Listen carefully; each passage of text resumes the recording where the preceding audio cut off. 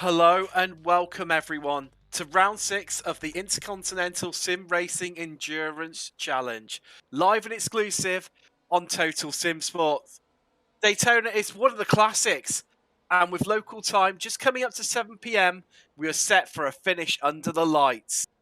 I'm Tim Cox in the Total Sim Sport Broadcast Centre, and in 9 hours' time, we will find out who has been victorious in LMP1, LMP2, and of course GTE Pro and AM. We are just inland from the famous Daytona Beach, which has seen many land speed record attempts over the years, but the 3.5 mile road circuit here inside the oval, well, this place is the home of endurance racing in the Americas. And of course, the first ever meeting here, it was the sports cars race. Well, with 12 corners here that make up the challenge for the drivers over the course of the next 8 hours. But first, we'll have qualifying coming to you, and that's not too far away. Now, I'm joined by F3 and LMP2 iRacer, Josh Wilson. He's going to join me just shortly inside the commentary box. Later on, we'll have James Parfitt and Chris Rowlands. They'll be joining us later in the show. Now, Josh, welcome to the broadcast centre. I believe you've got some news on the teams that have been disqualified for not completing the mandatory amount of practice laps. Hello, Tim. Thank you for having me. Yeah, unfortunately, we have a few teams disqualified. For the P1, we have Fuga Simsport, LMP1, Sicania Endurance Motorsport, and Polder Racing. That's the LMP1 teams that have been disqualified. Next, we have the LMP2s, which is W5 Racing Esports, Aquiva Motorsports.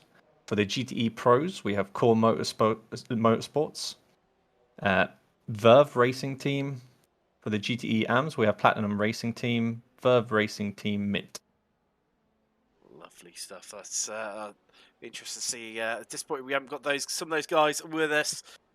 They're definitely the Verve Racing Team Mint have been a bit of a favourite here on the channel in the Corvette, so disappointing not to see them and how they've been mixing it up in with the pros, despite being in the AM category. Now, we've got an action-packed show for you, as always. We're not too far away from LMP1 and LMP2 taking to the track for their 25 minutes of open qualifying. And then, of course, it'll be turn of the GTE Pro and AM to head out onto the circuit to complete their qualifying session. Then it's into the race, and I'm sure it's going to be 8 hours of thrills, drama, and excitement. Now, later in the show, I'm going to be bringing you some news where I've been chatting to iRacing themselves about what's going to happen to the cars within this motorsport category, especially the endurance format. So it's well worth staying tuned for that. And then in the second half of the show, we're going to be having one of our debates. We're going to be discussing, can sim racing be bigger than real life motorsport? So make sure you stay tuned for those. And of course, always, we love to hear from you in the chat. We'll be reading out your comments as we go. Alvio Lampis waving a hello there in YouTube, and ISRC TV, hello to you as well. Be interested to know from all the viewers at home, who's your favourites? Who do you think will come out victorious in, well, it sounds crazy, in about 9 hours' time, which sounds completely mad, doesn't it, Josh? It's like a working, a full working day almost. It's not a bad day job, is it? 8 hours of endurance racing. I'd take that. Oh, definitely. I think we'd all take that every day of the week for sure. So you just see the guys over at JD Sim Racing, the Ferrari there. Now, just keep you, obviously, if you're brand new to the series and easy to identify, especially within the Pro and the AM categories in GTE. So you'll see in the bottom left-hand corner of your screen, you can see the GTE logo is in orange, and that also ties up with the background and the number. Just see the Aquilia Porsche set almost coming into the back of JD Sim Racing there. So the orange guys, they're in GTE AM. Now, if they are in GTE Pro, which there we go, we've got Avensis there in the Porsche 911 RSL. They have a green background, and also they've got that green lettering Pro sticker on the front and on the rear bumper as well. And just heading across into LMP2. Now, a bit easier to distinguish with these guys. There you go, there's one of them, the Elite Racing Team. Got Jonathan Wolf currently on board for them right now, and he's going to be piloting them through qualification. Now, they've got a blue background with white numbers on, and then we've only got two of them, unfortunately, today, but it's two of the key teams. Here's one of them. It's Boosted Motorsport, and they have got a red background. Now, you can see them both there together on track right now. It's Boosted, and it is Sapphire Simsport. Wow, we've seen some great racing between these two, and I think it is going to be no different whatsoever here at Daytona, where, Josh, traffic management. Let's talk about the traffic management around Daytona. It's such a key part of endurance racing. Where do we begin? Where's going to be the best place to, well, and maybe even the worst places to have to deal with traffic at Daytona? I mean, the worst, obviously, is the kink that T4. Like, it's the GTEs only have that one, good line through there, and if you're trying to go too wide through there, it's a bit dangerous. And then an LMP2, if they come up to a GTE in front of them there, they need to, take it a little bit easier, because the GTEs have to hit those brakes straight away when they're coming through there. So that one's going to probably give us a lot of action today, unfortunately. Or fortunately for the viewers. And as getting past cars, obviously around the banking is easiest, the safest, and then there's so much space, you shouldn't be getting into much trouble there. So I think that's what that's what we're gonna be looking out for today. But as management goes, it is an 8-hour race. It's an endurance race. You don't need to have that sprint mentality. You just need to get out of that mind frame and just chug out the laps after lap and just bring it home safely. Josh, you say that, and I completely agree with you, and I'm sure even the drivers agree with you, but we've seen it time and time again where even 3 or even 4 hours in to the racing here in this championship, that they're still going at it like a sprint out race after 4 hours. It is truly spectacular. Now, just to keep you up to date on penalties, there's 2 teams that have picked up drive-through penalties, which they need to take in the first 2 laps for changing drivers between teams. So that is Stage 1 Racing Orange and Centurion Racing Team. Stage 1 are in LMP2. The Centurion, they are in GTE Pro, and that's gonna, well, Josh, I would say it's hampered them, but with 8 hours of racing, it's manageable, isn't it, to take a drive-through, even this early on in the race? Yeah, I mean, definitely. I mean, 8 hours is plenty enough time to come back. All they have to do is maybe that, but that might help them take a little bit more easier. They know they've got a penalty. They know they can't make any mistakes there, so it might calm them down a little bit in their driving. If they avoid any accidents, avoid the repairs, then that drive-through is not going to be much of an issue. Just watch the events, this BMW. The sun is already setting, already starting to get dark here at Daytona. Of course, the track is fully floodlit, so it's almost like driving at night. They could almost get away with those lights, but I'm sure those lights are going to be well utilised when it comes to traffic, and a few maybe frustrations taken out now. Talking of frustrations and such like, of course, last time out at the Spa, we had that absolutely iconic accident, and that was deemed as a sort of a racing incident by the stewards, so there's no real penalties carrying forward to that one. Well, the driver involved for the Avensis team, they've had to take a ban just for this race. So, we're on. Currently, there he is. Talk of the devil. Here is Mike Dam, Orion Race Team, Porsche. And one of the drivers involved now also took out Chicane Online Racing Red. That was Alex Gall on board for them at that time, and they were both second and third in class. Chicane were catching Ryan, but we never quite got to see that battle. But wow, what an incident it was, and well worth going back and having a little look at as, well, even to be honest, we've had so many great highlights. I know for yourself, Josh, you really enjoyed the start to Silverstone between the LMP1 cars of Fugger and Sapphire. Oh, absolutely. When you told me there was going to be an endurance race, I thought, I'll tune in to watch that. It'll be a bit fun with you guys commentating.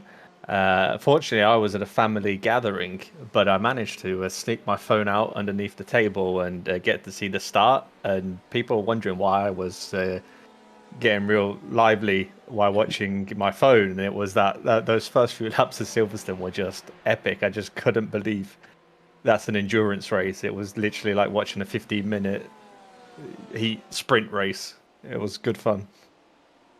It certainly was indeed, and like I say, it's just been so indicative of what we've seen so far in this championship. Whether it's, Spa last time out, you think, bigger track, it'd be a little bit calmer maybe, people taking it easier, plenty of overtaking opportunities. No, we had drama from start to finish of those 6 hours.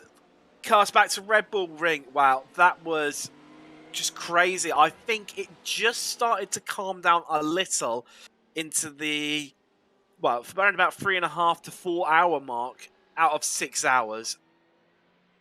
That just gives you an idea of what it's going to be. And in terms of track length, it is not a million miles off Daytona difference from Red Bull Ring.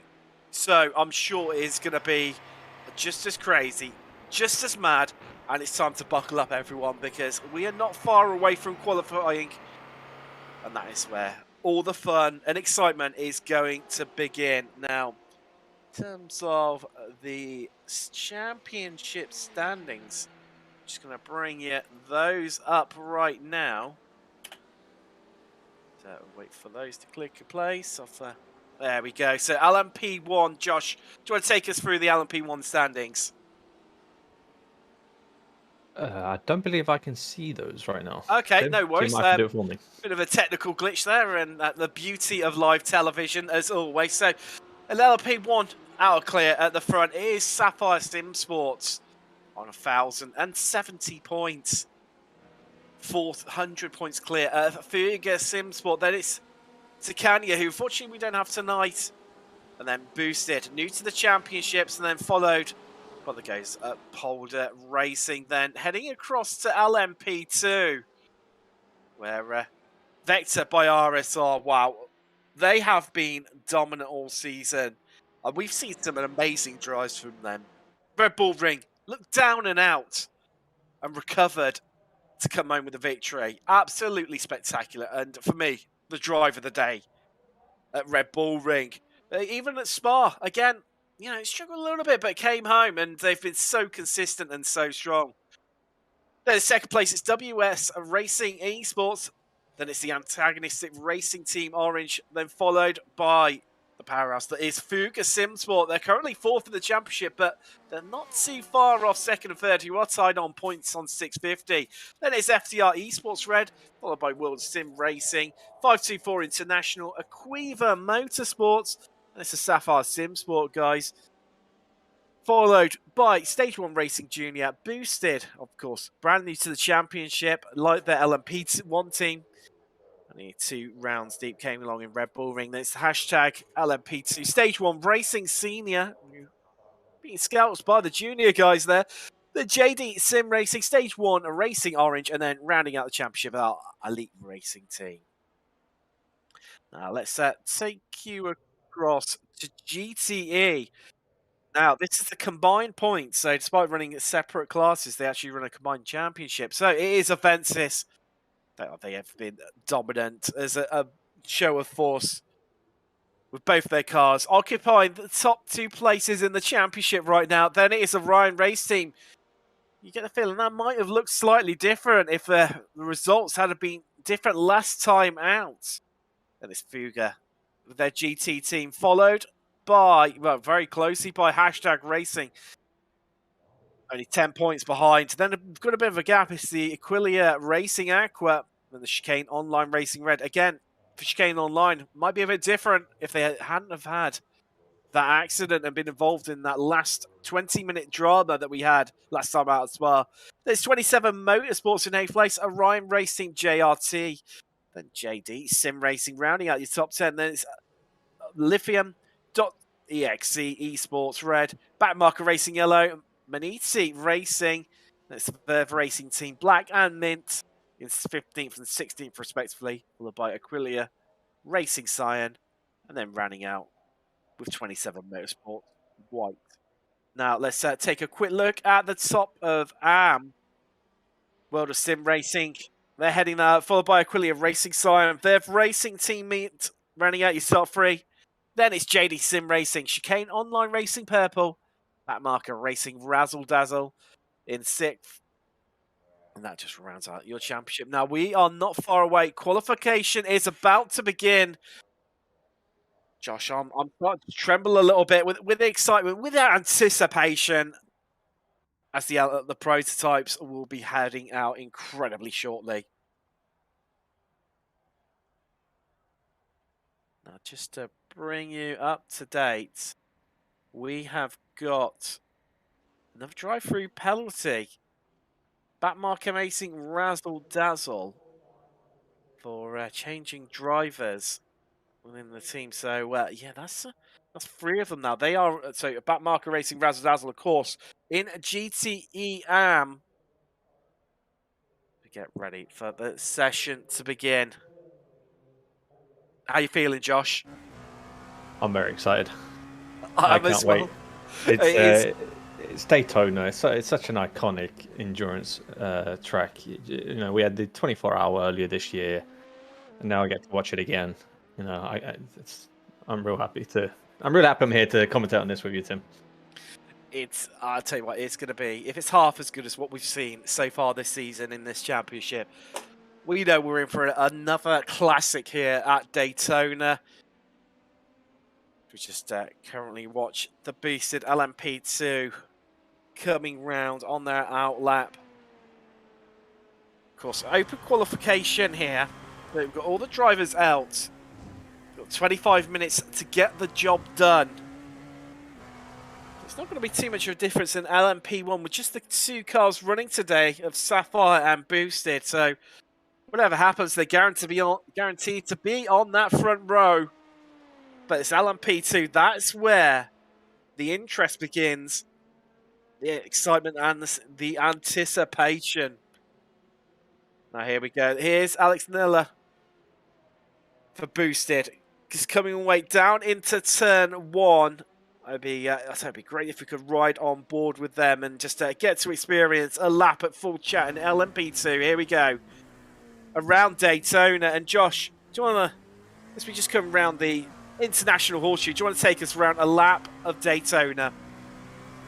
Here we go. Here's the kink I was talking about earlier. The LMP2s have no problem with it. Nice hard braking into here. Get the car around. Oh, a little bit iffy there. Coming up to the last corner before the long banking. Now this is going to be the fun part of the track. If you can get the slip here and get the overtakes done. Here, obviously, on the qualifier, he wants to hug that yellow line here, get as much time in this lap as he can. Coming up to the most fun part of this track, for me anyway, is this bus stop. My God, what a bus stop this is. I love the Watkins Glen one, but this one is something else. Now coming around to the front stretch.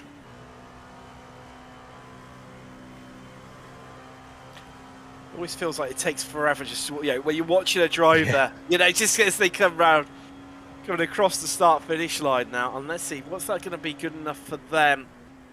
Well, there you go. That is pole in LMP2, a country mile behind Vector. But with so much of the session left to go, so we're right on board. Now with Sapphire in LMP1, and you really get to hear the hybrid deployment, that whine that comes out of the IOD. just hear it there. So they'll be deploying it coming out of the International Horseshoe. It's generally, they'll be using around about 50% of the boost that is available to them coming out of there. Just coming around, and there's another place they'll be boosting coming out of turn 5.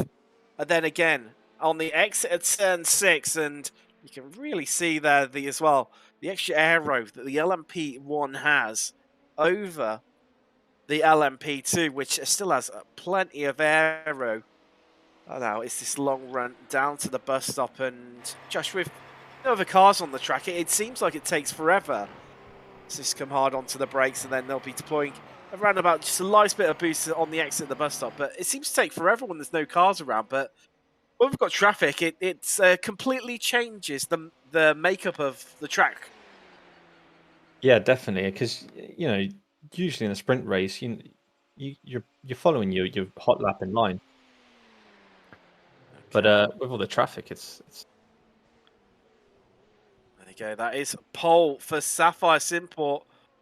So if you currently on board and taking Sapphire to the #1 spot in LMP1.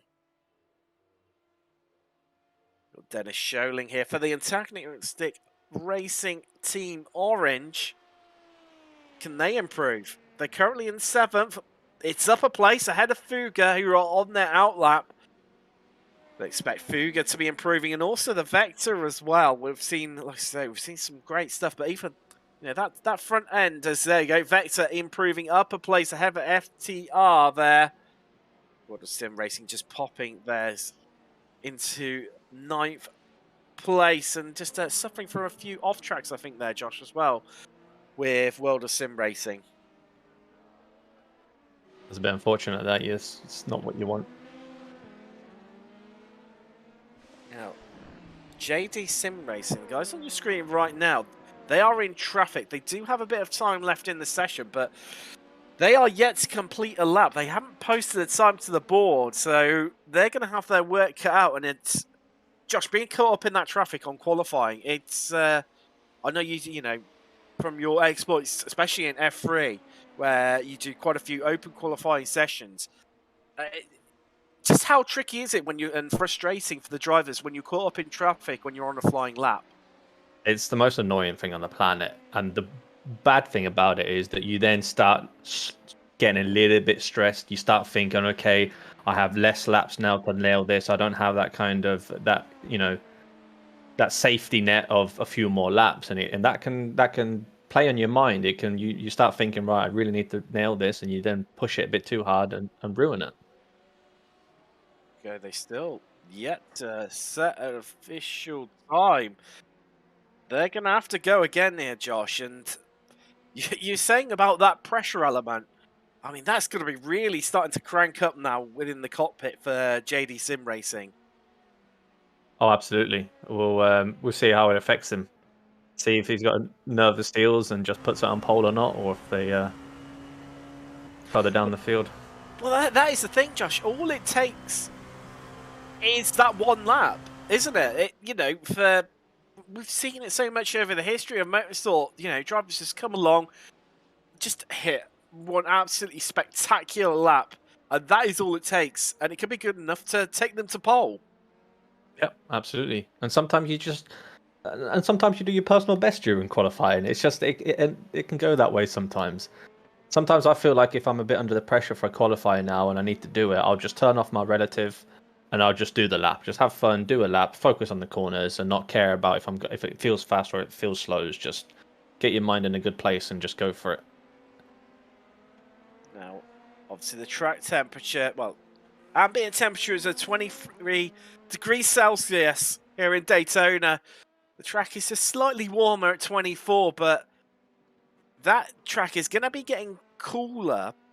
And how much is that going to affect qualifying, Josh? In terms of the track temperature. I mean, I imagine it's not, as we're heading later into the night, currently 7:30 local time here at Daytona. Just, how much does that improve the grip out on track and allow the drivers to go faster? Yeah, I mean, it will improve the grip slightly, but it will just involuntarily bring the speed up as well for the lap times. And if the air temperature is dropping as well, you get more horsepower in those cars, and that's just going to help without even you needing to do anything. So if people are leaving it late and getting the lower temps, slight advantage for them. It's just we watching the Vector car, and they are unable to improve. They're looking O'Donnell lines. The American, we've seen some really strong performances for him all season. But right now, not looking in the best of shape. And let's see how JD get on. They're down into turn 1 there. Yet to set a time, of course. So we'll be starting from the back of LMP2, and they will not be wanting that. And just while we watch JD Sim Racing, and we've got Babjack currently on board for them.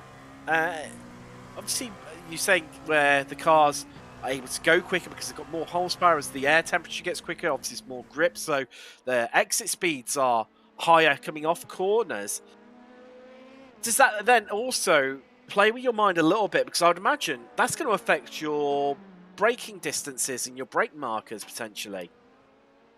I don't think it will matter too much on your braking points. I think it will just adjust slightly when you can get on the throttle compared to earlier. You might feel like you can commit more to a corner, or you can commit a bit more throttle to this corner. I think that's more of the subtle changes what happened during qualifying. I think the braking points will be more like during the race when the temps change a lot more and the tires are dying off and stuff like that. But for the quali, it's more about how much you can commit or not. Now we could well see drivers as we've just got 524 International. They are heading out onto the track, so they are leaving it incredibly late. They're going to be on their out lap. Now, as we're getting further into the session, I mean, maybe, just maybe, between them and JD, not too worried, obviously, as it gets... There we go. Oh, JD do set a time there. It's only good enough to put them 10th in class.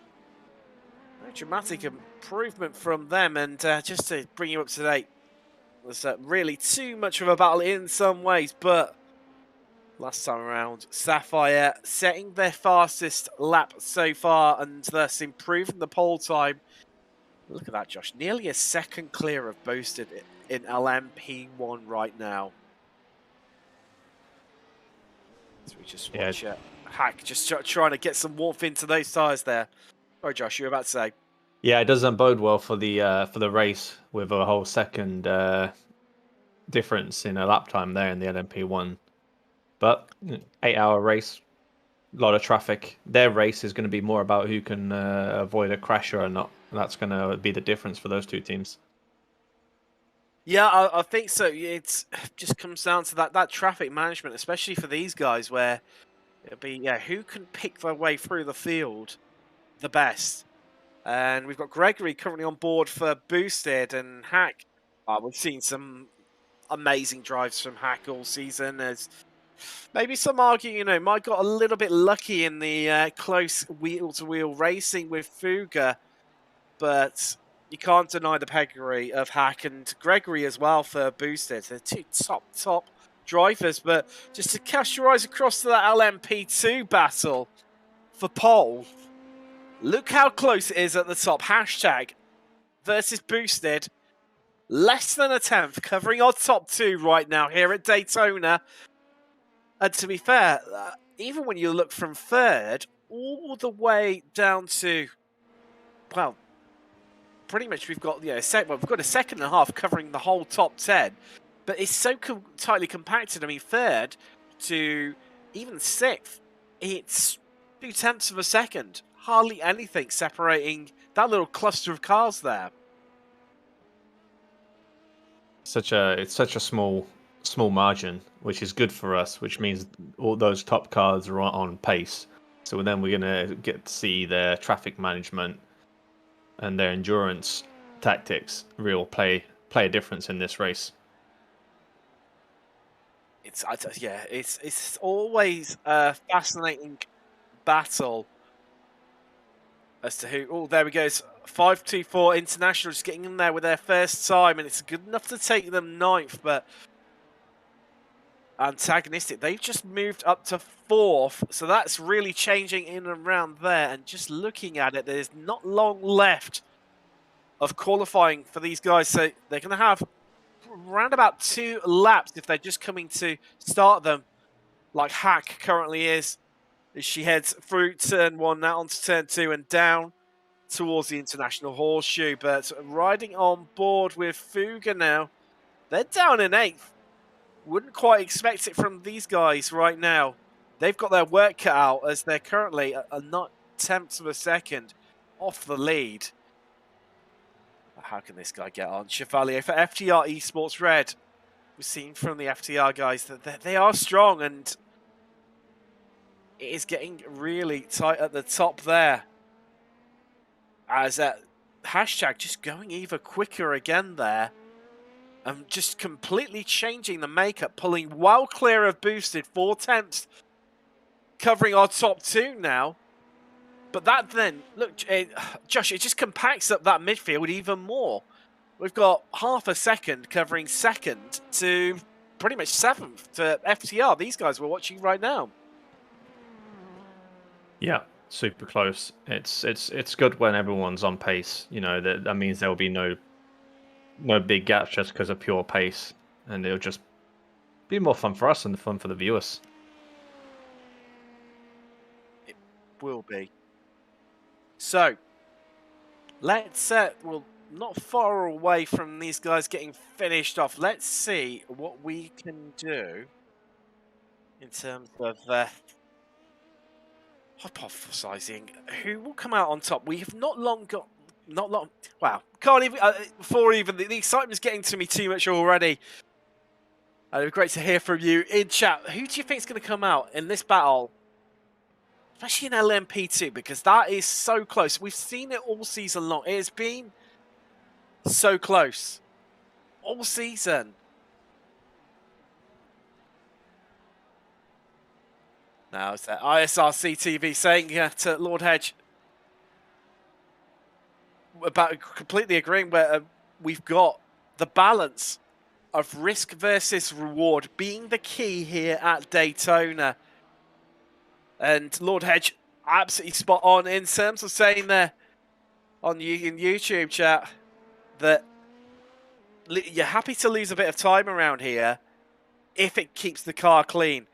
And that is what the difference is between being successful and losing out dramatically. We've seen it actually many times this season. You know, drivers that we tend to feature less quite often have come out nearer the top only purely because they've kept it clean. They've had a quiet race, and we find them just creeping up the order completely unnoticed and then jumping out.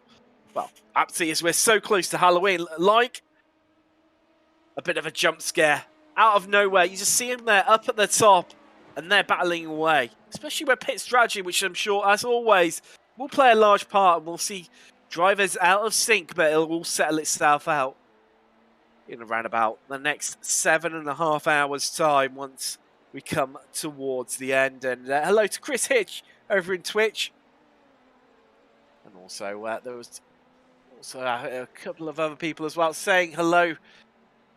ERT Dexter, Go Team Elite Racing. Hashtag be elite, hashtag ERT.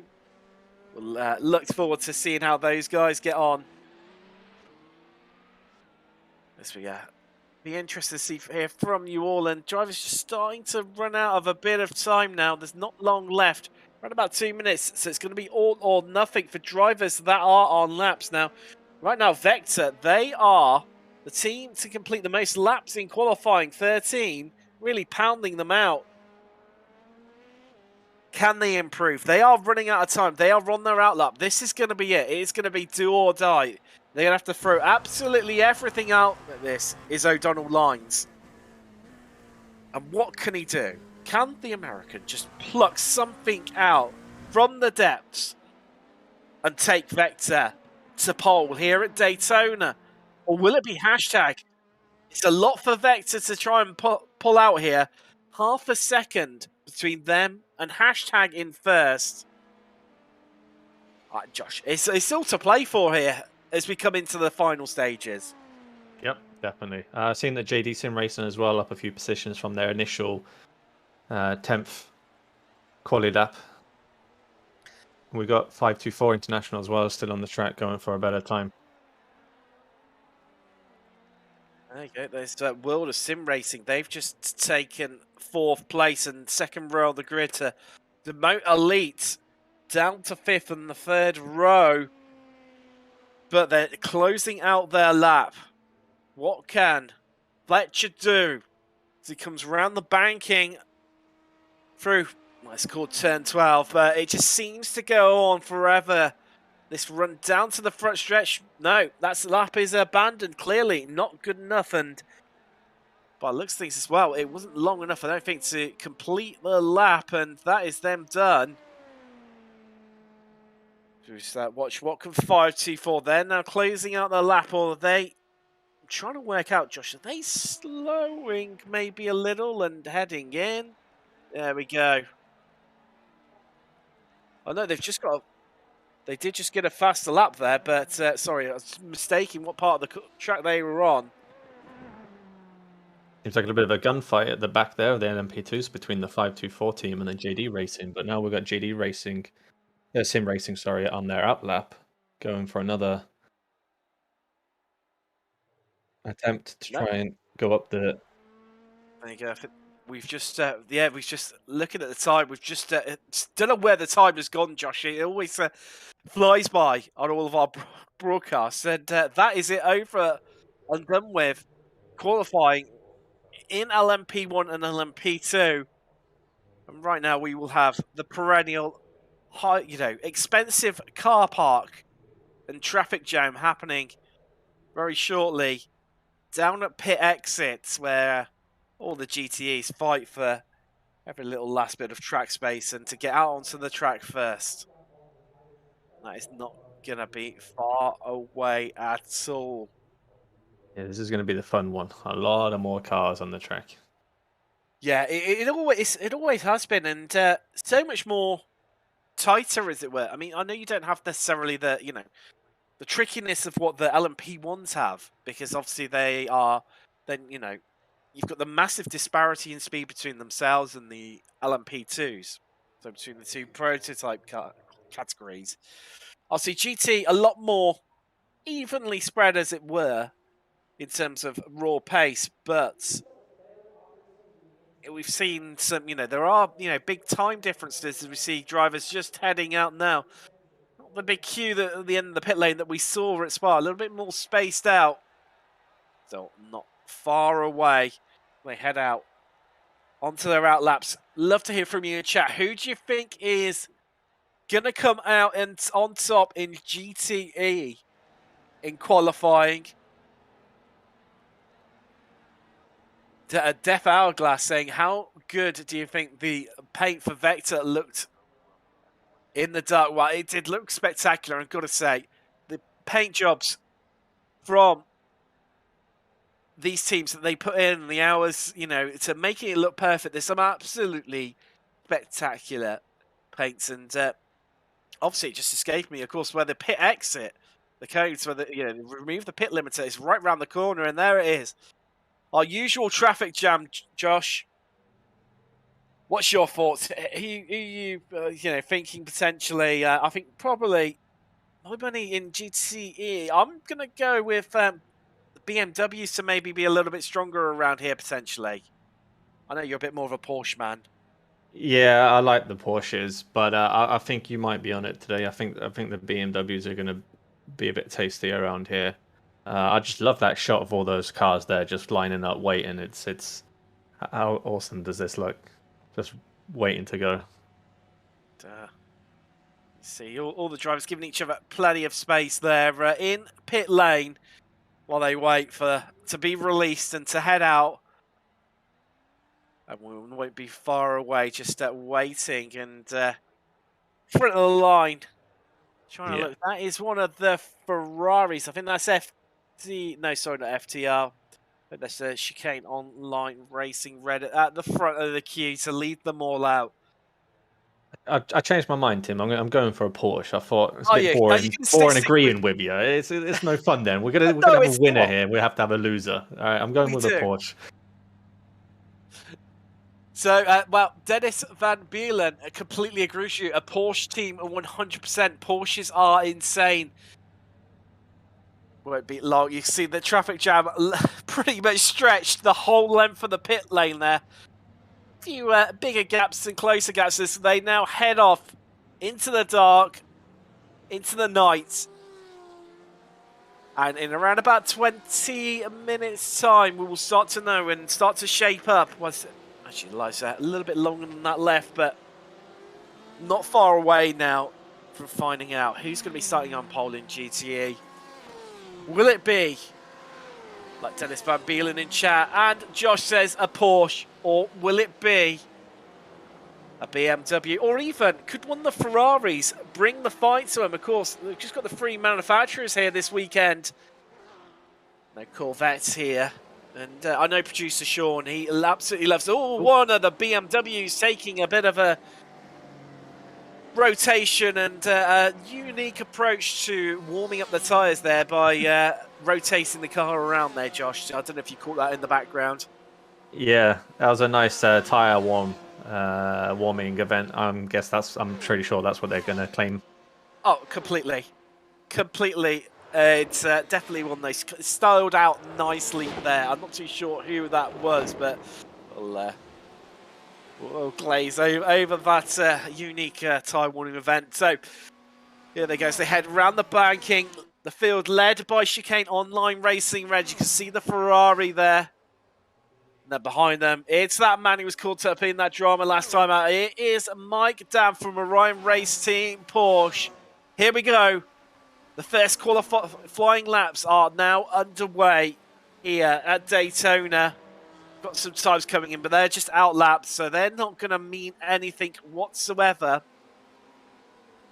It's all going to be what's going to happen over the next 25 minutes, and who's going to be right as well.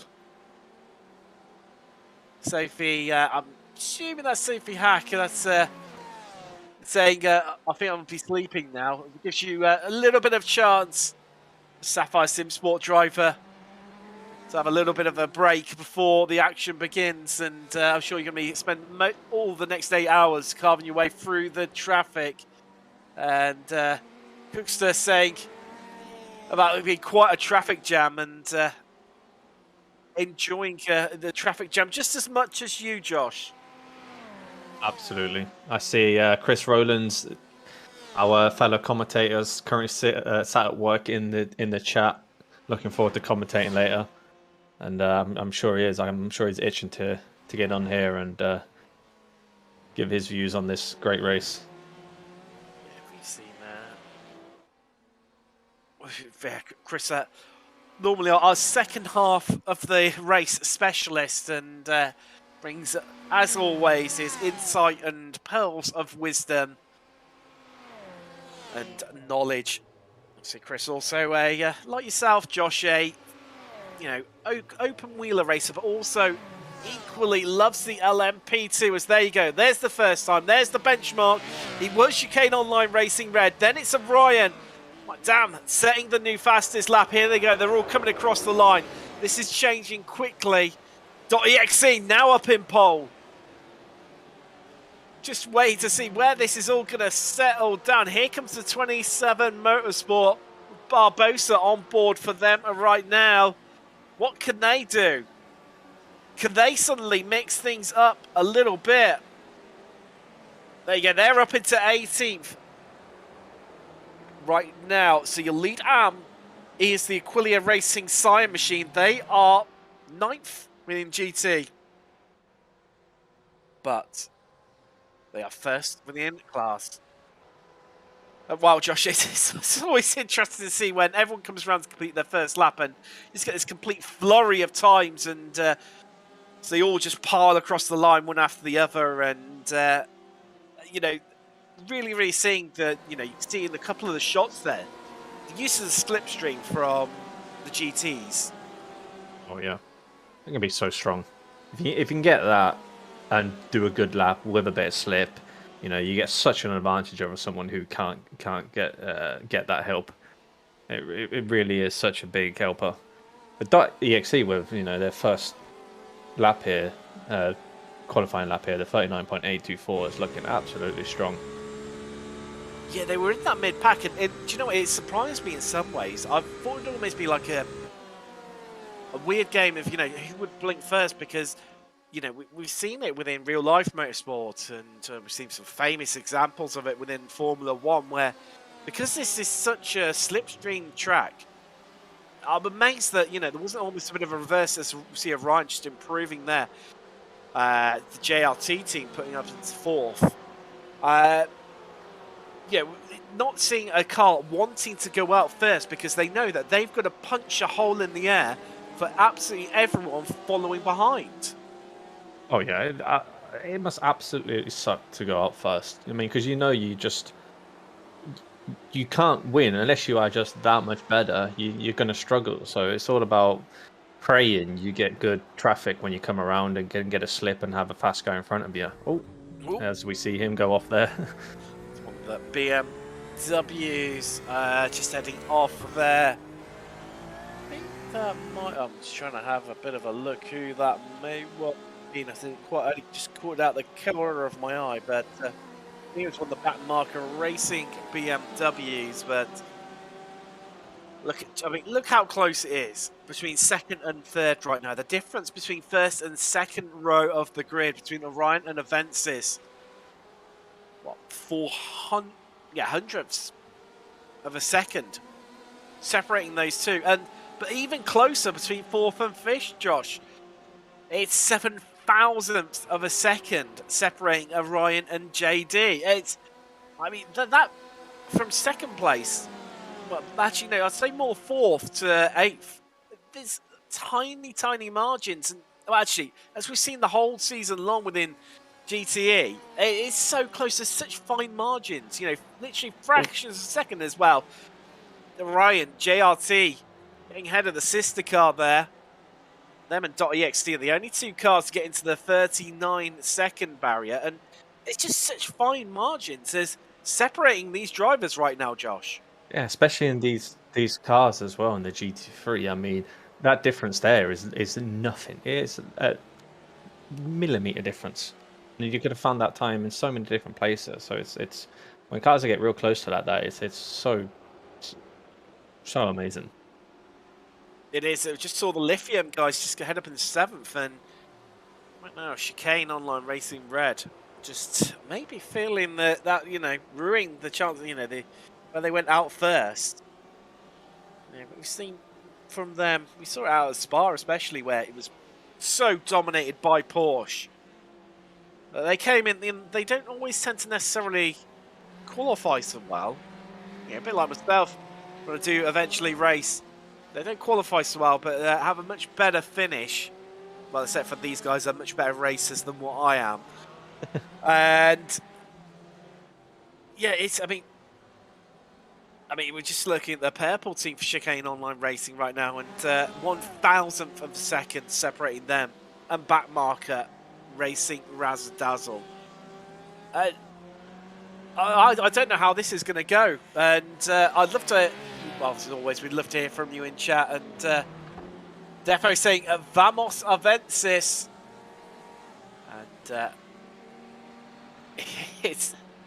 this is well, Josh. I think right now you're looking, you know, your Porsche call is looking really strong. The lowest Porsche is what, 13th, I think. Yeah, the Porsche looking real strong there. We've got 1, 2, 3, 4, 5, 6, top 6 Porsches so far. Then it's 2 BMs, then a Ferrari, then 2 more BMs, and then Porsches and Ferraris and BMs. So, yeah. Now, I've got a bit of insider info for us here, Josh. So, inside line to another of our fellow commentators who saying that the BMW's not looking the best on fuel today. It's interesting to see how that pans out throughout the race, but I mean, I've seen it for yourself, Josh, where, you know, you do a lot of different racing, and just, you know, how much is the slipstream, and do you think we're going to see quite a bit of people maybe sitting behind other cars, just happy to sit in the slipstream and fuel save? Oh, 100%. If you get into a real nice position where you have a real fast guy in front of you, but you can utilize his slip and just not use it to overtake, but just use it to fuel save, get good speed, you're just gonna love it in that position. You're just gonna want to stay there as long as you can until the driver in front will probably pit. It's just getting into those positions. It's hard to manufacture them. It's a little bit luck. So definitely, we'll be definitely seeing it, you know, and the guys who will get it will be super happy about it.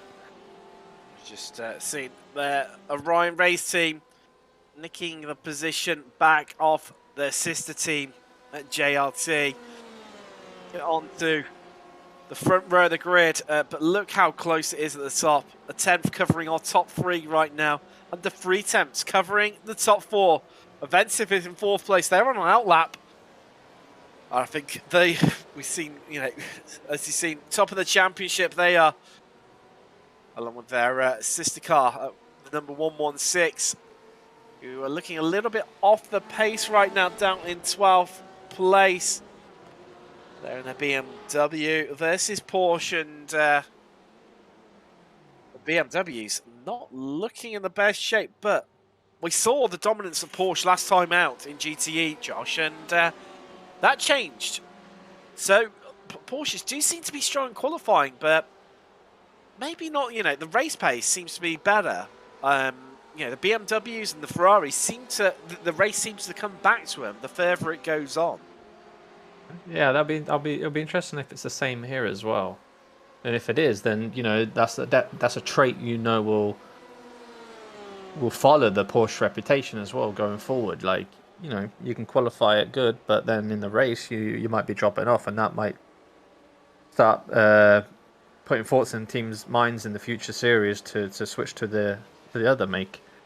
But look at these times now from Orion race as they went to that P2. They've been improving. I wonder if .exe has got a faster time in them, because I wouldn't want to have it this close to Orion now. I want to improve that time, put a little gap, put a little pressure on them onto Orion. Like you say, it is so close at the top right now. As I was just about to say, your top 6 is a Porsche lockout. Actually, no, it was even more than that. Top 6, sorry. But hashtag for BMW. Well, look, it's favourable towards the BMWs, but they've stuck it into 5th place. We've got Durate, the Frenchman, on board for them, and a stunning lap, and really mixing things up. Putting the cat amongst the pigeons there. Not long left of qualification. Under 10 minutes left to go. Can .exe improve? Or however, can Orion nick it from the... Oh, could it be someone else? You know, we're seeing it constantly changing. So Maniti just improving. They're taking themselves up to 19th. The new time. And this could... I think I've given up with trying to call these things, Josh, because whatever happens, the completely opposite happens, and changes the last minute is... By the looks of things, .exe, they're heading to the pits despite being on an outlap there, so clearly not feeling it then. Yeah, no. Yeah, they maybe think they've done enough here, and they're going to hold it. I mean, Orion there, we've seen him come around turn 1. It looked a bit... Orion, sorry. Looked a bit iffy there in turn 1, so I don't know if he'll be able to do a better lap on this run. Josh, you know... it is, if they feel that they've done enough, that's surely got to be great confidence. I mean, from the .exe guys, because me personally, I would be sweating buckets to know that Orion were that close. As you see, there they go. They've just popped out onto an outlap, and Orion just looking at their times. They've improved in Sector 3 as we ride on board with the Aquilia Racing Aqua Porsche right now. Not got long left, not able to utilise the slipstream. Ahead of them is one of the BMW's World of Sim Racing. However, they've got ahead of JD, who was just in front of them there, Josh. So, despite not being able to utilise the slipstream, improving the time there. Absolutely, he'll be trying to inch that car closer and closer to the one in front and just begging for a little bit of slip. Well, this is the top Ferrari for you. Wow, we've come to expect it from them. Chicane Online Racing Red, currently 9th place in qualifying right now. They're on an outlap. Can they improve? Can they, between them and right now the BMWs, can they take the fight to Porsche here at Daytona during qualifying? I mean, Josh, I just, thinking back to the Daytona 24 in real life, of course, we saw a bit of argy-bargy before we even crossed the start line. It was on the, the last part of the outlap as the drivers are last thing, lining up between Porsche and BMW. Porsche of Kevin Estre in GT Le Mans got tapped from behind by one of the BMWs. It was sent spinning and tumbled down the order, but, in the hands of Estre, over a stint, able to recover quite well. I know. I mean, I can't believe the two teams aren't having a big fight in the paddock after that. I mean, how heartbreaking is that? I mean, how much effort goes into to go into a race like this, and a Daytona 24, an iconic one, and then you're crashing before you even get to the start finish line. It's there we go. Aquilia Racing Aqua just heading up into 3rd place, and look, top 3 covered by less than a 10th right now. Can they squeeze out another time? Or can somebody else just suddenly pop it up there? Time is running out. They're going to need, and for some of these drivers, Josh, if they didn't have a slipstream coming across, around the back banking section, could it be potentially a little bit of a lost opportunity? And, could they have, maybe gained even more time, and maybe, just maybe, especially where, a lot of these cars have got, 2 teams running within this championship, maybe just a little bit of working together. Oh, 100%. You gotta be expecting that if there's 2 teams on here who are in relative pace, helping each other out, or at least trying to. Sometimes it can be a bit difficult. You think it's an easy thing to let's just go two cars out together, 2 teams, and slip each other, but it can be quite difficult sometimes. It's a bit of a weird mind pressure on you, and you can start messing up. I know we've attempted it a few times in our F3 open qualifying, but it's hard to actually pull off quite well, especially when there's a lot of traffic and there's a lot on stake. So, just keeping up to date with chat, obviously. Death by Argos mentioning, as we were about you said, Josh, the Porsche getting wrecked across the line. So they were just forming up and about to come across the start-finish line to get underway at the Daytona 24 at the start of the year. And hello to iRacing podcast over on Twitch. Good to have you along for the ride as well. And look at this. He had the slip, but that BMW wasn't given an inch. Oh, now he seems to back off a bit. Oh no, there we go. That is the end of FTR's lap and both their laps, and the chicane BMW's lap. Oh dear. And they are... Oh, I don't think they're going to have enough time. I think that's going to be qualifying done for those two. And just the Porsche, well, the BMW getting onto the grass. Sorry, it was the Porsche, sorry, getting onto the grass there. And wow, I mean, are we going to see much of this during the race potentially? Or do you think it'll be a little bit calmer and just where everyone knows it's so close here at Daytona in qualifying? It's ended up tripping up one another. See another Porsche. You just get too much on the curb on the exit out the International Horseshoe there, and that's what sent that Porsche around. Yeah, I don't think much of the top guys are going to improve their time here. The only times I see him being improved here now is more of the bottom field. The guys who are a bit 2.5 seconds off to 2 seconds off. They might be able to improve that on their 1 lap. They're probably only going to get now. But the most of the top field are not going to be able to do it on one lap. This is where the battle for pole in GCE really heats up. Don't go away for the next couple of minutes because we are going to find out who's going to come up on pole. Top 4 covered by under a tenth right now.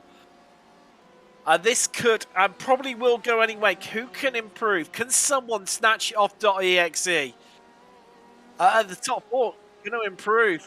We've got Quillia Racing Aqua. They're in the pit. They're going to run out of time. Here comes Orion. They're just coming through the bus stop. Can they take pole off .exe? Or is it going to be, we're going to see someone else suddenly emerge, suddenly pull out an amazing time and displace all of them? It's not long to find out. Okay, Orion, we've seen strong drives from Josh. What are they going to do? Can they improve? Is it enough? Yep. There you go. My damn, taking it to pole. But look at the margin again, Josh. Wow. And I don't think .exe are going to be able to... They're pitted, so I don't think they're going to be able to defend that. No, so we're looking... Well, as it stands at the moment, they're not going to improve their times. But will they remain on the front row of the grid? Avensis, they have got just enough time, I think, maybe to just close out their lap. As the checkered flag is flying. This is it now. This is all or nothing, Josh. Their first 2 sectors look real good. If they can nail the rest of them, they might be able to sneak that pole.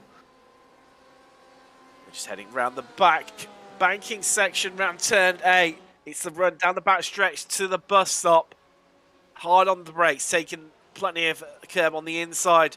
Left, right, left. Now it's out. Oh my God. Through the bus stop. Here we go. 3 turns, 10, 11, 12. But clearly feeling it's not enough. And they've bailed on it. They're not going to improve. That was Brian Holmes just going through. The Rowlands race team JRT ahead of them. They're heading in by the looks of the thing as well. So they are not going to improve.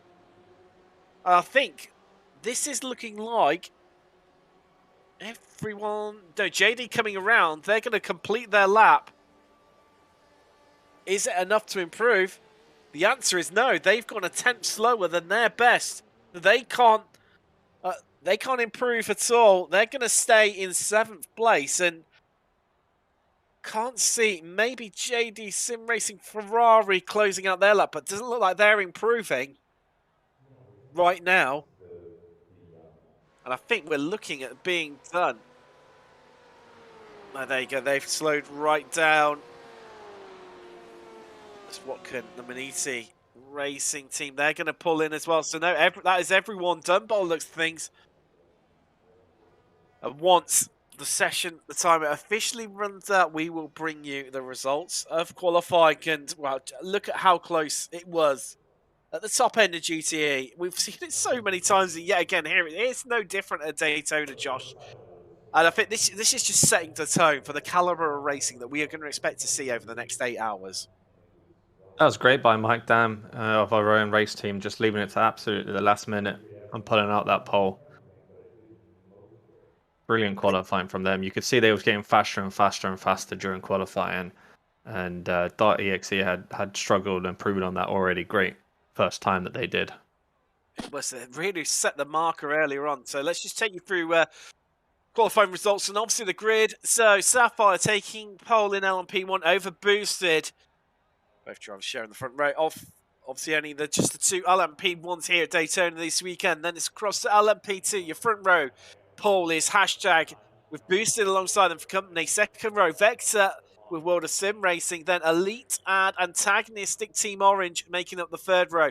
Fourth row is FCR Esports with Fuga for company. Then the fifth row is 524 International with JD Sim Racing. And the sixth row in LMP2, Stage 1 Racing Orange and Stage 1 Racing Senior. Now, heading down to GTE, of course, it's the World of Sim Racing. They are top, but no, I'm not sure that is that right? That is wrong. I'm not too sure what's happening there. Glitches in the system will. So your order is Orion with .exe on the front row. Those two so tight. Then we've got Aquilia Racing Aqua and Avensis on the second row. Third row in GTE is Orion Race Team JRT with hashtag the first of the non-Porsche runners. Then it's JD Sim Racing for Porsche with Lithium's BMW. That's the first of the Ferrari. Chicane on Racing Red on the fifth row with Fuga GT BMW for company. 11th and 12th, that is 27 Motorsport with Chicane Online Racing Purple. Then we've got Avensis 116 with JD Sim Racing. That's the back market Racing Yellow. Our fellow commentator Sebastian Bosch-Willers on board for them in the BMW. Won't say anything about you, mate, because we do not want to put the cursed commentator onto a fellow commentator. That's with Aquilia Racing Scion. Then we've got Centurion Racing Team, WS Racing Esports.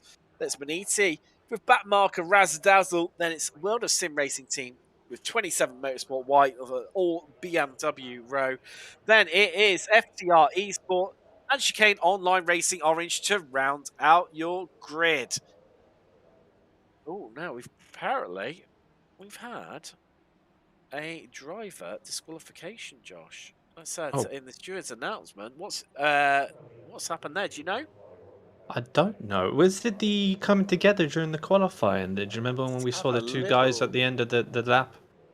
Oh, here we go. So we watched the LMP ones just coming around. So Stewards announcement. So there's two incidents by the looks of things. I'm just trying to. So it was intentional wrecking, and it's for Perry Punakan. He's been penalised for intentional wrecking, and then also there's a warning for WS Racing Esports for blocking a car on a qualifying lap. You see it up on your screens right now, but here we go. Sapphire, they've really got the jump here in LMP1 as they head off the LMP2s. That's going to be a lot more tightly compacted and fought over as they get underway here at Daytona. Here you go. They are off as hashtag head off into the distance. But here come Vector. They are heading up through the grid and they've managed to get that second place off Boosted, who are now looking really vulnerable and possibly even might lose another place to the World of Sim Racing. But let's just check in as the GTEs head off as they're up. It's like battles happening everywhere. Spooger coming under attack from 5 to 4 there. But let's just head across to GTE. So Ryan Race Team and .exe. You see, we saw just before we cut away. They tucked up behind Ryan. On board with the the second BMW. Because hashtag have made a brilliant start. They are up into 4th place and 18th overall as the GTEs all squabble over the same piece of tarmac up and down the field, all tightly compacted. And JD Sim Racing have got past 524 International in LMP2 just to keep one eye on that one for you as the round goes. Ryan JRT there from such a strong position, such a strong qualifying, and now they find themselves down at the back of the grid with all the work to do. Let's see if we can take a look at what happens in that one. But it's coming back up into LMP2, and you can see the slipstream. You talked about it earlier, Josh. FTR Esports, they are hunting down Elite, and you can see them, physically. You can see the gap shrinking from the use of that slipstream there, Josh. Oh, absolutely, Tim. It's somewhat sensible start though to this race. It's. I wasn't prepared for this. I was prepared for a bit of fireworks, but everyone did really well. Real close, good start. Just seeing, Josh, the boosted LMP2 coming off track and rejoining there. So you saw the flash of the lights from antagonistic Racing Team Orange. Not impressed by that rejoin. And boosted just looking like they're having a little bit of a shaky start. Obviously, just dropping down a couple of places. But FTR, they are, well, for all these guys, actually, they're going to get so much slipstream from where they're all just really tightly packed. But I think a little bit further down the field overall into GTE, WS Racing Esports. We got Maniti. That's up behind them. However, it's Danny Tosson of Aquilia Racing Scion who's leading this pack, and It seems to be acting as a little bit like, you know, maybe just holding them up, it almost feels. Where WS and Maniti just feel like they're a little bit stronger, and that BMW, although they struggled within qualifying, is looking really racy in race shape, Josh. Oh, absolutely, I'm sure he is, Tim. I'm just quickly having to restart my game. It was so excited for the beginning of this race that it decided to crash. Okay, no problem. So that's always good as we see World of Sim Racing. They're just losing out to Boosted as we ride on board with them right now. You can see Boosted, they're on the outside, but look who's coming in behind them. It's Antagonist. It's going to go 3 wide down into turn 1. This could end up, can Antagonist suddenly get a lot of pick up 2 places? They're going to go for it. They've got the cutback. They're heading to the inside. They come round turn 2. They run down to the horseshoe now, but here comes Boosted. They're fighting back. They're all trading places left, right and centre here. Right now here at Daytona, at the beginning of what is meant to be an 8-hour endurance race, they're all fighting like it is a 5-minute sprint.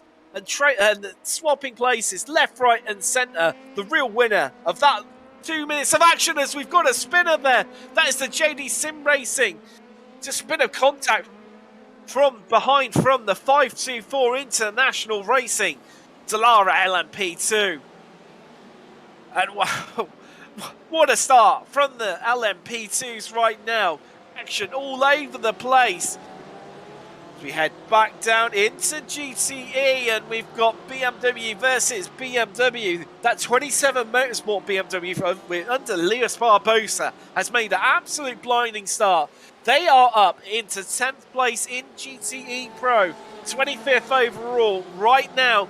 But Danny van der Ven for Avensis on the attack. But here we go again. LMP2. They are, wow. This is more like NASCAR, the way these guys are going out round the banking. We're going to have 2 sets of 3 wide here in LMP2 right now, and I don't know where to look. Hold tight, everyone. Here we go. The race down to turn 1. Who's going to get to the apex first? Can they hold it all together? As we know, we've got a spinner. We've got a spinner. That's the antagonistic team. Oh, they've got to feel a grief there as they're going to spend ages waiting to rejoin. That's cost them so dearly. And where we had our top 6 all locked in a pack there, all of a sudden we're down to 5 and they've sort of spaced out and trying to take a breather. As I think I'm going to have to. And well, what a start here at Daytona. Already, as we've got a replay, we're in fantastic. Looking back from them. And wow, just pinballed in the middle there. They had the 52 machine of World of Sim Racing. And just caught up, and there was always going to be winners and losers in that sort of situation. As we head a little bit back down the field now to Maniti in the BMW. They are really all over the back and applying the pressure to WS Racing's Porsche right now. Just ahead of him is the JD Sim Racing Ferrari. And right now, Maniti, they will be feeling like JD are getting away from them.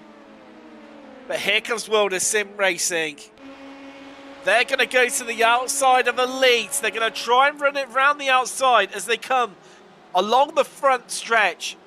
Can they get the move done round the outside into turn 1? They're going to be hard onto the brakes and they're going to run it too deep.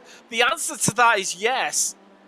And somehow, Elite just keeping hold of 6th place in class right now, 8th overall. But World of Sim Racing, what a cutback through the international horseshoe and getting through. Now, something's happened to the .exe red guys because they have dropped down to 5th in class. Really, really struggling. They just don't seem to have had any accidents. Where it's tightly compacted. Really, really getting tricky. But the Ferrari, Chicane Online Racing Red, we said about them during qualifying. Always struggling. He's hearing fuel sailing there, actually. Just really getting out of the throttle. Holding the clutch in and just cruising up to turn 1. Just happy to be sat behind in this train, but the hashtag BMW looking really, really strong against them, and they're all over each other here. right now, .exe looking really, really vulnerable to that chicane online red Ferrari. As between them and the BMW of Hashtag, they're all scrambling over the same piece of tarmac right now, swarming all over one another. But that JD Sim Racing Porsche 911 behind them is now tucking up and coming along for the ride as we head out through turn 6, out into turn 7, onto the banking. The battle of the slipstreams begins, and JD may be a little bit too far back, but they're going to close up along this section, through into the butt stop, and then it'll be the battle of who can get the best exit, who can even get the best entry as well, carry the most speed through the bus stop, and then try and get really closed up to the car in front of you. But all while they're doing that, it's going to allow everyone to come along for the ride with them in terms of the slipstream. We're at about a second and a half covering this battle as we see the BMW of Lithium coming to the outside of Avensis. Can they get the move done? This is on the run down to turn 1. But there we go. Oh, chicane. They've managed to get past the .exe machine, who looks like they're going to get really mugged into turn 1. They look like they're going to lose 2 places as the Hashtag BMW just coming through there. And they have, oh no, .exe just managed to come through, and that .exe Porsche is looking almost like it's in reverse right now. It is really struggling during this early stage of the race right now. Somehow everyone is, bar a couple of incidents as on the large part, has managed to get away somehow, and we've had no major instances. Here we go, we've got a replay. This is World of Sim Racing. Now let's get them getting past Fuga. All that looking a little bit clumsy, a little bit almost, where they're all, you know, not sure of who's going to turn in first. Chinalski managed to get it out of it. But Chicane Online Racing Red, in that Ferrari, they have had a brilliant couple of laps. They have been picking up places left, right and centre. They're up 5 places so far into 5th in class. Always strong race starters and really build and grow into this race. And for them to be in 5th place right now, it's looking strong for them.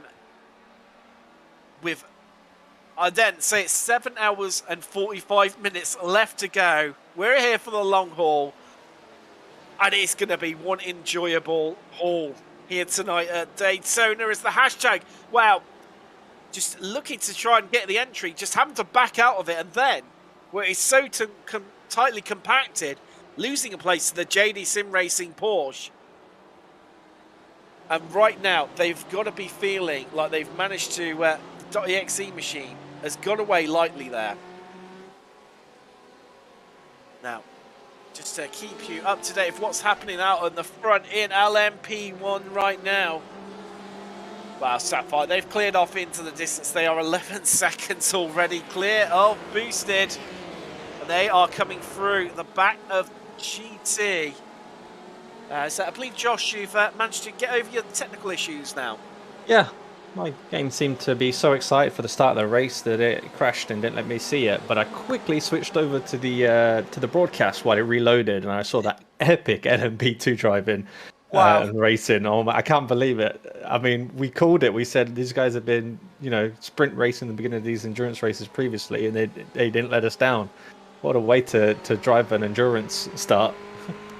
Wow, Chris Foskett saying in the YouTube chat, surprised 5 survived, and yeah. I've got to agree with you there, Chris. And Alex Salmon say, not the way to start a sprint race, to be fair, never mind an 8-hour.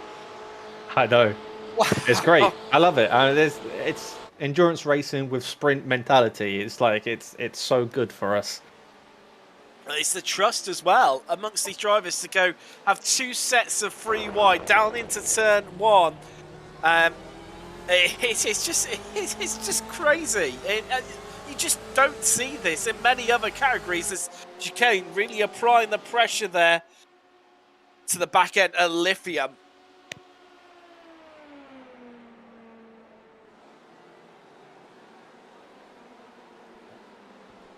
These guys are fighting.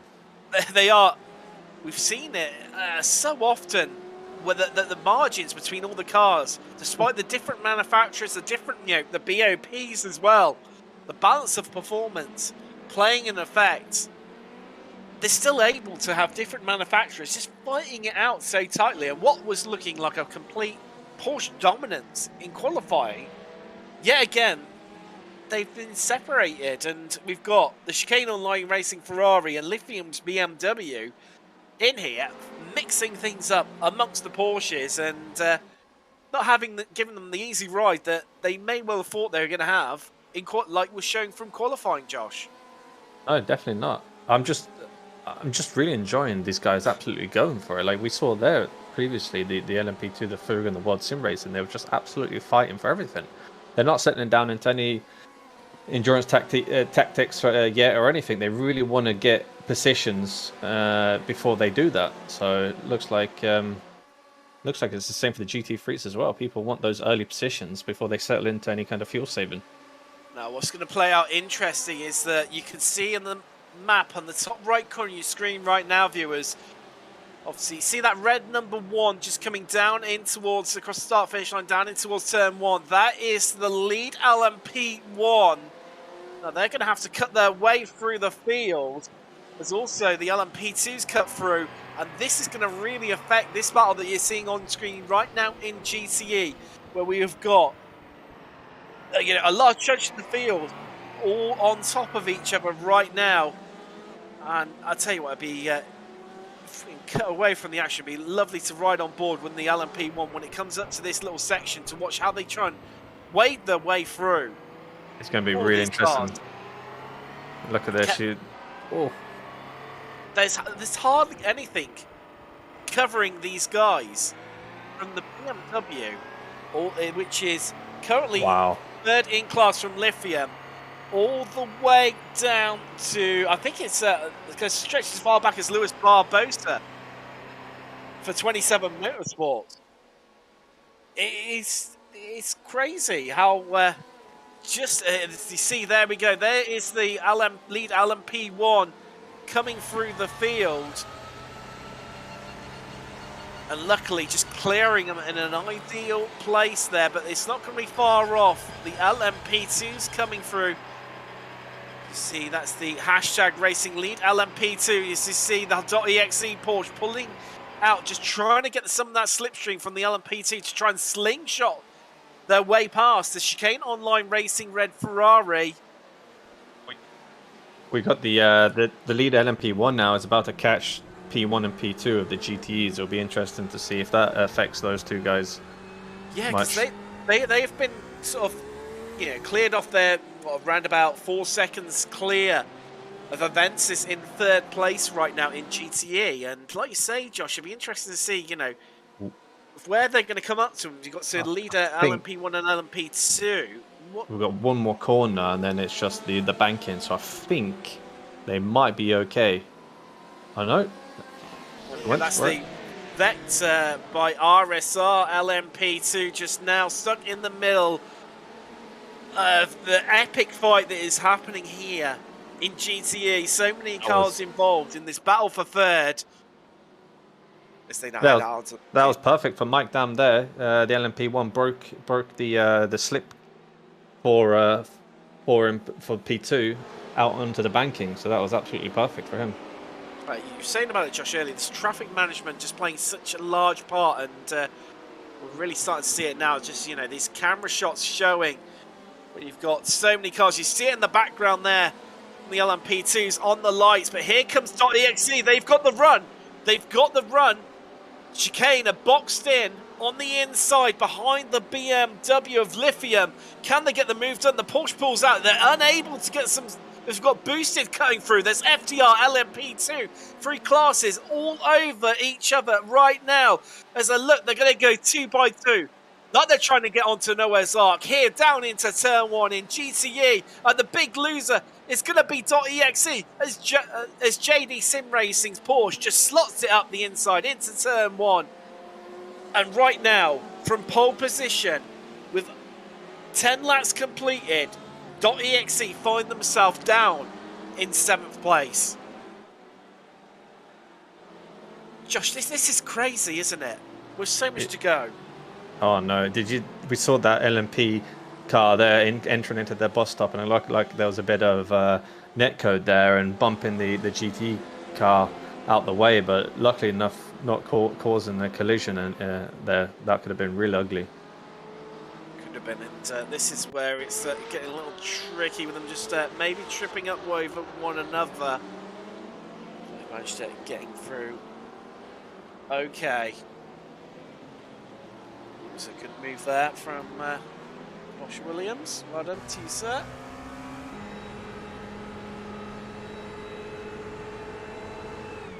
As we just head up into this battle. Can't leave them alone really in GT right now. Just bring you up to date. So, Hack for Sapphire Simsport, the Audi and LMP1 setting fastest lap of the race so far last time around. 25.16, and it just goes to show the difference from the traffic and where you catch them, because last time around Boosted were nearly, well, they were 4 seconds slower in one lap around Daytona. Just where they caught that traffic there, Josh. That must have been that must have been several traffic stops for them. Surely 4 seconds. That's a big difference. Well, you can see it on the track map right now, just how tightly compacted they are. So we just watch, that is the LMP2 of Jonathan Worth on board with that one. That's Elite Racing Team just coming through there. You can see just how tightly compacted it is here at Daytona. You know, pretty much the whole field within one sector. Yeah, it's not good for the LMP2s, but it seems they've managed to get through the majority of the GTs there. Look at the LMP1. Sophie Hack is absolutely flying, but a few more corners and she's going to catch this entire backlog of all these GTE cars. Again, yeah. I think it's going to be a bit of a theme. So you see the JD Sim Racing LMP2 now coming to go through the sister Porsche 911. What's going to happen here? Oh no! Contact between the hashtag BMW and the JD Porsche, as they were just trying to allow their sister car in the sister team in the LMP2 through into the bus stop, and the hashtag BMW just looking to follow through the LMP2. And Karashek there carrying maybe a bit of damage, Josh. There you go. Look, you just saw it. The BM just, staying a little bit wider to let the LMP2 through. Yep. In their sister team, and it is actually ended up where they were trying to help their team.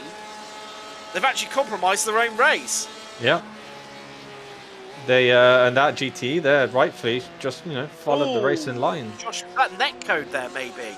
Yeah. It didn't look like it was actually physical contact between the two, and they've taken damage, and they are in the pits right now. Yeah, that's 2 big netcodes we've had at the bus stop. Hopefully the spotters of the other teams passing that message around that there might be a bit of heavy netcoding when you're doing post racing at the bus stop to take a little bit of care there.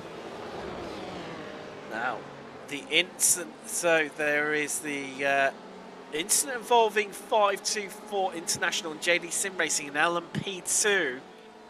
That is under investigation. One member of each team has been summoned to the stewards. So we'll bring you up to date with how that one unfolds, but we head back to the battle. It's .exe versus hashtag, and .exe, Josh, they just can't seem to clutch a break right now. No, it's really unfortunate. They had such a strong qualifying, P2, and now they find themselves in 7th in class. It's a shame, but we've got a long time to go. We have got definitely got a long time to go. As JD Sim Racing, the antagonistic racing team Orange, they're on a recovery drive after being the team the only team, amazingly somehow, to come off badly from that. 2 lots of free wide down into turn 1. Crazy madness. And they are picking their way back through this field, and despite losing a lot of time initially, Josh, they seem to be closing up.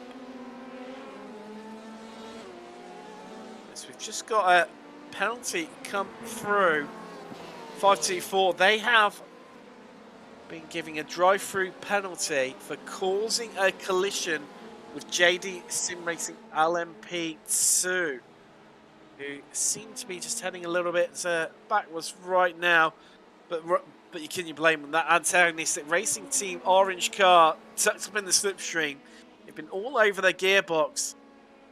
Just heading past them there into the butt stop around the outside, but no real fight put up from JD. See, .exe just following behind. Getting really close. And, I really like their livery. It really sticks out, and I love the raccoon on the side there. It's. I tell you what, we've got some absolutely spectacular liveries within this. I know there has been a lot of love. Double Delta just been on about the Vector livery. A lot of compliments for those guys on their livery today. Just got 2 wide. Here's our fellow commentator for Backmarker Racing Yellows. It's Sebastian Bosch-Williams in the BMW, trying to send it round the outside of Avensis. Oh, this is going to be tight as to come hard onto the brakes. Avensis going to get to the apex first, being on the inside, but where Backmarker were on the outside, that means they're going to have the inside through the international horseshoe. Here we go, and that is for position. That has got them up into 11th place. If Backmarker can maintain that position, they're going to have the work cut out a little bit, and it's going to take them a bit of time because next car up the road is Maniti, their fellow BMW team.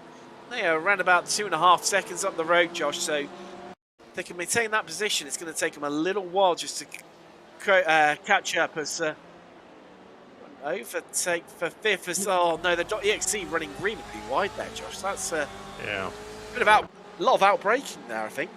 Yeah, I think he probably messed his brake up a bit there and had to go wide and just slow the car down safely. Lost the position.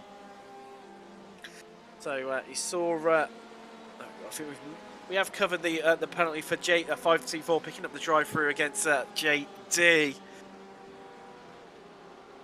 As I don't know if I want to say it, it feels like things are maybe calming down a little, but we've seen within the blink of an eye it can change so dramatically and flip on its head here. As this is the Ferrari for podium. Past the Vensif, and there you go. How easy was that, Josh? That was. It felt like they was handed to him on a plate by a servant almost. It was that easy. They are absolutely flying. Absolutely flying. And wow! Well held by Barbosa there for 27 Motorsports for that BMW, because that was a one-tank slapper and a half. But here is BMW versus BMW versus BMW as well. They're really struggling. It feels like maybe. Do you think Barbosa for that in that 27 Motorsports BMW has maybe overcooked the tyres a little bit, Josh? Yeah, it's been traction issues. Yeah, he would have lost momentum and he would have cooked those tyres a little bit. With the GTEs, it takes about 2 laps to get them back up again. So, you know, if you're smart there, there's no need to then re-push there to try and save any positions, because they're just going to have better tyres than him now. Just save the car, don't get into any more troubles, and settle down, wait for them to go back down again. So we're right on board with Barbosa, and can you believe it, Josh? We are coming up to being half an hour in already. I'm not too sure where that's quite gone. Gone in the blink of an eye, Tim. It's gone so quick.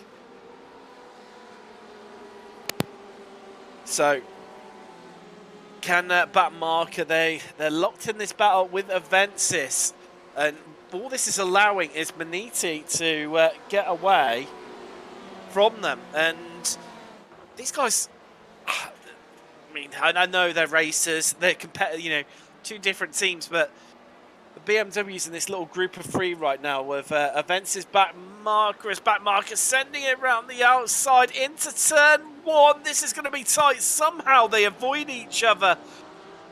And that is Avensis just managing to keep away from this. They're going to fight back. They're going to look to they're on the inside into the international horseshoe.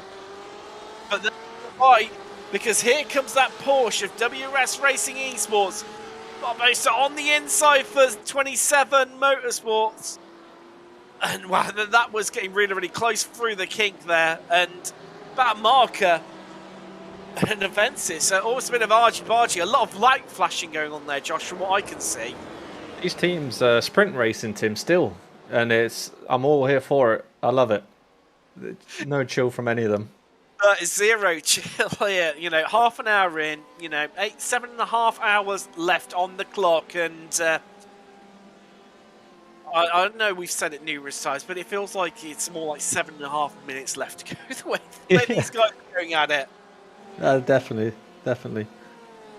It's always, so competitive, so closely matched drivers here in the Intercontinental Sim Racing Endurance Challenge, that we are just gifted with such spectacular battles like this. Great racing, this wheel to wheel. It's clean, it's competitive, it's tough.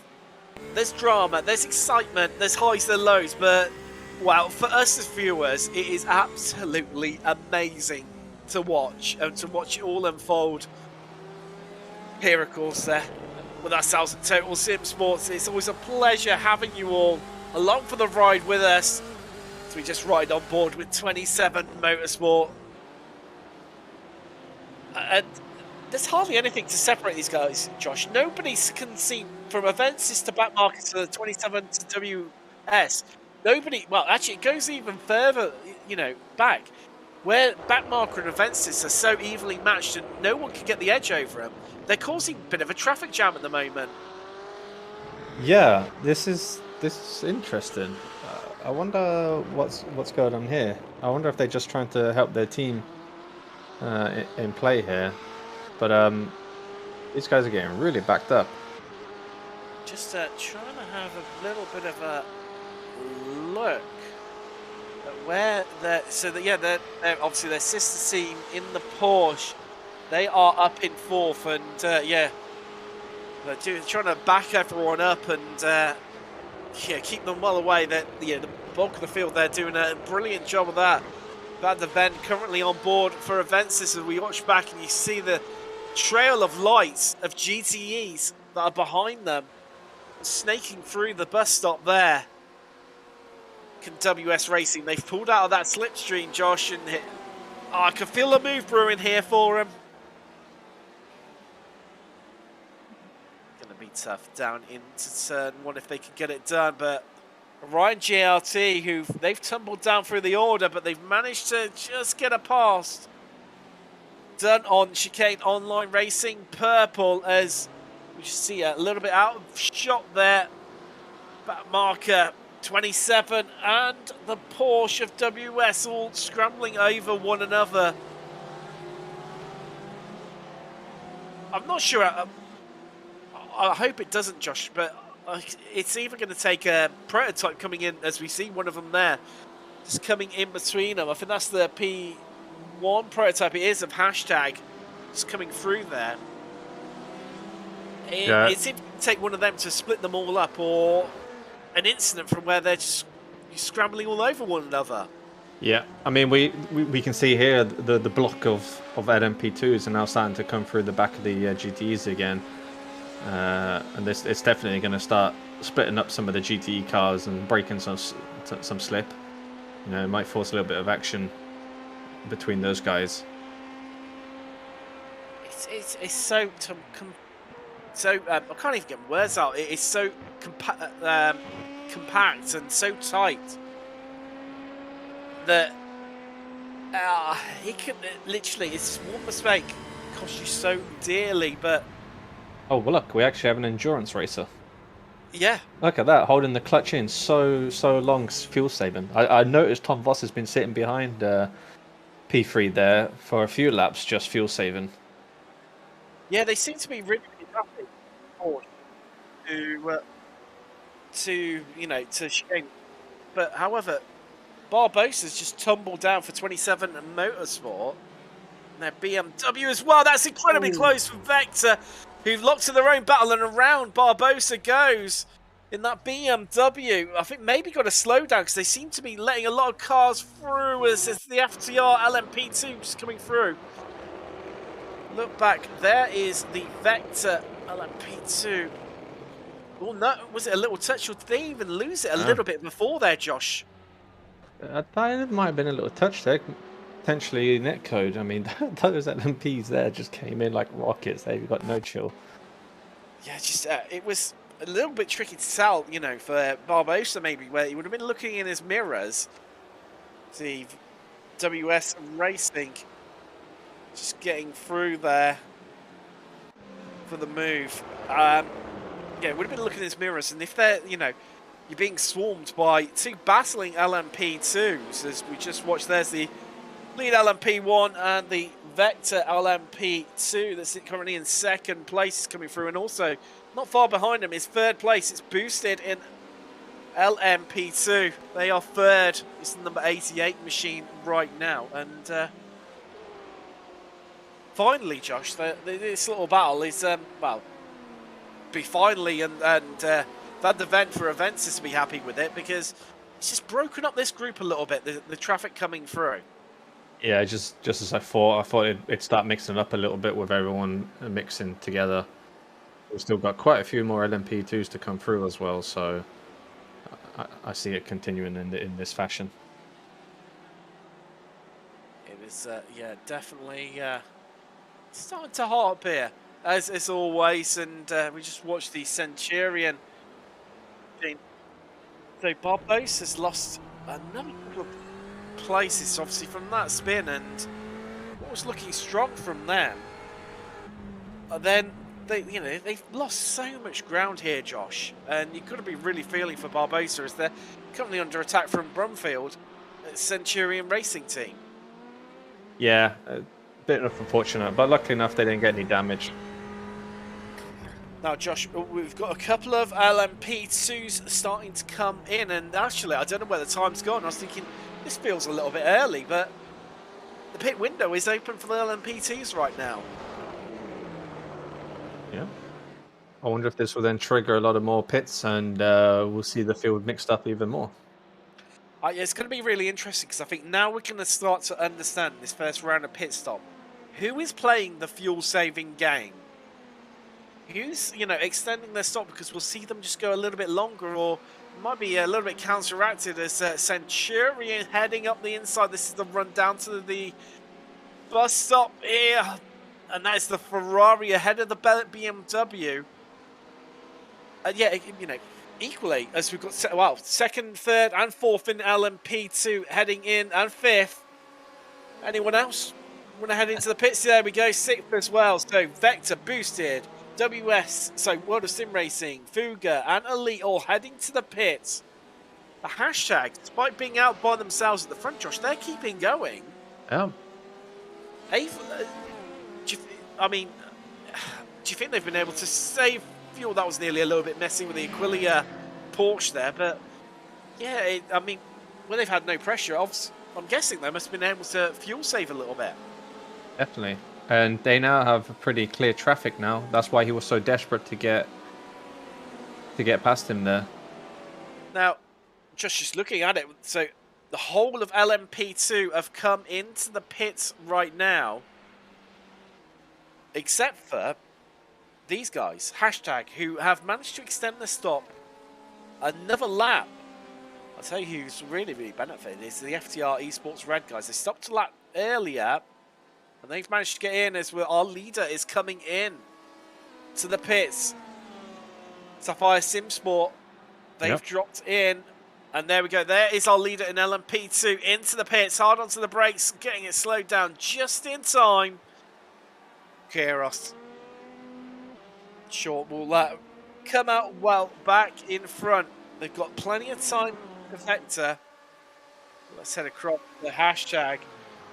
They're BMW and .exe. This is close, Josh. It's so close yet again from these guys. I mean, how tricky is it, Josh, just down into that T1 that's getting incredibly close there. Yeah, I mean, just, that T1 braking zone, just how hard is it, where you've got, you're battling with the car?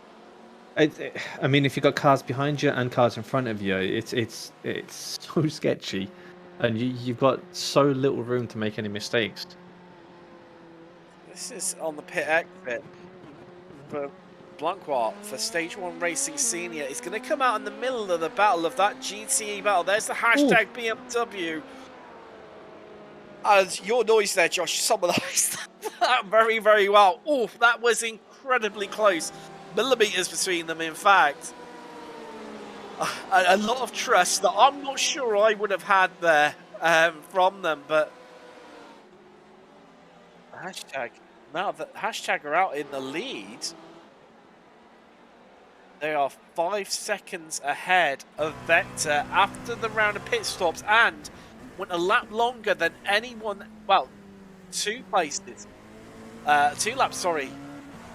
More than a couple of the teams, so they've gone longer, they've gone faster, they've gone harder than all of their competitors right now in LMP2. Josh, wow, that was close and nearly joined that just in time for the .exe push to nearly get wow, yeah, how much they lifted out incredibly early on there, Josh, as well.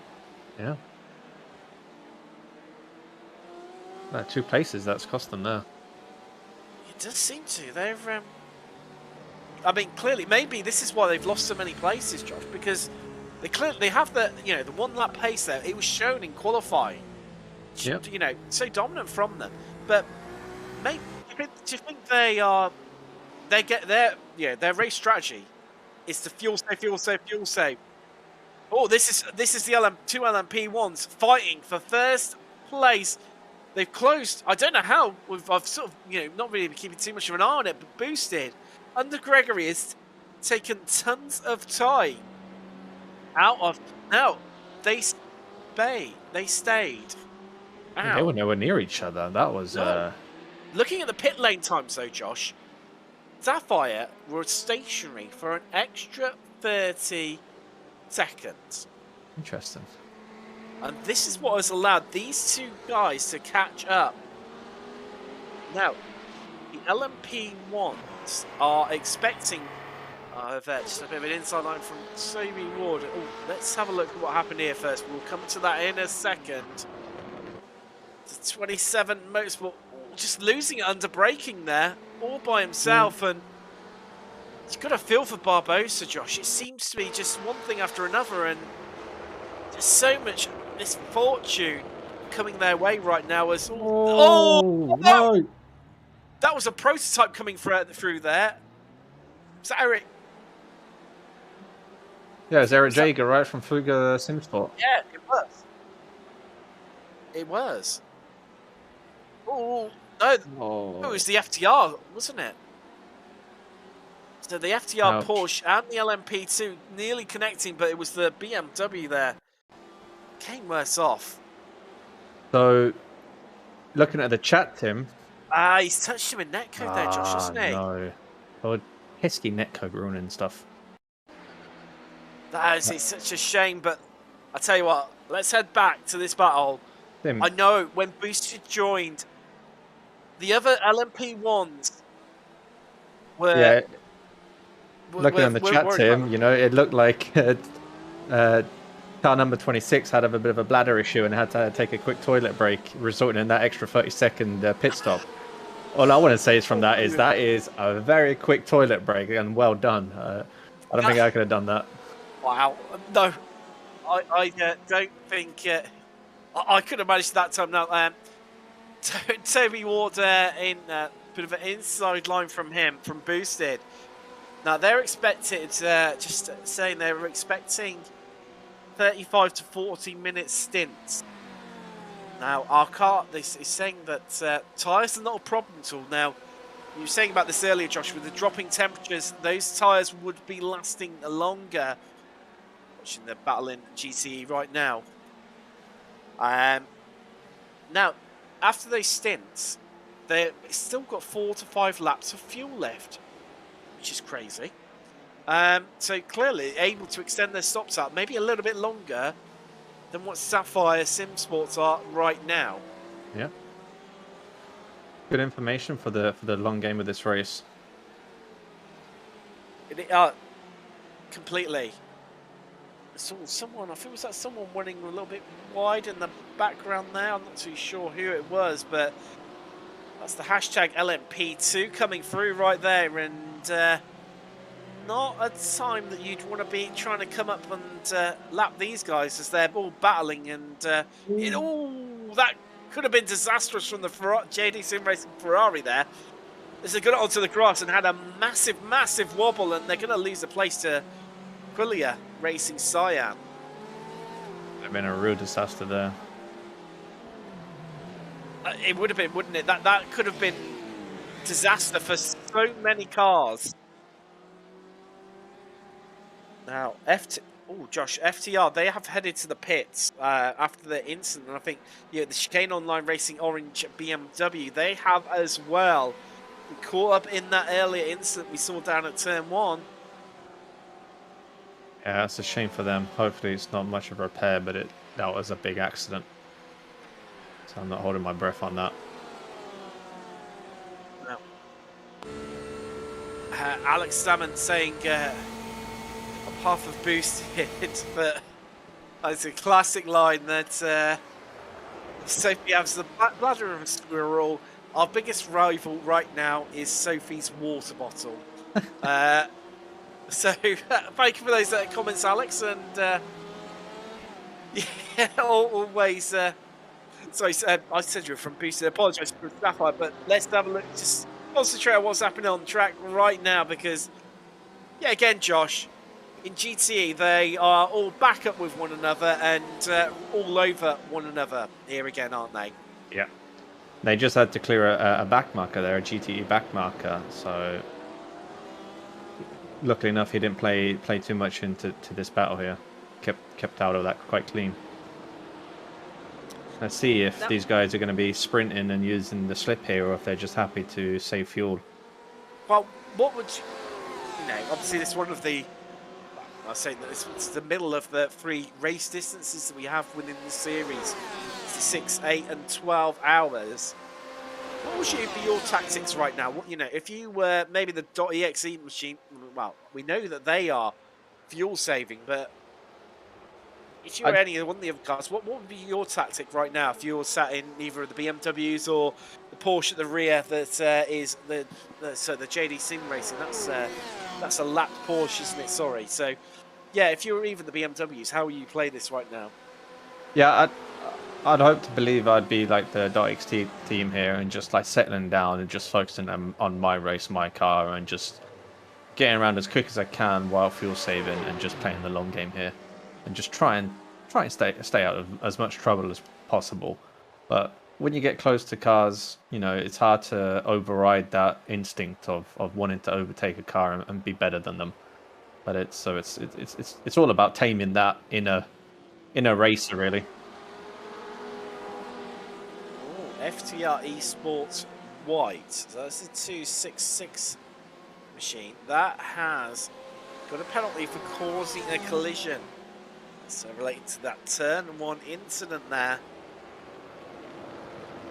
And that is a drive-through penalty for them. And the last thing you want, Josh, so early on the race is to... Well, or do you? I say, last thing you want so early on in the race is to be having a drive-through penalty, but yet again, you could look at it, maybe the glass half full situation. With, so much of the race left, it's not the end of the world having a penalty so early on. No, you want them early on. If you get them late on, that, okay, there's not much time here that we can get this back. And also we had the drive-through penalties as well, which would give them before the race had even started. Of course, same there, you want them taken early. and then just stay out of trouble.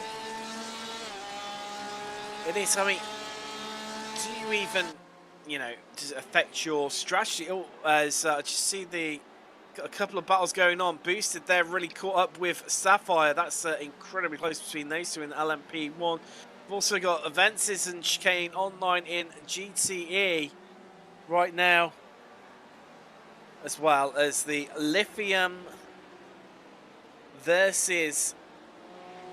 Sorry, hashtag there. Sorry, just dropping the swallow there. And obviously .exe Porsche not too far behind, and these front two have swapped round. That .exe Porsche, you can tell it's definitely in fuel saving mode, and it's going to be really, really interesting to see come the end of the pit stop. Well, come the round of pit stop, which is going to be around about the hour mark for the GTEs. How much how much fuel have they managed to save? Exactly. That is the killer question, Josh. Yeah, and it's Avensis and .exe that I'm keeping a closer eye on and see how much an advantage their fuel saving has given them. And it'll be big information for the race going forward. Tell you what, let's have a little listen in. So they're on the run down to the bus stop. We're on board with the Brewer for .exe. There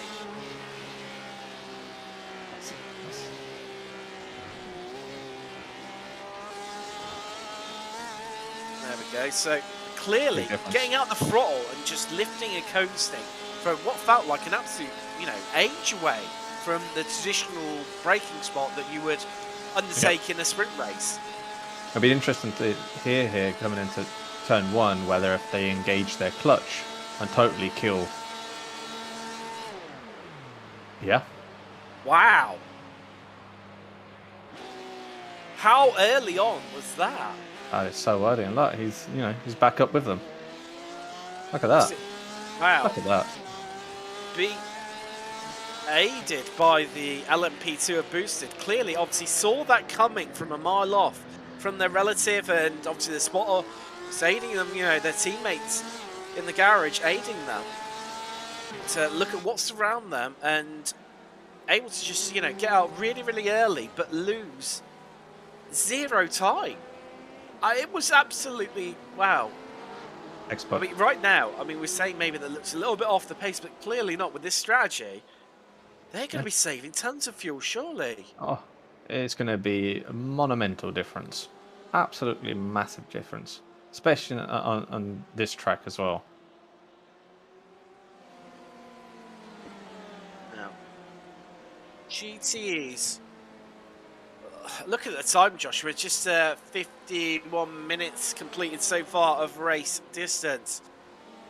You're probably going to expect, what, 1 minute 40. It's around about the next 5 to 6 laps, I'd say, roughly, for the GTs to come in. Or, wow, or will they, in .exe's case? Can they extend it even further? And I think, like you say, Josh, you're keeping one eye on them. That's the really interesting point of seeing how far they can extend it. Yeah, I wonder if they're just going to carry on going until their fuel is lower, or they'll pit with everyone else and then take less fuel on and get out and undercut the positions, and then carry on fuel saving. That is a really, really good point, because for me, I would just assume just run it as long as you can and take the time, and then fuel, you know, fill up with fuel. You know, rinse and repeat. You know, fuel save, go as long as you can, and like, you know, picking up the time that way by being able to, you know, it's just extend your stops. But that is an interesting point there. Just see the JD Sim Racing LMP2 taking a nice shortcut across the grass there. They're going to get a time penalty for that one. Have to slow down and scrub a load of speed off, but.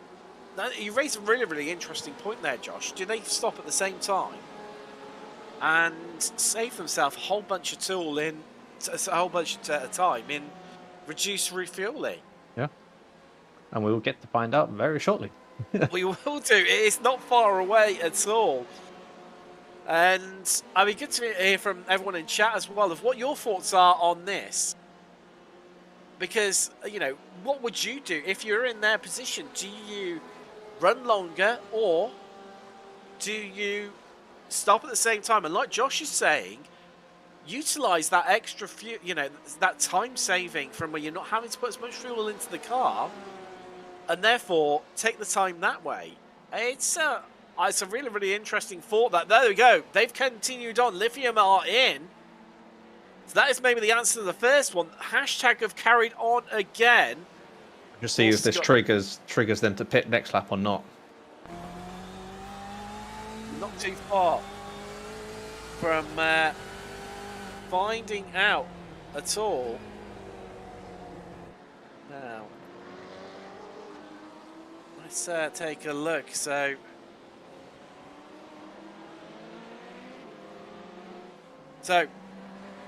there's going to be a bit of interesting strategy apparently over at Sapphire, because there's going to be some crossover between their two drivers, between Taylor and Sophie, getting into the car because of their work schedule. So that's going to be, you know, maybe a bit of down period for that team, and can boost and capitalise. But let's see. But now let's take a little look at what's happening between .exe and there's hashtag ahead, Josh. Fuel saving. There it is, just pulling in the clutch. It is so dramatic, it's almost funny the way that they're doing it, but what a strategy. And here we go, Josh. We're on the run through the last corner. Place your bets now. What's happening? A hashtag coming in? I think they're going to go until the tank's empty. Yep. They are both going again. I tell you what, it'd be interesting to run a ball with hashtag as you hear them pulling in the clutch.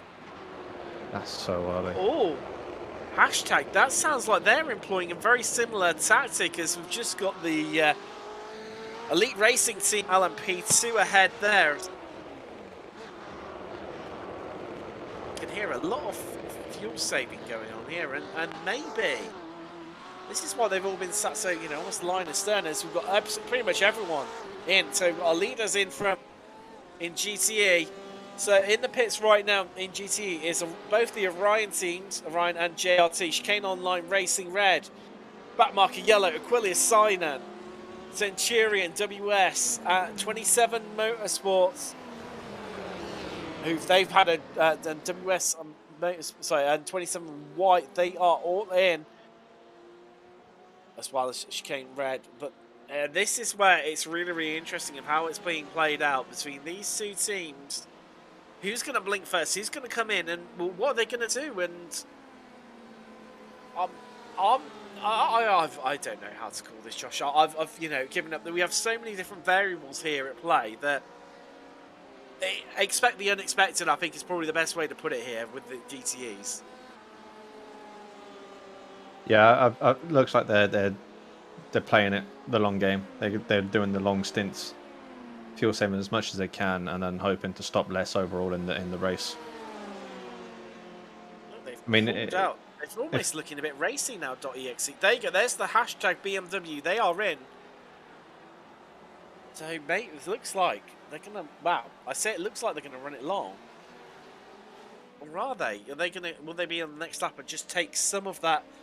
You know, a halfway house between the strategy that I was thinking of and the one that you were thinking of. Yeah, it just looked like they sped up a little bit in their lap times there, but that also could be just the low fuel lap times kicking in. So we just see the Mike Dam, the Canadian, for Orion Race Team in GTE. Off the top of the hour, we'll bring you a brief review of what happened in the last hour and what an hour it's been. But these, now looking at it, Orion are ahead of hashtag. Well ahead. Well ahead. So that's been a good in-lap for the Porsche team. It's hashtag just heading out, but I think we're all waiting to see, us in the commentary booth and yourselves at home, how .exe are playing this. Avensis, they are out in the lead for Porsche. They've also yet to stop. Clearly, the two Porsche teams playing a similar strategy here, Josh, and we've got Doffo in chat just saying Avensis are in the lead. Woohoo! Well, they are in the pits now, and so are .exe. I think looks like Avensis and .exe are in the pits as well. I have a feeling that Avensis are gonna gain a position in this pit. It's going to be, yeah, it'd be interesting to see when it plays out. So that is third place currently. Marked down for Orion Race Team. It's a Porsche 911. Now, whereabouts he's on the second part? He's past the bus stop, isn't he? So he's just coming around the last corner onto the front stretch. I think we've got to expect him here, Josh, to pass. Yeah, there you go, for the lead. Yeah, I don't think P1 was ever in danger of being undercut. It's the guys underneath him. So let's just check in a little bit further down.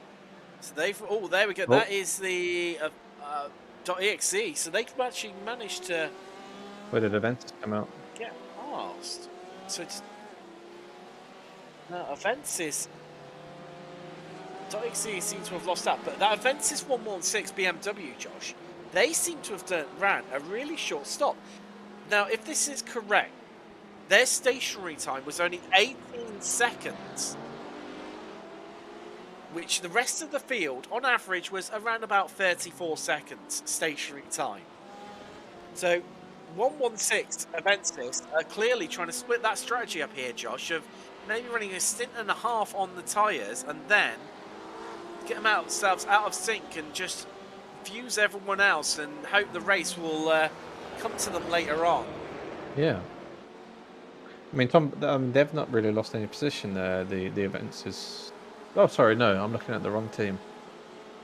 Yeah, no. Yeah. So yeah. one's gone down a little bit, but they did stop early. But they had that incredibly short pit time compared to 117.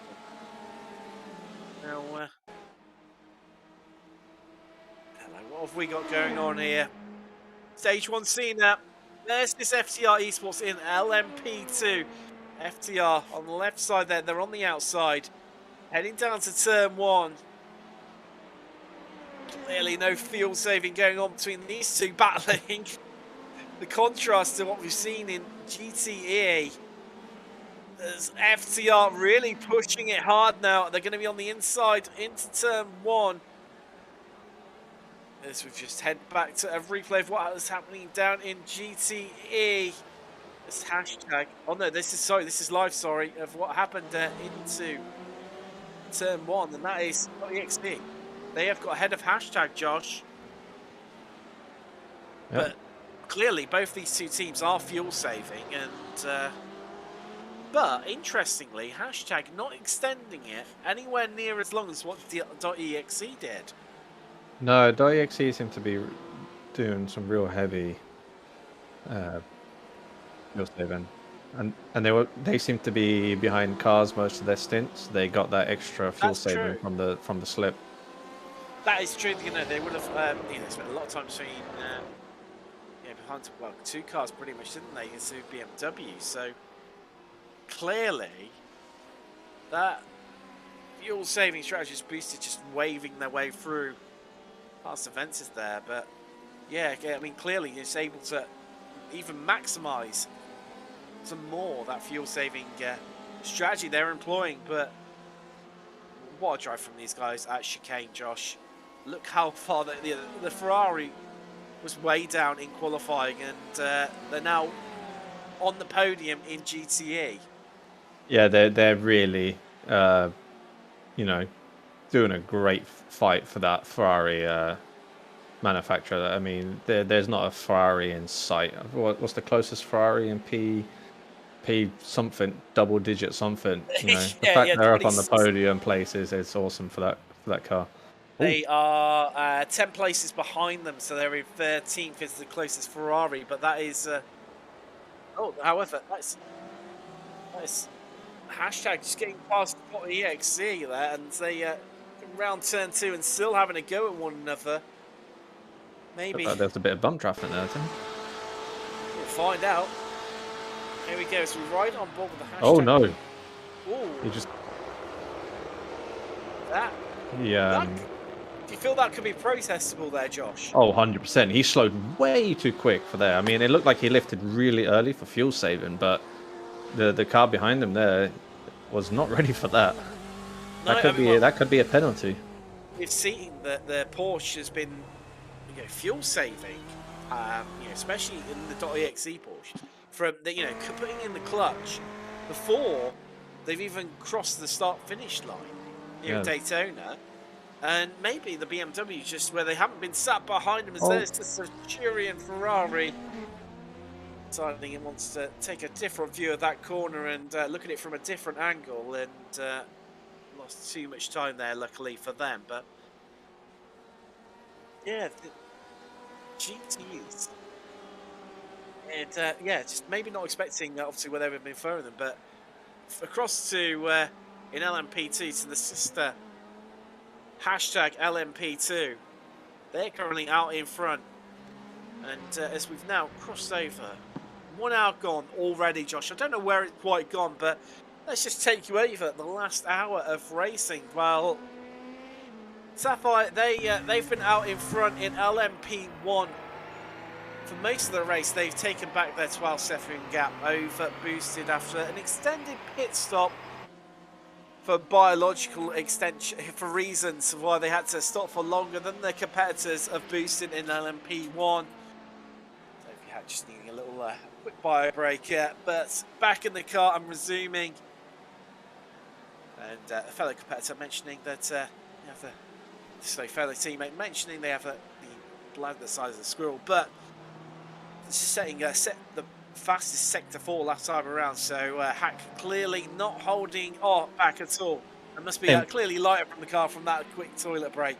Tim, that's going to be demoralising towards your competitors, that you can drive that fast that you can basically drive in a toilet break and not lose your position. That's gonna be playing on their mind going forward.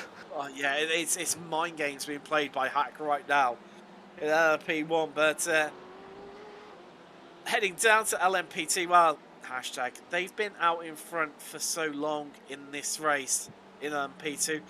Similar, minus the bio break story to what's been going on in LMP1. And they are out 7 seconds clear of the mighty Vector by ISRC. So many of you loving their livery in the chat. And it's a new pink one for this race, so something special, treating us here at Daytona to a new livery.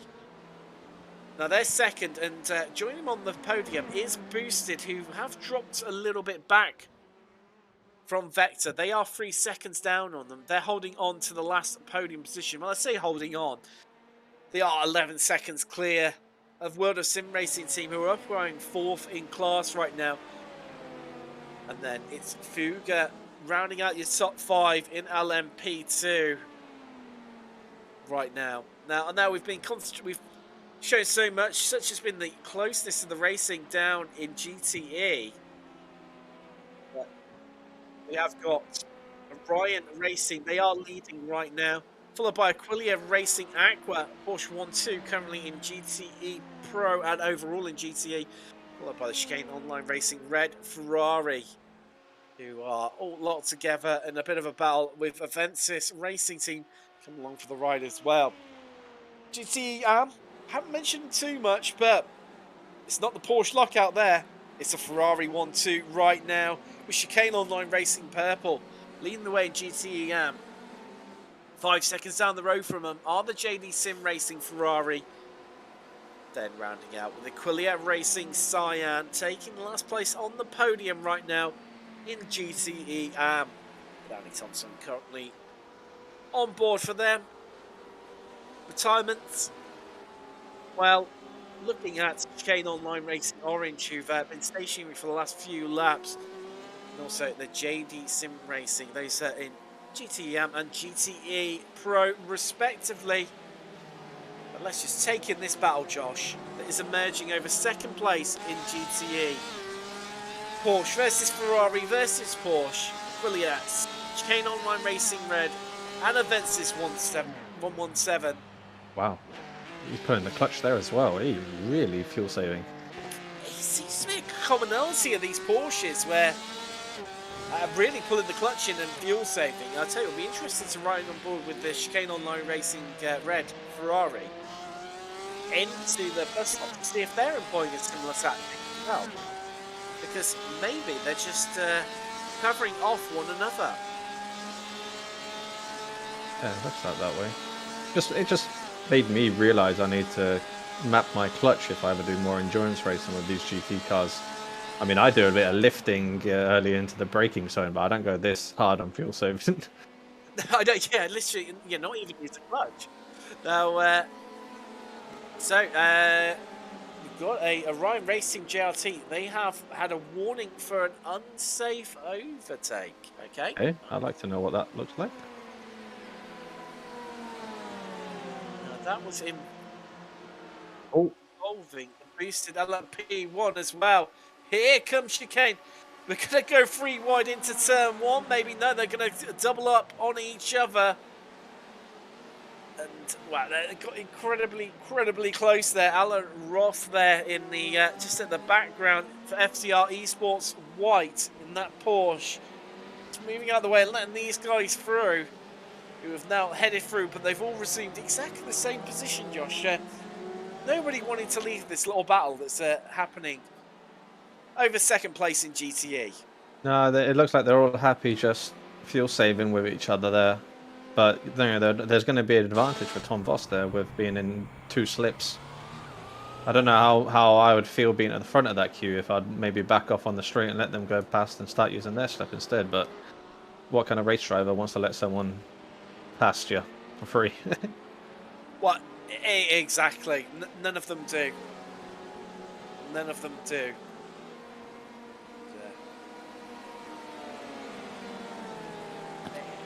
I think looking at these, Josh, it's in GCE here at Daytona.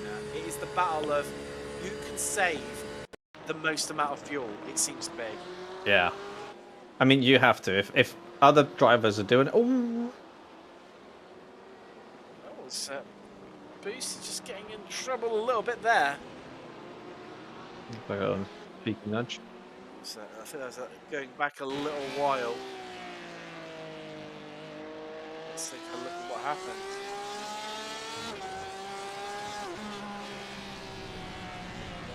Wow. LMP1 just LMP just pushing onto the grass there, and that's what caught him out. Now the 142, the Ryan Racing JRT Porsche, just that was what they're penalised for not knowing they're there. Not knowing they're there. Okay, interesting. You can hear. You saw it on the lights there, actually. It was a really interesting camera angle inside the cockpit there, because you really got to see the way that hashtag BMW M8 GCE was really pulling in the clutch there and just coasting in, because you saw the revs completely die off instantly. But I mean, I'm way less of a racer than yourself. It's the way that these guys are heavily fuel saving, but yet continuing to be incredibly quick, that personally for myself as a mere mortal finds completely and utterly frightening. Yeah, it's frightening and annoying. If someone can drive fast while they're still fuel saving, it's just like, okay, show off. This is the thing, Josh. They're not fuel saving like you say, as yourself or or I might do with just maybe lifting off the accelerator like maybe quarter of a second before the braking zone. These guys are pulling in the clutch and cruising in from a long distance. Offers. Oh no! Chicane on the Racing Purple. They've managed to hold on to second place somehow. That nearly cost them dearly. But that gap is really closing up between them all in GTE.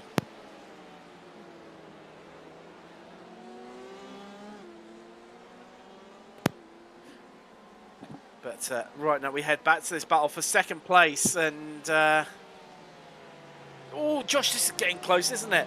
It is getting really, really close, and all of a sudden, despite fuel saving, the chicane Ferrari seems to look really, really almost aggressive under the brakes and really racy. Yeah, I don't know. These guys are not, you know, they seem to be happy to be fuel saving, but it does look like they're pushing a bit more. It seems to be the most aggressive fuel saving. You know, in terms of aggressive in terms of like overtaking, but yet all fuel saving. It's just crazy, crazy mix. But Fuga Simsport, they've headed to the pits and a little bit out of sync there. Not too sure what's happened to them. I think this might be out of sync now. Boosted, well, Vector, World Sim Racing, Antagonistic Racing Orange, Elite, and 524 International. They have all headed to the pits in LMP2, the first to head for the second round of pit stops here tonight at Daytona. Just past midnight local time. Looks like some of the first pitters there from the LMP2s are going to come out into clean air. They seem to pit perfectly. P3 and P4 in the LMP2. Oh, definitely. Look at that. They've come out into a lovely pocket of space behind lead GTE right now. It's currently Mike Dam for Ryan Racing in the Porsche, but... They're still going? Yep, they're still going. Yeah. The hashtag LMP2 really, really dominant. It's interesting now. He's got a lot of traffic in front of him compared to the LMPs that just pitted. Do you think maybe they've left it too late here, Josh? Should have maybe, just because of the traffic element, should have maybe pitted a lap earlier? Yeah, but at the same time, if they've got a lot of fuel left, then they can't really pit either. You know, you want to try and go long. Hashtag LMP2. That is the GTE as Marriott on board for them. Ahead of them. So, you know, close in on them. And, yeah, it's tricky, isn't it? This is beautiful, but this is a team we haven't mentioned all night. We've got an hour and a quarter and not mentioned them so far. Backmarker Racing, Razzle Dazzle, and GTE Am in the Ferrari. And it's against that guy says I'm so much unfortunate tonight. It's 27 Motorsport with Barbosa inside that BMW. You've got to really feel for them. It's just they just had such a string of bad luck that's taken them down the field. Now, just keeping on one eye of so hashtag LMP2. They've headed to the pits. In LMP2, but also our leader is in LMP1 right now. Sapphire Simsport Alpha. They have come in from the lead. Interesting to see what's happened on that front. As Vector, they've just headed out onto the oval there. Where can they come out in relation? They had about a 7 to 8 seconds gap over hashtag we're in front of them, sorry. But what is going to happen come this round of pit stops? Is that gap going to close? They come through the bus stop, they exit the bus stop, left, right, and then right, left, out onto the banking, through the last section, out onto the front straight. Now, hashtag, they are exiting. They're only just quite a long pit exit here. Keep one eye on that and one eye on whereabouts Vector are. It's going to be close. So I think it's going to be enough because Vector have not even come into screenshot yet. Just see the two GTEs of 27 Motorsport and backmarker Razzle Dazzle coming through there. And they are out. And the gap, they closed it up a tiny bit as O'Donnell lines, but it's nowhere near enough. Managed to save around about a quarter of a second, despite being the hashtag LMP2 being stationary for longer than what Vector were, by about 3 seconds. It's an interesting one, that. Then we head down to this battle. It's for 33rd overall, but it's still just as tight and just as intense. There's Razzle Dazzle, Backmarker Racing. They chase down the 27 Motorsport BMW. You see the Vector LMP2 just slipping in between them. They're just trying to get a bit of extra slipstream as the boosted LMP2 just head through there. Those two only half a second separating, fighting over second in class, 4th overall right now. Head off into the distance, round the banking. Razzle Dazzle. I can feel a pass coming here, but maybe. There you go, just as the boosted LMP1 just had to duck back in there, did the Ferrari, just to avoid the flying LMP1 there. Just lifting, rather than pulling in the clutch like we've seen, just lifting out the accelerator there. And cruising. This battle for the front of GTE Pro continues. William Racing Aqua Porsche, but that Ferrari of Chicane Online Racing Red, it's closing. It's got a bit of damage on the front there, but clearly not affecting it too much. We've seen so often that these GTEs are able to have misshapen bumpers and wings, and still astounding pace achieved by the drivers. But clearly it is no different here tonight at Daytona. It's closer and closer between these guys. Less than 3/4 of a second separating second, third and fourth in GTE Pro. I'm just trying to take a bit of a look as well to bring you up to date with some other battles that are going on. LMP2, JD Sim Racing, they're closing up, but likewise, so are Boosted and Vector. Would not leave each other alone right now. They've been going at it all race long. 1 hour 20 into the race here at Daytona, and still not letting up right now.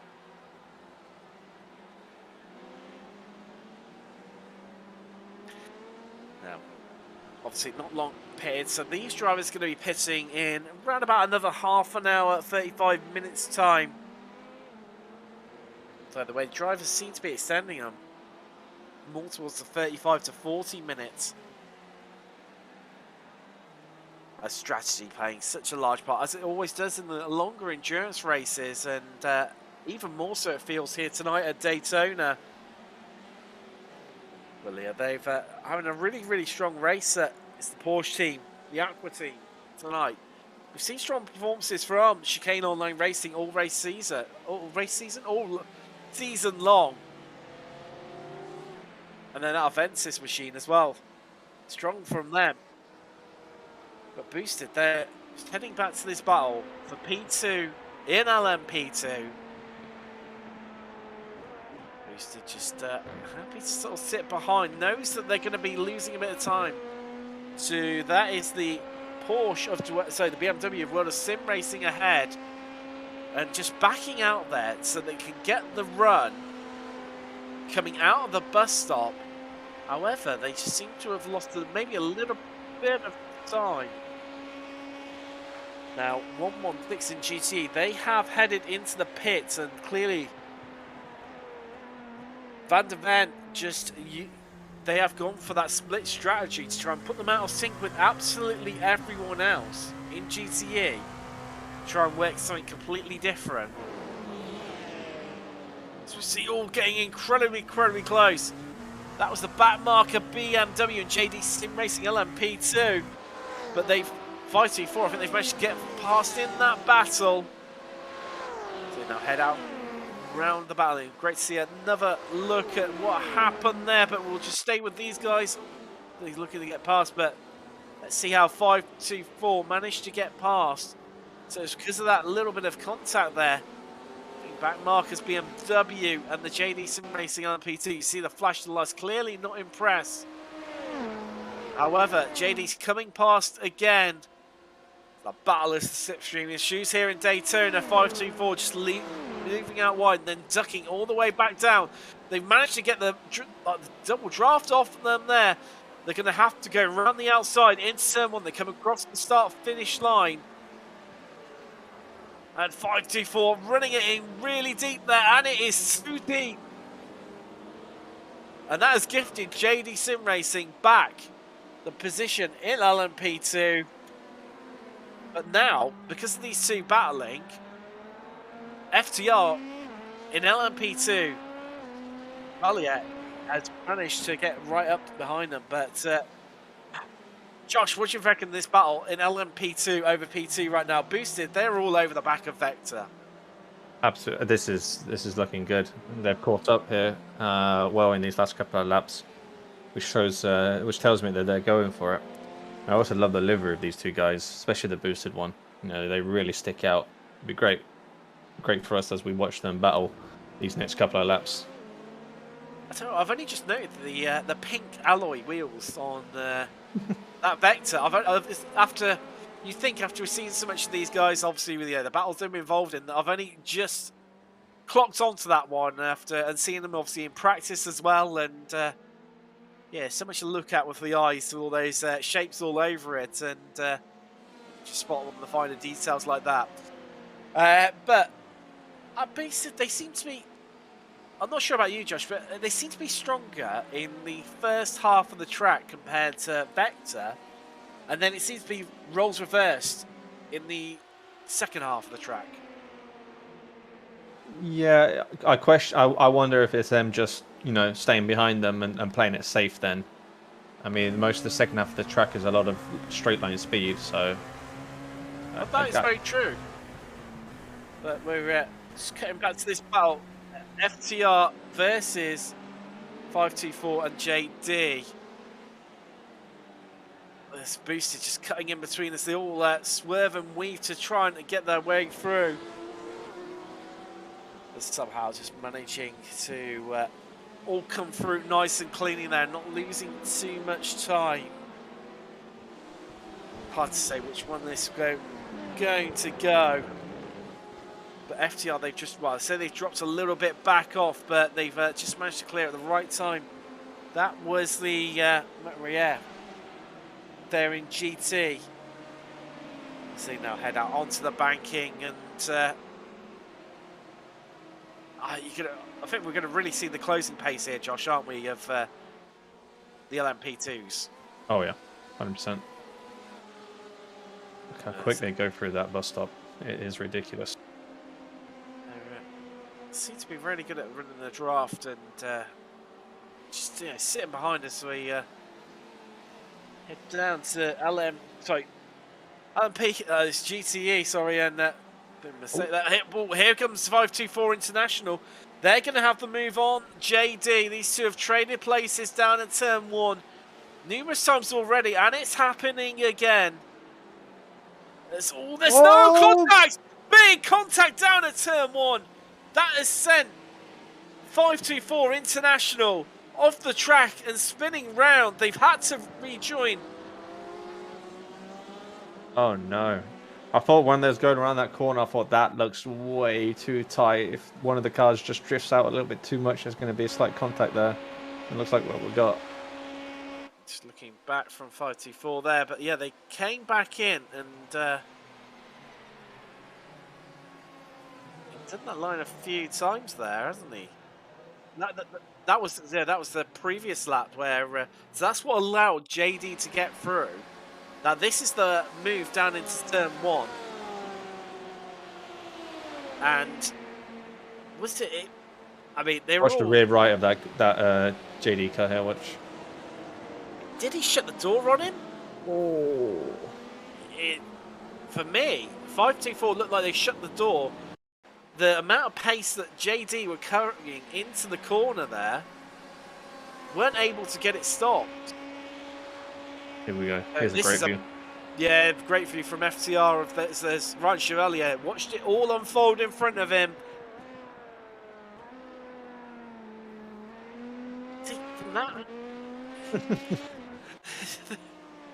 No complaints there from the car following 2 places. Thank you very much. Chevalier will happily take that all day long off those two. FTR, and they're now up into 10th overall, 8th in class. But the real loser is 524, who they haven't pitted, so I mean, it didn't look like a massive, high amount of contact, Josh. So clearly no damage, but right now these guys are 5 seconds down as we just head across the GTE, and battles everywhere as always here. And you would need to go through a little bit of a lull as Sapphire there. Just keep an eye on the LMP1. No, we haven't mentioned it too much. They are 25 seconds clear of boosted up front in LMP1, but it goes quiet, and then somehow the GTE seem to come back together again and all start having a bit of a squabble here, Josh. Oh, that's the Orion JRT. That's incredibly slow, and they've put drops to the pits. Wonder if that was a mechanical failure, maybe. Just looked like he just stopped, parked, and came back in. Clearly. He's already there. Yeah, we'll see if we can bring you exactly what happened there. Bit of a strange one there. So everything, this is down into International Horseshoe. Everything looks okay. Oh! Oh, look at the car. Yeah. Look at it. Look at it. It's all over the place. That's why. Just held onto it, just clearly, locked the steering straight and parked the car on the outside. But that wasn't, we've seen far heftier touches, but clearly just in the right place to damage that suspension there. Josh is this is... It's that little thing. That's the BMW got away with it compared to the Porsche. Oh no, that's the BMW. They've just come in behind, so clearly they felt the impact because, they're only halfway through their stints, roughly, well, under halfway through in GTE Pro. That's heartbreaking for them. I mean, for them, that was so little. And they had such a strong qualifying as well, Josh, as well. Such a little touch. Mind you, we've still got 6.5 hours left, so there is a chance for them to, despite the damage, to come back into the race. But we have got chicane on my red. Now, apparently, they are getting a warning for causing a collision. That is between them, Aquilia Aqua, and Motor Sim Racing LMP2. So it's tough here as always, but you've got to be so careful with these penalties, Josh, because, I mean, as much as all the drivers are, I know I've mentioned a lot, but it's getting, obviously, the fuel aspect, you've mentioned it so much already, so I don't think we need to cover that too much more, but, yeah, it's not getting the penalties. Like, funnily enough, these guys have yet to do Vector, who apparently, I've been told, Josh, their brilliant livery that everyone is loving is a nod towards, in their support of breast cancer awareness. Ah, that's brilliant. This is what we love about sim race, especially I know the community does as general. I know we definitely do here. Total Sim Sports is the liveries. Just the promotion of charities and charity work. It's such a brilliant community, and it's everyone together. It's boosted, just getting a bit squirrely in the background there. Their acceleration, but they don't seem to be. They don't seem to have an answer for Vector right now, do they, Josh? Because that gap, if anything, it's been slowly increasing between the two cars. Yep. Importantly, as well, he's gotten onto that back straight there without giving any slip. So there'll be no usage of the slip for speed or the very heavily mentioned fuel saving. So it's important for him. Now, just keeping one eye, we've got a little bit of a battle emerging in GTE. chicane. In that Ferrari. They're closing on them, Josh, aren't they? You can feel it almost coming, can't you? They're really chicane are really cranking up the pressure on Aquilia Racing Aqua right now.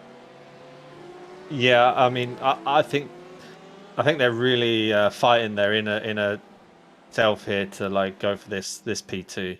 I mean, it'll be great positional wise for them to have it, and then hope on P3 and P4 then starts fighting. We'll find out. We'll find out very shortly, I'm sure. As so this is stage 1 racing orange down into turn 1. Ooh, round 8 gone. That's a blockage. Get off quickly. Oh, that was incredibly close. Wow. That could have been near disaster. And it's the worst place you want to stop, isn't it? You know, starting sideways. I would not like to be him. The panic you get, because you know there, if any cars are coming, it's collision. There is nowhere to go. It's completely, like I say, you need a teammate just to help, just to try and keep an eye of, you know, what's coming in and around you, because it could spell, you know, instant death very, very quickly, and you're completely helpless. You know, you can't really go forward. The only option is to go backwards, because obviously in front of you is the wall. But it is. I know as a driver, it is complete panic stations, isn't it? Yeah. He was brave just doing a small reverse and then forward again. I mean, I would have just reversed that bad boy and full throttled onto the grass in panic. There we go. Racing tips and insight from Josh Wilson here. Sim Sports once again of how to get out of a situation. When in doubt, panic. Yeah. Let's just watch the 2 stage 1 racing guys, orange and senior. Recovery after that spin, and past the senior team. That's at the base of LMP2, over 11th place. Of incredible, yeah, getting closer between these 2 guys, but I'd imagine the 2 teammates will be pulling together to make the way back up through the field. Could have the work cut out definitely for them this afternoon, but they're catching, Josh. They're coming for Vector. Yeah, they've really cut that time out. This is the traffic surely playing this large part of it, because this gap just keeps yo-yoing. Yep. Vector managed to pull out about 1.3 seconds at one stage, didn't they? And now it's down to 1 second in comparison. Yeah, it looked like they had a gaggle of 3 the GT3's P2 to 4 that slowed them up. Drop. Here they come. This is boosted chance. What are they going to do? They're just going to sit behind. Vector's going to head to the outside and resume the normal racing line. Ooh, how dare you do endurance racing? I know. We would love a bit of action, you know. We'd love a bit of spice for us and the viewers at home, but surely, will this keep closing up? There's only so much time. You know, we've seen the dominance in LMP2 of hashtag. They're 9 seconds clear currently. 92 LMP2 over these 2 guys, these 2 teams, and I mean, surely, you know, as much as, yes, I know there is, you know, the endurance happening, but apparently, what have we got here? So this is World of Sim Racing. Estefania, the Iberian, is down at third one. Well held. There's just finding the bumps in the grass. He's done well there. Yeah. His tyres will not, and his suspension and floor will not necessarily be the biggest fan of him right now. Yeah, I'm a bit wary if that bump there would do any damage, actually. It's a bit of an odd one, that, isn't it? I haven't personally used that ski hill there before, so I'm not too sure. But I think it's one of the parts of the off-track that I haven't found. I've found pretty much all the others, but some guys who aren't finding the off-tracks and sticking to the tarmac and incredibly closely is this battle. The second place in GTE, 3 tenths.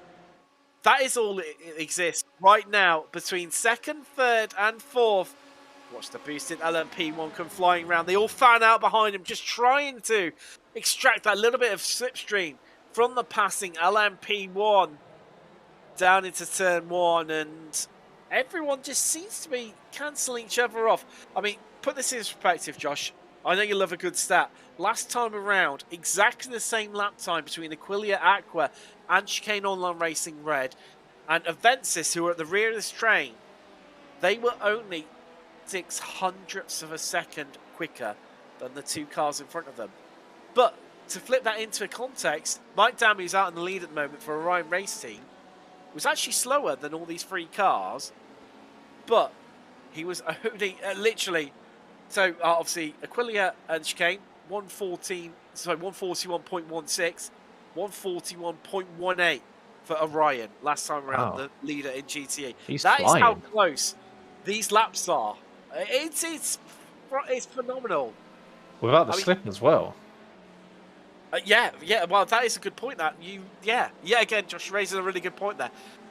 Dam is punching the hole in the air by himself, whereas the guys behind him, obviously they have been working together. But we head back up into LMP2 on general lines for Vector, still out in front of Nella for boosted,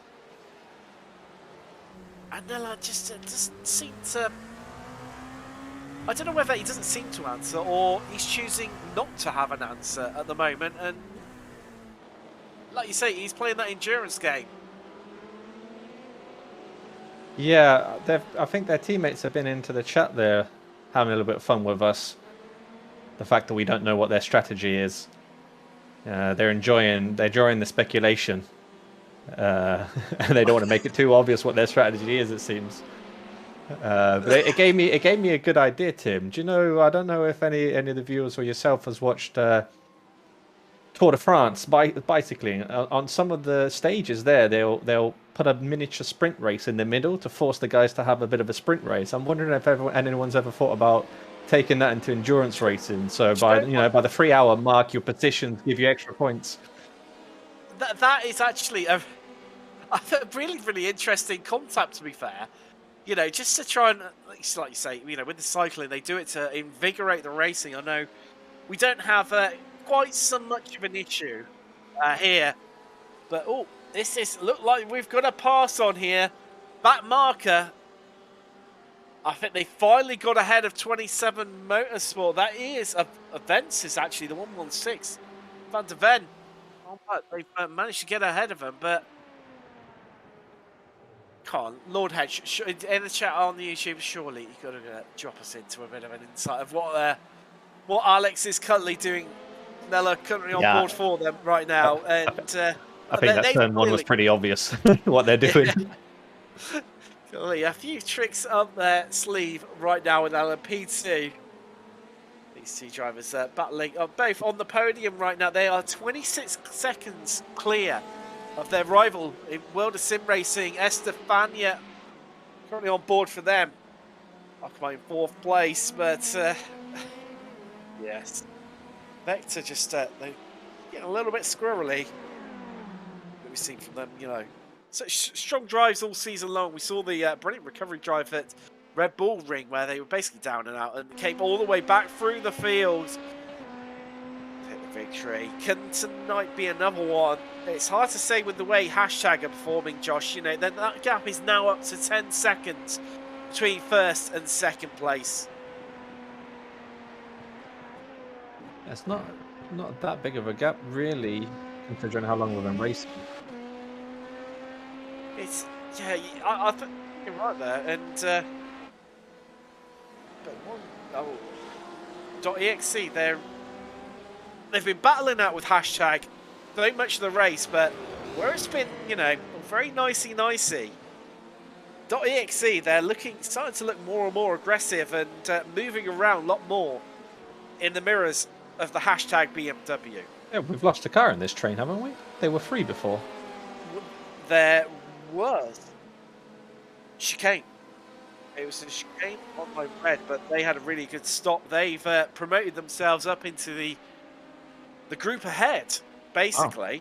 So it's just I mean, the chicane online red guys are incredibly good at this. They're, you know, very, very quiet throughout the race. They're like ninjas in the night, you know, just creep their way forward. But the .exe guys, and I mean, surely both them and Hashtag will have spotted this, and I mean, maybe will it be time for them to throw a different answer? But JD Sim, did they touch close there, Josh? I don't think so. I didn't hear it. It was close though. So it made JD leap out of the way as 5-2-4. They're on the recovery after we saw so early on in hour one that 2 lots of 3 wide into turn 1. It didn't quite work out, and they're on the recovery and back through. Likewise, antagonist orange number 1 part of that battle.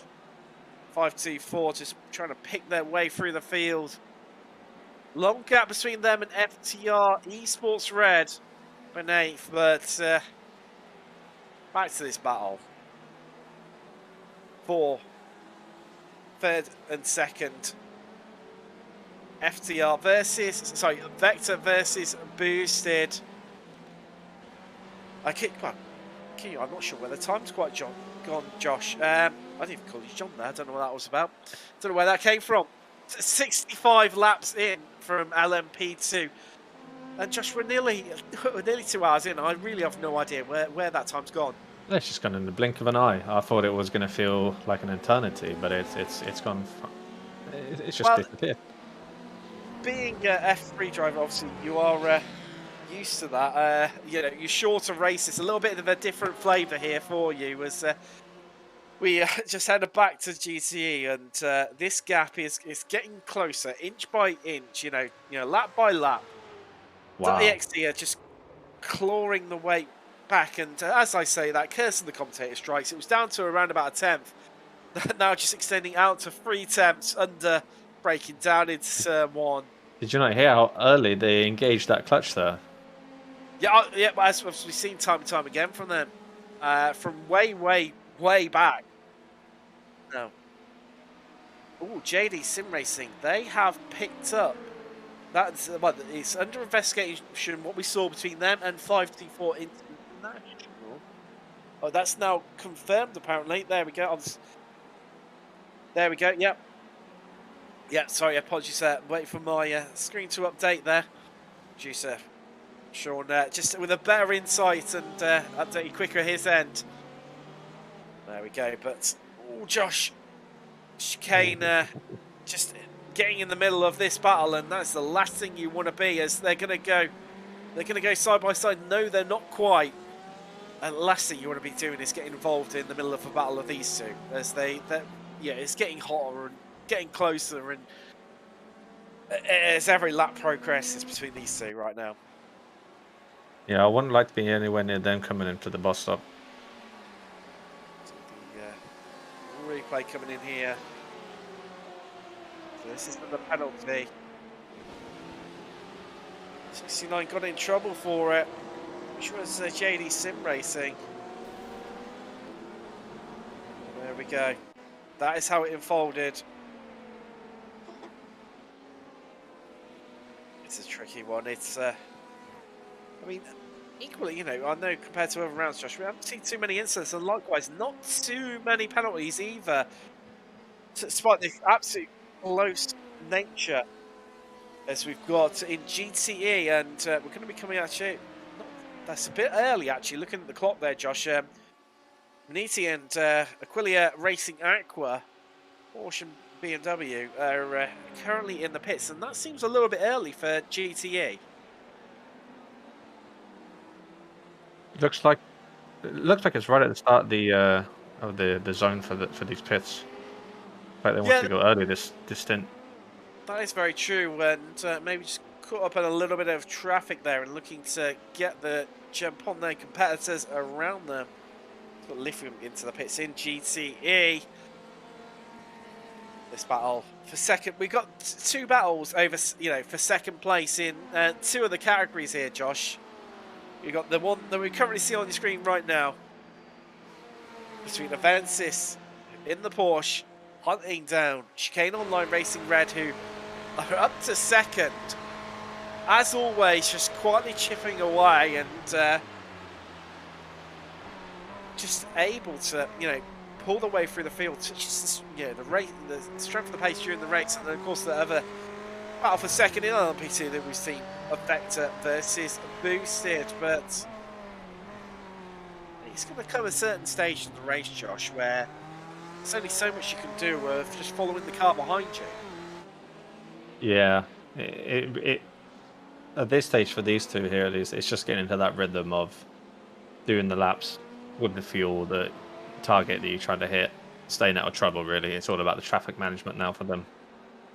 I was going to say, oh, Josh, here we go. Oh. Could this be the move? Can Boosted finally come past? Have they given up? Sick of looking the back of Vector down into turn one. They're going to have to go around the outside. Vector just pushing them wide, just getting a bit squirrely on exit, but here comes Boosted. They're going to get to the apex first into turn two. They are ahead at the International Horseshoe. Round they come. They've got a back marker ahead of them. It's Sebastian Boscher Williams for just ahead of him for back marker Racing Yellow. Just maybe a little bit. That's the last place they want to be catching a GTE, because they need to use all of the track and some more. And that's all Vector just slotting their way through there. But again, Vector just seemed to be a little bit more squirrely on the exit compared to Boosted, Josh. The way that rear end just seems to be lacking a little bit of contraction compared to Boosted. Yeah. Interesting overall that they decided now to go past. I wonder what their thinking is, but I expect them to give us I'm their sure strategy in the chat. You might get a cryptid message in chat at best, maybe. Good to hear from you guys as always. But I was getting a little bit excited while we were talking about that. So I'm thinking maybe, just maybe, this was going to give you the pass in GTE to get it done. As we've got Orion, they are in from the lead in GTE Pro. Another battle that's arranged on all race. Hashtag BMW M8 GTE versus .exe Porsche 911 RSR.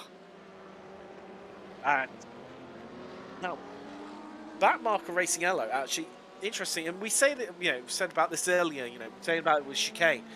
About, cars that quite often we don't feature too much, but all of a sudden, just quietly go about the business, Josh, and they were up into sixth before the round of pit stops. And again, the car we haven't mentioned much, and they've just been quietly going about their business. And with Sebastian Boscher Williams at the wheel, they've managed to pull their way back through. Yeah, I wonder if they're going to get any positions this pit stop round. Now, there are two guys that have headed. So Orion, for Mike Dam on board, he has come out in 5th place. Oh, let's take a look. This is WS Racing Esports GTE, the 911, and Josh, I always struggle with that corner personally. It's so tricky. That's chicane. They are into the pits. Avensis have carried on.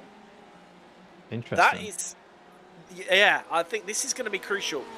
Who is going to have the better out lap? Who is going to have the better in lap? Well, we've seen chicane and race, and they're going to have the similar start in lap. As Neil, they've had a driver swap. Niels Court has got into the Ferrari Chicane Online Racing Red. So we're going to start to see driver swaps. We've got in LMP2, Garcia's got into the car for World of Sim Racing. They're currently 8th. Antagonistic, they've had a driver change. Masink's got in. Gomez has got in for 524. Fletcher has got in for Elite. That is an LMP2 right now. But you can't argue with the pace. The Iron Man that is Mike Down for Orion Racing. Puts in so many laps. It's such phenomenal pace as a Canadian. Where's this all gonna come out once the pit stops are sorted out? Where can he come? But also, what's going to happen to these guys, Josh? What do you think? Yeah, I think chicane. I'm hoping they get a position here, but everyone's been kind of running the same kind of tactic here, so I don't think much is going to change. No. they have come out into a little pocket of space. You see the Fuga LMP2 darting through there. Where can Duarte? Where's he going to pit for hashtag? Where's it all going to come in? I mean, they've dropped a little bit off. The .exe have dropped off a little bit off the back. As we just also we've had Stage 1 Racing Orange and Senior. They've both come in LMP2. Boosted are in from LMP2 after taking that second place off Vector, who've already pitted. Now Vector have got Fuga in front of them. Oh no, hashtag just overshooting their box. That is not going to help their situation whatsoever there, Josh. It's getting incredibly close. So just keeping one eye on FTR Esports White. They are being hunted down by World of Sim Racing. It's only half a second separating these guys. Battle intensifies in GTE, but worth mentioning, World of Sim Racing, they have already pitted. So it's how much will FTR hold them up in contrast in that Porsche. We've seen how strong the Porsches are around here. As we get closer and closer towards the top of the hour. Now, Stage 1 Orange have they've picked up a penalty for an unsafe rejoin to track surface. That's interesting. That's interesting. That's when they hit their Porsche. So that's a drive-through penalty. How do you feel that Stage 1 Racing Orange? It's not been their day at the races. Not the best of time for them. This time out of Daytona. There's still so much of the race to go. Not even only just shy of a quarter race distance here at Daytona today. Now, just looking on World of Sim Racing. So pick up a couple of places. Obviously, a lot of the AMs in the pits. We've got JD Sim Racing. Getting on Racing Purple, Backmarker Razel and FTR Esports White all into the pits in GTE AM. Now just but one interesting thing that has happened up in LMP2 right now is this battle. Fuga, they have closed in right up on World of Sim Racing in the battle for 7th place overall, 5th place in class. Please clear through to Aquilia Racing on there. Sorry, Racing Aqua Machine. Now they head out down the back straight. It's the run down to the bus stop. What can Fuga do? The gap is slightly extended between them and World of Sim Racing. Might have. I can see a message being typed out in this Joe's announcement. Take a little look at what's happening here. So, incident involving Aquilia Racing Sign and boosted LMP1 is under investigation. They've been summoned to the stewards. Talk about how that one has unfolded.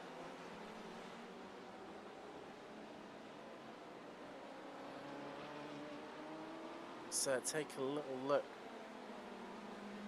how that unfolded. Let's see what's happened. So that has Uber just heading off track there a little bit, getting a little bit sloppy as they're really desperately trying to chase down World of Sim Racing, but instead LMP1 have received a warning there for an unsafe overtake. However, it's JD Sim Racing. For Ferrari, they're chasing down their fellow GTE AM competitors in the BMW of World of Sim Racing. World of Sim Racing BMW look a little bit lumpy there coming into the braking zone for International Horseshoe. They have got Elise Racing Team LMP2 just trying to clamber their way through, but look, not behind them. For position there, it is Ryan Racing Team. That is the lead machine, I believe. Well, yeah, it will be the lead because Mike Dam is coming round. We've got Avensis. They are in the pits from the lead, but they are going to get past easily by Orion. We'll come back down the order, and once that's sorted things out, we'll run you through the running order. There's got a few more pits happening in LMP2 right now, but Boosted, after that penalty, out in second. And really have extended that gap between themselves and Vector by RSR. Now around about a 20-second gap between the two of them. Vector having to take that longer stop, that'd be for a driver change. Where Zenovu has now got into the Vector LMP2. How can the American get on? Can he take the fight to Boosted and claw back some of that time so that come a driver swap, they can get themselves back ahead of Boosted? But back down to GTE. Porsche versus Ferrari. Chicane having to really close up and try and get past this WS Racing if they want to try and get a podium within GTE AM. See the WS Racing machine, that is in GTE Pro, whereas there we go, this is going to be the move done as they now head down to turn 6. And Chicane, they are ahead. They have cleared the Porsche of WS Racing. What can they do? It's a further 6 seconds up the road from them is JD Sim Racing, their fellow Ferrari in GTE, and GTE AM, and they obviously third in class and hold on to that last podium place. 2 hours of the race complete. Let's take you through the last hour and where we're up to in terms of standings. So, out in front, in LMP1, it is Sapphire Sim Sports. A dominant display from them. And then we have Boosted Motorsport, who aren't too far behind, to be fair, but well, I say not too far behind. It is now nearly 50 seconds, but Boosted unable quite, it really seems to be struggling a little bit with the traffic, hence why they're in second place, whereas Hack for Sapphire Simsport just seems to be putting in yet another faultless display here in the Intercontinental Sim Racing Endurance Challenge.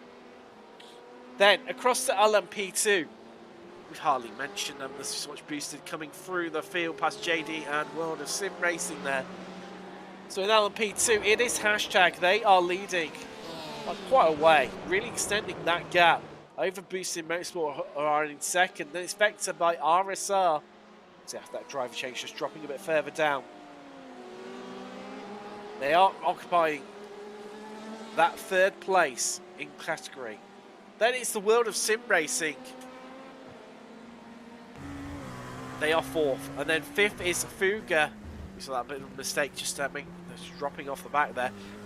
Sixth place in class, and they've been there pretty much all race. It's Elite Racing Team, followed by Antagonistic Racing Team Orange. Obviously, the drivers really lose out from that epic battle we saw where we had 2 sets of 3 wide down into turn 1, all the way back in hour 1.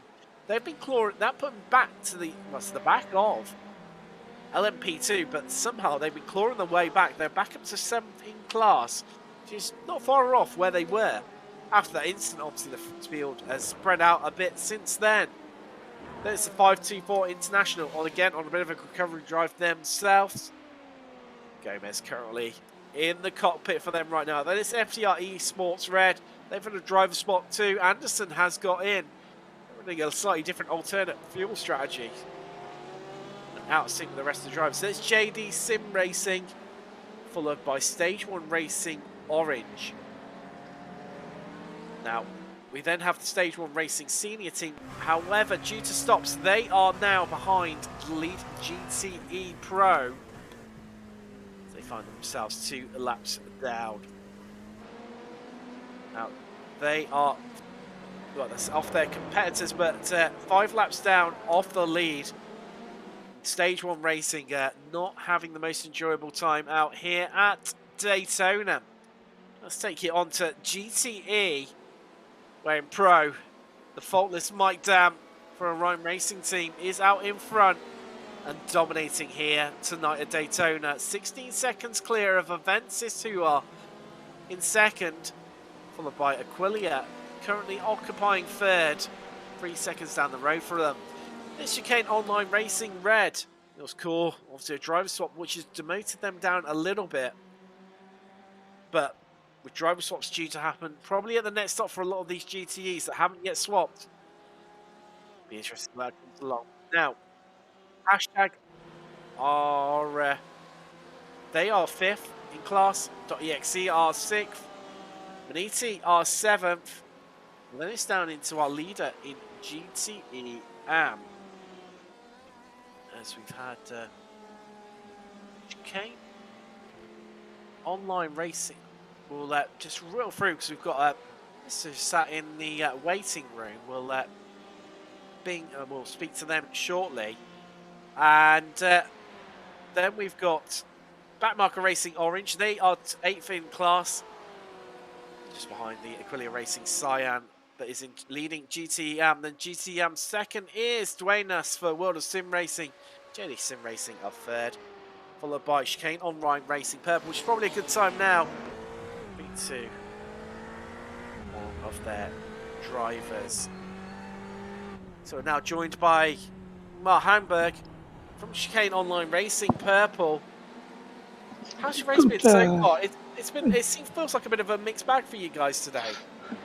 Well, so far it's going according to expectations. Because during practice we were already looking strong, and I somehow managed to pull a pole position out of my ass for AM. So not sure how that happened, but yeah, there's that. It's been a bit of a tale of 2 different stories. Obviously, the Porsche is dominant in GTE Pro, but in GTE it was the Ferraris that were, taking the lead. I know that sort of changed after the last round of pit stops. A lot of that due to driver changes, which has bumped World of Sim Racing currently up. It's make a driver change. It also looks like Aquila Racing didn't do a driver swap, so it's interesting to see if we can catch up and get by. Definitely.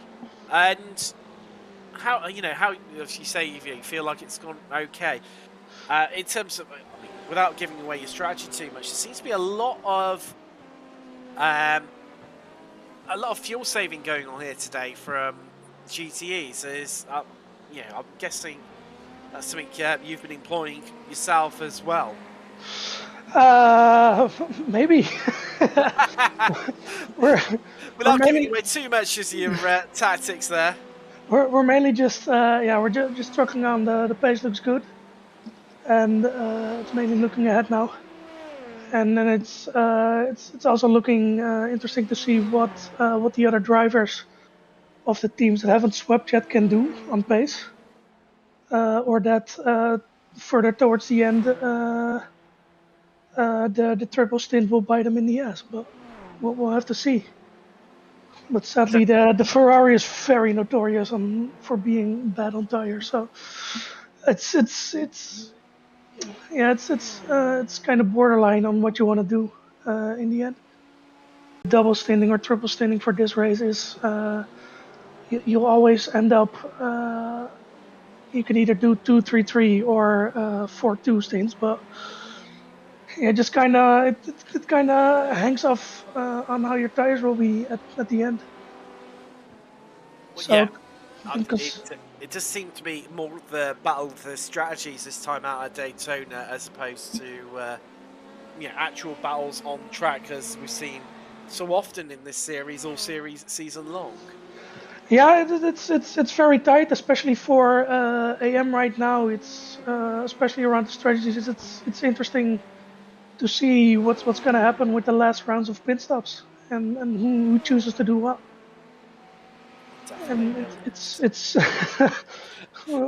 because we're just 19 seconds behind the leader currently, but maybe their tires will fall off towards the end, and then we'll see what happens. And when can we expect to see you in the car again, Ingmar? In either 2 or 3 stints time. Lovely. It's so I'll be not taking it to the end, or I will be taking it to the end. It kind of hangs on mostly on what the tires will do. No worries, brilliant. Thank you very much for your time. That's Ingmar Homan of Chicane Online, so Amberg of Chicane Online Racing Purple. Good luck to you. Yeah, see you around, people. Wow, interesting insight there. And as we were saying earlier, Josh has had to disappear off from the engagement. I know he was disappointed about having to do so when I was speaking to him before the show. So much rather than go sit at a party, you'd much rather sit here and watch the great action that we've had out on track, as always in this series. And we've got battles. World of Sim Racing, they've got JD really closing up. The Ferrari not far behind. Sure, wheelbase in the BMW, but BMW, mate, it always has been such a large car on track. And here we go, JD, they're going to look to head to the inside, into the bus stop. Oh, World of Sim Racing, they're going to back out. No, JD back out and take a bit of a more swooping line, but they've lost a lot of time. Well, at least they're going to have the slipstream heading round the banking, round turn 11 and 12. It's not, that is not closing up at all, that gap. If it is, it's very fractional. But it's just showing, really, I mean, that BMW really having some straight line speed here in GTA at Daytona. That's what's just allowing Dwayne for World of Sim Racing to keep that BMW ahead.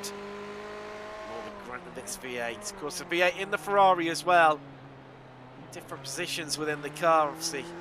On the driver, the Ferrari, and in front of them in the BMW. Obviously, all able to complete on such a level playing field, but you can see where this is where the Ferrari JD really comes into its own in this infield section. So really closing up once again, taking 3 attempts out of World of Sim Racing. You see the boosted LMP1 just pop up there on the inside. Actually, it's like to clear its way through, but JD not exactly happy of where they position the car. So the LMP1, just there's only 2 of them here today, but slightly driven. JD clearly feeling like they could have waited maybe a little bit longer to get past, and that's what has allowed World of Sim Racing to head away into the faster part of the track. Well, that BMW is just so strong. We can see this pulling out time really strong out of the bus stop. It's Dwayne, that BMW, but just going to be out of slipstream range as well, JD. So hardly gaining through this section right now. As we head, and we've got so just to bring you up to date, this is currently your closest battle out on track. In terms of retirement, we have lost only GTEs so far. Vensis 116, they retired the car in lap 70. BMW. There was another BMW Fuga. And then Chicane Online Racing Orange. 3 BMWs unfortunately retiring. See, Orange, Chicane Online Racing Orange from GCM. And then JD Sim Racing, their Porsche was the only other retirement. That was back on lap 24. Unfortunate for them, but 524 International. They've had a real mixed bag in terms of racing, but starting to pull their way back through. But things a little bit quieter. Let's just ride on board with Sapphire Simsport. Davey Hack and look back to the Fuga LMP2. They're currently 5th in class. You see the way that the LMP1s really cut their way through like a hot knife through butter. The track, thanks to that power deployment. Now, we'll stay with these guys as there's a bit quieter out on the track. We'll run through a lap with the LMP1 and what it's like for these drivers in the traffic. You see them coming back through and just able to clear up, and we'll just listen in.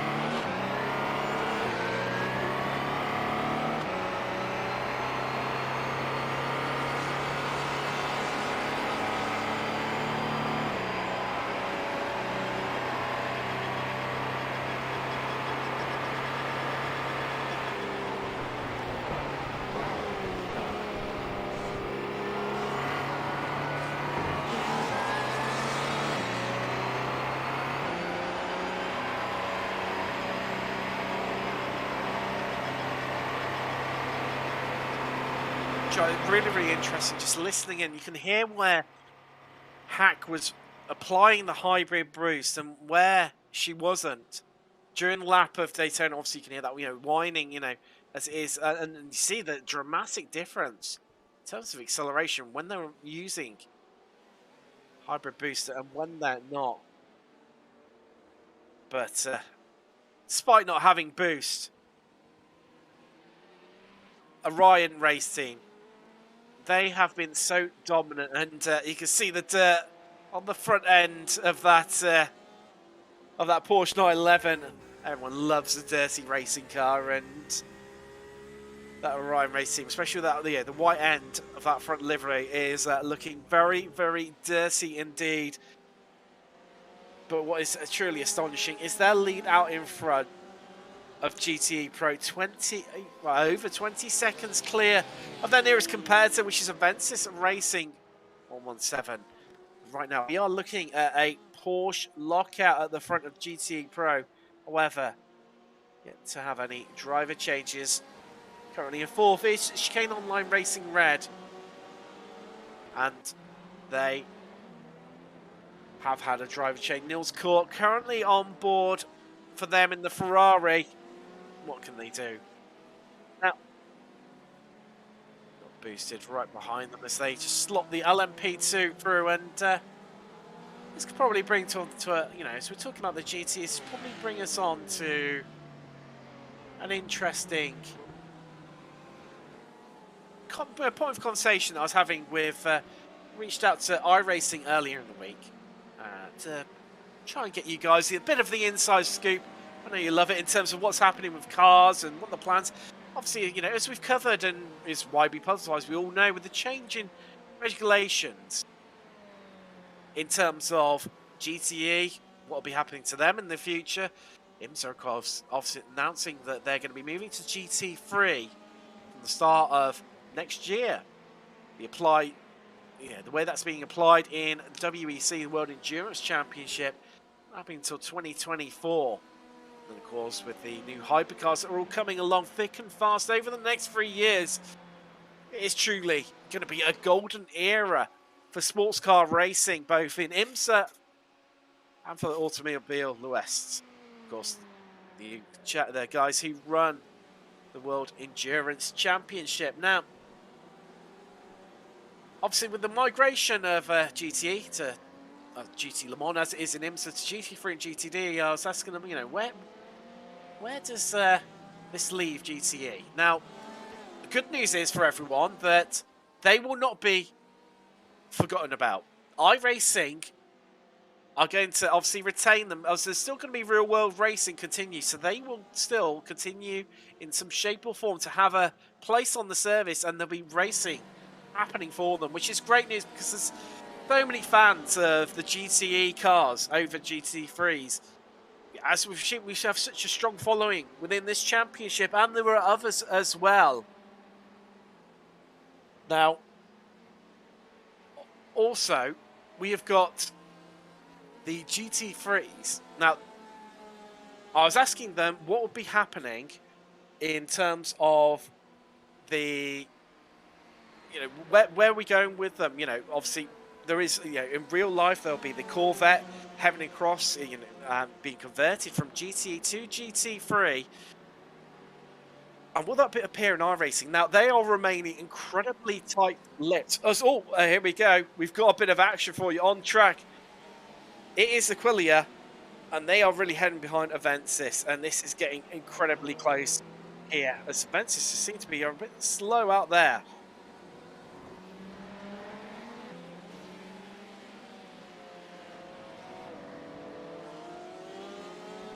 Now, we're going to take a little look. Apparently 27 Motorsport had an accident.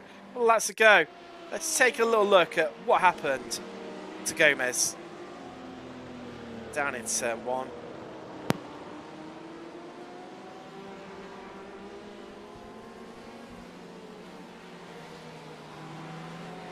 And a big amount of damage there for that BMW M8.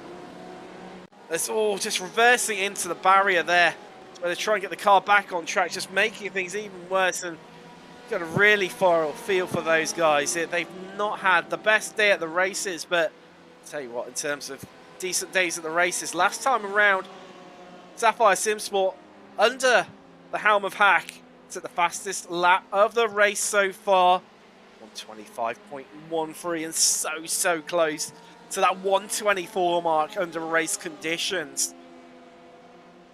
Now, just resume back to what we were talking about, obviously, discussions with iRacing, yeah, and as I was saying, you know, remaining incredibly tight-lipped on what cars will be and won't be coming to the service. And obviously their commitment to reflecting real life, and I couldn't get a scope for you, unfortunately, of when we'll be seeing the Corvette. Obviously, as I mentioned, you know, before the action started happening, you know, always just getting into a nice juicy bit of detail. It's always after the action starting to kick off, and yeah, they were saying that they're not giving any, yeah, they're not giving away any info on terms of what will be happening, and when we will see that migration or even a new car of the Corvette from GTE to GT3 to reflect the real life.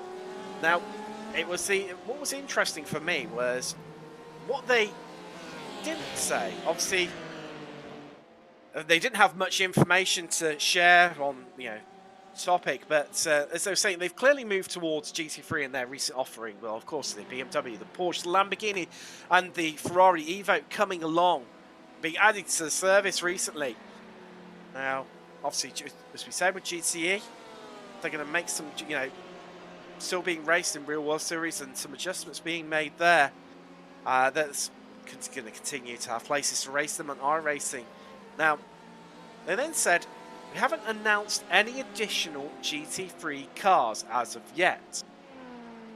Now, I don't know about you at home, and I'd love to get your thoughts on this in chat, because yes, they haven't announced anything, but that almost implies that we're going to get some sort of announcement. We could see more GTEs coming. Now, of course, some of the more GT3s coming. Now, of course, some of the GT3s are, you know, slightly older than others. McLaren, you know, being of the, you know, not of the current generation of GT3. So could that be replaced potentially? I'm not sure.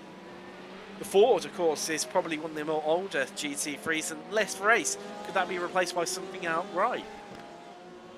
Of course, there is also talk about the expansion to numerous different manufacturers being available. So rather than restriction of currently 8 different cars within a race, that being expanded. And Low Endless is saying that maybe Aston too. It isn't a good show, obviously, you know. Could we see potentially the Aston? I mean, I do love the Vantage V8. It is an absolutely stunning car and great fun to drive. And could that see it? But this is where, I mean, just thinking about it as well, you know, similar type of cars within, you know, manufacturers within the surface. Of course, we used to have the All-Star LMP2, that had a Honda engine in it. Could that see the NSX emerge? Of course, that's raced within IMSA as well, which adds to the weight that, you know, maybe being able to see something like that. Now, I also asked them about LMP3. Could they tell us, could they give us a little bit of a scoop, a little bit of juicy tidbit of information? Because that is something that's been mentioned around quite a bit, around Reddit, around, you know, the forums, and general conversations. As just trying to keep half an eye on right now what the .exe Porsche is doing to the hashtag BMW. Yeah, so just keep an eye on them. So yeah, could obviously they would not budge on that one, and likewise over hypercars as well. What they're going to do on those, and they said to me, we have not made any announcement either way on these, which says to me there is a possibility of them not coming, although they could come. We just don't know. And I'd be interested to know from you guys, which of the new hypercars would you love to see in iRacing? It's a really, really interesting one, and I've had a couple of crashes while I've been bringing you up to date with what iRacing have to say, and we're just going to cut to them. So let's take a little look. It's you've got to feel the guys at 27 Motorsport. Gomez. No. Didn't put it in the wall. Kept it on the brakes there. Just sat there. Oh, there's a JD Sim Racing. They've spent as well. That was no check on board for them. Let's take a little look. Was it because they saw the one car in front of them? No. They lost it all by themselves. Although, it looks like it's all on the track. But I'll tell you what, it'd be interesting to see, because the LMP2, I think, I'm not too sure who it was. I couldn't quite catch it. It's coming through. Did they get a little bit of a tap on the entry? I don't know. We'll see it from a different camera on that one in a bit. But right now. Alright, here we go. As if by magic, you ask, you get. Thanks to producer Sean, as always. No, they lost it by themselves. It was the Vector, I do believe, just coming through there.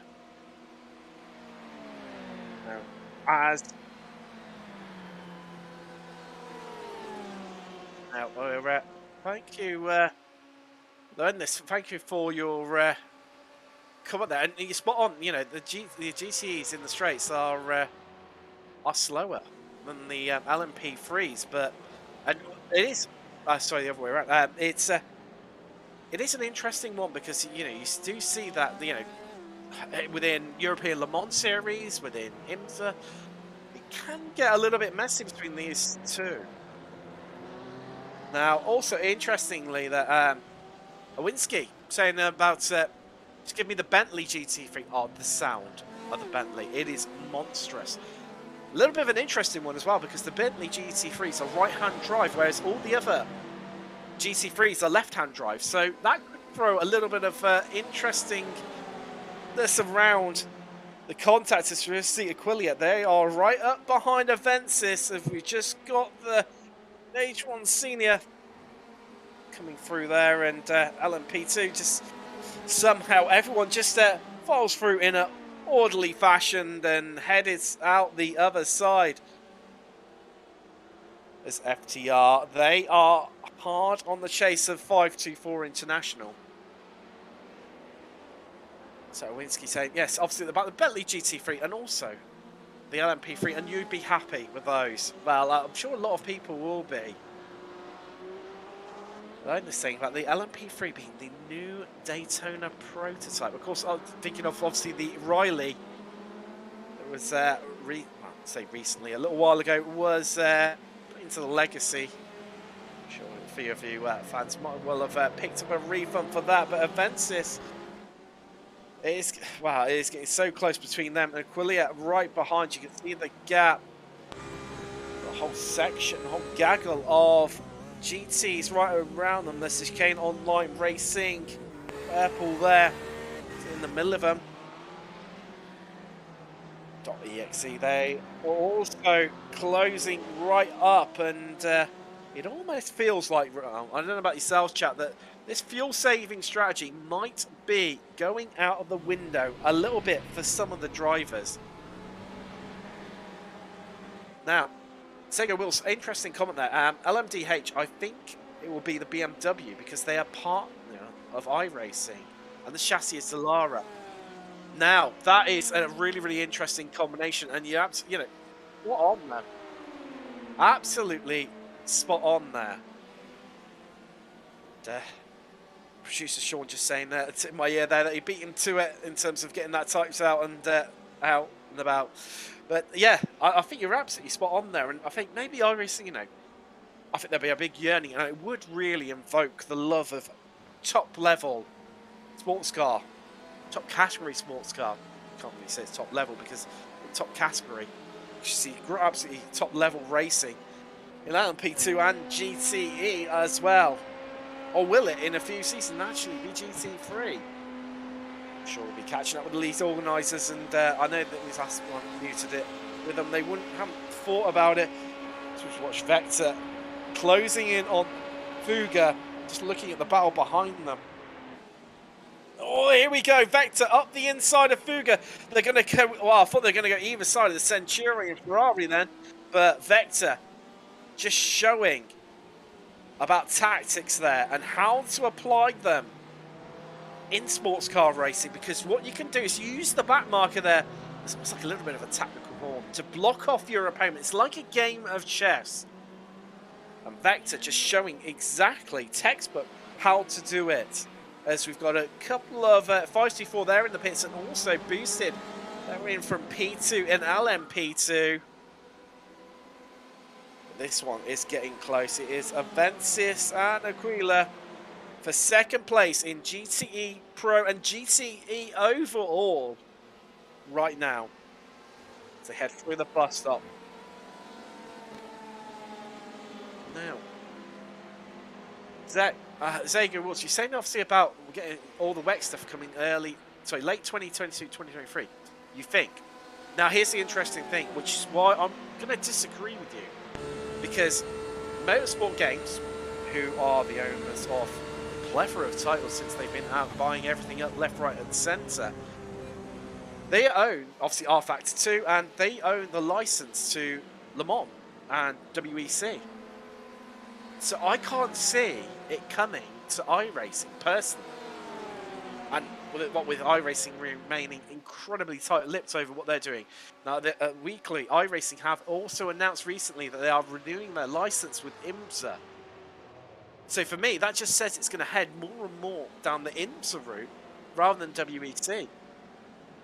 Obviously, iRacing is born out of American racing, what with ovals, etc., you know, being the main heartland, where they sort of started. This gamer, born out of the original Grand Prix legends. And IndyCar racing as well. So that's where it all comes from. And for me, it just says it's going to head more towards the IMSA model. But I could be wrong, because we are getting the latest and the previous, this year's and last year's Mercedes F1 car coming. So it could be as left field as that. Okay, you mean in terms of LMDH and LMH create a WEC-like series? That is very true. That is very true. And could we see a, how iRacing have got around it, whereby we've had 24 hours of lemons, we've had 23 hours and 59 minutes in 60 minutes of Le Mans, we've had all sort of other creative ones. As here comes Aquilia. Can they get past Avensis? No, they can't. But they're really, really starting to turn up the pressure and really, really trying to force Avensis into making a mistake. Not force them off the track, just really, really just showing the car in different places. Make them look in the mirror so they can get the move done. But Owinski just saying that, obviously, in chat, I think IMSA will become the main race series for iRacing next year. Well, effectively, it already is really, actually. When you look at it, we have the Michelin Pilot School, or the Mazda, of course, that relates to, you know, the real life series as well. We have, obviously, the Haggerty series, which obviously follows the calendar as well. So we're pretty much already there, which just makes more sense. Exactly like Zago Wills was saying earlier. That's getting the LMTH and for you know, brilliant call in terms of the BMW as well, because like you say, we already have BMWs within the service, quite a few. We already have Dallara in LMP2. The combination just seems right, doesn't it? It completely seems right. And the most likely, you know, if you had to put money on it, I think that has got to be the most viable option, the most likely option to happen of all of them right now. But so we've got the leader is in from LMP2. Hashtag they are in from the lead. Well, they're even coming out as it was just showing us being in their pit box, but looks like they're even going to come out ahead of Vector. So they have banked a pit stop. Well, actually, no, they haven't. So they couldn't come out. Well, actually, no, that gap has closed up. Now, that is because hashtag have I've just spotted they have come out ahead of them. Only 7 seconds, so that gap has closed up. But hashtag have made a driver change. Pedro de Souza currently on board for them. But what can this guy, the American Zenovo, what can he do? Can he take the fight to hashtag? They've had it all day long so far, all to themselves at the front end. They've headed off into the distance. The battle realistically has been between Vector and Boosted over P2. But these guys, they seem to be either miles apart or right on top of each other. Now Sapphire have obviously headed, they have recently stopped, whereas Boosted haven't. They're going to be due to stop within the next lap or two, but only a second separating these two. So it's great to see them side by side and with one another. Now this is a pass down in LMP2, antagonistic Team Orange. Some drop out so early on, but I mean it's an interesting one. They are Team Orange, but yet they have pink stripes in the car, and I'm sure there's a story behind that one. There is bound to be. There is a bit of orange you can see on the sort of tip of the side end plates of the rear wing, and also just above the airbox. So I'm certain there is bound to be a story behind that, as there always normally is behind so many of the liveries. Now, FTR, they're a bit far behind these guys. They had to, Trevor Anderson coming on board for them, they had sort of started to close up a little bit. But right now, it's the battle between Fuga and Antagonistic. It's almost back to where we were at the start. They come charging up behind and Boosted. They are in from second place. I'll tell you what. Right, Sam. For Sapphire Simport, there's a lighting at the time of seats. There's purple sectors happening all over the place. Really finding some gaps in the traffic. Enjoying being out in that Audi R18. Also, 27 minutes more. They are in the pits. They've been there for a while, and that's not looking good.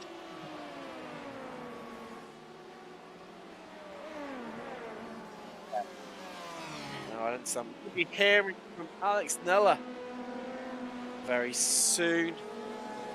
That'll be good to check in with a few of our drivers, see how they're getting on. That's the Avensis 119 team. I think they're on P2. No, sorry, GTE. Sorry, apologies about that. Getting all confused. I've got LP2s on the screen. My multitasking abilities are stepping away from me slightly. There. Now, what else can we tell you? This going on. It's getting a little bit quiet out there.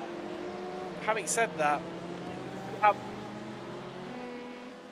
got Aquilia racing Aqua and obviously chasing down Avensis, and likewise Fuga versus antagonistic. And I understand, James, you've joined us in the boss commentary box. James Parfitt. Hey, how are you, Tim? I am all good. You all good? It's been. I tell you what, you've missed. You would have enjoyed some of the drama we had early on, especially during hour 1, where we had 2 lots of free wide into turn 1 in LMP2. It was a sight behold and hold your breath moment, and could have gone in either way. And somehow we managed to have 5 cars come out at the end of it. Well, that was all good then, wasn't it? So they all kept it clean then.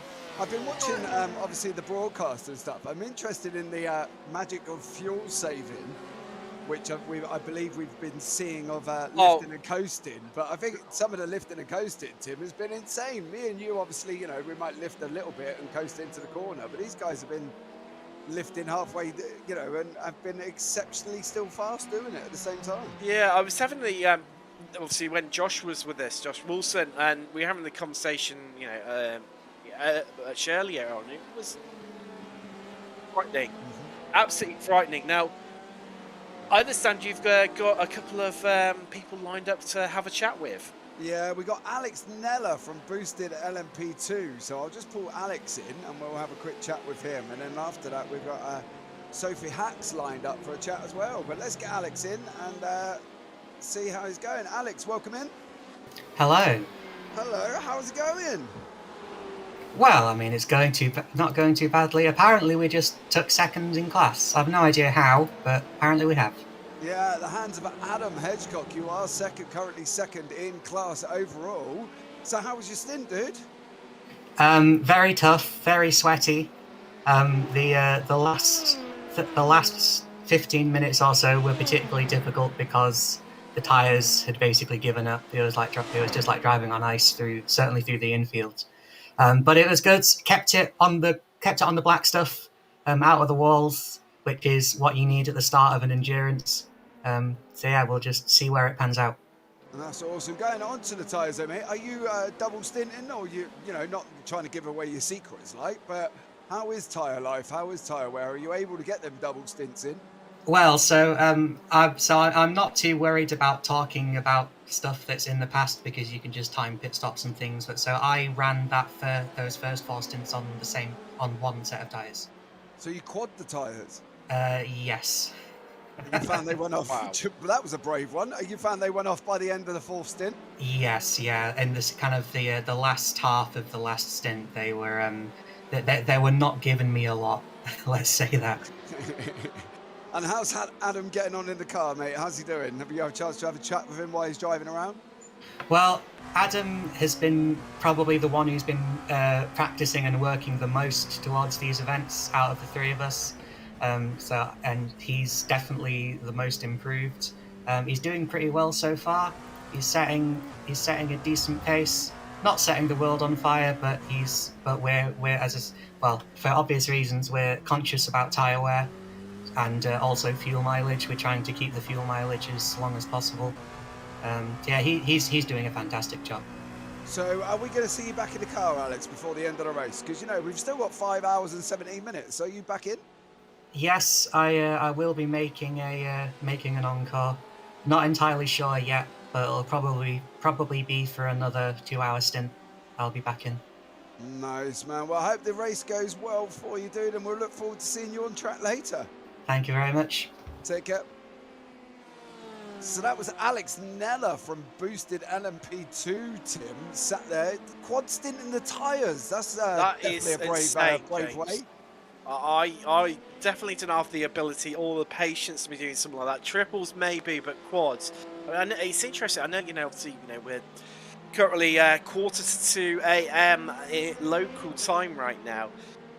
But even so, that's, with the track getting cooler, that is just absolutely crazy. And I tell you what, James, talking of crazy, let's talk to Sapphire Simsport Alpha driver Sophie Hack.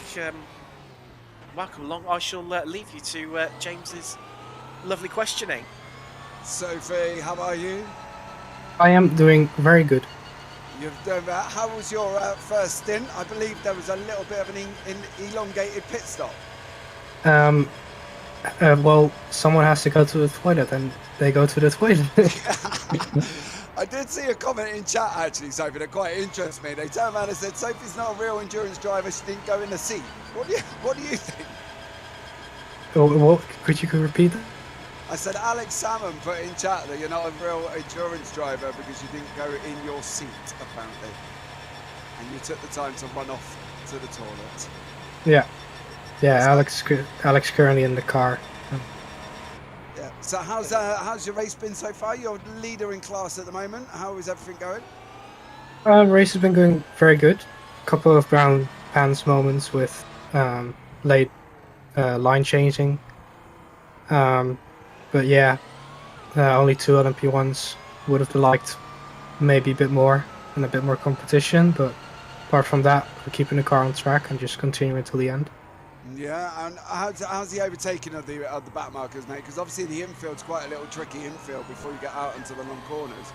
We're just watching Alex now coming up to the back of the LMP2. Are we? Is that a risk, or are you sitting there waiting until you get onto the long bank curves? Currently, we're just waiting because we're not really fighting anyone and we're not trying to set amazing lap times. But if you were in a battle with someone, you would send them. You would try and go past them as quick as possible. I've sent a couple of guys during the racing. But apart from that, yeah, just wait and try and do it as safe as possible.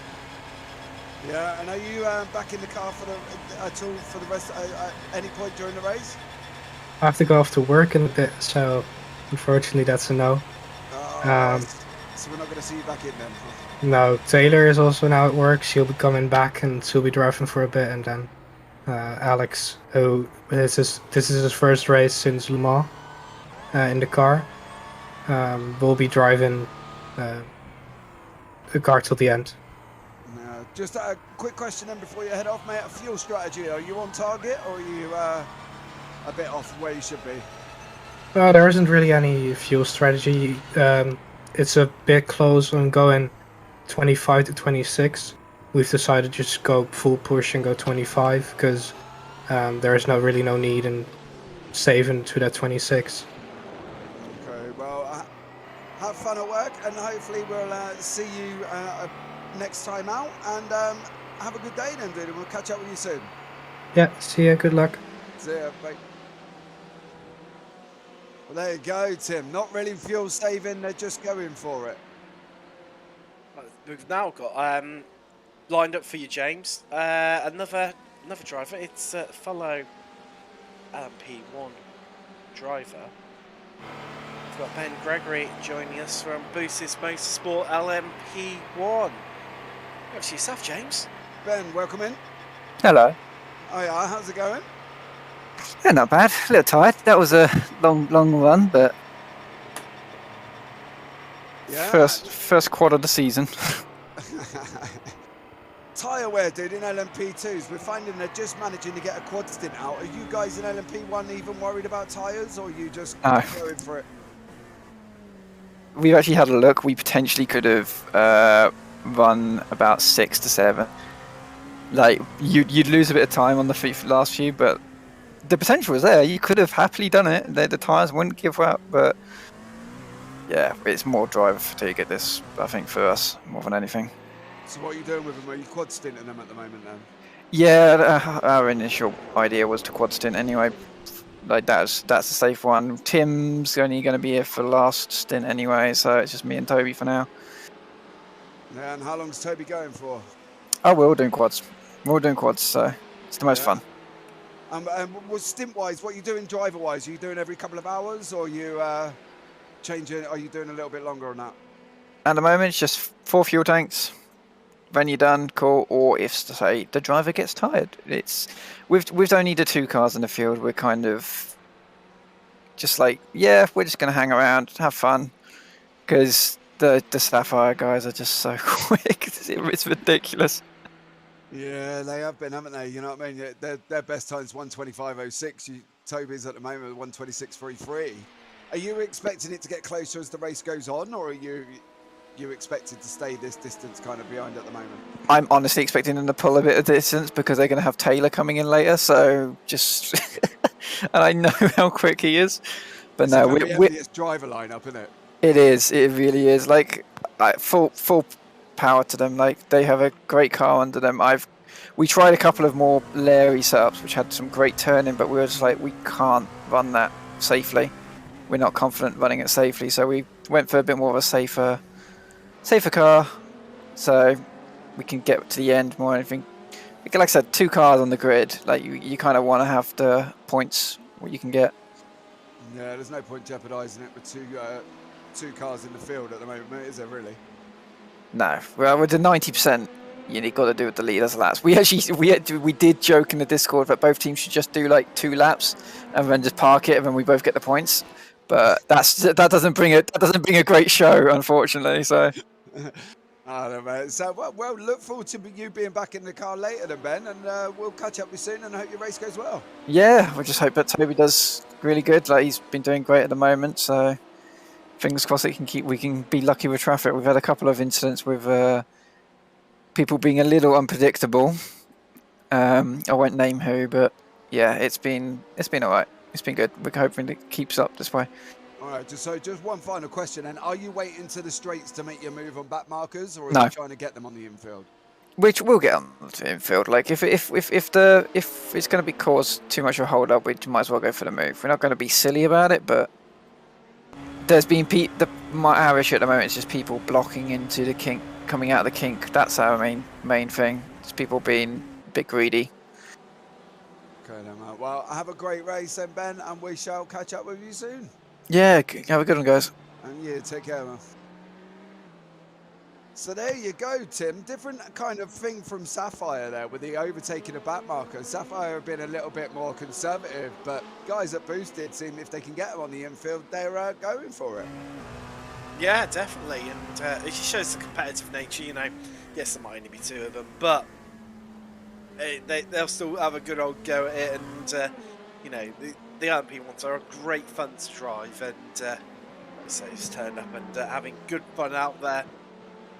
But just while you're chatting, James, just watching this battle between antagonistic racing team, Fuga Sim Sports, just in LMP2, just starting to close up a little bit. But yeah, I mean, Ewalt saying in the YouTube chat, just saving seems to be the key here. It saved a lot of fuel behind someone in my second stint. Yeah, it has definitely been the large tail of Daytona. You know, the amount of fuel savings going on, and like you say, James, earlier, it's still frightening how quick so many of the drivers are. But put it on the screen right now, down to 4/10 and getting even closer. But we've had our leader within GTE they are actually the last GTE to pit, to be fair to them. They are in. It's JD Sim Racing, Thomas Mocek for the Ferrari. And, where they were 6th overall when they came in. A lot of that have been aided by them not stopping, and their competitors around them had all stopped. Where can they come out? Obviously, the second place car is a Ferrari in GTE AM. And there it is. You can see it on your screen right now. We spoke to them earlier. Where can they come? JDR on the pit exit. I don't think it's going to be enough. I think in terms of chicane on Rhine Racing purple. There you go. Yeah, I think it's going to be close, Tim. There you go. Look, it is. Coming round. Well, there you go. Out now. They're on the outside. They're going to go ahead. And, cameraman just getting it a little bit exciting. Let's look at a picture of the stand. But there we go.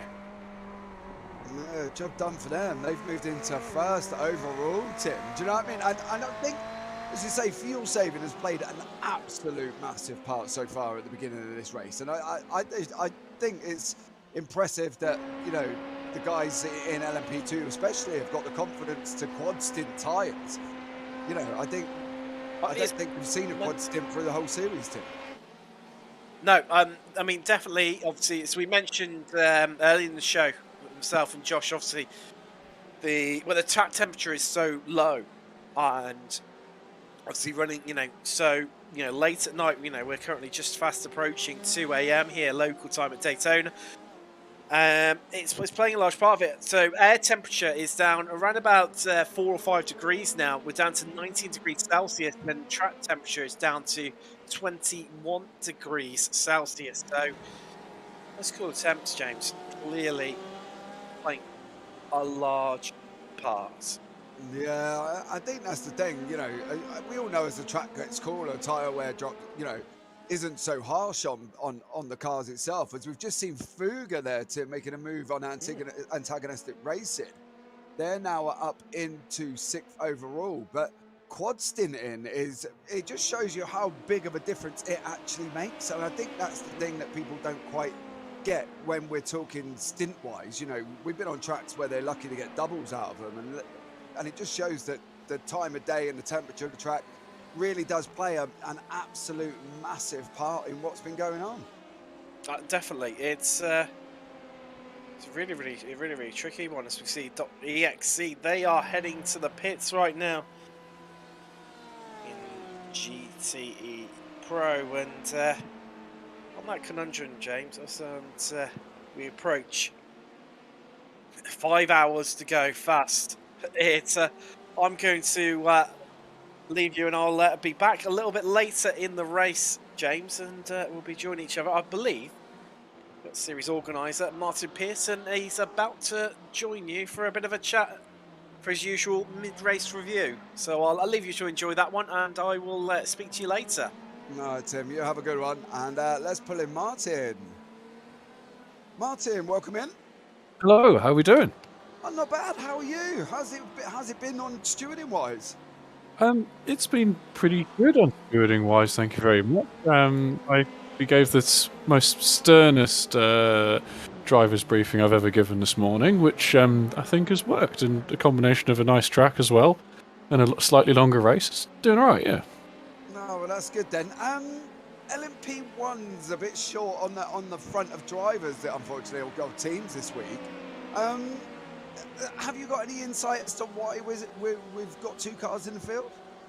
Oh, unfortunately, I don't have any further insight. I know in the Sapphire car, one of the drivers has just moved house and has no internet, but they've still managed to show up with a car.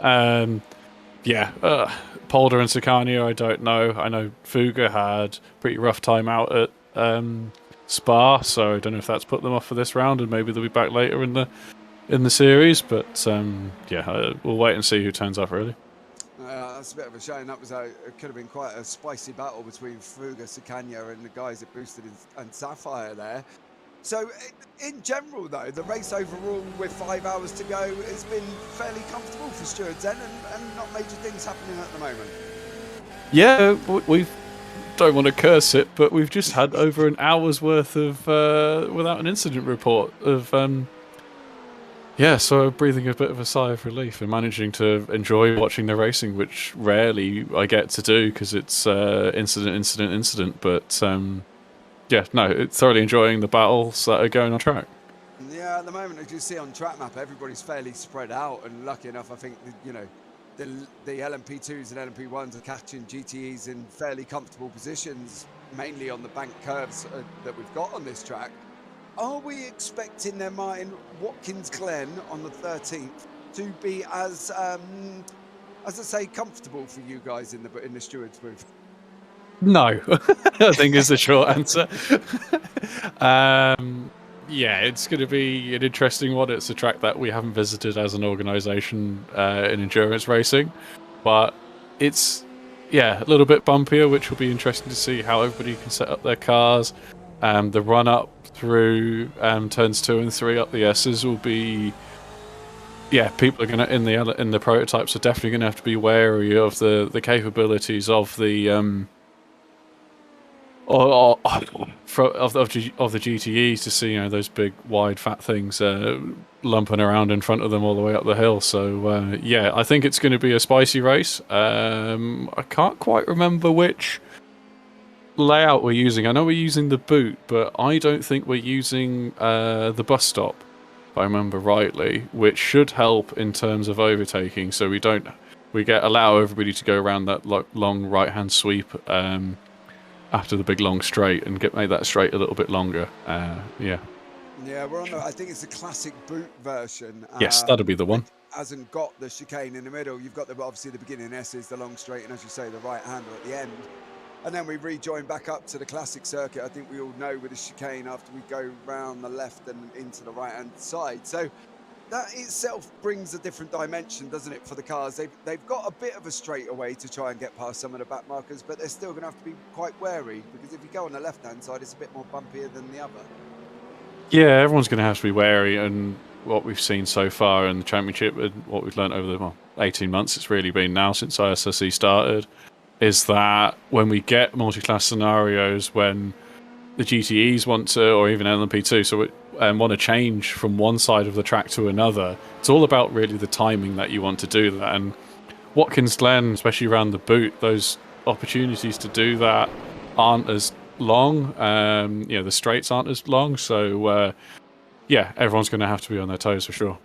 Yeah, that's what I mean. I think, to be fair, Martin, that track itself brings a whole different dimension to racing as you go up through the S's. If you're an LMP1 catching the GTEs at the top of the hill, it is definitely going to be a bit different to the Daytona that we're watching at the moment. But so at the moment then, Martin, you're just sitting, chilling, enjoying the racing as we see Boosted there just go off, unfortunately spinning just before we reach up onto one of the bank corners. Not often we say this, Martin, but go back and enjoy the rest of the race, and hopefully you'll have a quiet 5 hours. Yeah, fingers crossed, touch wood, and all of that jazz that it stays this way. I'm not going to hold my breath for the rest of the 5 hours, but we should be good. And if you guys want another chat later on, I'm more than happy to help out. Yeah, I think you may just have to have a look at a little incident between an LMP2 and Alexa Brett there from backmarking Rowlands, who unfortunately was slightly tapped behind by an LMP2 that caused her to spin. So I think that's going to be one on the table when you get back, Martin. Fantastic. Can't wait. All right, you enjoy the rest of your race, and we'll catch up with you later. Cheers, guys. Enjoy. Good stuff. Keep it up. So there you go. That was Martin Pearson, the organiser of the ISRC, just saying that for the last hour he's had a fairly quiet, if not dead quiet, with no incidents. So that's a bit fortunate for a race that we've seen so far. I think that's probably the quiet period that we've had throughout the rest of the season. But as you can see, we just saw Alexa Brett there get tagged from an LMP2 as well. So I think that's one for Martin to be having a look at on the way back, as we see Jason Diller from Aquilia Racing Aqua there in his Porsche. Ooh, yeah, that was it. I think we'll have a look at Alexander King there. He's just had a little bit of an issue in his Porsche. We'll see as he comes off the banking into turn 1, and and that was the Fuga of LMP2 there, got stuck in the tire wall, and the Porsche is literally just wedged in there. Unfortunately, you're not going to get that out. That's a tow back to the pits, unfortunately for them, but that's unfortunate for FTR Esports White. So as we go back on board with Jason Dillon, now he is second at the moment in GTE Pro. And we are basically on the bank curves coming round. We're not that far. As you see, Jason Diller from Aquilia Racing Aqua and Niels Kaur from Sky. Oh, Niels at a big off there. Oh, unfortunately, just tagged the grass. And unfortunately, anybody that knows is it's just an unfortunate one-way ticket, as we see Adam Hedgecott from Boosted as well. Oh, it's been a dramatic 10 minutes since I've been in the booth after a very quiet period. Yeah, yeah, Martin did say no incidents happened, and here we are. We're racking up 3 already. So, yeah, what a bit of a drama for the last 10 minutes. We enter the last 4 hours and 56 minutes of this race. And I think now we're just on board with Jason Dillon, who's got a Ryan race team in front of him. Travis Schwenke on board for them at the moment. And 4 hours, 50 minutes, Sean. And I think it's just going to be quite an exciting time. I think there's still going to be some more action involved. I don't think any of these positions are really set in stone at the moment. So yeah, it's going to be definitely an interesting 4 hours left to go in this race at the moment. Jason Dillon in second is coming round the right hand of the infield, and then we'll be pushing out into the left hand side, going round the back side of the circuit into that little bus stop chicane that can provide some interesting overtakes and some interesting racing. We've got the leader in the field as well, 25 seconds up the road at the moment. But I'm sure Jason won't be giving up at all. As you say with endurance, guys, we've got 4 hours and 55 minutes. Anything can happen. And see there, we've got Zago Wills in YouTube chat. Stewards are bored. Let's give them something to do. Yeah, I think that's what we've just had a moment of there, Zago, and unfortunate, they had an hour where they weren't looking at any incident. So now, unfortunately, there's a couple on their table. So we've got Vector by RSR in the pits as well, and Josh Fletcher from Elite Racing Team, I believe, is also in the pits as well. As you see, Niels Core there. He is third overall in class. We've got Avensis Racing 117, 0.5 seconds tucked up behind us at the moment. We're holding them off going into this tricky infield. Now, this might stay line astern right the way through to this back straight, I think, guys. And at the end of the day, I don't think Gregor Lehman's there is going to be taking chances. I think, to be fair, from a driver's point of view, they know they've got this long area coming up. And I think, as anything goes, you would look at really taking that sensible gain where you think, well, actually, I don't really need to jeopardize myself on this infield when we've got such a long straight. And I think that's one of the characteristics of this Daytona circuit, is because of the long straights, they do play a bit more of an direct gain on the drivers at the moment, as you see there as well. Gregor now is 0.54, and he's closing in little temps at a time, 5.5, and we're now below 4 temps. And it just goes to show how much of a massive draft this plays as we're coming into the bus stop chicane. And as you see at the moment, we're lined right up, but we have got a second bite of the cherry as we're going down another long straight all the way round to turn 1. We're closed up. We've dropped out 7 tenths of a second, unfortunately, on the bus stop. But anything can really happen as we're closing in a little bit at a time, a tenth at a time here and there, as you can see. And I think Gregor's going to be looking at trying to close the gap as much as possible, and then looking at maybe staying again one by one through the infield and trying to get him on the next lap. It's clearly the Ferrari is quicker going into the bus stop at the moment, and I think that overall is going to play a massive part in what way Gregor takes this. And they've just got to be a little bit sensible. I think with anything in endurance racing, you really have got to be, play the long game, because anything can physically happen. And as we've seen, little incidents can pop up, or little people could, little things can get in the way, like hitting the grass there, like we saw with Chicane Online Racing Red with Niels Core.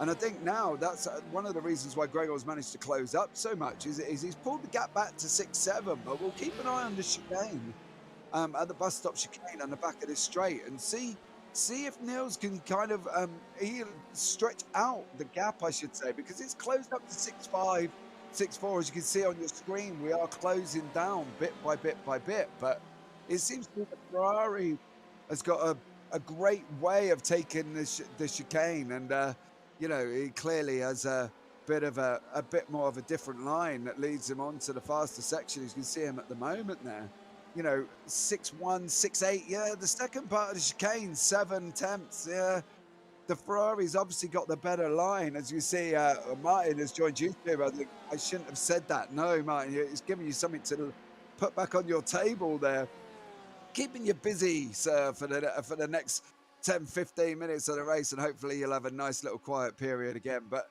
you see the time drops there with Gregor and as well. So we'll go back on board with Thomas. He's now in P1 from Chicane Online Racing Purple. He's in GTE AMS at the moment. And as you saw, the jump on Aquila Racing at the pit stop going around turn 1. It was always going to be close, but I don't think any of us expected it to be really that close. As you see, the guys from LMP2 Fuga that are in the pits, and Boosted is in the pit lane as well. But I don't think, you know, Thomas must have drove an outstanding lap to basically pull up that time back into that Aquila Racing Cyan and take the lead. He's now up, I believe, on my timing screen, I've got him up 8 positions at the moment, which is absolutely outstanding. Core Purple in lead of AM due to not taking tyres at the last stop. There you go, some inside knowledge. It'll be interesting to see if anybody from one of the GTE teams are in chat at the moment. Please message us. It'd be interesting to see. Obviously, we've heard from LMP1s and we've heard from LMP2s. And you see Alexander King is back out. Oh, no, he's literally... It's just... No, the FTR Esports car was going very slow, and unfortunately, I think that looked like Thomas Mocek in the JD Sim Racing, just looking at the livery, the green livery that he's got. They're normally running on the green for the JD Sim Racing. Not really making, and the car doesn't look comfortable either. You know, I think, unfortunately, that could be possibly the end there of FTR, because I think that car was, even though it was fixed, I don't think it was correctly fixed 100% on that one. And I think that, yeah, as we see Thomas Mocek literally, oh no, he's there was not a lot there for him to play with, unfortunately. So we got a penalty on screen. World of Sim Racing team, car number 52, safe overtake. So that's going to be unfortunate for them, as well as they go in to the last 4 hours and 49 minutes. So it's going to be an interesting 4 hours, 49 minutes. You know, never say never, as we've seen in pure endurance racing before. And there is Dale's Core. He is at the back going up. He's still got Grail Layman's, and I believe that is the Ferrari of JD Sim Racing in front of us currently on track. I'll just try and pick up whereabouts they're coming around. They're coming around that back corner. And again, look, it's just closing speed once the draft has come into play. It's just, it's been insane, unfortunately, down that back straight. So it's, yeah, it's definitely sort of safe for the drivers as they come in to that little tricky bus stop.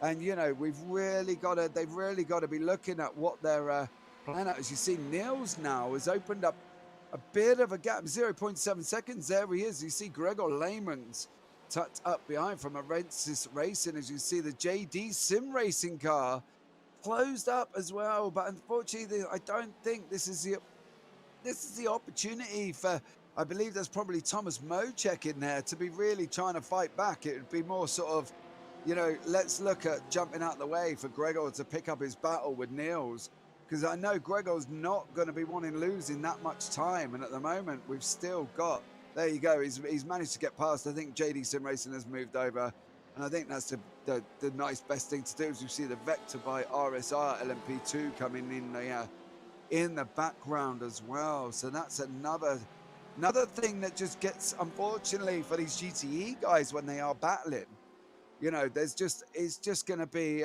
another thing that unfortunately Gregor's going to have to look at. Hopefully he can hold him and maybe look at letting the Vector by RSR pass on the straight. There you go. And as you say, as we predicted it, there you go, straight through as well. And I'm expecting on the right hand side we'll see Gregor.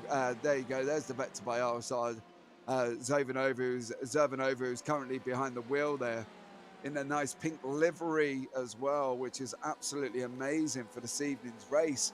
But guys in chat, let's say, where do you think this is going to be going? Are we going to be picking, winners and losers as we come into the last 4 hours and 45 minutes remaining of the ISRC? 8 hours of Daytona in the dark, which we know can play a massive part. Hopefully tyre wear is benefiting all drivers, as we've seen it has in LMP1 and LMP2. Be good to see if we can get an interview with a GTE driver. So if anybody's in chat and they fancy popping into the booth with me to have a quick conversation about how they're getting on, I think that would be absolutely outstanding. So just drop a message in chat and we'll sit in and have a chat for a couple of minutes about how's it all going. But we've still got Neil's call. I must admit, to be holding Gregor Lehmann's back 0.387 38 seconds, I think is very impressive from Gregor at this moment. The last lap time we've been looking at 141.83, 141.84. So there is literally nothing between these two drivers. And as we've seen before, the Ferrari seems to be a little bit quicker on the bus stop as we're coming round that left-hander before we start off down the straight. I believe this is as close as Gregor's spin in the last few laps, if he can hold it. 0.4 and closing in there, guys. You see time and tell on the left-hand side, 3.837. Look at the difference. Look at the gap. It's coming down as quick as anything at the moment. And there is Gregor coming into shot at the moment. Both these cars have been with two. Look at the closing speed of Gregor, 2.224. It goes down and there he loses that little bit of time in that second part of the chicane and pushes it all the way out to 0.529, 525 on screen currently as well. So unfortunately, Gregor's got to look at that chicane and see where he can, unless he's literally, we can jump on board. Maybe Gregor's doing a little bit of fuel saving at this moment in time in the race where everything has settled down. The cars are more spread out on track. They're really, massive. You can hear it already. You can hear it. Well, yeah, you can still, okay, so I'll not hear it as much, but you can hear the lift off that Gregor's doing there as he's closing right up again, lifted and coasting going into the corner. He's obviously on a big fuel-saving mission during this stint that's keeping him in good stead for the rest of the race. Because as we know, as we've been informed by Sophie Hack, you don't want to be flat splash and dashing at the end of an endurance because it can throw you right out position-wise where you go into the pits. You can lose a few positions with these cars being close together. But, Gregor's obviously got this down at the moment, as you see coming into the left-hander. What we'll do is we'll have a follow of Gregor, stay on board, and then basically we'll listen. We'll just listen to what happens as we come round it into the bus stop. We're coming round the second part of it at the moment, of the long back left-hander, taking the inside line behind Niels. But let's have a listen and see what Gregor does.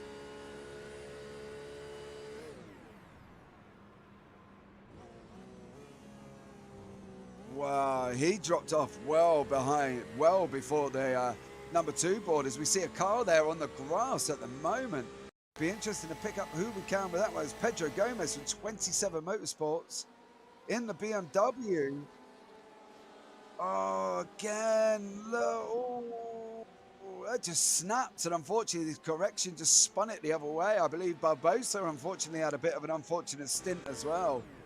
And it don't seem to be getting any better for Pedro there, as we see Gregor still lifting off well before the corner, doing an absolutely incredibly amazing job. And there's the LMP1 of Sapphire going through. Taylor Mills now behind the wheel, so that's going to be, well, I'm expecting some amazing driver, big things from Taylor at the moment. They've got an absolutely insurmountable gap. It's like 1 minute 22 seconds back to boosted, so it's absolutely incredible. There you go. But they're coming right up. There's Taylor in the background. There's the boosted car. So this is for lapping, guys, in the LMP1. It just shows the caliber of drivers at Sapphire have got in their lineup.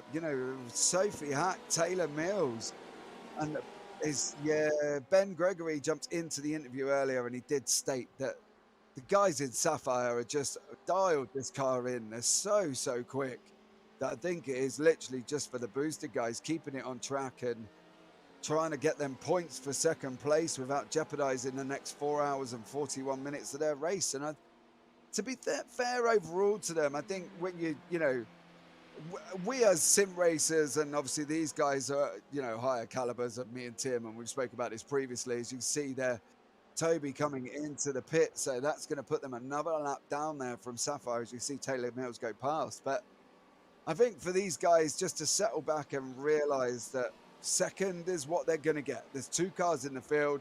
They're going to take the championship points either way.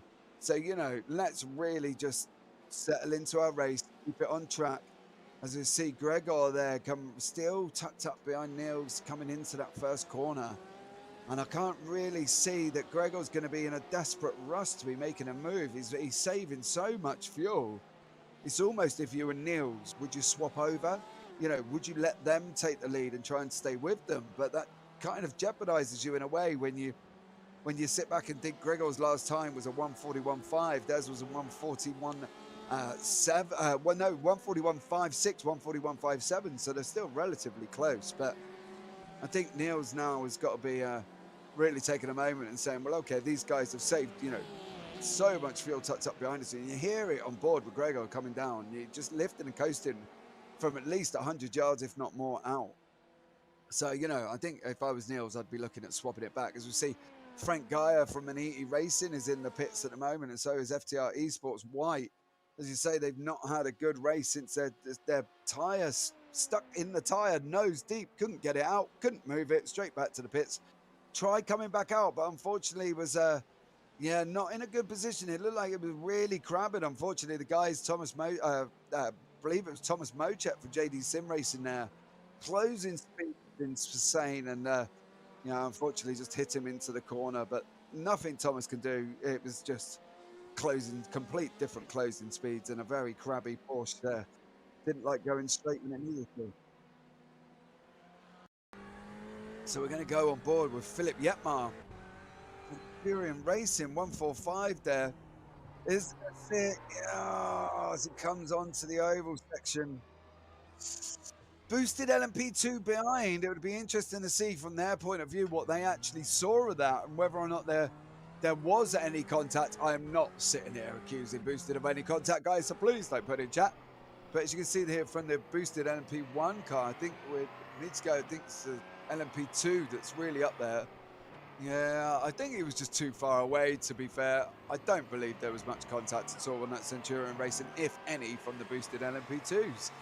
So we've got LMP1 coming up to go round their LMP2 counterpart, and I don't believe there's going to be much holding up at all. I think that LMP is just going to literally clear out of the way. No, look, Adam, nothing I can do. Well, you know, nothing to do with him at all. Unfortunately, that Centurion Racing just lost it all on its own. So Radu Zelenova has got a fairly comfortable race at the moment. First in LMP 1. He is literally on the infield section, and we've got second place of Pedro de Sousa from Hashtag Racing. They are all the way back, coming round the start-finish. I would say start-finish straight, but it's more of a start-finish corner, really. So there's Pedro's start. Is an absolutely massive gap, 26 seconds, but 4 hours, 38 minutes. Doesn't take much to happen in an endurance that can really close your gap up, and I think we're just hoping that they may remain clean. Come on, let's be real.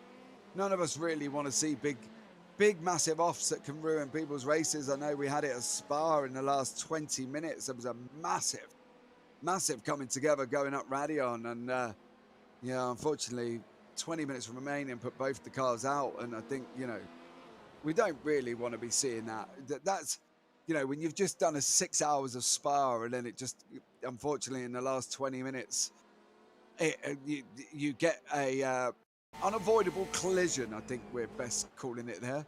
As you see, Pedro Gomez from 27 Motorsports, unfortunately, he's had a little bit of an incident as well. So it's not going well for these guys down at 27 at this moment in time. I think it's just settle down and let's see what we can recover from it. It's quite an open field, you know. There's the Porsches, Ferraris, BMWs, all in the top 10 of the GTEs.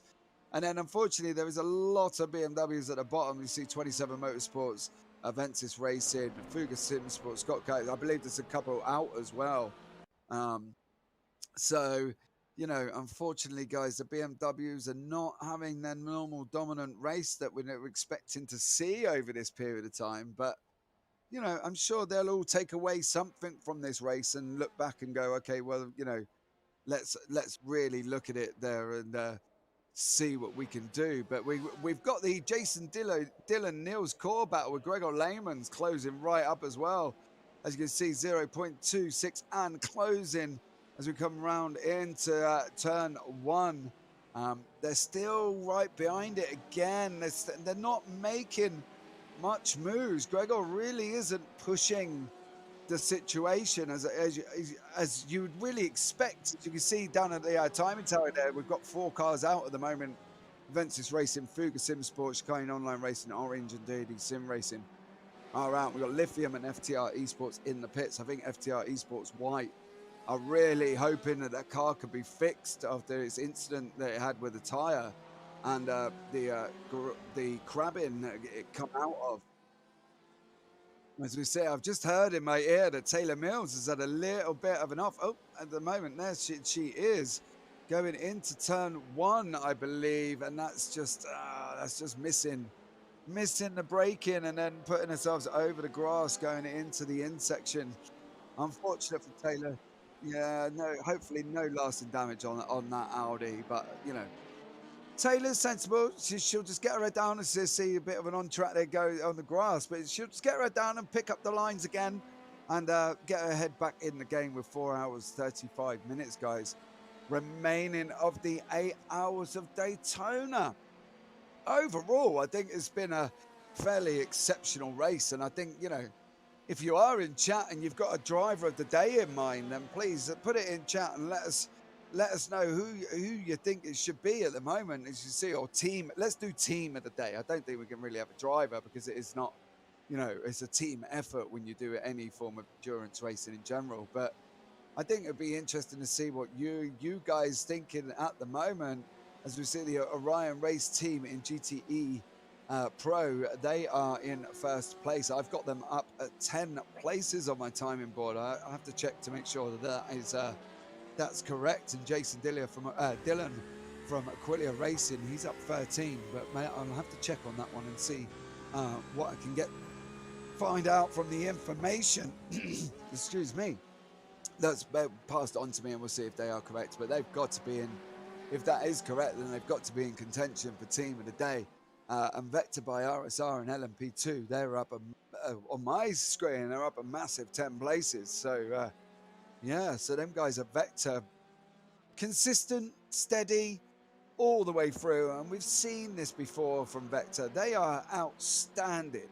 You know, the guys of David Duino, EJ O'Donnell Lines, and then Radu have just been so consistent as the season's been on. And they've had an amazing drive at the Red Bull Ring, but they went off really early and put them at the back of the field. And they've just managed to come all the way through, and I believe they took the victory in the LMP2 series that race as well. So, you know, guys, these are all top drivers. So, you know, let's see what happens.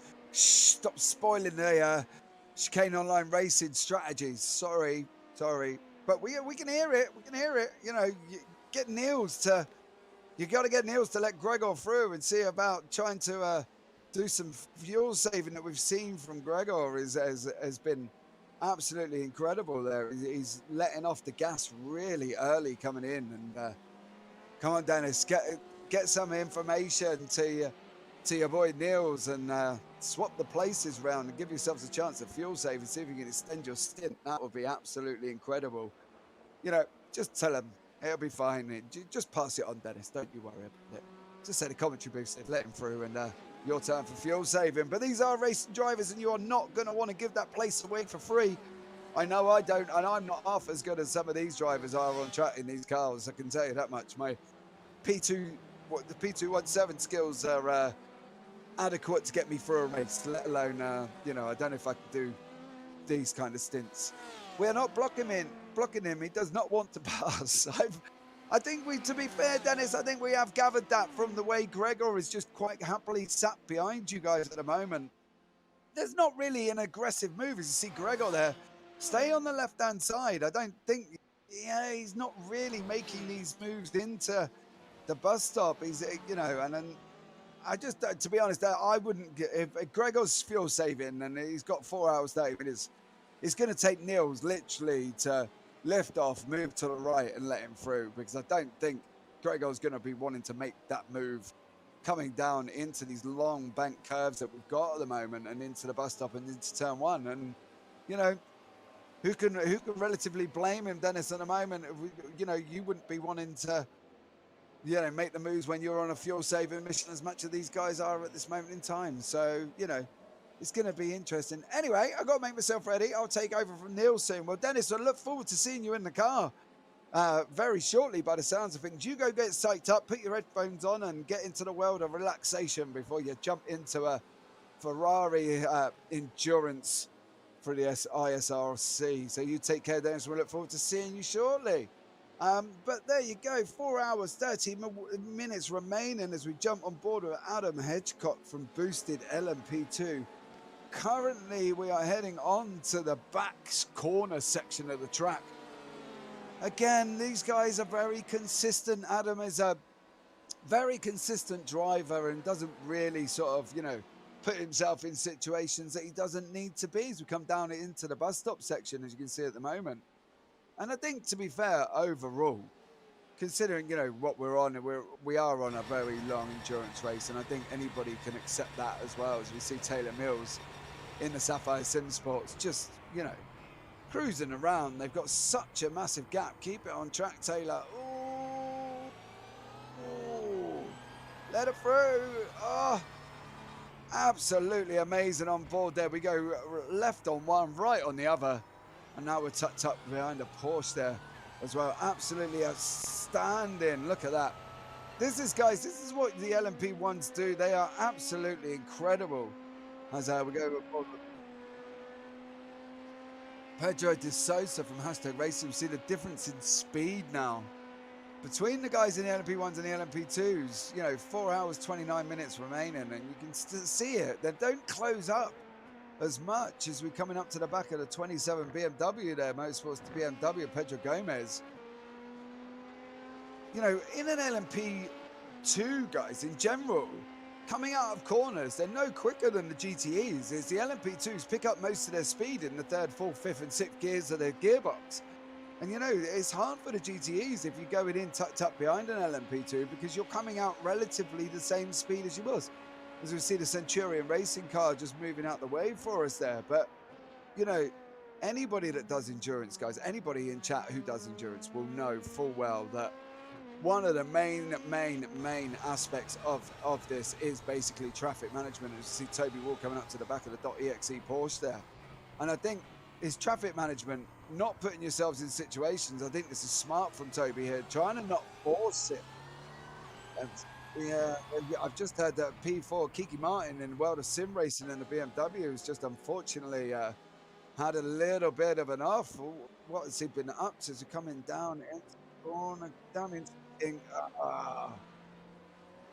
so easily done. And unfortunately, it doesn't look like the Beamers have got this track dialed in as we've seen at so many other circuits. We've got a lot of them.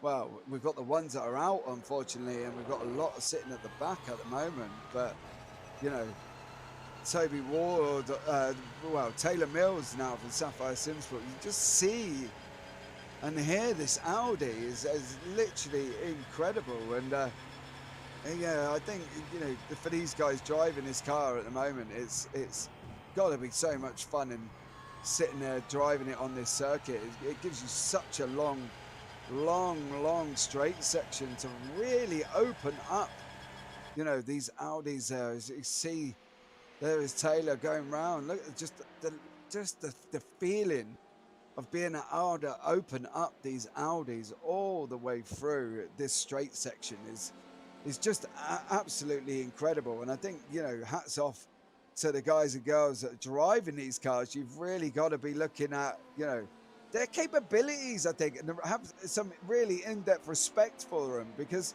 not everybody can drive for a 2-hour stint and keep it like these guys are doing. You know, it's really is incredible that this is, you know, they're partaking in this without much effort at the moment. And I think that's a different thing altogether that these guys are managing. As we see Timothy van der Broek from Stage 1 Racing Orange there in the LMP2s.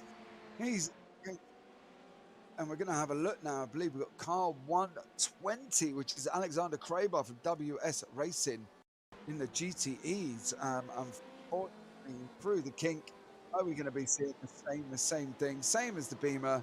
Spins it round, unfortunately, and yeah, it seems to be claiming a lot of victims, that kink section. So yeah, it's just going to be interesting to see how they manage it for the rest of the race and seeing how they get on. But we got Stage 1 Racing Orange, Timothy van der Broek there in he's in the number 94 car, 10th in class overall. Minute 8 I've got him on my time in turbo behind JD Sim Racing. I think it's a little bit, and these guys are in position. Joshua Meyer and car 251 there of Kiki Martin as they come. We've got an AM and a Pro together, both flash of the lights, both in BMWs. As we know, we've got an LMP1 on the left.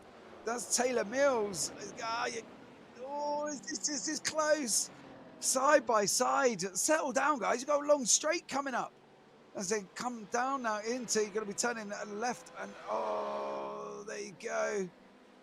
Kiki Martin, Joshua Meyer close together. We go right as we're pushing through the infield. We're going to be going left at the end of here as you see Taylor Mills go in front of us. We've got number 92 car, I believe. That is Pedro de Souza from Hashtag Racing is also there as well. And he comes in the middle and separates them like a referee in a boxing match. Just there like, no, hold on, guys, let me through. And then you can resolve your battles that you're having. But that was well played that Pedro there managed to get through the middle of these two guys fighting for position, which is very unusual. Is obviously, apart from the Niels Core, Gregor Lehman's battle, this is one of the closest battles we've got on circuit at this moment in time. So this is going to be another interesting thing that we look up and hopefully try and keep it clean throughout this, guys. We don't want to see, you know, any massive dramas going into this short period of time that we've got left. 4 hours, 24 minutes. I say short period of time. It's not really a short period of time, is it? Let's be real. There's a lot you can do within a period of time. But, you know, let's see how it goes. Kiki Martin, World of Sim Racing is in the pits at the moment. World of Sim Racing here with Carlos Hernandez Garcia has closed right up to the back of Adam Hedgecock in boosted LMP2. They are now 0.68 seconds apart at the moment. So we'll see how this, and closing very, very, very quickly. So we'll keep an eye on this one and see how this materializes. As you see, they are both currently, we're going around the start-finish corner. I guess the corner. So 3 attempts and closing in really, really quickly. And he's back. Turn 1. Close as we can to the tyres. Close as we can. But we do, you know, do give him a little bit of a wide berth. We don't really want to get too close, as we've seen with the Porsche earlier on, who unfortunately got wedged in the tyres there as he goes round the track. We don't want to be wedging ourselves in anything at this moment in time. 4 hours, 23 minutes to go. Carlos Adam Hedgecock boosted LMP2. Carlos Hernandez Garcia, World of Sim Racing, 0.48 seconds apart at the moment. We're going to be coming on to the long left-hand or back side of the circuit. We're going to be turning left very shortly. And here we go. Out onto the straight. And this is where we're going to see the 0.329. We've got Quillian Racing. Aqua has gone into the pits as well. They are 7th overall in class, and they're going through. That's in the hands of Jason Dillon. But we see here, Carlos Hernandez. Oh, he didn't make the move. I don't know if he thought he was a little bit too far back, as you take a lot of the curve, a completely different line, but a faster line. We're going to be looking at taking the outside line. The car is on our left. There is boosted on our left-hand side. Oh, I would have tucked in. I would have tucked in, but I'm not behind the wheel. Is he going to get the pull going into turn one? This is going to be close, guys. Hold on to your hats for the next 15 seconds of this race. As you see them side by side coming into turn one. Oh, there you go. Job done.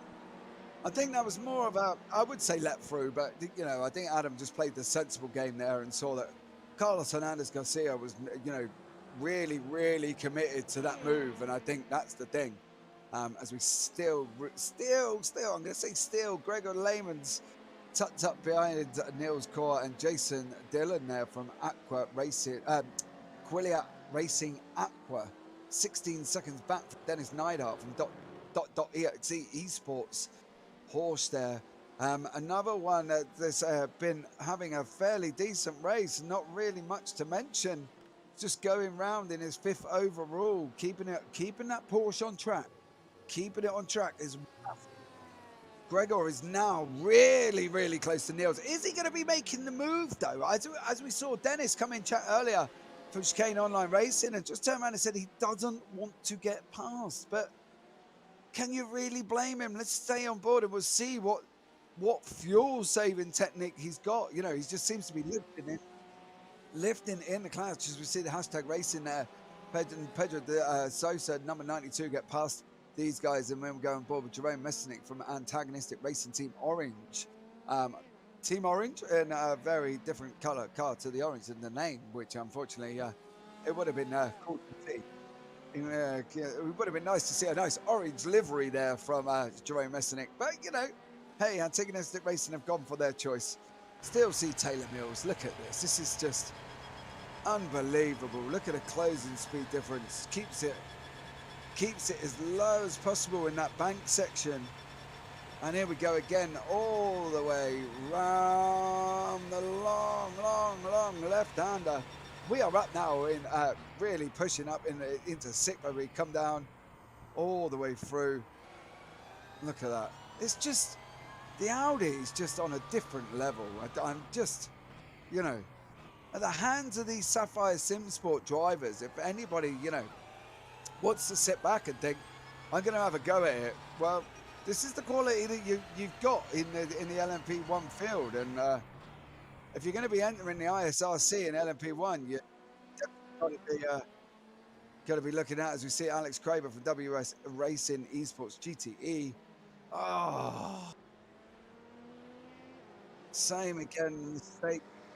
Lost the place to our co-commentator Sebastian Bosch at Williams in Backmarker Racing, but that's just an unfortunate mistake from Alex. You know, outbraked himself. He's lost 2 actually. Centurion Racing have gone through as well. Oh, it's, you know, it's such a difficult thing, and yeah, it's one of them things. But they outbraked himself, 4 hours 18 minutes, and yeah, that was it. Lost 2 places. Well, you know, unfortunately, you battle back and get back on it, but I can't see this battle, unfortunately, materialising. I think Gregor is so comfortable, fuel saving, and guys, if anybody doesn't really understand what we're talking about, as you can see, they're coming onto the back left, and we'll go on board with Gregor, and we'll see what we can hear going into the chicane. There we go. Look at bike. Just watch on the left-hand side the rev lights, and I'll be cool.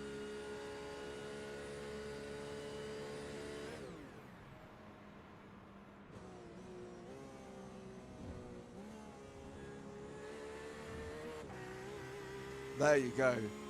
He dropped off at the freeboard, and I think that's important for you guys to understand. But that is fuel saving beyond what we would expect. You know, to lift off at the freeboard, which is about 150 miles. Oh, there you go. Neil's scores. Kane Online Racing Red are in the pit. So this is over to Gregor Lehman's now for Inventive Racing 117. You know, we had the question earlier, will he go in, take shorter fuel and jump the position? Or is he going to elongate the stint for as long as he possibly can and save and really run out the fuel that he's got? But it's over to you, Gregor. Get in them quali laps. It's time to open up that gap to Chicane Online Racing Red to keep the position when you go into the pit, sir. So we'll really see what Gregor is going to be made of now. He's first in pros or GTEs at the moment. Got 19-second gap back to Travis Schwenke and Orion Racing Team as well, Orion Race Team. So we'll really see what Gregor is made of. I'll keep an eye on the lap times to see Jerome Messing from Antagonistic Races. Got Owen Lucas behind him, 524 International Racing. They are currently 4-4, 4-3, 4-4, and then we are down below, nearly down below that 4 temps line, 3-6 going into the chicane. This is for battle. This is battle for position, guys. This isn't just them cruising around. This is for position as we're going to go round the GTE. Half attempt. Oh, here we go. Here we go. Owen on the outside. Jerome Mesnick on the inside. Oh, they're just my famous line of Linus Stern going into turn one. And they're both. Oh no! Pitting in there. I think that was Jerome just literally having to slam on the brakes to try and stop that car. And unfortunately, just sent him spinning round as we probably come up to the pits as we go on board here. I think we're going to see an extra really big slam on the brakes to get it stopped before them cones. Let's have a listen. Yeah, he was trying to get through them gears as quickly as possible and literally was slammed on the brakes. You see Jerome now is probably sitting there kicking himself. And unfortunately, they've now changed over to Dennis Schooling, who's jumped in the car as well. So it's, yeah, that's a massive one. And Ander Gomez is in 524 International. Israel! Yeah, look, as we see now, they're still in the pits. They were right behind each other there as well. Be interesting to see. We'll keep an eye on when they come out at the moment. But what is Gregor doing down in GTEs at this moment in time? Let's see if he's really pushing on in Aventus Racing. He's taken the lead in class as well. See, 18 seconds ahead, yet to pit. Chicane, Dennis Van Beeler for Chicane Online Racing Red has had a driver swap, so they're now back out as well. So we'll see what Gregor can do as well, and see if, as it says in the chat, Gregor in 117 is now out in the lead by himself. We'll be interested to see if he comes out ahead of Chicane Online Racing Red, or even if he wants to be ahead. Well, Gregor's done a great, amazing job there, and you know, it'd be interesting to see. He would surely want to come out lead, wouldn't he? You know, whether or not he'll make a tactical move over will be a different story altogether. But I think, you know, any car, any racing team wants to be in the lead. But as you see now, here we go. He's round turn one, coming up to the back. I believe is that hashtag Racing BMW there as well. So he's going to be coming up to the back of them at the moment, as he lets the LMP2 car number 83, that's Hans Blanquart, Stage 1 Racing Senior. But I think Gregor now is really, really got to be looking at putting the quali laps in. He's just done a 141.3. Unfortunately, you've got Travis Schwenke in Orion Racing, and he's done a 141.3. 4. So we got boosted from Adam Hedgecock. They're in the pits currently as well. Gregor's really, really got to be taking it now to keep this lead. As you said in chat, whether or not he wants to be, I think he's just going to unfortunately be there. And as you say, tactical swap over, maybe he might look at moving out of the way. But let's just see. I think from Gregor's point of view, he's done such an amazing job at fuel saving. I think we're already, you know, we'll keep an eye on how many laps he can do. As you see, Chicane Online Racing Red are pitted on lap 129. And we're currently on 131. Yeah, so we're already 2 above where, you know, what he's done, 2 laps of fuel is absolutely massive. We'll see if he can go round again. Oh, I was hoping for a lovely pirouette. Yeah, there you go, from Jerome from Messenink there. Unfortunately, spun it in the pit lane. Close enough, but he didn't quite get it all the way around. He just had to do some. But as we're coming up now, we're going to look at trying to get past this hashtag Racing car as well. I believe that's João Sosa in the BMW. Lets it on the right-hand side. There you go. Lets it through. Nice and easy as we go round again. So Gregor Lehman's currently starting one lap 132. We've got Dennis Van Beelen has taken the wheel of Chicane Online Racing Red Ferraris. He said in chat earlier on he was. They stopped on lap 129. So this is 3 laps at the moment of amazing fuel saving from Gregor there. A lot of lifting, a lot of lifting into the chicane and into the infield section, turn 1. We saw Gregor lift off at literally about the 150-meter board. So, you know, it's whether or not he can still do the same thing. Be interested to see if he's still doing it. Let's see if we can get an onboard. He's just coming round the long left-hander anyway. So let's see if we can catch up with him and jump on board and see, listen out if he's still doing the same thing. If our lovely producer Sean could jump us on board with Gregor and we can have a listen. Now we're normally looking for the 3 on the right there, guys. Yeah. He's really looking to extend this stint. He's still fuel saving as we come around the second left-hander. And he's still doing it as Gregor. And he's not doing times that are massively off the pace. He's done a 1:42.14. You know, Dennis Van Beelen put in a 1:41.9. So it's only 2 tenths slower, even with that massive liftoff that Gregor's still doing. They're really looking to extend this stint as long as possible. And see, because currently we're at lap 3, coming to the end of 3, going into 4 now before Chicane Online Racing Red pitted. But if Gregor's managed to save this much fuel, what an absolutely outstanding job he's managed to do in that Porsche. He was tucked up behind Neil's core for a very long time.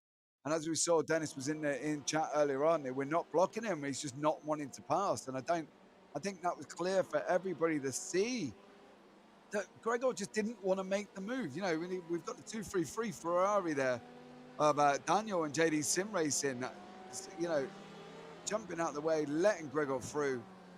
Nice move. Well done there, sir. Nice and tidy. Come round onto the back, first back corner straight of the track.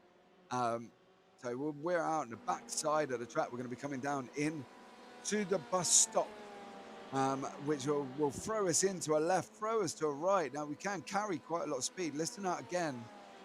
Freeboard, lift. Yeah. Extraordinary fuel saving from Gregor. Taylor Moyle, fastest lap of the race, last lap. She's done a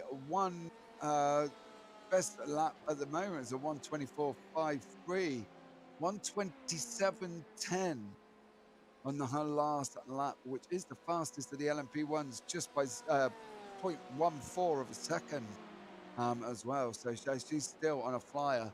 Gregor Lehman still there, out on track, going past again, I believe. Going to be taking another lap. Yeah, another lap done for Gregor. That puts us on 1:35. Chicane Online Racing Red pitted on 1:29. Quillier on 1:27. And .exe's I believe, just pitted on, coming into the pits and out again on 1:34.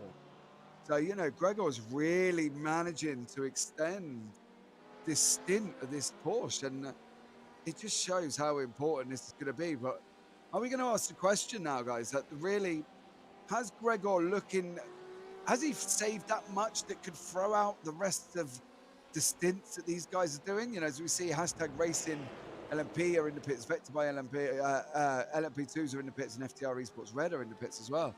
You know, we're hoping Gregor doesn't, if these guys are managing to save this amount of fuel, maybe that last stop that we're so accustomed to, about an hour remaining, they might not have to, you know, take as long because they're just saving as they go. It's showing that Gregor is clearly going to be running this car until the last possible minute of fuel. I think that's important. Drama and LMP2 with Vector there. What's happened to Vector by RSL? They've dropped down into 8th position. I believe that's them taking the pits. I haven't seen any notifications that they've had any offs or anything like that at the moment. We'll see if producer Sean can pick up on anything and see there if we've got any replays by RSL. But they're currently 5th in class in the pits. I don't think there was any drama. I think, you know, they were just just a pit stop. We've changed over to EJ O'Donnell lines as well, as you see him on the left-hand side heading out there, guys. Oh, Gregor, you run very wide. Very wide. Oh, that unfortunately has brought the car behind there, back up into the back of him as well. So that's, you know, hashtag racing in the GTEs are close right up the back of Gregor Lehmans, and that's not really what you want to be doing, Gregor. You want to be putting in then qualifying laps. We've got Sapphire Simsport from LMP1 are currently in the pits as well. But I don't know if producer Sean can pick up on anything that's happened to Vector by RSR. I believe that just may have been their pit stop and driver swap to EJ O'Donnell. As you know, you get a driver swap time of 30 seconds on top. And there you go, talking to the guys, but there they are coming around the right-hand side of us at the moment. As you see, João Sousa be let on. There you go, there's Vector, there's EJ O'Donnell lines. And off he goes. I think, maybe there was, maybe there wasn't. I haven't heard anything. So let's just take it as that was their pit stops from EJ O'Donnell, 144. Currently 6 laps after. But we are expecting the cars of Boosted will be in the pits as well. They've stopped on 118 coming up to that pit window. They're really the only car not to be taking their stop at the moment. So it's going to be interesting to see if we've got Gregor Lehmans in the events is racing team 117, I believe. That's into the pits now. So we've got second place and third are going to be right going past him very shortly. Adam Hedgecock there is second overall in class at the moment. But second and third, I believe that Gregor, Travis Swenke and Jason Dillon are going to be taking the lead. Yes, they've taken P1 and P2. Is he going to get out in front of Dennis Van Beelen? Is 5th overall. Chicane Online Racing Red. If we can jump on board with them, see where they are on track, sir, please. And we'll see if they're going to be getting out in front of these cars. As you can see, they're coming down into, I believe he's going in 3rd overall. Is Jason Dillon. Where's Dennis Van Beelen? He's a long way back. He's back on the front, just coming into the bus stop. I don't think there's going to be enough from them to take the lead here. That comes round at the bus stop. And they were on the left-hander. And I believe that that's job done for Gregor Lehmans for Aventis Racing. Held the position as he come out of the pits. And I think that is it done, I believe, as well. So Gregor Lehmans still in 3rd overall. Pitted on lap 136. He's only short, I believe, is probably about 25 to 30 seconds behind the guys in 1st and 2nd. So no tyres for 117, I believe, as well. So that's Gregor Lehmans out on the same tyres. Thank you very much there as well. Dennis took tyres, no one else did. Dennis Van Beelen from Chicane Online Racing Red took tyres, and unfortunately that really hasn't done him ever any favours at the moment. I believe he's still 20 seconds back from Gregor Lehmans, and yeah, it just goes to show the difference taking tyres and not taking tyres does. But if Neil's Court, if you're in chat, if you fancy jumping in for a chat on the GTE, so we can have an interview and just see how you're getting on with your tyre management, that would be absolutely outstanding as well. So that would be incredible if anybody can get a message to Neil's Cause. Niels, come and see and let's have a chat about how your stint went and what you feel is the fuel saving technique from Gregor that's really paid dividend. He's put him currently 20, I believe it's 20 seconds.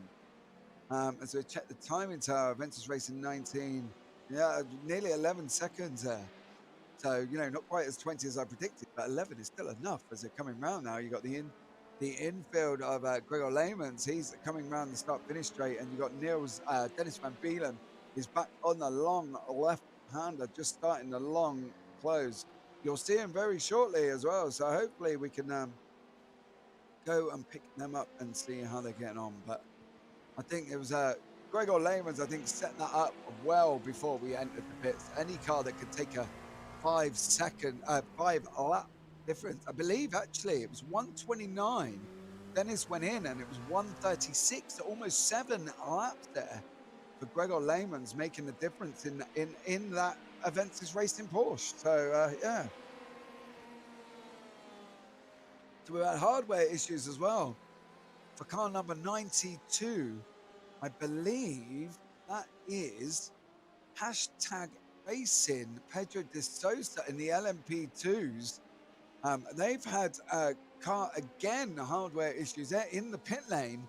I believe there's probably going to be a driver swap from them as well. As you can see, the guys from Adam Hedgecock from Boosted, they're going to be coming around. They're going to be taking the lead, I would have thought. If Pedro could get it into the pits, it's going to be interesting to see. But they're going to be car swapping.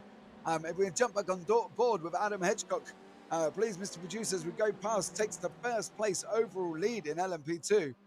That would be absolutely amazing. But we're on Peter Ilson from Backmarking Razzle Dazzle down 28th position in the GTE field at this moment in time. But I believe there we're going to probably see, Rui Carreros has taken over the seat in hashtag racing.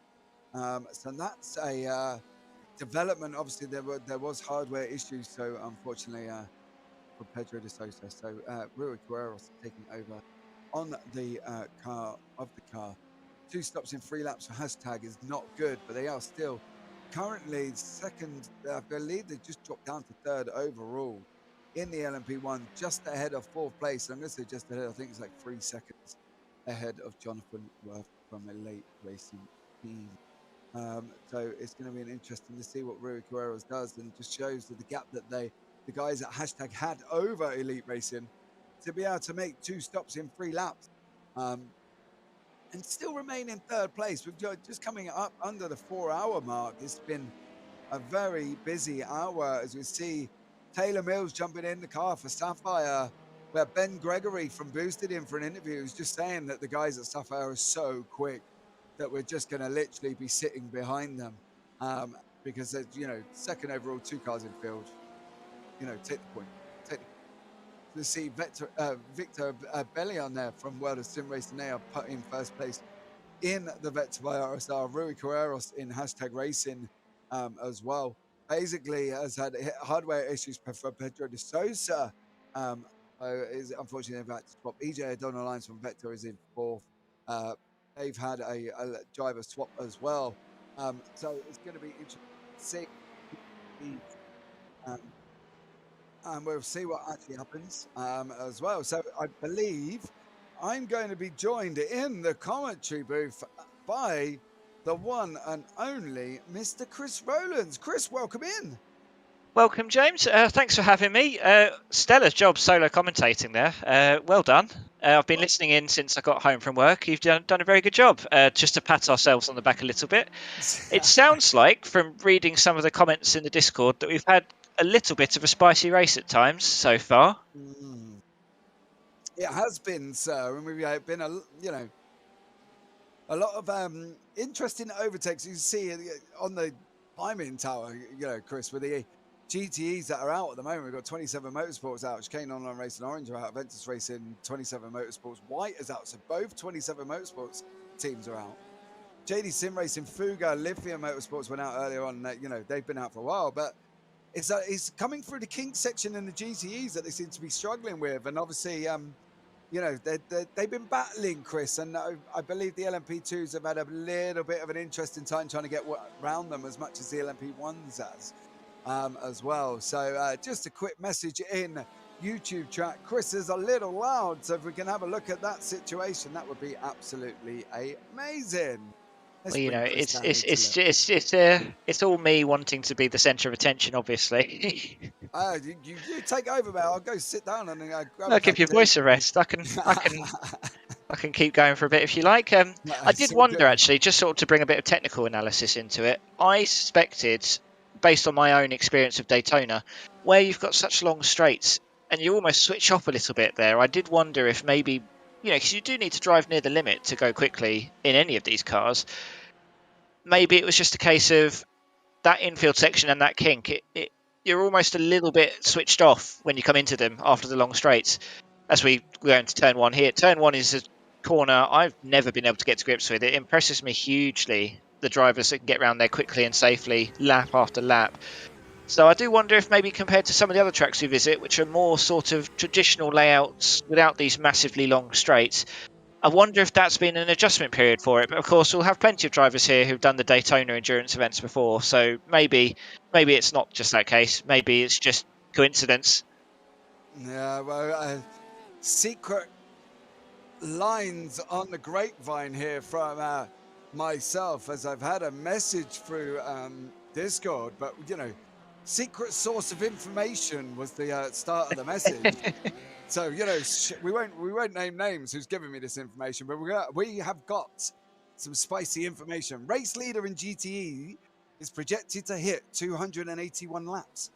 281 at 35 lap stints, which is 8.02, which means a splash and go unless they can do 136 lap stint. Car number 117, which we know is Gregor Lehmann's, only did 34 laps last time. Race will have to they will have to slow the race drastically for them to cut out the 9th splash and dash.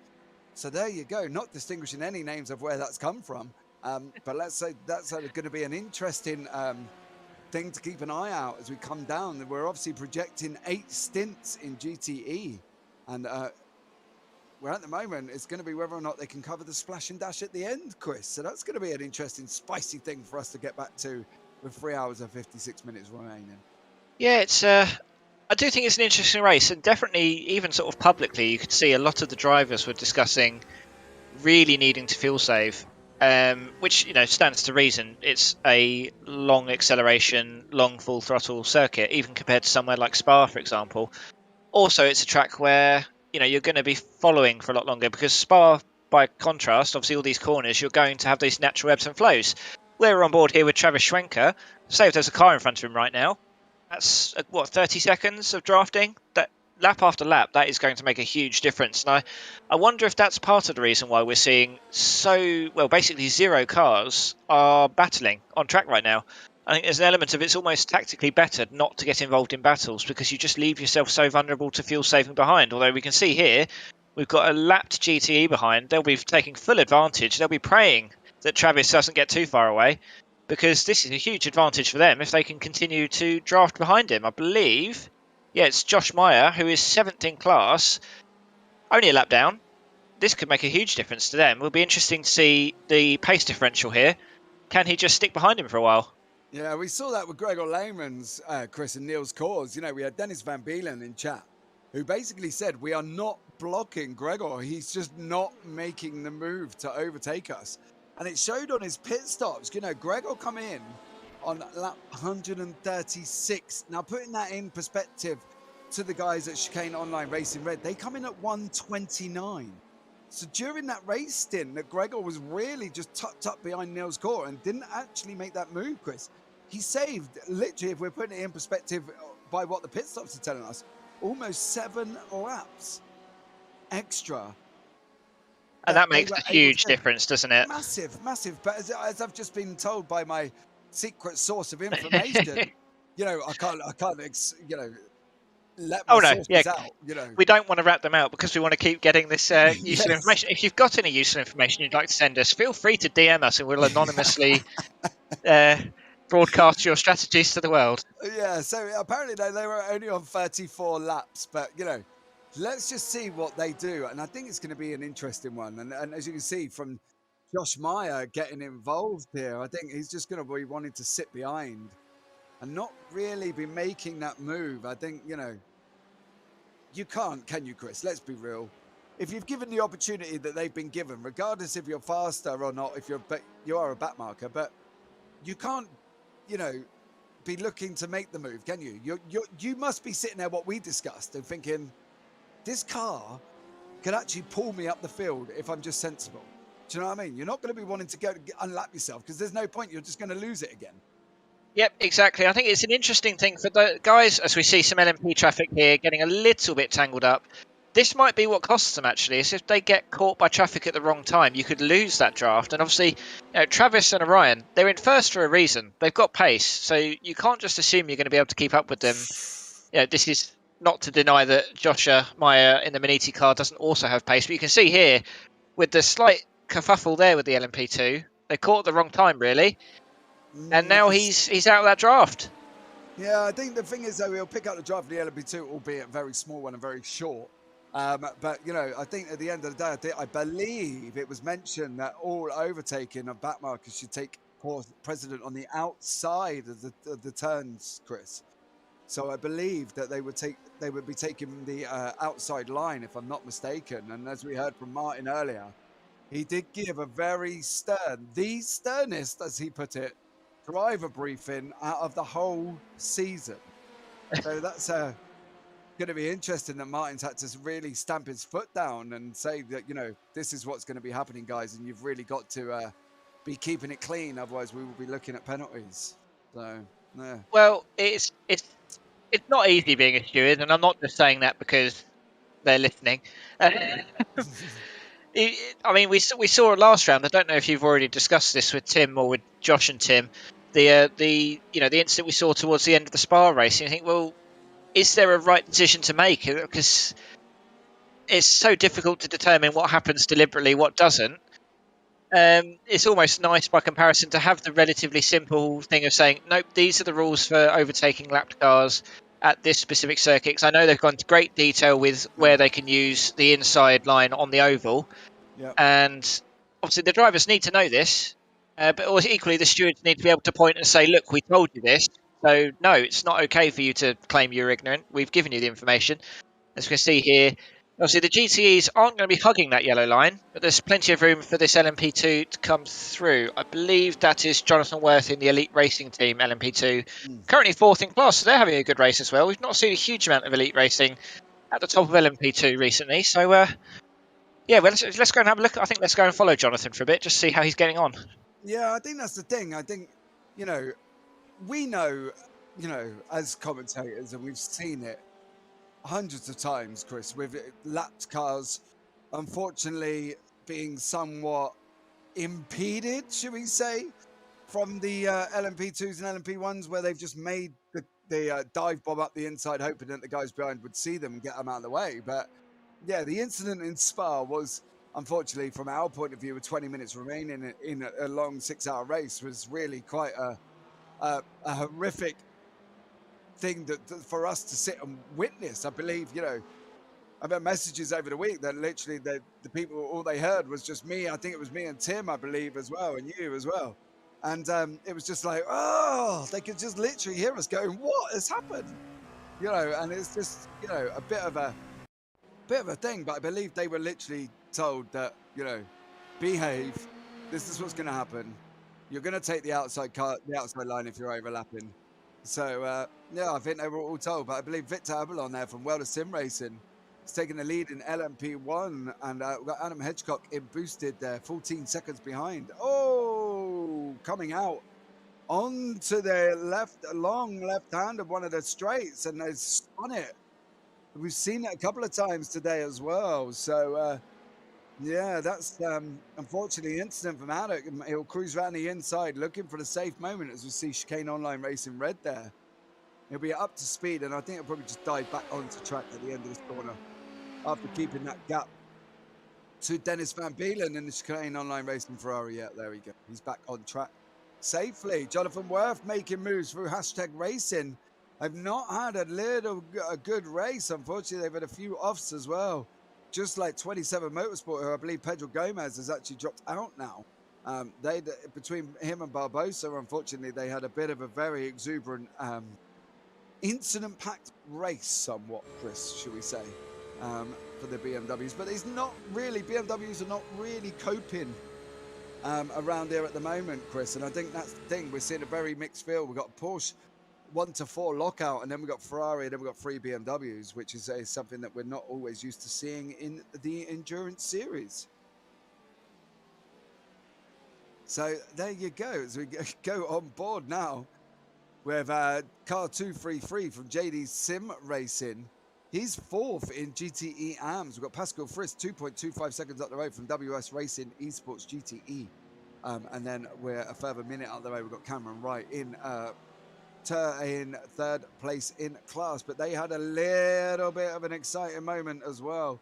Unfortunately, with the FTR Esports white team, Alexander King, who's still in the pits and has been for a very, I believe, is he out on track now? Let me actually try and see if we can pick up on Alexander King, if he is out on track at the moment. So, yeah, let's just see what happens. Nope, still sitting in the pits and has been in the pits for a long while. But what I will say for them is it's almost worth them carrying on, because they are 5th in class.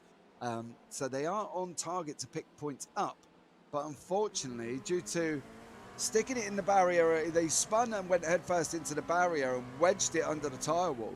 And then, unfortunately, come out the pits here, right at this corner, and was crabbing down the road. And then we saw the JD Sim Racing car go into the back through purely difference of closing speeds. It was, you know, if any, you can't really say that anything's likely to happen because it was just Alex was crabbing down the side of the road, and the closing gap, well, was literally too fast, as we see Adam Hedgecock go past Centurion Racing in the GTEs coming out onto the long section. Keep it on track this time, sir. There you go.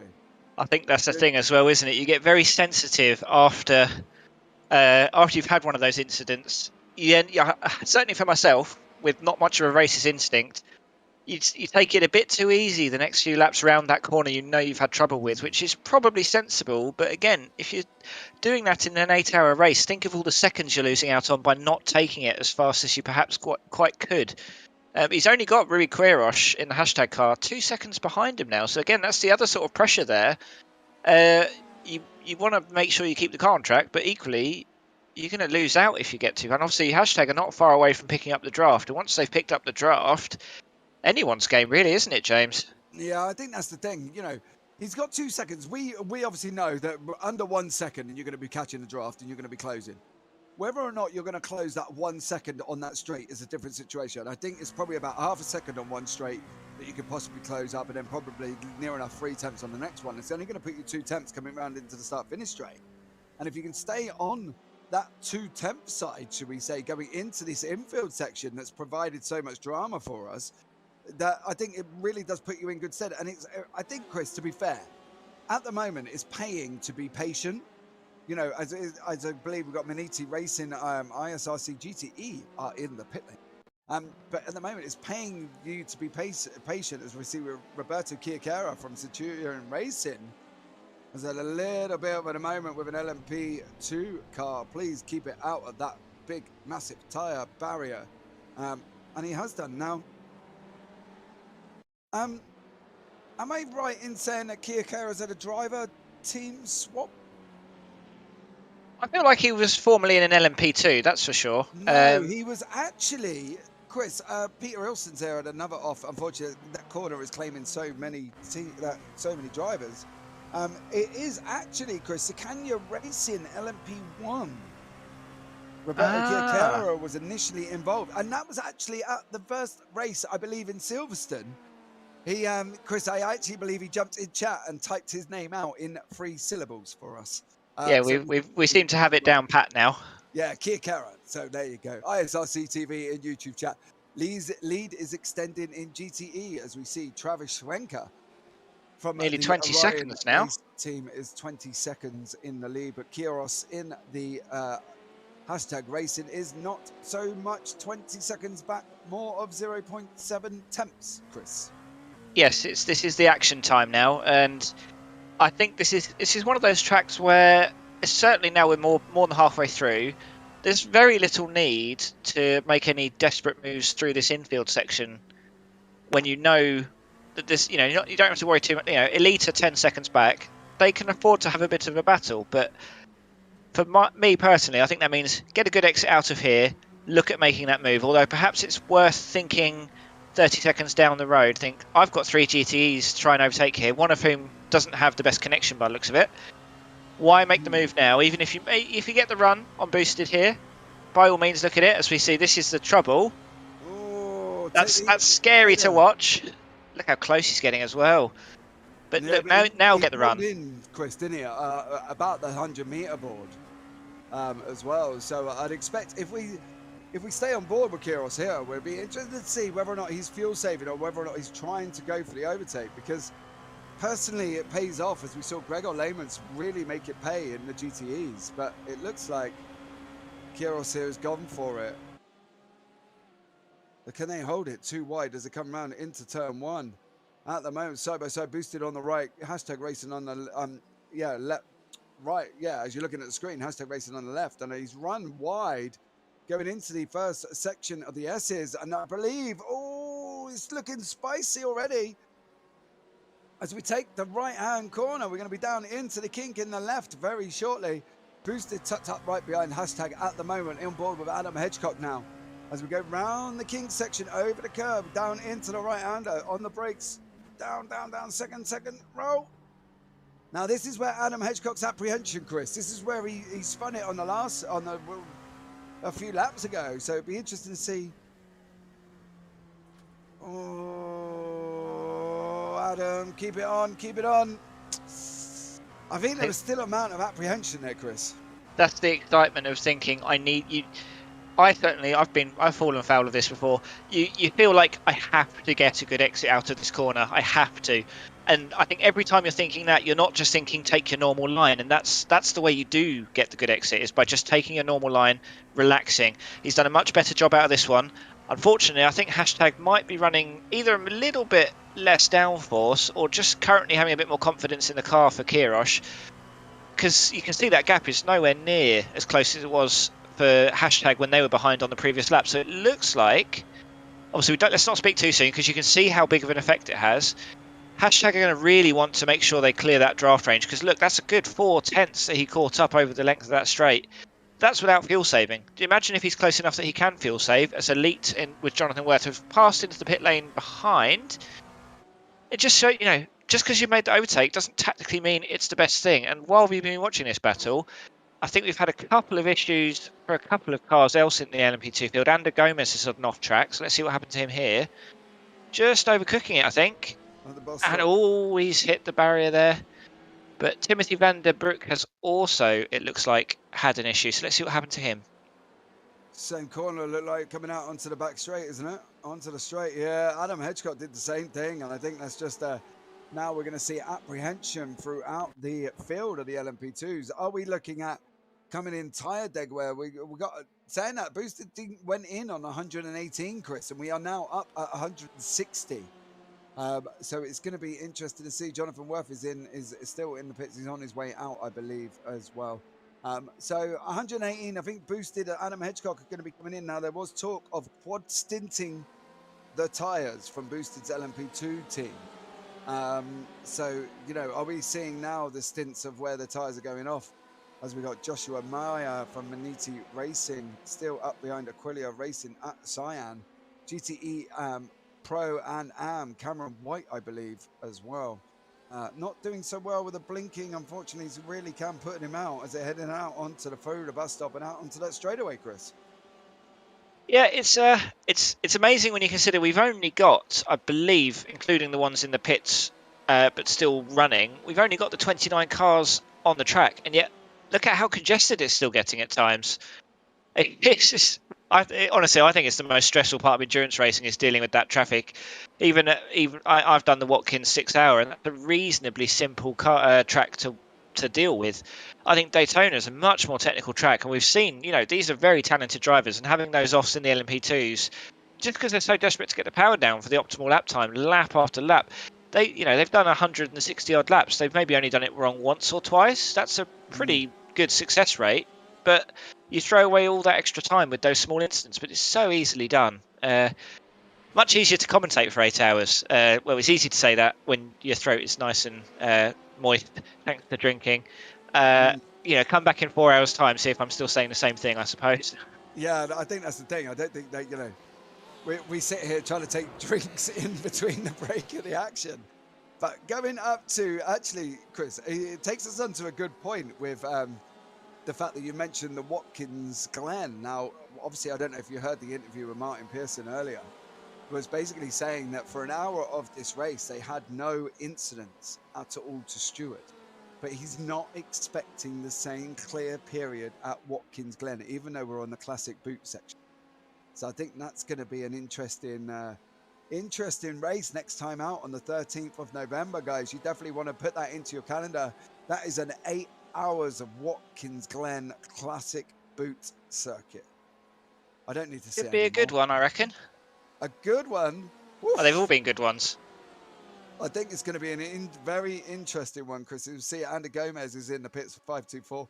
So is Dennis Schooling from Antagonistic Racing. We've got to be looking at Adam Hedgecock. He's got to be going in very shortly. He's well out of his pit at lap 118, and we're now on 162. Going to be soon, Chris. It's going to be soon. Well, I've got him down as last pitting on lap 140, which I don't think the LMP2s can physically manage 50 laps. They've got a 45-minute fuel tank pretty much, so maybe that's just SDK throwing its usual spanners in the works, perhaps, because yeah, he's fuel saving beyond our wildest dreams if he's managed that. But it feels difficult at the moment to leave this battle between Maniti and Aquila. Again, I think that Cameron White is another one that's just sort of taking it a bit easier at the moment, just to get that fuel saving in. And I mean, really, technically, he's leader of his class. So does he need to overtake Maniti? But then that's perhaps another strategic concern. If he feels he's got the massive pace advantage, Chicane are only 18 seconds down the road. If he gets past, he can look at trying to extend that gap. So I think this is one of the interesting things about this circuit is it feels like it's far more tactical than a lot of the other tracks. So just was talking, Adam has actually come into the pit lane there. Yeah, as I say, I think he was doing soon. I had him down on 118 pit. So really 45 minutes probably would put him up to about where he's at now. So I'm probably guessing it's good. We've got John Roberts on YouTube. It's lap 163 for us. Yes, it's 163 for the LMP2s, John. So it's going to be interesting to see what Adam Hedgecock can do. As I say, 118 on my last one, 163 now. And we've seen a driver swap to Alex Nella, who was in the... who we had the pleasure of interviewing earlier on as well. Said he was very tired and very, well, exact words were, I'm very sweaty.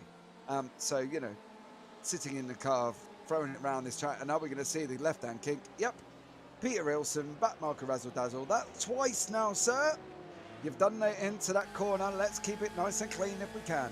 Pushing very hard, I think. It'll be but what's that's happening twice. there. Are we looking at the same thing we discussed with Adam Hedgecock, Chris, where would you not be a little bit more apprehensive? You know, as you see João Sousa from #Racing in the BMW. You know, I think see Peter there moving over to let him through. He's currently sitting down in 28th position overall, and I just think that you've got to be taking it easy, Chris. Would you really want to wreck? You've been going nearly 5 hours. Would you want to wreck your car with 3 hours remaining? No, I don't think. Well, you don't want to wreck your car with any minutes remaining, really, do you? Well, don't you think? Don't you? All right. In perspective, though, generally, right, when we go in GTEs and stuff like that, they're quite heavy duty, aren't they? So tap of the barrier, throwing your steering out, you might get repaired. Obviously, we saw the guys at FTR Esports White. Are they out? Is Alexander King out on track? No, I believe he's still in the pits.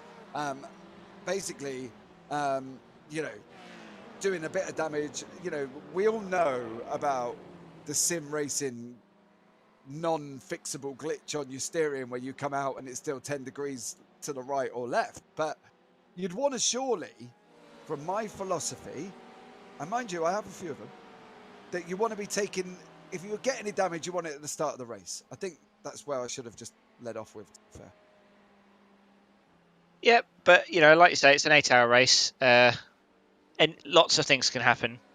And you just have to sort of, I think, play it safe at all times, but then maybe that's not a racing driver's point of view. Maybe a racing driver's point of view is go as fast as you can for the length of stint you've got, which doesn't necessarily mean, you know, it doesn't necessarily mean your qualifying pace, because perhaps that's what, obviously we can't speak for Peter Elson, we're not inside his mind, but perhaps he's trying to do his qualifying pace lap after lap after lap. It does look like he's catching Roberto Chiecchia in the Centurion car. So actually, let's go and have a look and see what's happening there. Maybe Roberto's heading into the pits, or it's just the nature of, yeah, it looks like there was a bit of traffic there. That might be what's happened there. But that was an interesting little four-way we had there, Chris. We had Gregor Lehmans, Dennis Neidhart in the middle of the battle we were talking about with the Maniti. There's the BMW there, I believe that is the Joshua Meyer from Maniti Racing in the ISRC, if I'm not mistaken. Is that car 173 there, Chris? I believe 178. I think it is. He sat in the middle with a .exe car behind him. Now that is obviously Dennis Neidhart, and this is one of the situations that really, Chris, that we've discussed so many times in forms of racing that we guys at TSS commentate on regularly. Should Josh Meyer be there? You know, the Cameron White is behind him. He's clearly using Gregor Lehmans for the draft. I have very strong opinions, and I'm voting to see Dennis Neidhart get past Gregor Lehmans now as well, taking a position. And this is where I'm talking about, Josh Myers following him through, and it's not really his position to be doing that. He's not. I don't know. I have strong opinions, Chris, and I think Josh Myers shouldn't be getting him. I think there's there can be more context to it. So this lead battle of the GTE field is all within a lap or two of each other. If you're sort of more than, say, 4 or 5 laps down and you're very clearly out of the running, so that even a pit stop means that you're completely out of sync with the rest of it, I think at that point, yeah, you give way because you're clearly not battling. But all it would take is one minor bit of damage from some of the top guys, or your pitch strategy desyncing, and suddenly... Sorry, Chris, that was the LMP1 have boosted. Had a big tank slapper going into the corner as he was going past the GTEs. As we saw him come across in front of Paul Charles Sosa from #Racing. Must have wondered, that was definitely, as we call it here, a sim racing, a brown pants moment. Because all of a sudden the boosted car was coming across with his very wobbly rear end there. So, yeah, sorry, Chris, that was just a bit of a drama with 3 hours, 31 minutes left. Yeah, it's amazing how they can still find new ways to cause drama with so long still to go. Yeah, so anyways, the thing is, right, you can understand the battling and understand that he wants to keep his position from Josh White, from Cameron White, right? I get that. I understand that. But, as you said, you can get damage from... There might be damage to the people in front. They're a lap down, I believe, at the moment. Cameron White is on lap 155. The leaders are on 156. The leaders are on 157, right? But what you don't want to be, though, Chris, is you don't want to be the responsibility for the .exe car or Gregor Lehman's in the Aventis Racing team. You don't want to be that person that puts them into danger because you're pushing up the back end.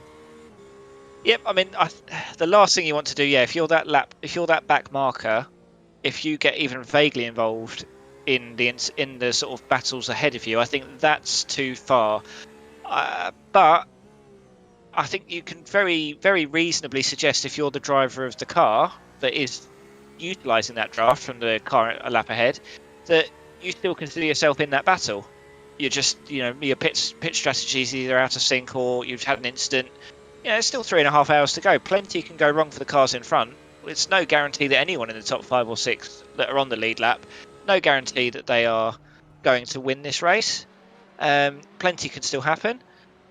So I think so long as you're not actively causing problems for any battles that happen, I don't think it's necessarily, if the car in front is not dealing very well with the fact that you're right behind them for hour after hour, that's kind of their problem, really. The only thing that a lapped car has to worry about is ensuring that the overtake can be done fairly under blue flag conditions. Everything else is just driving, I would say.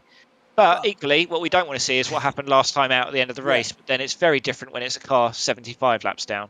I think that's the thing, right? As we see at Chicane Online Racing, Red, Dennis Van Beelen and Yao Sosa go through the bus stop, very close to together, 0.35. But we've seen it. We've got a warning for Sapphire Simsport Alpha. That's Taylor Mills for an unsafe overtake. Wow, it'd be interesting to see if we can get that. Maniti 178, a roll-off strategy, did a short stint earlier, I believe, as well. So that would be Josh Amaya. But I understand what you're saying, and I do get it. But, from my own personal point of view, if I've got this back marker following me and following me and following me and following me, and you're not really sure, because we talk about a lot, don't we, in sim racing, the predictability of the people that you're driving against, yeah? Some of the top drivers, you can predict where they're going to be and what they're going to do, but you in front have got to be looking to try and take your own line. But if you take this line and we've got an unpredictable driver behind you, are you going to really be comfortable trying to take your line, or are you going to always be trying to not be distracted and look in your rear view? Well, I think that the top drivers get better at not mirror driving. Speaking of someone who mirror drives and has causes incidents this week in Formula Renault that I felt absolutely guilty for. So if Vince Misaraka is listening, again, I'm really sorry. We're not here for this. Well, we're not here to hear your open apologies and confessions of guilt, Chris Rowlands. The top drivers, I think, will just, especially in these leagues where in theory all the drivers, as it looks like. Oh, it may be from some pit strategies. Oh no, Dennis and Gregor are swapping places again. But I think the top drivers will just have to trust the rest of the field, not mirror drive, just get on with their own race. Because I do think, as frustrating as it could be to have someone just following you round, the only thing you can really do to solve that is just drive faster. Which easy to say when you're sat in a commentary booth, a little bit harder to do 4.5 hours into an endurance race round what is honestly a deceptively difficult circuit. I think that's the thing, we're 3 hours 26 minutes, Chris. We've got that remaining. We're 4.5 hours down. I don't think, as we see Yao Sosa and Dennis Van Beelen still following each other, but if we can actually stay on board with Yao Sosa, I believe we haven't actually heard whether or not he is fuel saving. Now, some of the fuel saving techniques we've had a stop and we've had a rolling round from the free, I believe that's the 150 meter board going into the bus stop. So if we can stay on board, we're going to be going right in a minute, guys. We are currently 5th and 6th on GTE class overall. Okay, so as you see, the Yao Sosa, the BMW is not being kind to him there. Little bit of a correction on the steering wheel as we let Taylor Mills through from the Sapphire Sim Sport. Now we're going to be coming along the back straight. Now, if we can listen out, and I will stop talking very quietly so soon, guys, so you can listen, and we'll see whether or not he lifts. Now, at this moment, I'm going to go silent.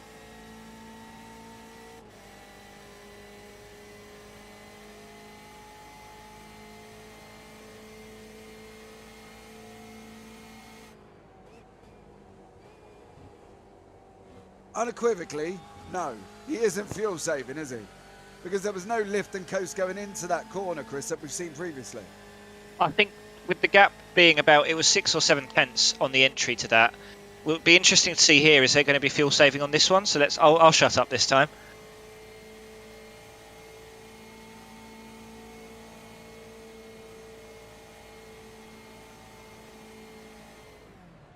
Definite lifting that time, wasn't there? There was lifting in the middle of that corner as well, wasn't there? Yeah. Which is really going to put Yao Sosa into the commentator's good books. Yao, well done for you for lifting and coasting and giving us something to listen to while we're on board with you there as well. I believe we've got Travis Schwenke. I had him down as going into the pits, but I don't think Orion Racing are. Yeah, they are in the pits. Orion Racing are in the pits. And we got Martin Jakobsen in YouTube chat. Go Backmarker Racing. Yes, where are they on track? We've got Seb Boscher Williams is in 9th overall in class, 26th overall in the field. And here we are with Seb now in a Backmarker Racing yellow BMW. Now, it's not been a kind car to the people driving it around this track, Martin. So, yeah. GTE are in the pits. Yes, Orion. We might be able to hear from Adam Hedgecock. That is from Boosted LMP2. Welcome to the commentary booth, Adam. You have a sub story to tell us, I believe. Well, I'm sure you would have seen it. The gloriousness of how a mediocre driver gets a nosebleed and spins it from the lead. Such an epic tale of awesomeness. Well, aside from being in the lead, I can sympathise. I've done it many a time, but you're not the only driver that's lost it out the exit of that corner. You'll be pleased to know, although maybe less pleased to lose the lead. But it's still within a fighting chance of getting through. I would say it's not all hope is gone yet. Well, no, this is true. Alex is in the car. I mean, he's lightning. You've seen it. I think during his first stint, you spent a lot of time watching him and trying to figure out what his strategy was. So, yeah, he's lightning. He's trying to recover what I threw away. And yeah, things are still looking good though. The other cars around us have had some issues. I mean, I've seen a hardware failure for one of them, I think, and a drive-through for another, maybe. So, yeah, definitely in with a shout still. Do you sort of strategize around that in a team? If one driver feels they are a lot quicker or a lot slower than the other one, do you sort of deliberately look at giving them more stints, or is it more a case of we're here to have fun? So no, we'll share it as evenly as we can. Is it just the two of you in the team today? No, there's John as well. John will be joining us a little bit later. No, the way we usually do it for most of our events, we'll put the fastest guy in first, because at least they get to have a race then, They can show off their talents, and then see how they get on. If there's incidents or whatever, then we'll be more flexible and just have a bit of fun and just try to get to the finish. Or if we're in a good position, we'll then try and maximize that. But we like to keep the fun in it. We're a fun first team, so as long as we come away with a smile and think, you know what, we all had a good go today, we had a laugh while doing it, then we're happy. I personally think that's the best attitude to take with this. I mean, Alex is catching the Elite and Vector teams at the moment. He's only less than 2 seconds behind Elite now. But do you find as well, I certainly, as a not faster driver, if I'm going to be polite about my skills, I've done 1 or 2 endurance events. Really didn't want to do that first stint just because there's that panic around all these cars around you. Do you find that similar for yourself? Again, I don't want to cast aspersions on your pace. I suspect you would absolutely wipe the floor with me if we both got into a race together. But do you find it's nicer to do those? I'm just going to do a little bit of cheeky research just to see just how quick you actually are while we're talking.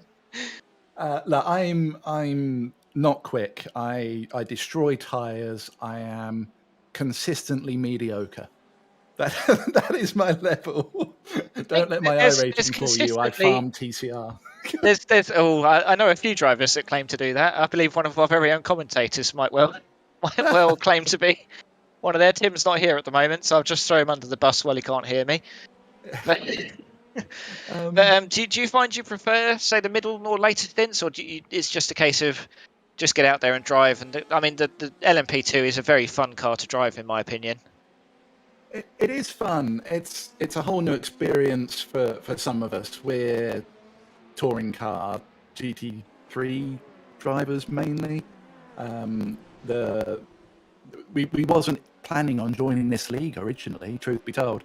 It was only when Tim Perry said there was a couple of spots open, he was already in the league, and did we want to give it a go? And we thought, why not? Let's push our boundaries. Let's try it. And the nerves are real. We there's a reason we run the Mind logos on all of our cars and support them the best we can. We do throughout the team. We do have mental health battles between us, like many people do.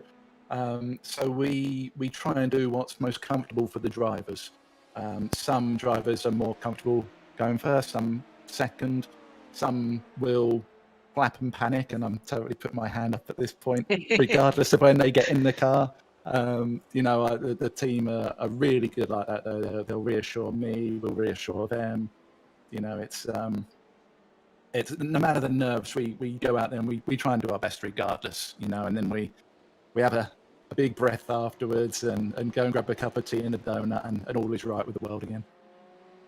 That's really good to hear, to be honest. And I think honestly it's something sim racing does really well, actually. Is there's good awareness of the mental health battles, and Mind, I would agree, a very good cause. So well done to you guys, and also good luck for the rest of the race. I can see it looks like we're about to see a battle here between Alex and the Elite team, so we'll quite gleefully follow this for a few laps, I think. And awesome. Thanks for your time, Adam. Maybe talk to you later. Yeah, no, thanks. Cheers. So, James, that was the boosted team. Are you suitably refreshed and ready to watch this battle unfold? I am now. As you can see, the Alex Nella, Jonathan Worth are tucked up right behind him. See boosted pull out on the right-hand side left as you are looking at the screen now. Elite Racing Team in the blue are on our left-hand side, right as we swap the camera positions. And are we going to get it done? Yes, we are. Alex Nella, job done. Next one, EJ O'Donnell Lyons, Vector by RSR, 1.56 seconds up the road, Chris. So this is going to be Alex. Well, as you've already heard from Adam, it's going to be Alex's quick. We know this already. 132, 133.06, nearly a second faster than EJ O'Donnell Lyons, Chris. So I think within a few, well, I would say a few laps, but I think it's going to be probably by the end, maybe this lap, that these two are going to be very close together. There you go. There is the Vector by RSR, Chris. Yep, he does seem to really have, like you say, he's the fastest LMP2 on track right now, and that's despite the traffic they'll be coming through. Rui Kirosh is only 30 seconds up the road, and then you've got Victor Abelan in World of Sim Racing. It's only 41 seconds further up. So, I mean, like we were saying to Adam a minute ago, this battle's far from done. I think Adam's underselling his abilities somewhat, but Alex is really showing what he's made of here as well, though, to be fair. I think that's the thing. We're all very how can I put it? We're always very self-conscious, aren't we? Like, you and me are both cut from the same cloth, really, when it comes to racing. We're not really aggressive, but these guys obviously are full-blown racers, aren't they? And for Adam to come out and say he's not really this aggressive type, he's mediocre at best. But at the end of the day, sir, you're still in a LMP2 car. You're still 4th now overall, and you're still racing without many incidents for your own sort of self. How can I say it? You can't take responsibility for them because you haven't really done that many. So, despite what Adam says, I'm still going to big the man up. Props to you, Adam, for even jumping in the car, because I think maybe for the next one we'll do a TSS car racing team. What do you reckon, Chris, for the out hours of Watkins Glen, and we'll commentate and drive at the same time?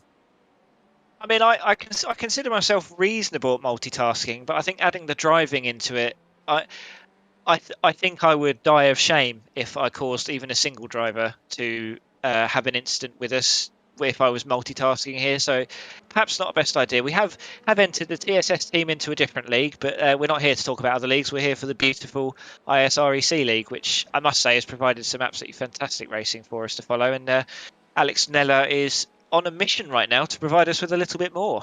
Yeah, I think this is going to be coming to very, very, very shortly at the end of this long straightaway. We're going to be taking the left-hander on the back as we come out of the infield section. We're going to take the long left-hander, and here we go. We are on the long left-hander, 0.3 seconds and 0.7, sorry, and closing quickly, 6.6, 6.8, 6.4, and we're still going down. I don't think he's going to get in before the bus stop, but I am possibly looking that it will be after that. And Alex has jumped in chat and said, "Oh, stop it, you're making me blush." Sir, props to you. That's all I can say. As we go down the bus stop, and we're on board with Alex now, who's going to be the Vector by RSR in front of us, 6.2, 6.1, and closing quickly. And I think, Chris, if Alex has got a single 4, I would possibly look at maybe not looking that option this lap. I think it's more of a stay as close to you can to EJ O'Donnell lines going into turn 1 and into this section. But I think that's what he's going to do. Yeah, I think he is. I think he is, Chris. I think this is going to be settled for at least the end of the stadium section before we get out again. Yeah, and as you can see, there's a bit of traffic approaching as well. They might be lucky and meet it just on the exit to the outfield, although they've just gone a little bit wide there, the Ferrari.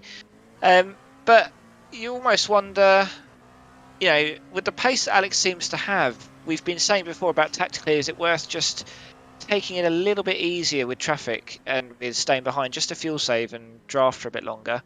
But if he's got the pace advantage he doesn't actually want to be stuck behind Vector for that long. We'll see if he gets I think he's probably going to be too far away here without a very good exit. Alex is certainly a lot tighter to the apexes. He seems a lot calmer under braking at the moment, but some of that might just well be the fact he's not got to worry about a car behind him, because Elite are now 2 seconds back, out of the draft. And you can see the gain here, James, can't you? Yeah, that's what I mean. 0.42 and closing coming into the bus stop as we're going to be hit on the brakes. We're down into second, maybe third. We're going to run it round, and then we're going to look for the very sharp acceleration out. An absolute clean caller by Alex Nella there. That puts the 0.37 up the back of EJ O'Donnell lines, and the Vector by RSR. We're coming round the long left-hander leading down to the start-finish straight at the moment. It's famous Daytona road circuit. Alex Nella now pulls it out. We're going to be going on board with him. We're going to stay. Oh, Alex! Oh. He's not interested, is he? He's fuel saving. I don't know if he took. I don't know if I didn't hear the fuel saving, Chris. I got to be honest. We were on board. I didn't hear the lift and coast, but I do wonder if he knew in his head that they weren't close enough. I wonder if he was just too close to that corner to pull out and stop at the same time. And I think that could be possibly what we saw there with Alex. He just maybe thought he was just too close and couldn't stop it in time if he'd pulled out going into the overtake. But I'm pretty sure this is going to be very, very, very short battle if Alex can get ahead of EJ, which I'm expecting maybe before the bus stop. But let's see. I don't know how deliberate it was, but I did like what EJ did on the main straight, just sort of keeping the car in the middle, but not so in the middle that you can sort of choose which side to go, and just putting that little bit of doubt in the driver behind you's mind. And it's allowed him to keep ahead for one lap, although perhaps with the pace Alex has got, it might well be worth just letting him through when he goes for it. As you can see just how close he tucks up behind there, and then you can draft off of him for a while. I think this is the same situation. I think Alex is possibly on a fuel saving. He knows he's caught up to him. But then again, he's got these other two cars in front of him, and at the moment, you know, EJ pitted on lap 167, you know, and I think it's going to be that he's got to be looking at whether or not he's going to be sitting behind him. Here we go, coming down into the... Where are we on the chat? We're coming down. Yeah, see, that was... I think that's a giveaway by EJ. EJ's moved over. Let him through. Yeah, there you go. Job done. Alex Nella on your line, on your way. Third in class, Mr. Adam Hedgecock, who's in chat at the moment. You are up to third, sir. And now we've got a 28-second gap to Rui Carreros in from hashtag Racing LMP2. And away we go. That was a job well done by them two, wasn't it? It was, but while that battle's happening, we've missed a little bit of a battle in GTE here between Dennis Van Beelen in the chicane and João Sousa in the hashtag racing car. They've been battling, and it looks like they've been battling through traffic as well, although that might be a car a lap ahead of them. No, that's Cameron White, I believe, in the Aquila Racing Cyan. As you can see there, the chicane online racing red of Dennis Van Beelen flashing like an absolute trooper. Cameron Wright going up the inside. Car 144, I believe that it was. It 144 or 244 as well. Dennis Van Beelen. So it's going to be interesting to see how this all pans out and whether or not this ended up in disaster. It might be worth. Let's go and have a look. Because they're still fighting. They're still battling. Dennis here at the back, but he's only less than a half second behind. And you can see how much they're catching. That is Cameron Wright in front, isn't it? I believe in that Porsche. We'll have to see what's going on. See if we can catch their car number. João Sousa from the hashtag, which is fine. I've got that. Or is that that's not Dennis Naya in the .exe? That makes me wonder if that's the GTE AM leader, Cameron White. But he hasn't jumped. He's on the same lap. He hasn't jumped in position wise. So if we can just get Mr. Producer, sir, if you can flick onto the car. I'll tell you who it is. It's Travis Schwenker in the Orion. Schwenker, he's coming around to lap these guys from Orion Race Team 144. So I had the number right, I just didn't read the name. But there you go. But he's lapped these guys as well. So basically, Travis has lapped everybody in the GTE field to the top four. Wow. He's having a good race, I think it's fair to say. Well, the whole team is. Yeah, I believe it is. Yeah. Travis has done an amazing race, as you say, as has the Orion Race Team. But Adam Hedgecock in chat. Yep, Alex has been unleashed to go hunting for P2 now. This is going to be mega. And Pedro Sosa, hardware issues indeed. Feels bad, man. Well, if you want to come and have a chat with us, Pedro, please send us a message and contact commentators and we'll move you in and we can have a talk about your issues that's happened for your car, unfortunately, for hashtag Racing LMP2. 3 hours, Chris. 3 hours 9 minutes, or 3 hours 8 minutes, as we come into that under that last minute. What do we think is going to happen? We've got a very good spread, haven't we? As we see Gregor Lehman's in the pits there. I believe that will put him out. Oh no, Jason Dillon and Aquila Racing Aqua is in third. Cameron White in the Aquila Racing Cyan. What have you been up to, sir? As we're coming down. Looks like he's had an incident. I believe he has. Ooh, big tank slapper going in to turn one there on the left, and he manages to survive it. So well done to you. Good He's job. Still in the lead. Still got 30-second gap back to Welder Sim Racing, who in second with Victor Garrido currently in the car. But this is the closest battle on the track right now. Yeah, Dennis Van Beelen, João Sousa from hashtag Racing, tucked up right behind Travis Schwenker from Orion Race Team, who's one lap ahead. He's coming round to lap them. Aventus Racing 117 are on the exit. So that is Gregor Lehman's. Is he still going to be holding third place? I believe he is, but that is going to be close, Chris. If we can flick over to Gregor Lehman's coming out the pits. He's got Dennis Neidhart coming right up beside him. We're going to see him in shot very shortly. They're going to be side by side. Here we go. We got Gregor Lehman's on the right. We got there he is on the left. Dennis Neidhart comes out just in front of Gregor Lehman's there. That was absolutely epic as we jump on board with Gregor Lehman. Now, I'm not overly worried about Gregor. we've been in this situation before, just with a different manufacturer. This was Chicane Online Racing Red in front of us. And we literally fuel saved for, well, pretty much 35 to 40 minutes. Okay? So I'm expecting Gregor to maybe put himself in that position that might actually, Chris, put the inside information that I did get earlier into play, because they might actually be able to fuel save to keep them inside the 8 stint limit. As we see Stage 1 Racing Orange getting an unsafe overtake warning there, appeared on the bottom of your screen, but that may actually put them within that 8 stints that they were looking at for this race, Chris. Yeah, but still, plenty of time to go. It feels like a complete cop-out as a commentator, but all we have to do is basically just sit and watch and see what unfolds. The amount of times we've made predictions and they've gone horribly, horribly wrong. We've been burned too many times. Yeah, and Dana said, and we've got ISRC TV. I'm not sure the Aventis fuel strategy is going to work. Orion just did a pit stop and still come out in front of them.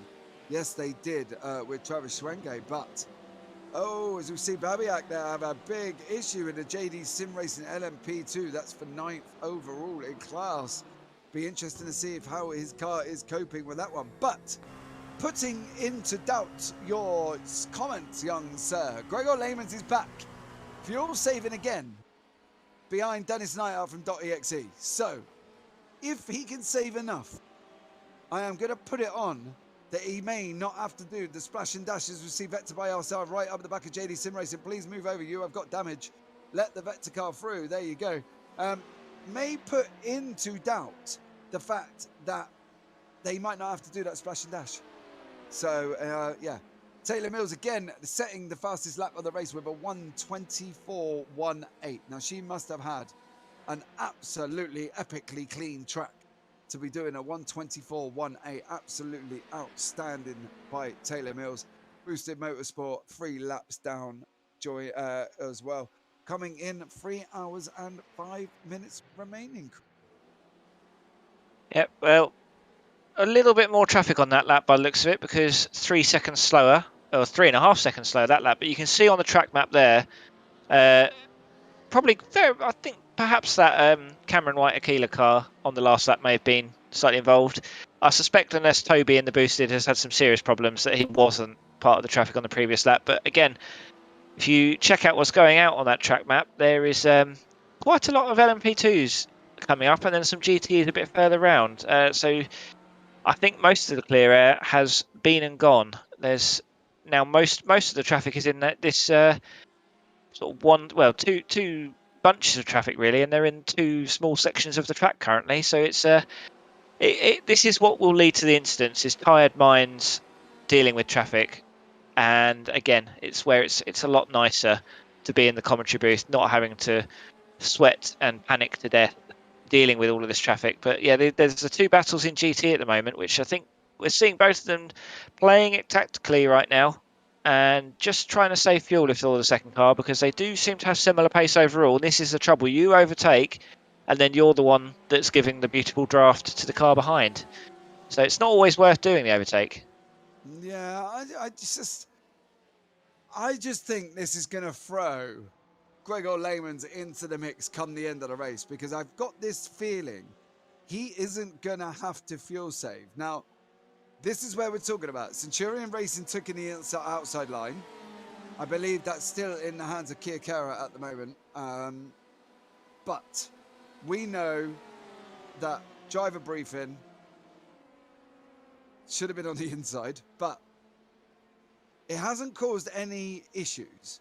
So therefore, it should stay out of conversation, shouldn't it, Chris, altogether? Possibly, as we see Peter Elson again pushing his car just a little bit too hard, losing under braking.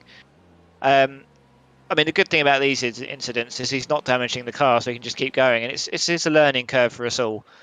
And I think as well, tired minds this late into the race. These incidents are happy, but you can see a lot of traffic now as well. I really do think this is gonna play a big part of who's going to still finish and who's going to get crashed out, because all it takes is one mild miscommunication and we're all gone. Oh, as we see there on the Elite Racing team coming out of the pits. Oh, we're free wide. That's not going to work. That is not going to work. That takes out Gregor Lehman's out the middle. Did the other two manage to carry on safely? But that was not good. There's the LMP2 car. We're coming out of the pits with Jonathan Worth. Jonathan, this is not going to work. Going 3 wide, we get the car number 94 makes the move as well, which is Dion Neuvelt from Stage 1 Racing Orange. As we see Jonathan Worth off the side. We've got Gregor Lehman's was off as well. And there's the number 94 car. So all 3 cars, unfortunately, spun round. 3 hours left, guys. 3 wide, not going to happen. Dion Neuvelt from Stage 1 Orange. Sir. Oh, your spotter should have been talking. We're going back 3 wide again. No, I think. Oh, Chris, was that a spotter's moment? I think what's happened there, and perhaps actually, I'll tell you what. Let's have a look at that again from Dion's cockpit, because what I think's happened is he's not noticed the LMP coming out on track, and then I wonder if because he's not seen the LMP2. Oh, you can see him coming out there actually. But then he's blocked by the GTE, and he's tried to go around. But obviously, the GTE can't really go anywhere. The GTE is sandwiched. Would that move? Should that have been a move? Where's commentator? We're here to call it. We're here to discuss incidents. Should that have been a move from Dion Neuvelt? Well, let's just say there's a reason why Gregor flashed him. I think that's fair to say. Oh, you sit on the fence there, sir. Oh, I mean, I'm not sitting on the fence there. I'm just not saying it out loud myself because I'm a coward. But see, this is the thing. I think us commentators are here to tell you the action, guys. As we see Alex Holloway from FTR Esports Red. What have you been up to? On the kink on the left-hand side, and we're going to see you go round. We possibly are. There you go. Off oh, dear. Oh! And he is able to extract that car at least. Well, at least, but how much damage is that car going to have? We will see him. Whether or not he's going to get out smoothly is a different matter. But Dennis Schooling's in the pits for Antagonistic Racing. 524 Erwin Lucas is in the pits as well. Marek Babak from JD Sim Racing, he is in the pits as well. Dennis Van Beelen on board now. Chicane Online Racing Meg. Zhao Sosa, #racing. Guys, opinions in chat. Let us know. Should Dion Neuvelt look to making that battle, or should he have possibly held off? Now, we clearly doubted whether or not he could see the car from coming out of the pits. He clearly could. So please, please, please let us know what your opinions would be and whether or not it was a very daft move that shouldn't have even happened. And already we got Marius Brewer. What an unfruitful move from the LMP2. That's sad to see a battle end that way. And Ben Gregory from boosted LMP1. That shouldn't have been a move. It was daft as muck. Fill in, change the M for whatever you want.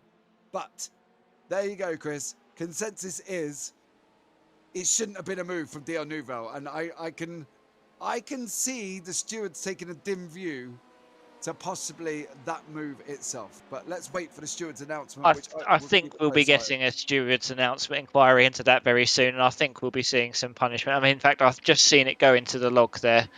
And they'd just been given a warning, the Stage 1 car as well, for an unsafe overtake. So that's 15 minutes prior. That's not a good set of laps there. But I get not defending it because that's not defensible driving. But it's a consequence of time. No, I don't think we tried defending it. We tried looking for reasons why it might. Well, I think we were looking for reasons it might not have been. Because we're trying to think the best of our drivers we've got here, and I think it's entirely logical to think, well, maybe he didn't see him coming out the pits. So we have a check. We realise no, he could clearly see that car in the pits, and you could clearly see the car on the track. But I think it's just a case of you've got to be sensible with these things, because the amount of iRacing compilation videos we'll have watched, whenever they're at Daytona, 90% of the videos are nonsense going on through turn 1 and then onto the next set of corners into the infield. So you just think, that's where all the trouble seems to happen. Maybe I should save any moves I make for after that. And I can understand the sort of desperation of wanting to get past lap traffic with the GTE, but you're better off losing 2 or 3 seconds behind a GTE than you are doing what we saw 2 laps ago. That is for sure. That's now put Tom Voss in the car for Offensive Racing. They've now had to take a pit stop, okay? So that's put them out. They might as well take fuel and tyres, but that has also put Alex Holloway is in pits as well, Marek Babiak. Now, obviously, we know they had nothing to do with the incident, but Tom Voss coming into the pits, taking over in the car, coming over, taking over from Gregor Lehmans. 1:52 already, Chris, pit lane time. It's not looking good for the Inventive Racing team. They're going to be looking at possibly losing a lap to Camera White. There you go. That's put them down further. Well, the Sim Racing is only another lap there. As we see, they're actually on the exit now. I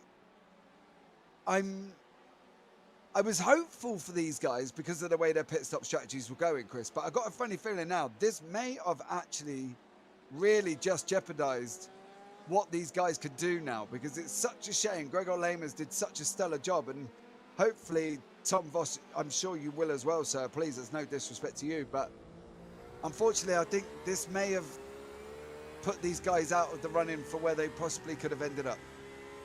Well, the one small positive here is that the number 94 car won't be anywhere near them for quite a while, because it's about 15 seconds up the road. Actually, even less than that, I believe. We're just slightly ahead. That might be it in the distance there.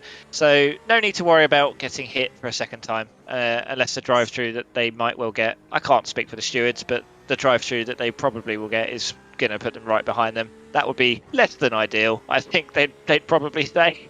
Oh, Chris, you have just come out from your, as you've put it, you know, you're too much of a chicken, but you may have just come out and actually made an opinion on what's going to happen there, Chris. It doesn't sound like me, does it? It does not. No, there you go, everybody. Chris Rowlands come out with a first comment of blame there as well, where he said that they're possibly getting a drive-through penalty for Dia Nouvelle from car number 94. Let's stage 1 Racing Orange. So let's see what happens there. That currently is under investigation. I believe they're all going to be having a nice long chat about it shortly. Well, I can see what they're deciding on, but I don't think I should say until it's been confirmed. But let's just say that it's not going unpunished. Oh, well, as I say, at the moment, I've just got the information. You'll probably see maybe a little bit more than me, and I've literally just got the information that it's under investigation. But there you go. I believe, though, at the end of the day, I think the chat agrees with us in YouTube that it possibly shouldn't have been a move to make. Couldn't blame Can't See Him, couldn't blame anything else, and unfortunately, that should not have been a move. Unfortunately, that has thrown Tom Voss out. Now, 2 hours, 54 minutes, though, Chris. So it's going to be interesting to see what Tom can do. I believe he's probably going for about 2 hours in the car, so there's going to be another driver pit stop at the end, but that generally might work out. They're currently on 5 stops. 3 stops, they reckon 8 is going to be the limit.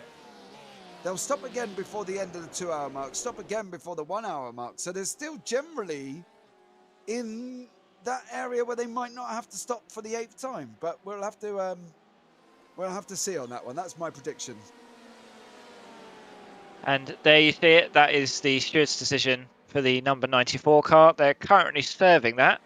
Stop and hold. How long is this stop and hold? 30 seconds? 30 seconds they've been stopped and held for. So they'll just be serving the end of that now. Oh, I say the end of that. They're about stopped. They're halfway through their 30 seconds. Let's see where that's going to pull them out. I mean, Alex Holloway is the car behind them, a lap behind them, and that's where they are. And then after that, it'd be Stage 1 Racing, who are another lap down. So it's not all it's really going to cost them is they're just going to lose a little bit more time to the 524 International car, which is, well, it's 3 laps ahead of Dion in the Stage 1 car now. So it's I think that kind of makes the move even more egregious in a sense, because he wasn't fighting anyone for position. Being held by the GTE was only going to be costing him 4 or 5 seconds. This stop and hold has cost a heck of a lot more. So hold on. He was 3 laps down before he went into that move. From the car in front, he's 4 laps down or more, I believe. He's currently 5 laps down. Well, not nearly 5 laps down on Rui Kirosh in the hashtag car. Okay, well, this is where commentators will bite their lips and keep it to themselves. But as we go on board with Alex Nella, Boosted Motorsports 2, we have 32 seconds from Victor Abalon from World of Sim Racing. Did they pit and lose the lead, or am I still seeing this wrong? That Rui Carreras has got past in the LMP2.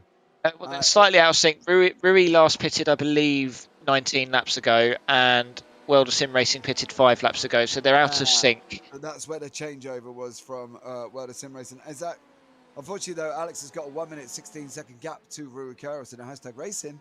But we, as we know, standard times, we've got 1 minute 10, pit lane time. So it's going to be interesting to see. Alex is going to have to push to really, really get Rui Carreras in the hashtag racing when he comes into the pits, which we're going to be probably not 40 minutes, maybe a little bit of time there for Rui to enjoy the lead position in LMP2. So let's have a quick run through. As you can see on the left-hand side of your standings, guys, Sapphire Simsport still out in front, 4 laps now over Boosted Motorsport for LMP1. Hashtag Racing LMP2 are in first in LMP2, actually. Well, the Sim Racing second, Boosted first, Vector by RSL fourth, Elite Racing fifth. That rounds out your top 5. In GTE Pro, Orion Racing, Aquilia Racing, .exe, hashtag Racing Chicane, Online Racing, Red are your top 5 currently. In AMS, we've got Cameron White is Aquilia Racing Cyan. Garrido is World of Sim Racing is in second. JD Sim Racing is in third. And Ingmar Hamburg is in Chicane, Online Racing Purple. They're in fourth. However, I have just seen them swap positions. So they are currently in third. And Alexander King, who I believe, is he out of the pits yet, Jens? Can we have a look at Alexander King and see if he's out of pits? Because I believe he was in there for a very, very long time if he's not out of the race entirely. See if I can find him. Yeah, I'm not sure if he's actually Can't out. see whether I think they've had a driver swap. Perhaps I can't see his name.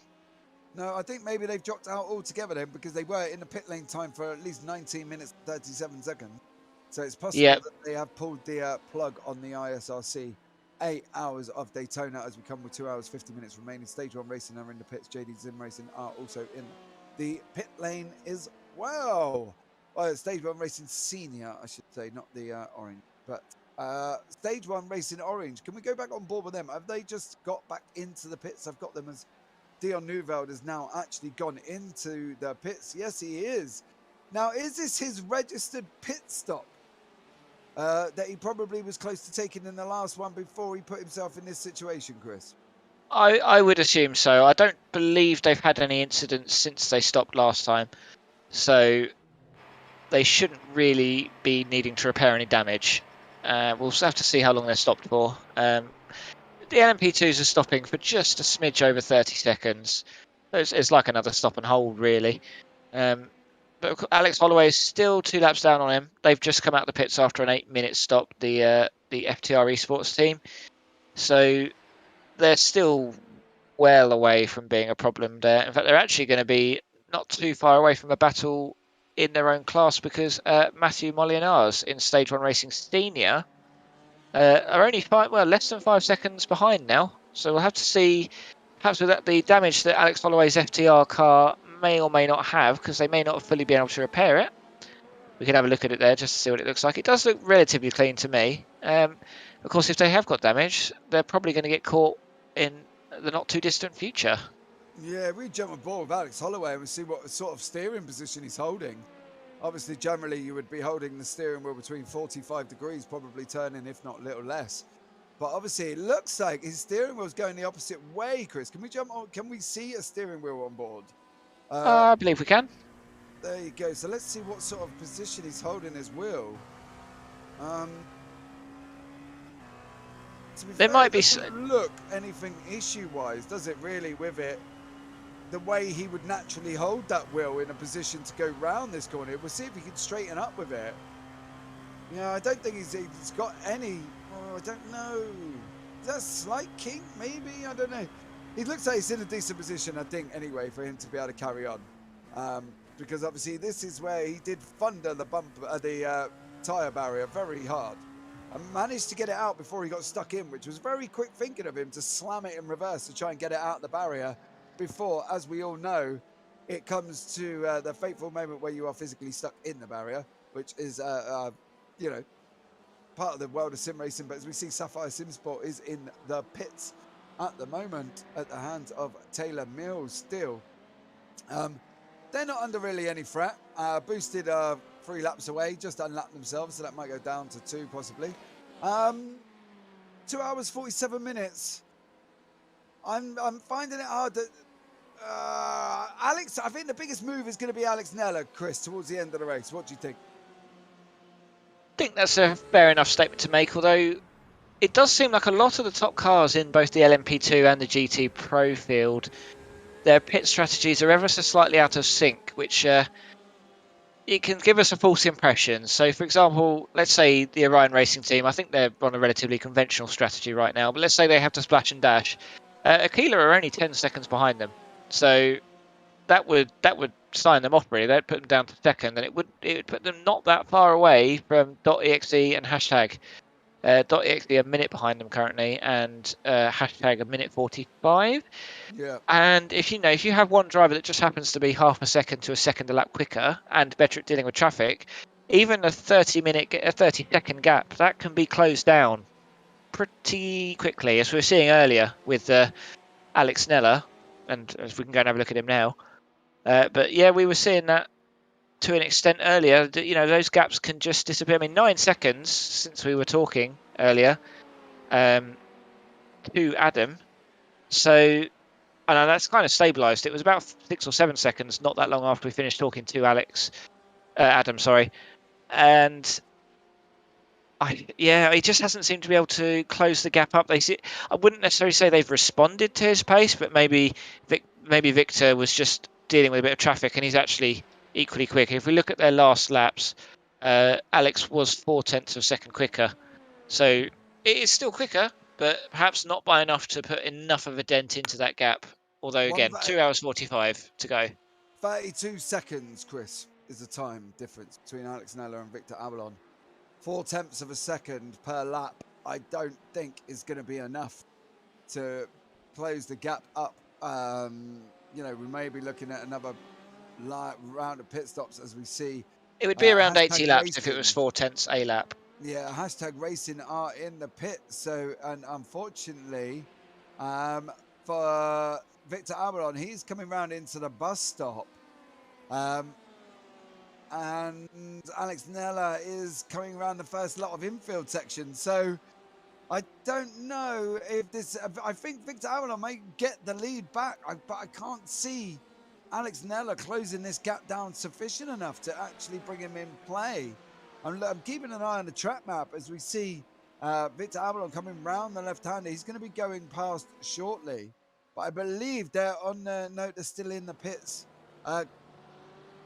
At the moment, Victor Avalon has now retaken the lead in LMP2.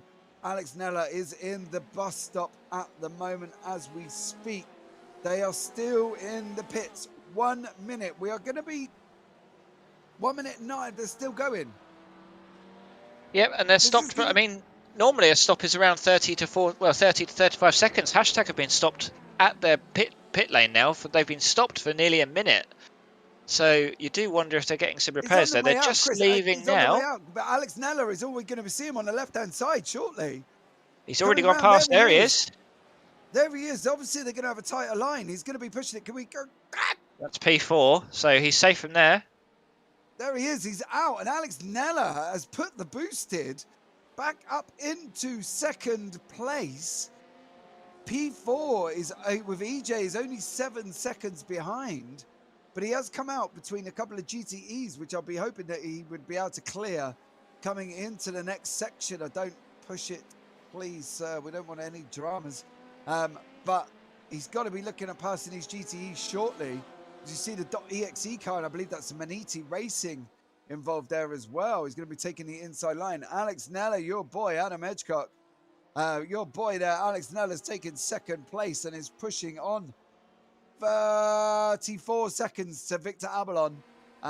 Lucky Pedro de Sosa from hashtag Racing got held up there behind the GTEs, which allowed Alex to get on his boots a little bit. 4.77 seconds. Sorry, I was just adding sevens onto a random number there, Chris. I do apologise. Yeah, you can see the GTE there wasn't very happy with the fact he went round the inside of the corner there rather than waiting. Obviously, both of these drivers have got their own races to run. So it's easy to understand why the drivers will get frustrated by that, and I think there's an element of, I believe that might well have been, the number 3 was Dennis Neidhart. That wasn't the one involved. It's the I believe, is that Josh Meyer? Yeah, Josh Meyer from Manita. Obviously not affected him too much because he's got right back up behind him. But So this is just the difference. That's the difference we were talking about, isn't it? Yeah. Josh Meyer using Dennis as almost like a tow rope, I suppose, if you wanted to put it in that way, to keep him within, pushing through with Dennis and using him to move up, which is a great strategy within your own right, sir. But as long as you say you don't end up getting involved. But we got Dennis Schooling from Antagonistic Racing with 524 International Racing right up behind him. Oh, that was a late pullout there. As you see, the number 77 taking the position into the bus stop, going out the other side. That's 524 in front of Antagonistic Racing now. But I believe this may have been exchange of a position way too early. I know Edgecock back in chat. Haha, see? I told you he was lightning. Yes, he was. I did have my doubts, so where his position was on track. But we've got 524, Antagonistic Racing, Dennis Schooling, coming round the left-hander before we go down the start-finish straight. Oh, the start-finish corner, I guess we could call it. And I believe that's job done. 524 Racing holds on to the position. And away they go. So, very close. I don't think this battle's going to be done as we head down there. Oh, what's EJ been up to, Chris? No, he's had a bit of an off track there. Just trying to occupy a bit of... Oh, dear, that's not going to feel very nice on the floor of the LMP2. I think this is the trouble sometimes, is that you can perhaps get a little bit overexcited sometimes, trying to overtake, but the GTEs, they don't corner the way that a prototype corners, so they will just naturally drift out towards the curb. And he may well have not seen him, and perhaps he had seen him, he would have given him that space, but it's not I don't think it's necessarily where a GTE would expect to see a prototype try and overtake. And we'll have to sort of keep half an eye on EJ's lap times, because it'll be interesting to see if he has picked up any floor damage from going over that big bump there. But yes, we saw with the battle we're back on board with here between 524 and Antagonist.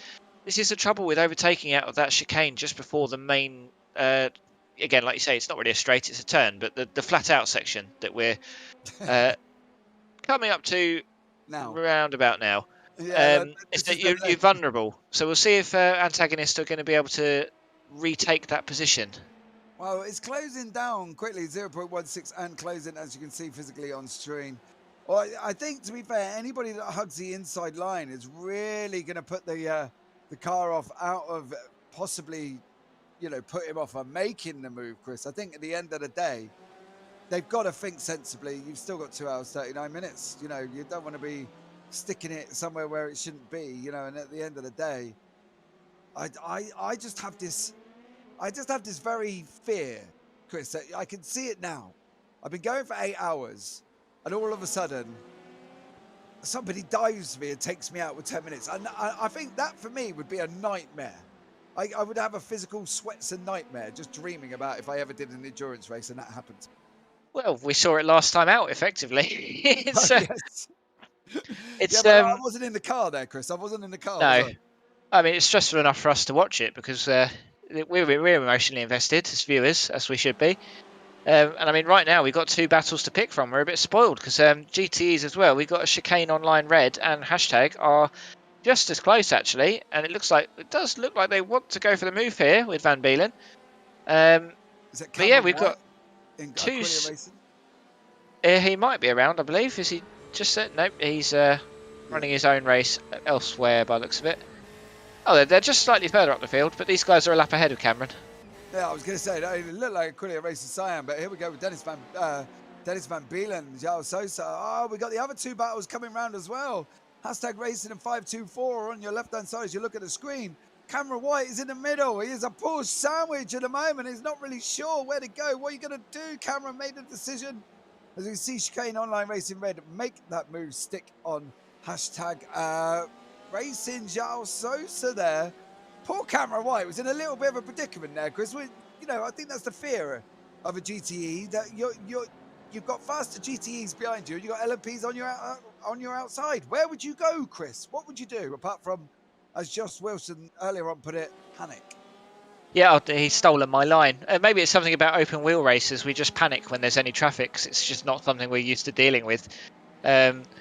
Yeah, not only do we need the extra downforce, we also can't deal with traffic the way these guys can. As we've seen, the LMPs do seem to like doing that. Get the move done on the GTEs before you get to the flat out sections. And I can imagine it being quite frustrating for the GTEs who are just looking to take that corner as quick as they can.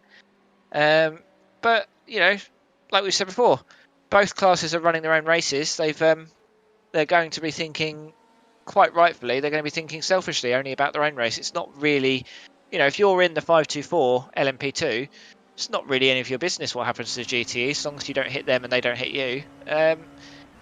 So I think you do have to an extent, you be selfish, but that does then lead to some of the incidents we see, I suspect. That selfishness. I think that's the thing, isn't it, as well? They want to get past these GTEs as quickly as possible. And at the end of the day, they're going to stick their nose up and hope to see. I've done Spa in multi-class in P217, and I've got to be honest, I almost had the red mist for the entire race trying to get past the GTEs that really don't like moving over. And, I think that's the thing from our perspective, Chris. I've gone across all classes. You go across your rookies and your MX-5s, then you jump into a Radical, and then you might jump in to a Ferrari in your D license, Radical in your C license, then you're in the F3s, and then you might pick up the P217 for your Bs, and then the McLaren MP430 for your As. But I think it's from our point of view, we've both driven open wheels, we've both done F3s, and I think we've both been in P217s, and I think out of all of them, the scariest is, for me, myself, is the P217, because I just never know what the GTEs are going to do. There's no consistency for me to say they should move out the way. They shouldn't move out the way. The lines are blurred, I think, is what I'm trying to say, and every driver has their own interpretation of the rules. Yep, I think, though, for every P2 that you see say that they're scared of the GTEs, you could probably find another 2 or 3 GTEs that have been killed by said LMP2s in races, because all the lapped traffic has to do within the sort of iRacing sporting code is just facilitate the pass and not make it any harder than it needs to be. It's nothing strictly about getting out of the way. It's hold a consistent line, and I think the perceived wisdom is generally for the car in front to just hold their normal line as long as they're not actively blocking anyone, and in theory you sort it out that way. So that's where we saw the few laps ago with the LMP2 try and go around the outside and end up on the grass. I believe that was Vector. Yeah. That's why the GTE sort of drifted wide, because they're in their head, they're taking their normal line and the LMP2 is meant to go around them, and that's a bit of an unusual move. But equally, sometimes you just catch the car at the wrong place at the wrong time, and you don't feel like it's a good idea to constantly lift off, because you will end up losing so much time by doing that over 8 hours. And I mean, there is no easy answer, otherwise we wouldn't be having this debate. And really, it's just a case of you do have to try and think about your fellow driver. So we can go and have a look at an incident for Dion Neuveld. We've boosted from the LMP1s. They're spinning. We've done that. We've seen that a couple of times today with Adam Hedgecock, who's done it as well. But I think that's where the problem lies. And I'd like to get people's opinions in chat here with regards to multi-class, because you guys are all involved in this conversation deep down anyway, and you're all enforced into this debate. I think the way we could put it, Chris, is, do you feel that GTEs should make an active move out of the way? Obviously, they've been different for the ISRC. They've been told to stay on the inside, so the overtaking car goes on the outside, which is understandable. But when you're doing officials here, you wouldn't see that facilitation where they would stay there, because we know that this car is going to stay where it is. But in officials, we don't. Do we feel that that's where the rules get a little bit blurry from leagues to league, from league to officials? Because you don't have that security that GTE would have stayed on that line, do you? You don't have that security that the move would have been facilitated. And I think that's where it brings in the false hopes, I suppose, of us P2 drivers, that we can take these GTEs because they are going to facilitate the moves. Yep, I mean, I don't think there'll ever be an answer to the question. It's just to too bad-tempered, shall we say? The class divide. I mean, so sort of my personal journey with the tin tops. I'm more of an open wheel driver, so it's not like I've got tons of experience. But I first drove the GTE. I was driving the Corvette, and sad to say we haven't got any Corvettes in the field today. It's a very fun car to drive, in my opinion. And sort of get a feel for that, and then I moved on to LMP2s, and I think for me personally, I found it a lot easier getting past the GTEs, knowing exactly where they are strong or weak. And I don't think all the drivers have done that, which is fair enough. You know, drive what you want to do. There's no point driving a car you don't enjoy driving. But you don't necessarily understand sometimes why a car is doing what it's doing, and it's usually a case of doing it because they have to, because that's how you drive that car quickly. So the GTEs, the understeering out towards the edge of the track, that's not because they're not doing that to block you. They're doing that because that's how they drive the car quickly. And the LMP2s and the LMP1s are much more agile cars. So I think it's, for me personally, I think it's fairer to expect them to do more dodging and diving to get out of the way. Okay. So would you then advise anybody that wants to drive an LMP2 to drive a GTE in a multi-class first? Well, I'd advise anyone in multi-class to drive other cars regardless, because all you're going to gain is more information on how other cars do. As we see Joshua Meyer here, so unfortunate having to wait. I mean, they did a very good job of waiting and being safe, and we'll just keep another eye. Yep, and you know, very clear that's an example of good driving. They've thought about that there, Joshua. They've got out of the way very early so that the LMP2 knows where they need to go, and I mean, they're doing that because they're a good driver, but they're doing that because it's better for their own race as well. If they make it unclear, they're just inviting more risk on. So again, that's what you can do as a GTE. I know we're talking about overtaking rather than getting out of the way after a crash, but what you can do is make it very clear with your car's body language what you're going to do. And actually, I would advise anyone to go and seek out. There are plenty of good YouTube tutorials, but Dave Cam, who you all may well know, is one of iRacing's most popular broadcast YouTubers. He's got an excellent video on how to multi-class drive safely, and I would encourage anyone to go and search it out, because it makes you a better driver if you know how to deal with the lap traffic a bit better. So I do encourage people to go and look that out if they're not, if they think it could help them anyway. Far be it from me to tell everyone how to drive. I think that's the thing. There are videos out there, you know, as we see the João Sosa come in for #racing into the pits. At the moment, we've also got Travis Schwenker. He's in the pits from Orion Race Team as well, currently as well. But that's the thing. I think, you know, I brought it up once, I believe, that before I was speaking to a friend. I think that when people look at signing up for iRacing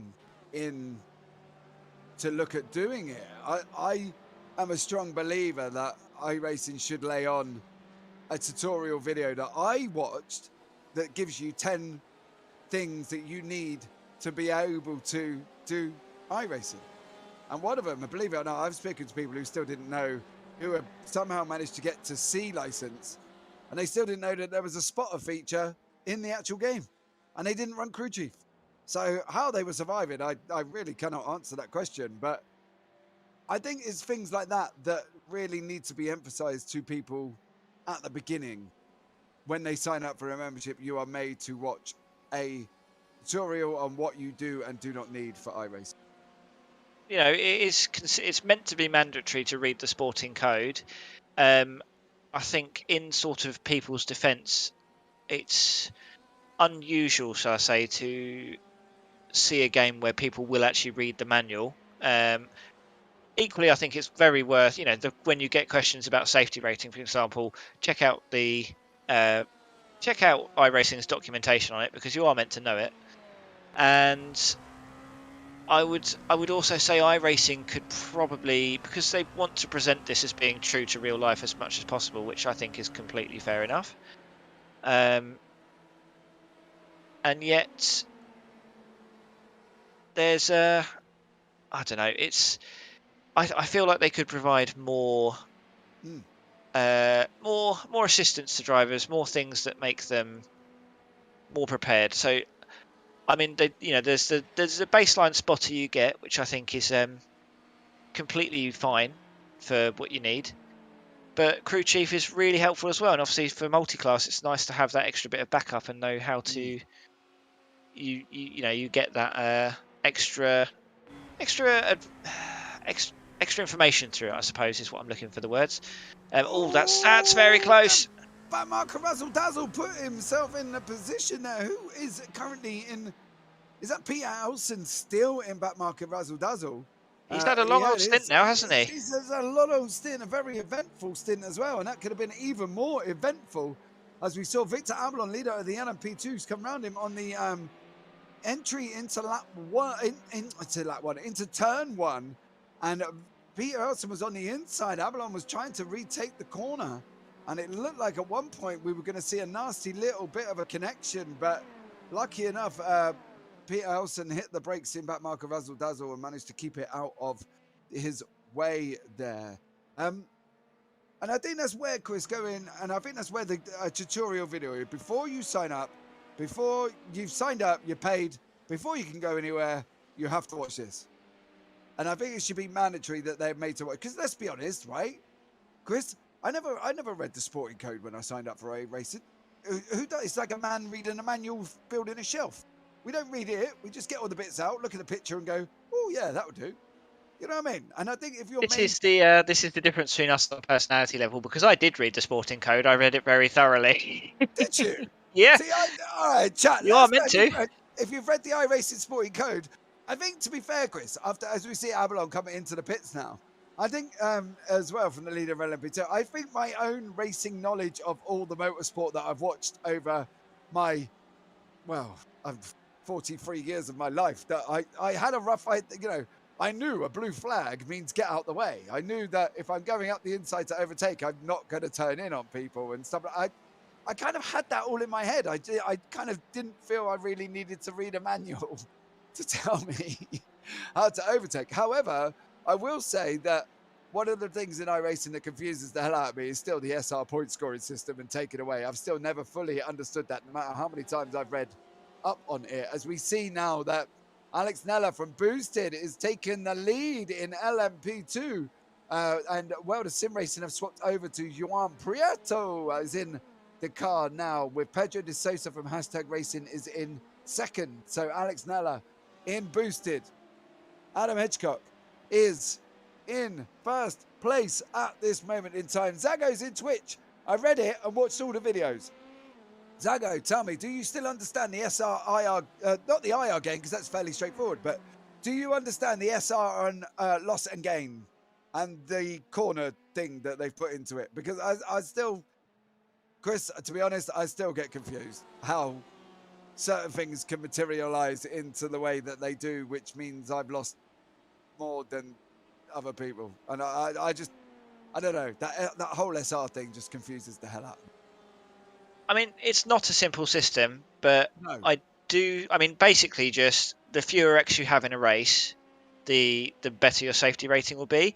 Obviously, I know you yourself have had some very interesting SR gains and losses after races where you'd anticipate it being different. Yes. But I think basically you just need to almost imagine that it's not over the one race, it's over, say, your last 20. And it's the total incidences within those 20 races. So say 20 races ago you had a very clean race, and then you had a moderately clean race is your most recent one that knocks out that 0x race 20 races ago.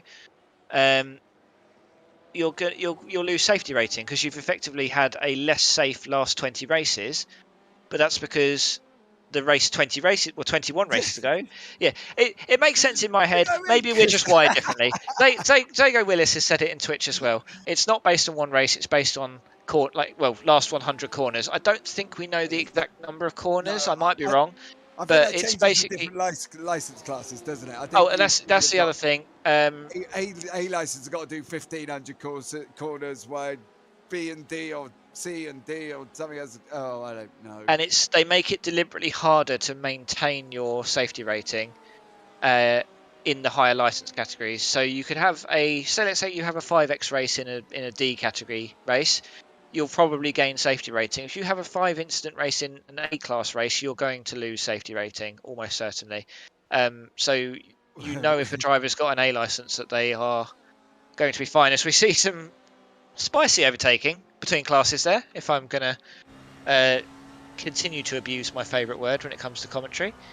And Alex is fine. He's up to the lead. Obviously, we are slightly out of sync with pit stops, so he might not be maintaining this lead as he comes in now. This is perhaps going to promote Pedro de Sosa in the hashtag racing. Yep, he's stayed out. So we've got a third leader in 2 laps.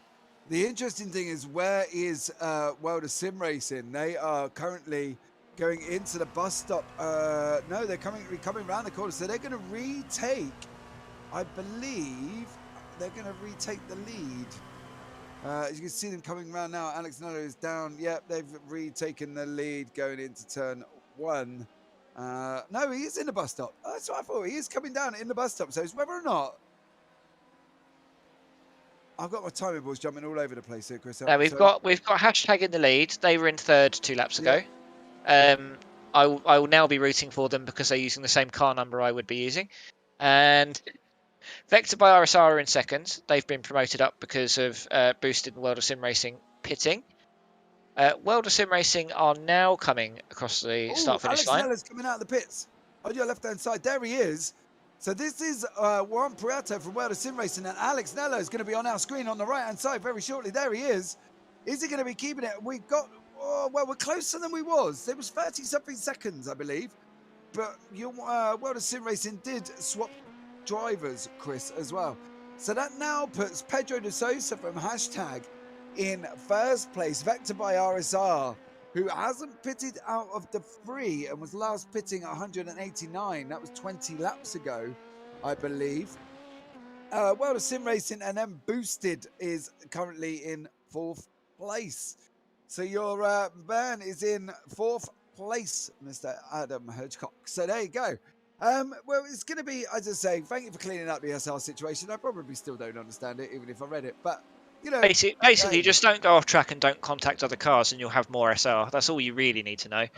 See, the thing is, that's the bit that confuses me. I don't always get the contact, and I find sometimes when I go into a race and I've had a clean 15 races, I have incidents due to no fault of my own, and I lose more SR than the person that actually gave me the incidents, and that bit confuses me as well. But hey, well, I think there is a debate to be had. Yeah, there is a debate to be had on them. So iRacing operate a no fault system for their safety rating.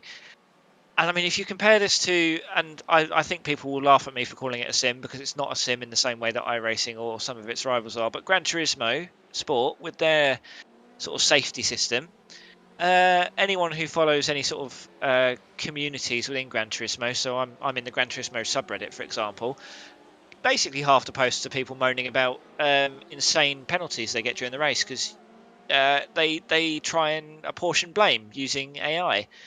And I don't work in tech, but anyone who does work in sort of computing that certainly knows anything about coding AI, computers are idiots. They don't really know what they're doing when it comes to apportioning blame, so it's always going to be wrong. iRacing system is basically expecting, in my opinion at least, it's expecting drivers to all just race each other with respect and say, well, there's going to be something you probably could have done in, let's say, 80% of incidents to avoid that contact, even if it is the other driver's fault. So I think that works a little bit better. And we've now got Adam Hedgecock saying thanks for the personal updates. It does sort of, you know, you come and you contact the commentators, you're going to end up with more screen time. It's just the way of life. So if any of you there out do want more screen time, feel free to come and have a chat with us, and we will gladly talk about how your race is going. We're always happy to hear from anyone that would like to get on broadcast. There, Chris, Tom Voss has got past the hashtag racing Luis Felipe Pinto,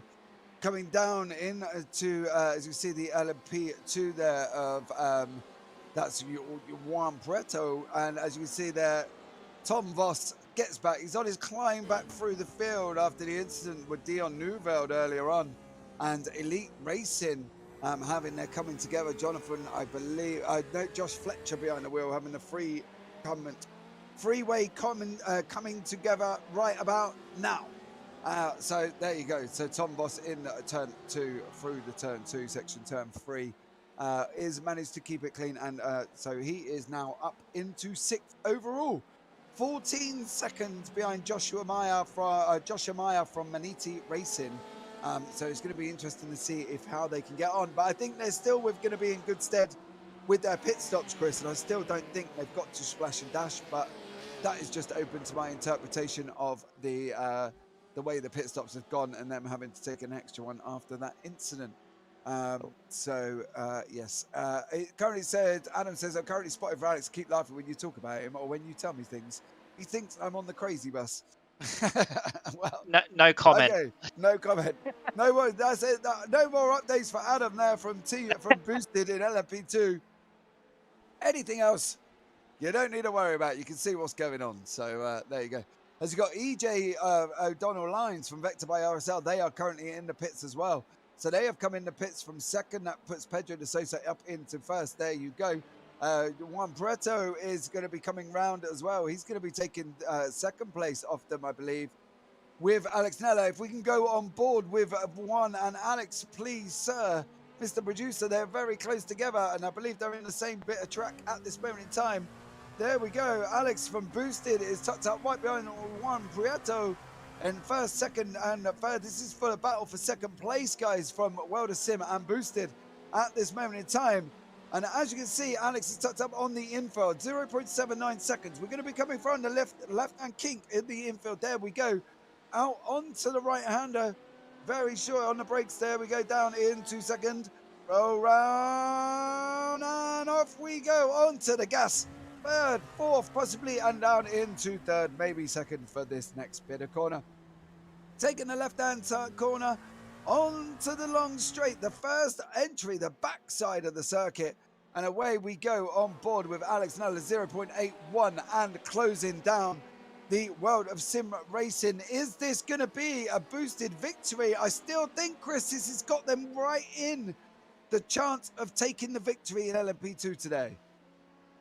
However, although GTE, still plenty of time to go.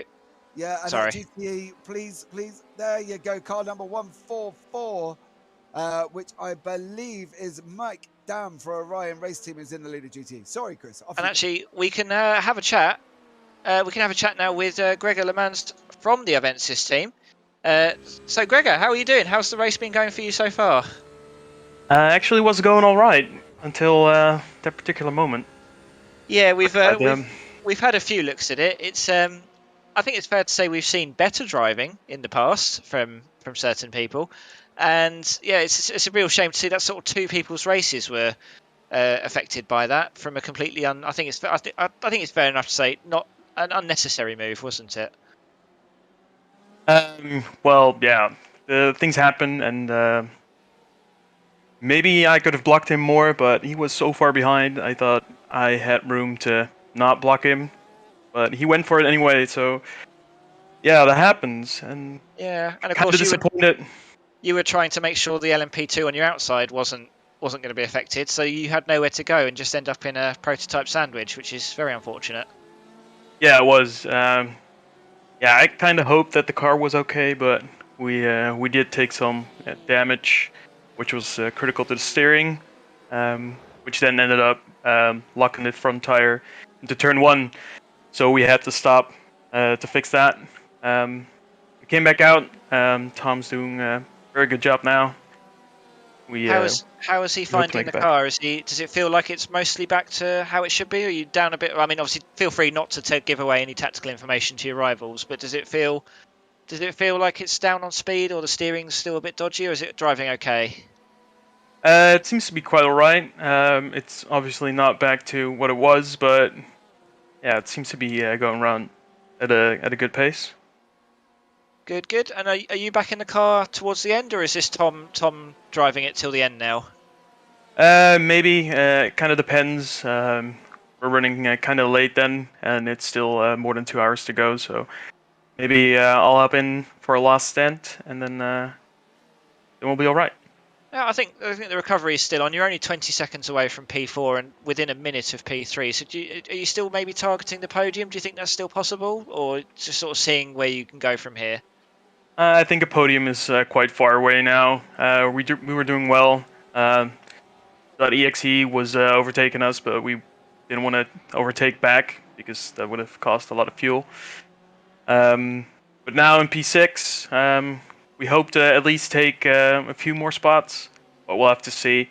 We don't know the other guys' strategy, so our strategy looks quite alright for now.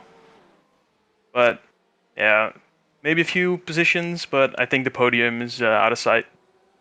You are lapping quicker. Well, Tom is lapping, I think, quickest on track at the moment. So we'll keep an eye on you because it'll be potentially see some overtakes from you later. And thanks for having a chat with us, and good luck for the rest of the race. Gregor, it's James. I just got one question.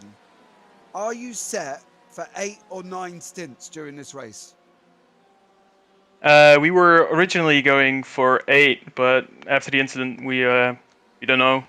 We stopped fuel saving, so we're just going full at it. So that's that. No worries. Thank you. It's more fun that way, driving quick, isn't it? Yeah, it is. Right, have a good race. Thanks for having me. Yeah, see, I was hoping for some inside knowledge there. My prediction, I think, is still on. But as you see, a couple of warnings flash up on your screen. You got Sapphire Sim Sport there for an unsafe overtake, and I missed who the one before was. Chris, have you? Who was the? Did you see the one before? That would have been. I don't know. It's number 66. So that would be. That is number 66. That is FTR Esports, Alex Holloway. Oh, okay. It flashed up. Unfortunately, we were still talking. No, unfortunately, but there you go. I think it's going to be interesting. Number 94, Stage 1 Racing Orange for an unsafe overtake. That's just the one as well. And there is, I believe, there was this another one on their way for them as well. But I'm interested to see where Tom Voss does with this car now, because even though Gregor said that they're not on target for a podium, but they still think they're on target for their fuel, I've got a funny feeling, Chris, that it may still bring Avensis Racing into play, because I think people are going to be slightly off where they should be for the pits, and there's only 55 seconds behind first place. So, yeah, I think that was the Stage 1 Orange Racing. That was what we were talking about with Gregor there. It's got the stop and hold for the 30 seconds. I think we've seen that, had that. That was what we were talking about earlier, Chris, wasn't it? Yeah, I believe it was. And we can see Tom here. He's got some GTs a few laps down. See how much time it costs him trying to come through that. Yeah, that's Centurion. And then we've also got Orion. I think Robert Hartley is the next car up. And yeah, if he can side his way through this traffic, so obviously it's just a little bit harder within class to get past. But equally, it does mean he's going to be able to fuel save while pushing. Obviously, they're not, actively fuel saving, but every little helps. And I think he's, since we were speaking to him, he's gained they're 5 seconds off closer to .exe than they were. Maniti, who are next up the road, have they've kept the gap a little bit less. Closing up, because Maniti are actually closing up to Chicane Online Red, and we could have a 3-way battle if they close up at the kind of rates they are at the moment. We could see a 3-way battle for 4th place, and then not EXE, not that much further up the road. All it would take is one incident for them, and they'll get dragged back into it as well. So this is the fun of endurance racing, is the way the storylines build over time. Yeah, and I think Gregor was eyeing on the air of caution for this Avensis Racing team. I still generally believe that they are in with a shot here, because as you say, we've got Maniti racing 6 seconds in front. We've got Chicane Online Racing Red who are being caught by Maniti. So I think Gregor is still in a great position to put this car where I believe they probably should have been throughout the rest of this race, which would have been within the top 3. I think Gregor did an absolutely exceptional job. As we see the leader there, Taylor Mills. Sapphire Sim Sport is in the pits at the moment as well, and I believe there's been an incident with Tim Perry from Boosted. There we go for Tim as he goes across the start-finish line, coming down into turn 1. Are we going to see a spin at the end of turn 1? Yes. Unfortunately for him, we are. So that's Tim Perry having a spin and sitting on the inside. Be careful on your re-entry. He holds it well. There you go. Very nicely done there. And I think that's going to be an amazing recovery we see from Tim Perry from Boosted. But They are currently 4 laps down. So there we go. And also, I believe, guys, as well, there is a poll in YouTube chat at the moment, which basically says, have you read the sporting code? James, it's not making you look very good at the moment. Well, unfortunately, I have to tick the one that says no, because clearly it's like a man reading instructions. Well, clearly everyone else does read the instructions. So there you go. Unfortunately, I am at a no ticker. You know, you get an achievement for doing it as well. It's Do you really? Yeah, it's worth doing. Oh, maybe I'll scroll through. Shadow H has. Is there somewhere I could see a list of every team entered with the players? I believe you mean the drivers. And unless you're currently in the ISRC Discord, I don't believe you are going to be able to see it anywhere else. But there are links below in the YouTube description. Please go and have a look. Now, hashtag racing, I believe, are in the pits as well. And Taylor, hey. Welcome as we pass on to Alex Salmon. So boosted hashtag racing are in the pits at the moment. This puts boosted currently in a great position to retake the lead. So we'll have to see how that goes around as we see Alex Nella coming through the bus stop at the moment. We have got World of Sim Racing tucked up right behind us. And we've still got Pedro in the pits from hashtag racing. And they're going to be heading round. They're coming round the left-hander. It's going to be interesting to see. I'm a responsible race driver who's considerate to fellow racers. So that clearly means you have read it. Unfortunately, I'm still in the situation of the no team because I really used my race. As we see, he's up the inside, Alex. Oh, no. World of Sim Racing. Oh, that's going to be clear. No, hold it. As we see, he's coming around. Alex Nella, World of Sim Racing and hashtag racing all in the same bit of track. Alex Nella held that LMP2.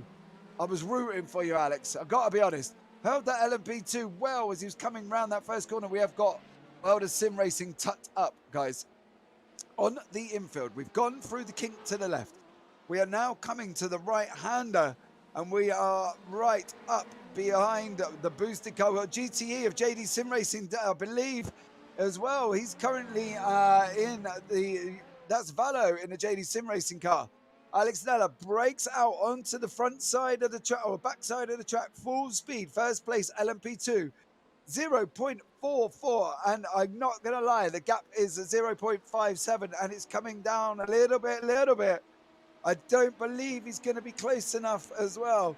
KK, thank you, says Shadow. Shadow players. Well, you did call it players. I would say more drivers, but there you go. Unless you're talking about the pro protagonistics in the race, and then maybe I'll give you players. But, you know, for now, they're drivers. But hey. As we can see there, boosted LMP1 goes past boosted LMP2 in the hands of Alex Nella. Has he managed to break up the World of Sim Racing? Has he dropped in and given him a bit of fresh air? He unfortunately has not as well. So as you can see, coming round into turn 1 at this moment in time. So World of Sim Racing there. I've got, I believe, hashtag racing. Is that their GTE sister car 251? Who is that? That is, yes, Diego Duenos. I don't think is going to be going well down there with one from the LMP2 team. That could have been made a little bit cleaner for him to resume his battle. As you can see, he's now dropped nearly a second back at this moment in time. I believe that was hashtag racing. Hashtag racing. That is, I believe that I may or may not be the only influencer for the World of Sim Racing code of conduct reading poll at this moment in time. And if that is the case, then that is the case. I took it as my racecraft experience watching racing for the last 40 odd years of my life really should have put me in a good stead of somebody new to sim racing to be able to realize that a blue flag means you get out the way and not sit there and try and block the person behind. But hey, that's a conversation for another day, isn't it? But hey, Maybe I'll take my time after this race and go and read the guide. As we see Tom Voss is in the pits from Aventis Racing. Inmar from Chicane Online Racing Purple is also in the pits as well. There is Tom, was on a full recovery up in 6th at one point, is now back down into 7th, which is a deep shame for them because I thought they were going to do absolutely amazing things as well with their fuel strategy, but clearly, unfortunately, that all got taken to bits in the incident that we had. I am the sole 10% for the no for the sporting code, so, you know, there you go. What can we say about that? Yeah, somebody help me, please. Somebody else put no. You can't have all read the sporting code, surely. And if you have, well, maybe you're the person that read instructions to put up a cabinet. I don't know, because I don't read them either, and that gets me in trouble with the missus. But that's a whole different pole vault altogether. Right, so we got Welder Sim Racing in second, tucked up right behind Boosted, going around the left-hander onto the front first and the backs on the first and the long left-handers at the moment. 0.5 seconds back as we carry on with World of Sim Racing, trying to keep behind Boosted. That is a car, the GTE, tucked up on the inside as they're supposed to be. As I believe it was red. Aquilia Racing Cyan, I believe that Cameron White there as well. He is currently on track, or has he actually swapped? He may have actually swapped. No, yeah, he swapped from Martin Kammerhofer, who's in first in GTE AMS with that car at the moment. So remaining currently, we got Alex Salmon still. Sapphire is in first from Boosted, 4 laps. Boosted are on the exit at this moment in time as well. They are currently 4 laps down. Sapphire are quick, confessed by Ben Gregory. Absolutely outstandingly quick with an outstanding lineup. But on the upside, we've got. Has Salmon crashed yet? No, Taylor Salmon has not crashed yet. Not yet. Taylor, you're supposed to have faith in your drivers. We're just picking you up how strong your lineup is, and then you've asked whether or not he's crashed. No, he has not crashed, so you're fine at the moment. Casters dropping IKEA confessions in here. Well, hey, come on. Let's be real, Shadow. Do you read the instructions on how to put up a TV cabinet? I look at the pictures. You know, I'm the man that reads comics, not books. Let's be honest. So we got Boosted in LMP2. They are currently in first place. I made myself laugh there. Hold on a minute. Boosted are in first place. LMP2, World of Sim Racing are second. They are currently on screen. Were on screen with that battle. In GTE Pro, Orion Race Team are out in front from Aquilia, 8 seconds back from them. And GTE AMS, as we see, we're on board with Martin here. They are currently in pole position in first place from GTE Pros with World of Sim Racing 17 seconds back, but we go back on board with Alex Nella from Boosted. Taylor, yeah, I finally got out of the car. Well done to you. What an absolutely epic stint. To be fair, this isn't my team. This is Sophie and Loic's team. I'm just filling seats. Look, don't belittle yourself, lady. We saw you in Spa. You did an absolutely outstanding job. You deserve to have your place back. So there you go. I think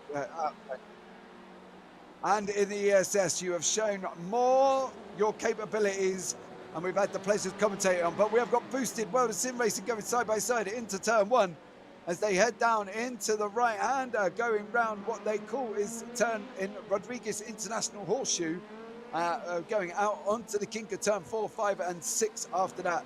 Don't put yourself down, Taylor. We've seen you in ESS. You are amazing. Deserve your place. There you go.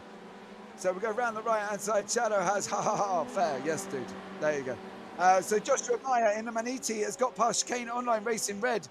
That puts him up into 4th in class overall. But is that going to put him back in for the retake as we go round to the next section?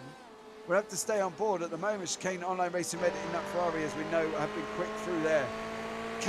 Well, I'm not going to say kept back Gregor from Aventis because we believe Gregor was fuel saving.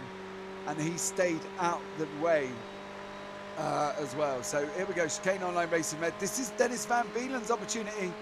As we see Maniti go into the pits there. Chicane Online Racing Red carry on round and retake their 4th place. So that looked a bit of a counterproductive overtake. I've got to be honest, if you knew you were going to come into the pits, I'm not sure why you would have risked the overtake. But hey, I'm not behind the wheel. Boosted. Sim Racing side by side, going down into turn 1. Boosted on the inside. World of Sim Racing on the outside. We've got Ferrari in front. World of Sim Racing, the Centurion, and Hashtag Racing. This is going to be interesting. Oh, World of Sim Racing gets past Alex Nella from Boosted. I believe there may have been a lift-off because Alex did have the inside line.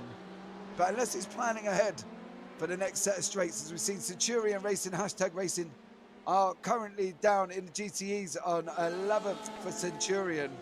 And I believe Hashtag is Luis Felipe Pinto in 5th place in GTE's class. We have broken the 2-hour mark. 1 hour 57 seconds.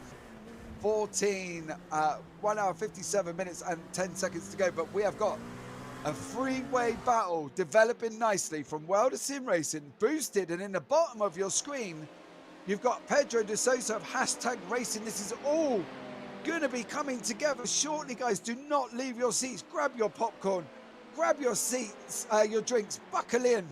This is going to be one epic battle with 1:56 left remaining. And this is the battle for the P1 in the LMP2, guys. And you are not going to want to miss this. This is going to be absolutely outstanding. Woo! As I take on a drink at this moment in time. Right. So, World of Sim Racing, Alex Nella from Boosted, Pedro de Sosa from Hashtag, all within a brief just over a second of each other as well. So this is going to be materializing over the next few laps, guys. If we've seen the closing rates as we have seen them previously in the race, they will be shortly within a lap or two together. So this is going to be a very exciting battle. 1 hour 55 minutes, and who'd have thought we'd have still had the top three in LMP2 tucked up so closely together. The next one on the track is Vector by RSR, but they are currently 48 seconds behind as well. So that's there they are there coming round the Avensis 117, who unfortunately had a incident. But we're closing up. We are all sticking together. Here are the leaders. Now, the next close battle is really Frank Gaia from Maniti Racing and Kez Uzaman from Backmarker. They're under a second apart at the moment.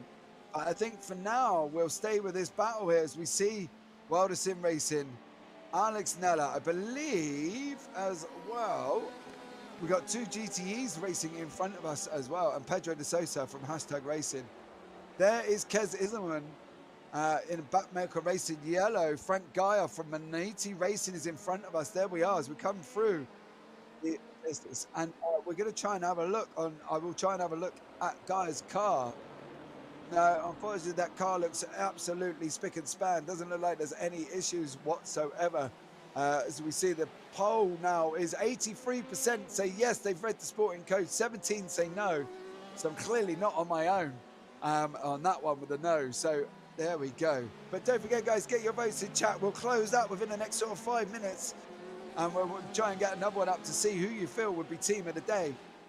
Maybe we'll do that a bit later on. We're a bit far out for 1 hour 54 minutes to go.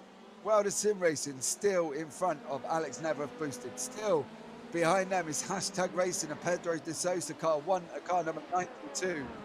Heading out onto the first long left-hander, I think I'm going to call it. I was calling it the backside of the track, but it's not really the backside of the circuit. So we'll call it the front long left-hander. Alex Nella closing in 0.54, 0.4, and you can see the gap coming down. 4.0355, 3.1, 3.27, and it's back out coming in. Pole is rigged. Yeah, Shadow. They've all said they've read it. I'm sure deep down there's more protagonists that can actually say no, but you know, hey, I'm an honest man, Shadow, and I say I have not, unfortunately, read the sporting code. Boosted LMP1 going past Boosted LMP2. Can he get past Sim Racing here and really help? We have got big news coming out at the moment. Hashtag car number 92 is getting a drive-through penalty for causing a collision on a competitor's incident. Now, it'd be good to see. I can't actually remember what that incident was. We will try and see if we can find it. We got Alex Salmon from LMP1 there coming to lap again the boosted LMP1 of Tim Perry, but boosted LMP2 cars are keeping it clean. Hashtag Racing is due a drive-through penalty, which is going to bring them into Vector by RSR category at this moment as well. So we'll be expecting them to come through on the next lap as well. So here we go. I think this is, I am stuck on the replay screen. I think this is the replay of the incident, but we are so far back, and we're not quite sure if this is going to bring forward or not. It's not, unfortunately, so that's a shame. But Sim Racing in first, boosted in second. Hashtag Racing will be going into the pits, I would have thought, for their drive-through that's going to bring Vector RSR in into their windows. Only a 30-second, 33-second maybe pit lane. They've only got 44. Here we go, Alex Nella. Alex Nella, second place in GTE. There we go. Oh, was there contact from the LMP behind as well? If we can have a look and see. Oh, no, I don't. Can we get on board with Vector by RSR, sir, and see if that actually was? It looked very close. I don't know if there was a complete and utter contact from Radu there. I don't know. Oh, that looks too close to tell. So we might have to see if there was contact by the Vector by RSR on that one. Let's have a look. We're going to get the onboard that we're waiting for. No. Netcode, I believe. That was netcode there, guys, as well, because I don't feel there was any contact whatsoever. World of Sim Racing and Alex Nella boosted on our right-hand side coming down into turn one. Is this where Alex Nella got back through? He got back through. Did he coming into turn one? World of Sim... No, I believe that was where they took it. Alex Nella is still in zero. Yeah, I think we got past and back past again. That was the second part of the straights here, guys, as well. I believe that must have been netcode on that replay with Vector by RSR. I don't actually believe there was any contact there at all. As we got the elite racing team of Josh Fletcher in the pits currently at the moment. As you see Alex Nella on the left-hand side of the screen. We've got Mark Pareto in the right-hand side. And now Alex Nella takes back the lead. I am going to say World of Sim Racing did pit 3 laps before boosted. Okay, so this allows boosted to go a little bit further, I believe, into the race. That will allow them maybe to keep hold of this lead, because as we know, World of Sim Racing are going to have to pit before them, unless they've done much fuel saving, but they keep swapping positions. I don't really feel that's the best way to fuel save, unfortunately, on that one either. So there you go. We are coming up to under 1 hour and 15 minutes, 22 seconds remaining in this amazing battle. We've got, Alex Nella, a big slide on coming out of the turn, lost where I'm going, where am I? Turn 47 onto the first section of the oval there as well. And he's just managed to hold it in front of World of Sim Racing, but this does really give them a good opportunity now to stay as close as he can through the chicane section, through the bus stop, and then out onto the next part of the oval.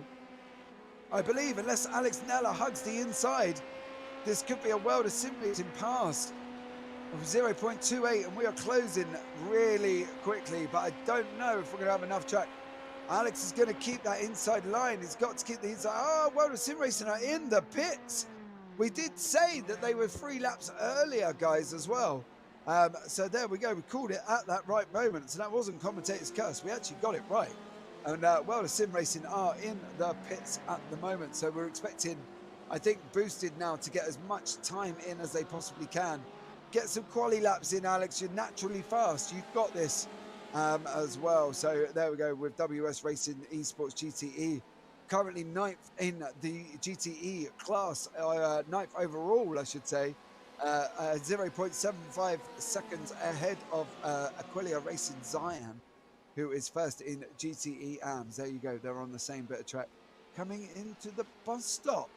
So World of Sim Racing has lost second place as Pedro de Sosa has gone past. I believe he's taken his drive-through because he brought into Vector by RSR, closed up behind him, and Vector by RSR are also currently 1.49 seconds tucked up behind hashtag racing.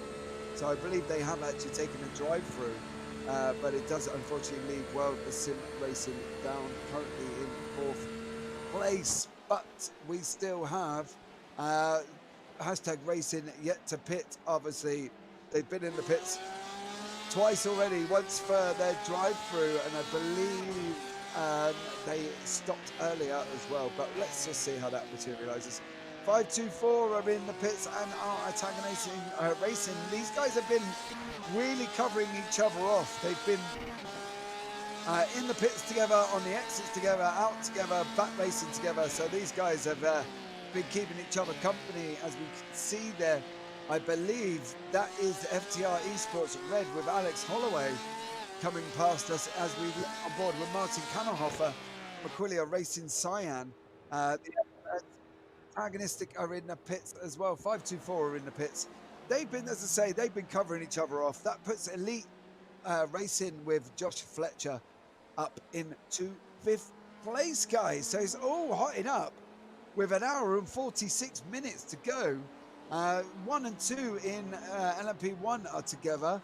Not too far. Mike Dam has got about an 8-second gap, I believe, to Justin Coral from Aquilia Racing Cyan for GTE Pro. And we got Martin Kammerhofer, who's got a 27 gap to Diego Duenas from World of Sim Racing in GTE AMS. So, yeah, 1 hour and 45 minutes remaining. Whew.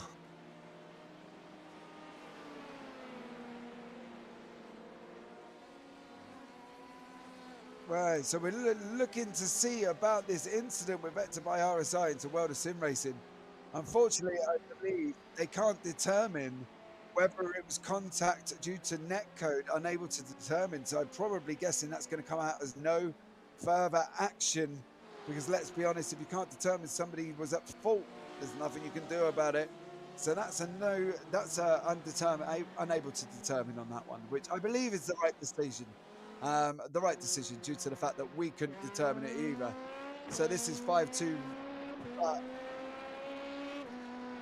Is this the Martin? Sure, exited the pits there as well. Just as he exited the pits, I had a bit of a funky replay on my screen, but there you go.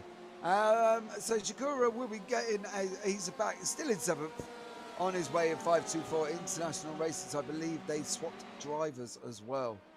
So that's yeah, right. Antagonistic racing there as well as we jump on board. Ralph Miller from .exe coming down after the kink going into the right hander. Outbreaks. Oh no, not before the barrier. Good job, well done you, sir. Kept it out of that barrier for .exe Sports there as well, unfortunately. Still in 3rd place in GTE Pro, so that's all good for them. They didn't lose any positions. And we still got Martin as tucked up behind. I believe that's Pascal Fries from WS Racing Esports. It is there as well. So they are currently on track 9th and 10th. GTE Pro in front of GTE AM. And last time out, it was a 141.5 and a 141... 141.04, 148.89. So there's not a lot between these two guys.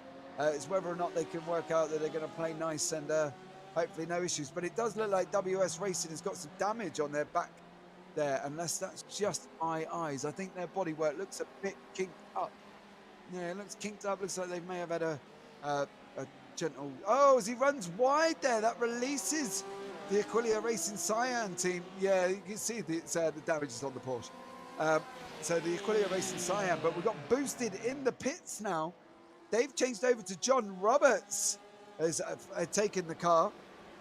They're currently in the pits. We got Vector by RSR getting into 2nd. World of Sim Racing are the ones that they need to stay ahead of. They're coming down the back side of the track at the moment. They've got to be heading out. You've got to be heading out. John, you've got to be getting out. Well, the Sim Racing has just crossed over the line. As you can see, our hashtag, they're still in. You're still in. Oh, that puts World of Sim Racing in front, and they're still in the pits. What is happening? John, from Boosted, I know you got a driver spot, but you need to get out as quickly as possible. I think they're back up. They're out on track now, but they have dropped down 17 seconds from World of Sim Racing. As we see Maximilian Bandion in the Centurion Ferrari coming round into the first corner, loses it under braking. Can you keep it? Go back, now stop. There you go. Well done, he did well there, didn't come back onto track. However, the re-entry, oh, FTR Esports and hashtag Racing nearly had a moment there with Bandion, 11th in class in GTE Pro. Wow. That could have turned out a bit more dangerous than it probably should be. So yeah, they spun in front of a chicane online racing purple. That's what caused the back end damage. Vector by RSR are in the pits now. So that's going to release World of Sim Racing and Boosted, I believe. Boosted are coming through the bus stop. So Boosted should get back past Vector as well. And World of Sim Racing are going past him now over the line. There you go. Let's see if Boosted could do the same thing as he's heading round. I think this is pretty much going to be Vector by RSR dropping back down into 5th. The only thing they will have to pray for is that they are safe from Elite. And I think the fact that Elite is coming into the bus stop shortly, I believe they should be safe. 1 minute 15 is the average stop. They've got 20 seconds before they can get there. Maybe it's going to be a close one, you know. I'll have to keep an eye on the track map, but we've got the Centurion Ferrari, a Bandion in front of the Boosted LMP2 car. Please keep it clean and remove yourself. No. They squeezed him on the inside. Maximilian Bandion. You needed to keep it clean. Elite Racing out. Vector are coming out. Elite Racing are coming round. You're going to see them shortly on the right-hand side. I believe they're not far behind us. They're through the S's coming round into turn 2 that Vector have already done. So there you go, they're on the S's. So that was a it could have been an interesting moment by Maximilian Bandion from Centurion Racing. So Hans Blancois has had a moment of Stage 1 Racing Senior, currently in last place of LMP2, going into the right hand. I'm going to say outbreaking spin. Bit of grass, called it. So there we go. So what? Let's see how his re-entry is. He's keeping it clean. Good job, sir. Good job. So there you go. So nice re-entry from Hans, kept it clean from the GTEs. Josh Fletcher from Elite Racing Team, currently 5th overall. Now Elite are a new team to us this week, I believe, as well. Filling up the last spot on the grid, car number 96, currently 5th in class. Now there is only 2 races remaining as well as this one. So we've got Watkins Glen, guys, on the 13th of November, and on the 12th of, the 4th of December is the 12 hours of Suzuka. Now that is going to be an interesting race. 12 hours of Suzuka is interesting. We've got Adam back in chat from Boosted. It's all good. We're still on target. That was a scheduled tyre and driver swap. Well, look at Boosted. They're filling us in with their information as we got John Roberts in the car at the moment. Now, John, I believe, has got a good, what's he got? 23 seconds to catch up into World of Sim Racing again. So as long as you guys are on target, Adam, us here at TSS and for the ISRC, I'm grateful that you're keeping us up to date. And as long as you're on target, it should bring amazing races for us to commentate on. Now, I believe that Mr. Chris Rowlands is back in the commentary booth. Chris, are you there? I am there. It's interesting to see what's happened in my brief absence. And I was about to say that Orion have only got 8 seconds back to Aquila, but Aquila have just gone in the pit lane, so it's going to be a fair sight more than 8 seconds, although I'd imagine, well, it's been, 30 laps now since Orion have pitted, so they'll be due for one soon. But we've got battles in both of the divisions here. LMP2, it looks like it's still a very interesting and intriguing battle for the top few spots. Anyone's game. Same things going on in GTE and GTE Am to an extent as well. Yeah, it's been a very exciting half an hour while you've been away. We had World of Sim Racing, Hashtag Racing and Boosted all in a bit of track, but unfortunately World of Hashtag Racing got a drive-through penalty for an unsafe overtake. So that's dropped them, well, currently they're in 3rd place at the hands of Pedro de Sosa, but we've got FTR Esports Red and WS Racing Esports GTE are in the pits currently as well. And Hashtag Racing, you are making that very difficult, young sir. I know we're trying to, but it's almost like they're doing it on purpose with their sister car LMP2 up the road in 1st place of LMP2 series. But that's a conversation. That's a conversation and a debate for another day as we see Aquila Racing Cyan. Are they retaking Kez Iserman from Backmarker Racing Yellow? I believe he ran wide and they're through. Nice and clean. And Anam has gone past a pro. Yeah, I believe we have got Aquila Racing Cyan. And now WS Racing are in the pits anyway. They've got damage. They had a hit earlier on, I believe. They spun in front of Chicane Online Racing Purple and got a tap in the back. That's unfortunately what put them into the position they're in, Chris. Yep, it's been a surprise. It's both has and hasn't been a very surprisingly instant field race, I would say. I think we've already discussed, like, a lot of the incidents we've seen have been on just those tricky 2 or 3 corners you get on the infield. I mean, it kind of stands to reason you'd be unlikely to see a huge amount of incidents on the full throttle oval sections, but for the most part, I think people have been dealing with traffic all right. There has been reasonable patience. The incidents we've seen tend to stem from people just being that little bit too impatient, but mercifully not happened a huge amount in the second half of this race. Yeah, no, I think if this was an official Dallara sprint oval race, Chris, I think we could have seen the issues on the start on the longer oval sections, but where we're in the quality of the field that we've got in multi-class, I don't believe we should see any form of incidents on this particular section that we are talking about right about now. However, we have got 5-2-4 International Tut coming up behind the antagonistic racing team, which have been together all the way. And Ben Gregory, I missed the rest of our LMP1 grid. Yes, Ben, it's such a shame. It's such a shame. We've been having debates about this, you know, the LMP1 series previously, Chris, haven't we? Whether or not the series is dead on iRacing, whether or not it's dead in real life through the lack of manufacturers. And are we seeing a reinforcement of that we're all thinking, Chris, on this situation right about now?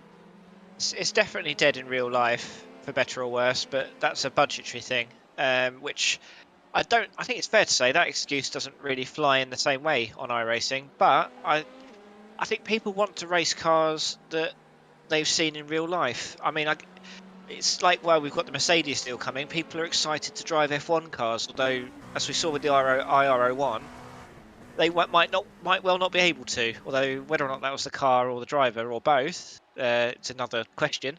But I think you're seeing it a lot. I think where we've come out of lockdown. No, Alexa, well done. Oh no, who's Alexa? Backmarker Racing Razzle Dazzle there.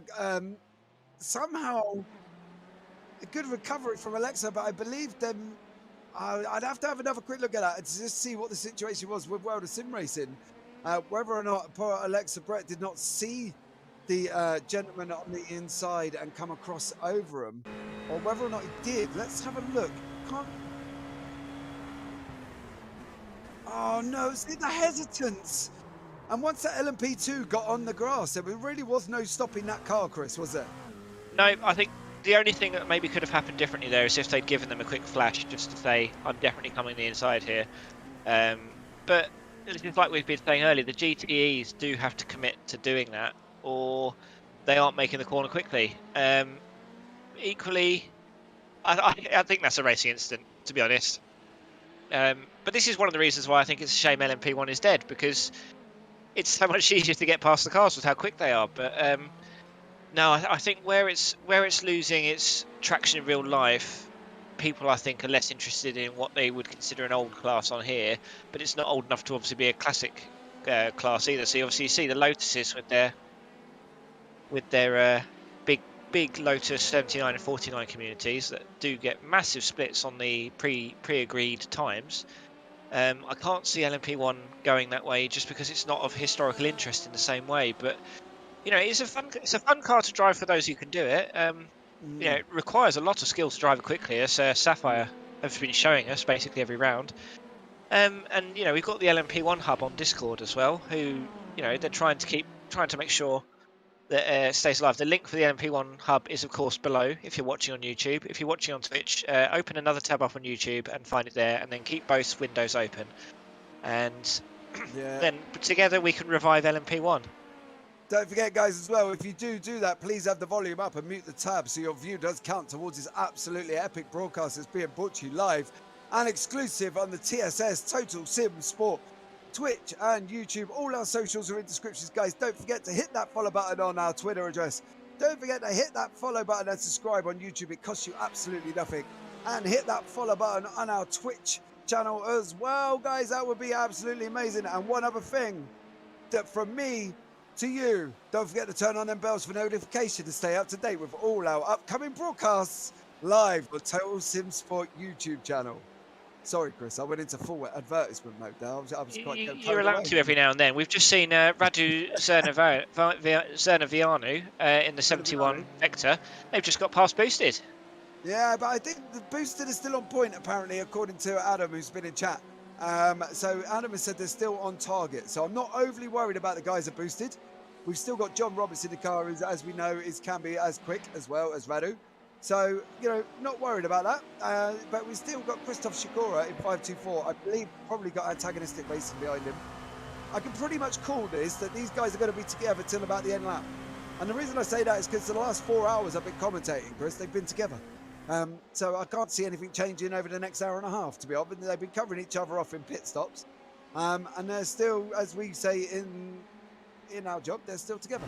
So, yeah. Shows you how good all the drivers of both teams are, that they can race this closely for this long, and they've had pretty much no incidents that I can remember.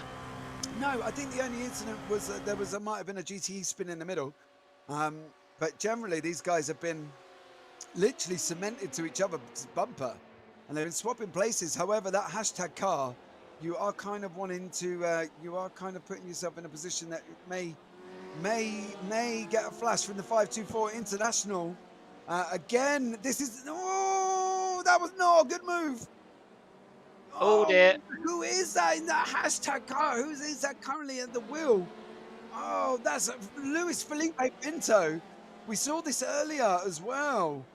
Dude, did he? Oh no! I think as well we hit that car, Chris, and that's a different. That wasn't good, and it looks like it's damaged. There was a little bit of crabbing there by the looks of it, although that might have just been lack of grip. Yeah, that's not a happy-looking car. No, it's not. The trouble there is that stretch between turn 1 and the right-hander is not really long enough for two LMP2s to get past the GTE. And as you see, you know, as they come into the braking zone, that GTE is firmly in the middle, and they're all going to have different braking distances. Obviously, it doesn't excuse what happened, but when you're in a sandwich of two different class cars, it does really. You have to have such fine margins in terms of what you can do there. I do wonder if it would have been worth them just as they could see the cars both coming. It might have been in the GTE's interest just to, like, you know, just lift off on the main straight, let them both go through, and follow them through the stadium section. As we say, facilitate the move. Yep. But there you go. Clearly there was anyway, next one. Right. Anyway, I've had a request. Taylor Mills in chat. So just like me at Spa, Salmon is now on his own. Send him energy. So from me, Chris, producer Sean, Tim Cox, everybody else that's been involved with the broadcast today, Alex Salmon, TSS, sending you energy to get around the last hour and 27 minutes. And as producer Sean has just said, please don't crash. So there you go, Taylor. From us to you, send Alex Salmon our energy. Now, the end of our poll, Chris, that come out, we had put up, I believe, just before you went. Have you read the sporting code? 75% have said yes, and 25%, so I'm not on my own, have said no. So out of the 16 votes we had, 25% of them said no. So there you go. So I'm not completely on my own for not reading the sporting code, Chris. But a fair amount of us have read it, and also you've missed out on a shiny certificate. What do you mean, yeah, you get it's your reward for reading the sporting code. You get a little achievement certificate on your profile. So it's the only reason to do iRacing, in my opinion. Can I do I have to read it, or can I just scroll down the bottom past it all? I mean, I'm not an iRacing staff member, I wouldn't know. But I guess this is why you've been calling me this every time you introduce me. But the name of the award is Gentleman and Scholar. You obviously knew. You knew it existed, clearly, because you call me a gentleman and a scholar every time I come on. Well, Chris, every time, I've pleasurable. Oh, is it seeing hashtag coming out behind Antagonistic Racing, 524 International, Antagonistic Racing, and then we got hashtag coming out behind them. And obviously, hashtag are currently a lap ahead, I believe. So this, so 1 hour. 26. 1 hour and 26 minutes left on track. Now, World of Sim Racing. Now, I believe there was an incident with Alexa Brett from Backmarker Razzle Dazzle going into turn 1. Now, we here at TSS wasn't sure which way this was going to go. We didn't see that Alexa may have not seen him, but World of Sim Racing, which is massive in the world of this racing. Now, here's the incident on screen. I've currently been given a drive-through penalty for causing a collision, for that collision there into turn 1. Now, where does that put us in perspective of LMP1's table? Well, Vector by RSR will move up, Boosted will move up, and possibly Elite Racing. So there we go. There's the first lot. Now, they're coming to unlap themselves, these guys, anyway, I believe. Hashtag is going past for position as well. Vector by RSR Radu is likely to possibly get past as well. John Roberts, you've got to get on your bike. He's coming out of the pit lane as well. So this is going to be close. I think we're going to have to keep an eye on Vector by RSR. I believe they're coming around the first corner. I think this is safe. I believe there's also a car mounted on the inside. I think if it's that GTE of Kes, I think it's Backmaster Racing Yellow, I think. Yeah. I think you've picked up on the same number I did there, Chris, on the track map. But I believe that brings World of Sim Racing out now. Actually, Chris, I wonder if that's behind hashtag but ahead of Vector. But I wonder if that's Timothy van der Broek from Stage Racing Orange. Because he looked like he was sat inside that turn 1 for a while as well. So, but there you go. So let's have a look. So here is Timothy van der Broek. Stage 1 Racing Orange. Has he binned it all on his own in turn 1? Yes. Oh, and a little bit of damage. A little bit of damage, but what was the re-entry? And has that caused any further issues? There's Elite Racing. No. Okay, cool. So Timothy van der Broek. There was a GT that had gone off around the same time, which here is Backmaster Racing Yellow. They've got lots of pressure behind them. LMP2 on the outside. That's never fun. Hashtag runs wind. Antagonistic. Oh, hashtag has to go. No. No. Oh, no. Oh, misses. Oh, what? Can you get so excited every time you come out? You don't know what's going to happen. And that goes well as sim racing there as well. Oh, see, that's why I'm not a good driving instructor, Chris. Can you imagine? Certainly wouldn't be feeling too confident if you were my driving instructor, and that's how you were reacting. Oh, dear. That's really spiced up the LMP2 sort of top 3 though, because hashtag were 10 seconds ahead. They're now 8 seconds because obviously they were caught up in that. Vector, though, are 6 seconds behind World of Sim Racing, so it's, it has bunched up the top 3, and they're all pretty much, well, they're roughly on the same strategy, I think. Obviously, Hashtag came in 2 laps ago, and World of Sim have they've just had to do their drive-through. They pitted 15 laps ago. I think that, to me, that looks like Hashtag may only need to pit 1 more time, but everyone else might need to pit a 2nd time. So are Hashtag actually pretty securely here in the lead of the race? Well, I'm going to say, Chris, we've got 8 hours, 40 minutes, 45 minutes per stint, aren't we? So you're going to pit at least 8 times, possibly 9. Now, Hashtag currently are on 8. So whether or not they'd have to go again, they're going to definitely need to go again, but it's when in the last hour they're going to need to go, I think, because it's going to be, I think, to be fair, it's going to be really close because we've only got 6 seconds from Vector to World of Sim Racing, and we've got 8 seconds back to Boosted. So it's going to be an interesting development and see how this actually turns out. But we've only got 14 seconds between Vector and Hashtag Racing. So even though Hashtag had was it Hashtag who had the stop and go? Chris, did they get a drive through? It was World of Sim Racing who just had that drive through most recently. No, but of course, had one as well, didn't they? I believe Hashtag had a drive through. Possibly earlier, yes. Although it seems like everyone gets one every race. I guess it's... Yeah, I believe Hashtag got one.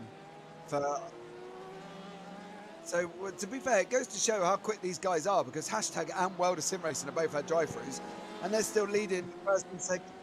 World of Sim Racing are 2, so they're first and second in LMP2. So it just goes to show how quick they actually are, though, Chris. Yep, because Radu, who we're on board with now, we know he's quick. We know the Vector guys are quick. We know the Boosted guys are quick. So, to be that far ahead, it just shows you that there's always someone quicker. It's the depressing thing about racing. It's the depressing thing about any sort of racing style sport. I mean, I'm a runner outside of the sim world, as we see John Roberts has lost it. John Roberts in Boosted, they're losing it on the first. No. That was Elite going past, so Josh Fletcher's now up to 4th. Come on, John, get it turned. Josh Fletcher in Elite Racing has gone past as well. He's killed the cones, Chris. We'll have to get compensation. There'll be a virtual marshal running onto the field at some point to get those set back in. But for the John safety. Roberts. Oh, Adam, what happened? Oh, unfortunately for John in that Boosted there. This is awesome. LMP2 cars, less than 30 seconds, covering the top 5. Well, they was up until that point on ISRC TV. Unfortunately, it was 30 seconds up until that point, I believe. Oh, nearly saved. Well.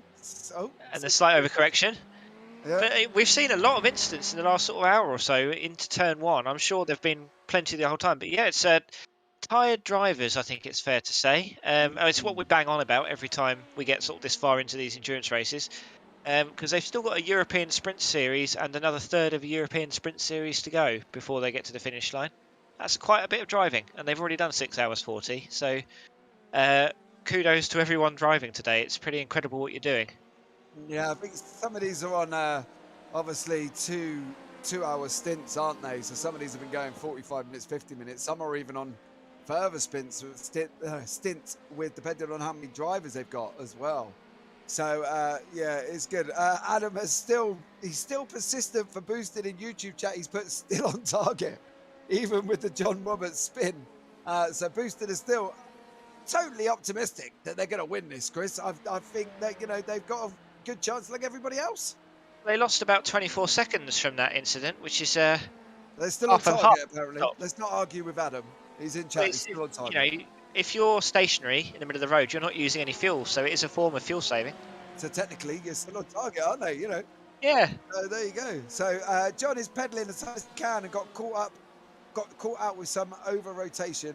He's not leaving anything on the table. Well, that's good. As long as he's leaving it all on the track and putting in his 100%. Let's see what he can do now. He's got a challenge on his hand. Alex Salmon, sending all our love from TSS. You're on your own, buddy, unfortunately, for the last hour and 20 minutes.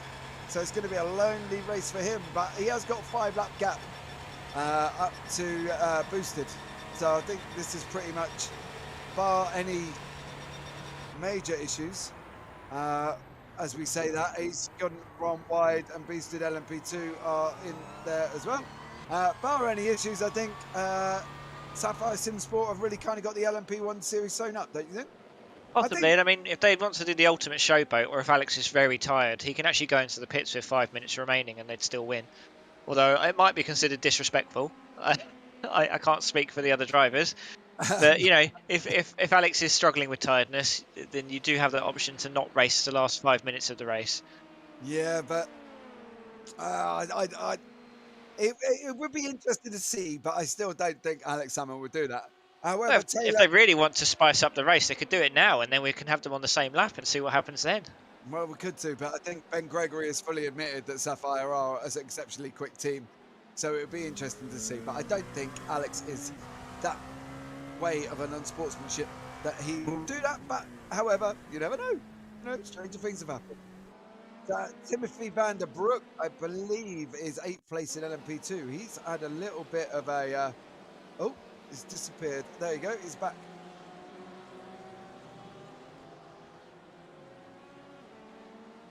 Did you get contact there, Chris? Yeah, I think the GT was just helping him get back round. That was definitely what that was, and definitely not a slow reaction. Okay. Can you tell I'm not a steward?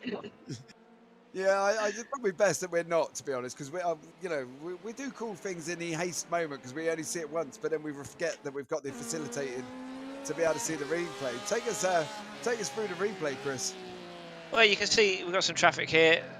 He did lose it already, but Justin's. I mean, we were being a bit harsh earlier. Justin can't really go anywhere with that, and he had a car right behind himself as well. So, it kind of worked out for the LMP2 because they got turned back round facing the right way. It didn't look great on first viewing, but obviously from Justin's on board, I think it's fair to say there's not really much he could have done differently. Well, LMP1, if anybody's watching from Sapphire Simsport, Taylor Mills, Sophie Hack, or Alex, if you've got the stream on, please can you just pull over and let Boosted win? They've requested that you stop and you let them win. So if you can do that, that would be very kind of you and very gentlemanly. So I'm sure you'll get praise from all of us. But this is the battle for LMP2 in second place. World of Sim Racing currently tucked up behind Vector by RSR as we come through the S's up into turn they've actually called it the Rodriguez International Horseshoe corner, heading down into the kink on the left hand side, which they've actually named turn 4. Yeah, I believe I'd be interested to know who they named it after, because they normally name it after people, Chris, don't they? So maybe you have a chat for a minute and I'll find out who they named it after. We can race each other. This can be our little bit of jeopardy, is we'll race each other to find this out while commentating, just to put to bed once and for all that men can't multitask. Oh, you're not doing this at the same time, are you? Well, I've got 2 screens. I might as well use the second screen for something. Okay, internet, right. I'm already there, Chris. I'll race you now. I think you're better at finding out information than I am, so I suspect you'll find out before I do. Although I do work in a library, so as is pointed out by producer Sean, so you'd think I'd be good at finding out information. Right, so I've got it now. So according to Wikipedia, because it must be correct if it's on Wikipedia, it was named after Pedro Rodriguez de la Vega, who apparently lived from 1940 to 1971. Oh, and we're seeing the overtake being done by Radu. Vector and Radu is getting the overtake done on World of Sim Racing as they come down. Not completed yet. No, I don't. I think it's done there, Chris. Turn 1. Now it is, if he can get it slowed down. Slowed down. Oh, and traffic. Aquila racing as well. He's obviously must have had a little bit of an excursion as well. But we've got Elite Racing in the pit lane, Chris, so that should boost. Well, the irony is I was going to say it should boost Boosted up a position as well. But I believe it was named after Pedro Rodriguez, who's a racing driver. He was. Well, by all accounts, he's not alive anymore. Well, they generally aren't when they name corners after people. There's a few exceptions. The weirdest thing is, Lewis Hamilton's still alive, and he's got his turn named after him, Chris. This is true. You know what I mean? Let's not forget that. But the jeopardy here for Zona Vianu in the Vector car is if he can't get out of World of Sim Racing's, he's providing the draft now. If he can't get away from them, he's just going to drag them along, and this battle will continue until the next set of pit stops. Because as you can see there, he was 7 tenths behind at the start of that, and 5 tenths behind at the end, and that's the shorter of the two straights. So we're 6 tenths at the beginning of it, and let's see how much he catches up by the start-finish line, because it's a big benefit. 5 seconds, 5.5 with the 0.5 seconds, and we are closing rather rapidly, but we're not going to be close enough, Chris. I don't think he's got it enough coming into turn 1. Start finish line now. This is going to be a dive. If he goes for this, it's going to be a massive dive that's going to jeopardize both their races, and I don't think Juan Prieto is that crazy, and it's now back out to 3 tenths. But that shows you he gained 3 to 4 tenths just on that straight, and across the 2-1 it was about 7 or 8 tenths between the two straights. So just shows you how much work that Radu Zonovianu is going to have to do in this car to try and get away from the World of Sim Racing boys. Yeah, exactly. And Taylor Mills has come in to YouTube. Sophie and Loic would kill Alex if he stopped. Enjoy the rest of the race, guys. And off she's gone. Literally jumped in, typed a message, and then done a bunch. She's like, right, I'm going back to work now. Anyway, so Ben Gregory, depends how legendary you are, I guess, before you die, whether or not you get a corner named after you. That would explain the Lewis Hamilton straight. However, I haven't actually seen the updated track map on Wikipedia that's actually got that marked on. So maybe I need to go in. Somebody needs to update Wikipedia pictures. Ben Gregory, yes, but it would be funny. It would be, but maybe not for Alex Salmon based on Taylor Mills' threat. So let's not do that. And Shadow has, I play comp in other games, but can't even imagine the anxiety stress on track, like most of these drivers. Big respect. Well, I'd like to say, Shadow, a big respect to you for calling them drivers and not players like you did in an earlier. They're both, really. No, just don't give him that one. I've already convinced him about the fact he called This is a game. No, don't say that. It's a game. Send your hate mail to me specifically, not Total Sim Sport. DM Chris Rowlands is in the ISRC Discord. You could DM him now with long messages saying it's not a game. It's not a game. As actually, do you know what though? Thinking back there was a moment in one of my first GTE races that I did, and I called it a game in that. And you should have seen the messages that popped up in Twitch chat at that specific moment from half of the pros, elites, and AMs. In the GT3 class was literally quite a lot there, Chris. So what can we do? Where they're coming from though, because I think this is sort of the glory of iRacing is just how neither of us can speak as real life racing drivers, but it has that level of realism to it that you can't really get anywhere else. I mean, obviously there are other sims available, but certainly for the racing portion of iRacing, just when the racing goes well, and endurance racing does lend itself to this as well. Yep. It's nothing beats that. Nothing has scratched the racing itch in computers that iRacing does. When you get a good race going on, the feeling you have as it's happening, it's just the most fun you can have in a virtual car. So I can get why people get so defensive about sim racing or game racing. Doesn't sound very good, does it? No. So this is what I want to bring on to. Now, earlier on, I called this was Aventus Racing, didn't I, Chris? And said that they are looking absolutely amazing. Even with the incident they have, even with everything. Now, Tom Voss is currently in 3rd place in class. Yes, a minute 32 down the road is Justin Corral. But overall, but deep down, I think Tom Voss is doing an absolutely exceptional job. And as you see from Dofo in chat, Aventus has an alien behind the wheel. And Shadow has merely pointed out, I can't with these casters. They are brutal, apparently. So, and Ben Gregory, you'll be surprised how chill you are when you're in the car. It's more anxiety to be watching the car you are in. So there you go. So he's put it in a different matter for you. Right, let's see what's happening now with Tom Voss. Shadow, clearly, thank you very much for watching our YouTube broadcast. Much appreciated for you jumping in, sir. Let us know. Do you drive sim cars? Are you a sim racer or are you a sim player? Boom. Get it? Pun? Never mind. Next one. Move on, Chris. Quick. Aventus with their alien pacer coming in. Yeah. Their alien driver, Tom Voss, has gone into the pits at this moment in time. 1 hour 8. Oh, I don't know if that's going to get them to the end, Chris. I don't know. It would be pretty impressive fuel saving if they managed it. I know the GTEs can run that little bit longer, but they're going to have to find another GTE and stay behind it basically as long as they can. Yeah, I think that's the thing. We kind of want to see what we did through earlier on as well. Ben Gregory, Shadow has said, I'll take your word, mate. I don't race, but I helped a good friend get his PC and rig set up, so I love coming along and watching you guys. Thank you so much, dude. Much love to you. Thank you so much. We're much appreciated. Don't forget, hit the subscribe button, turn on notifications. We've got Ralph Muller coming into turn 1. I'm guessing it's going to be an outbreak in run wide, maybe. Yes. Called it. Another victim. Another victim of the turn 1. No!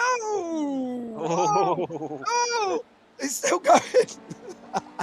It's so difficult to stay patient, but you have to.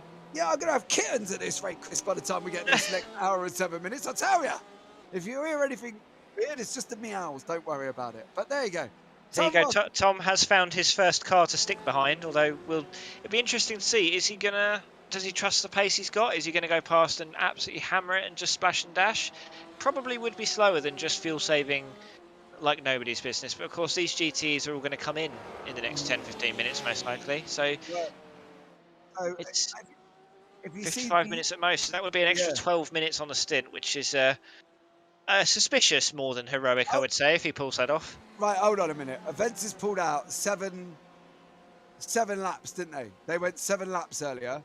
7 laps at a 1:47 would put you at about 12 minutes over a stint time. But the chances of them now picking up this tow and staying behind the Maniti, I don't know. It's tricky because if you're going to do the insane fuel saving, you have to commit to doing it now. But that's, I mean, now? Can we that's jump on board? Way too long of a overrun, I think. Let's jump on board with Tom Voss and listen coming down into turn 1. Now, normally we're at...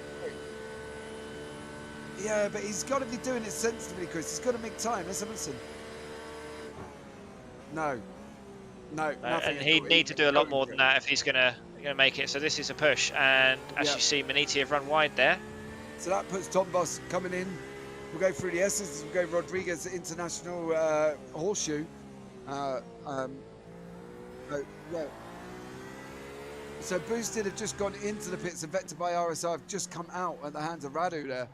John Roberts has just gone into the pits. There you go. So at the moment, our top 3 in LMP2, Hashtag Racing, Vector by RSR and Boosted. Welder Sim Racing are going to be taking 4th place shortly if they haven't already. And I believe Josh Fletcher may get 4th as well from Elite Racing as we jump aboard with Frank Geyer from Maniti, who's got Tom Voss by Aventis tucked up behind him at this moment in time.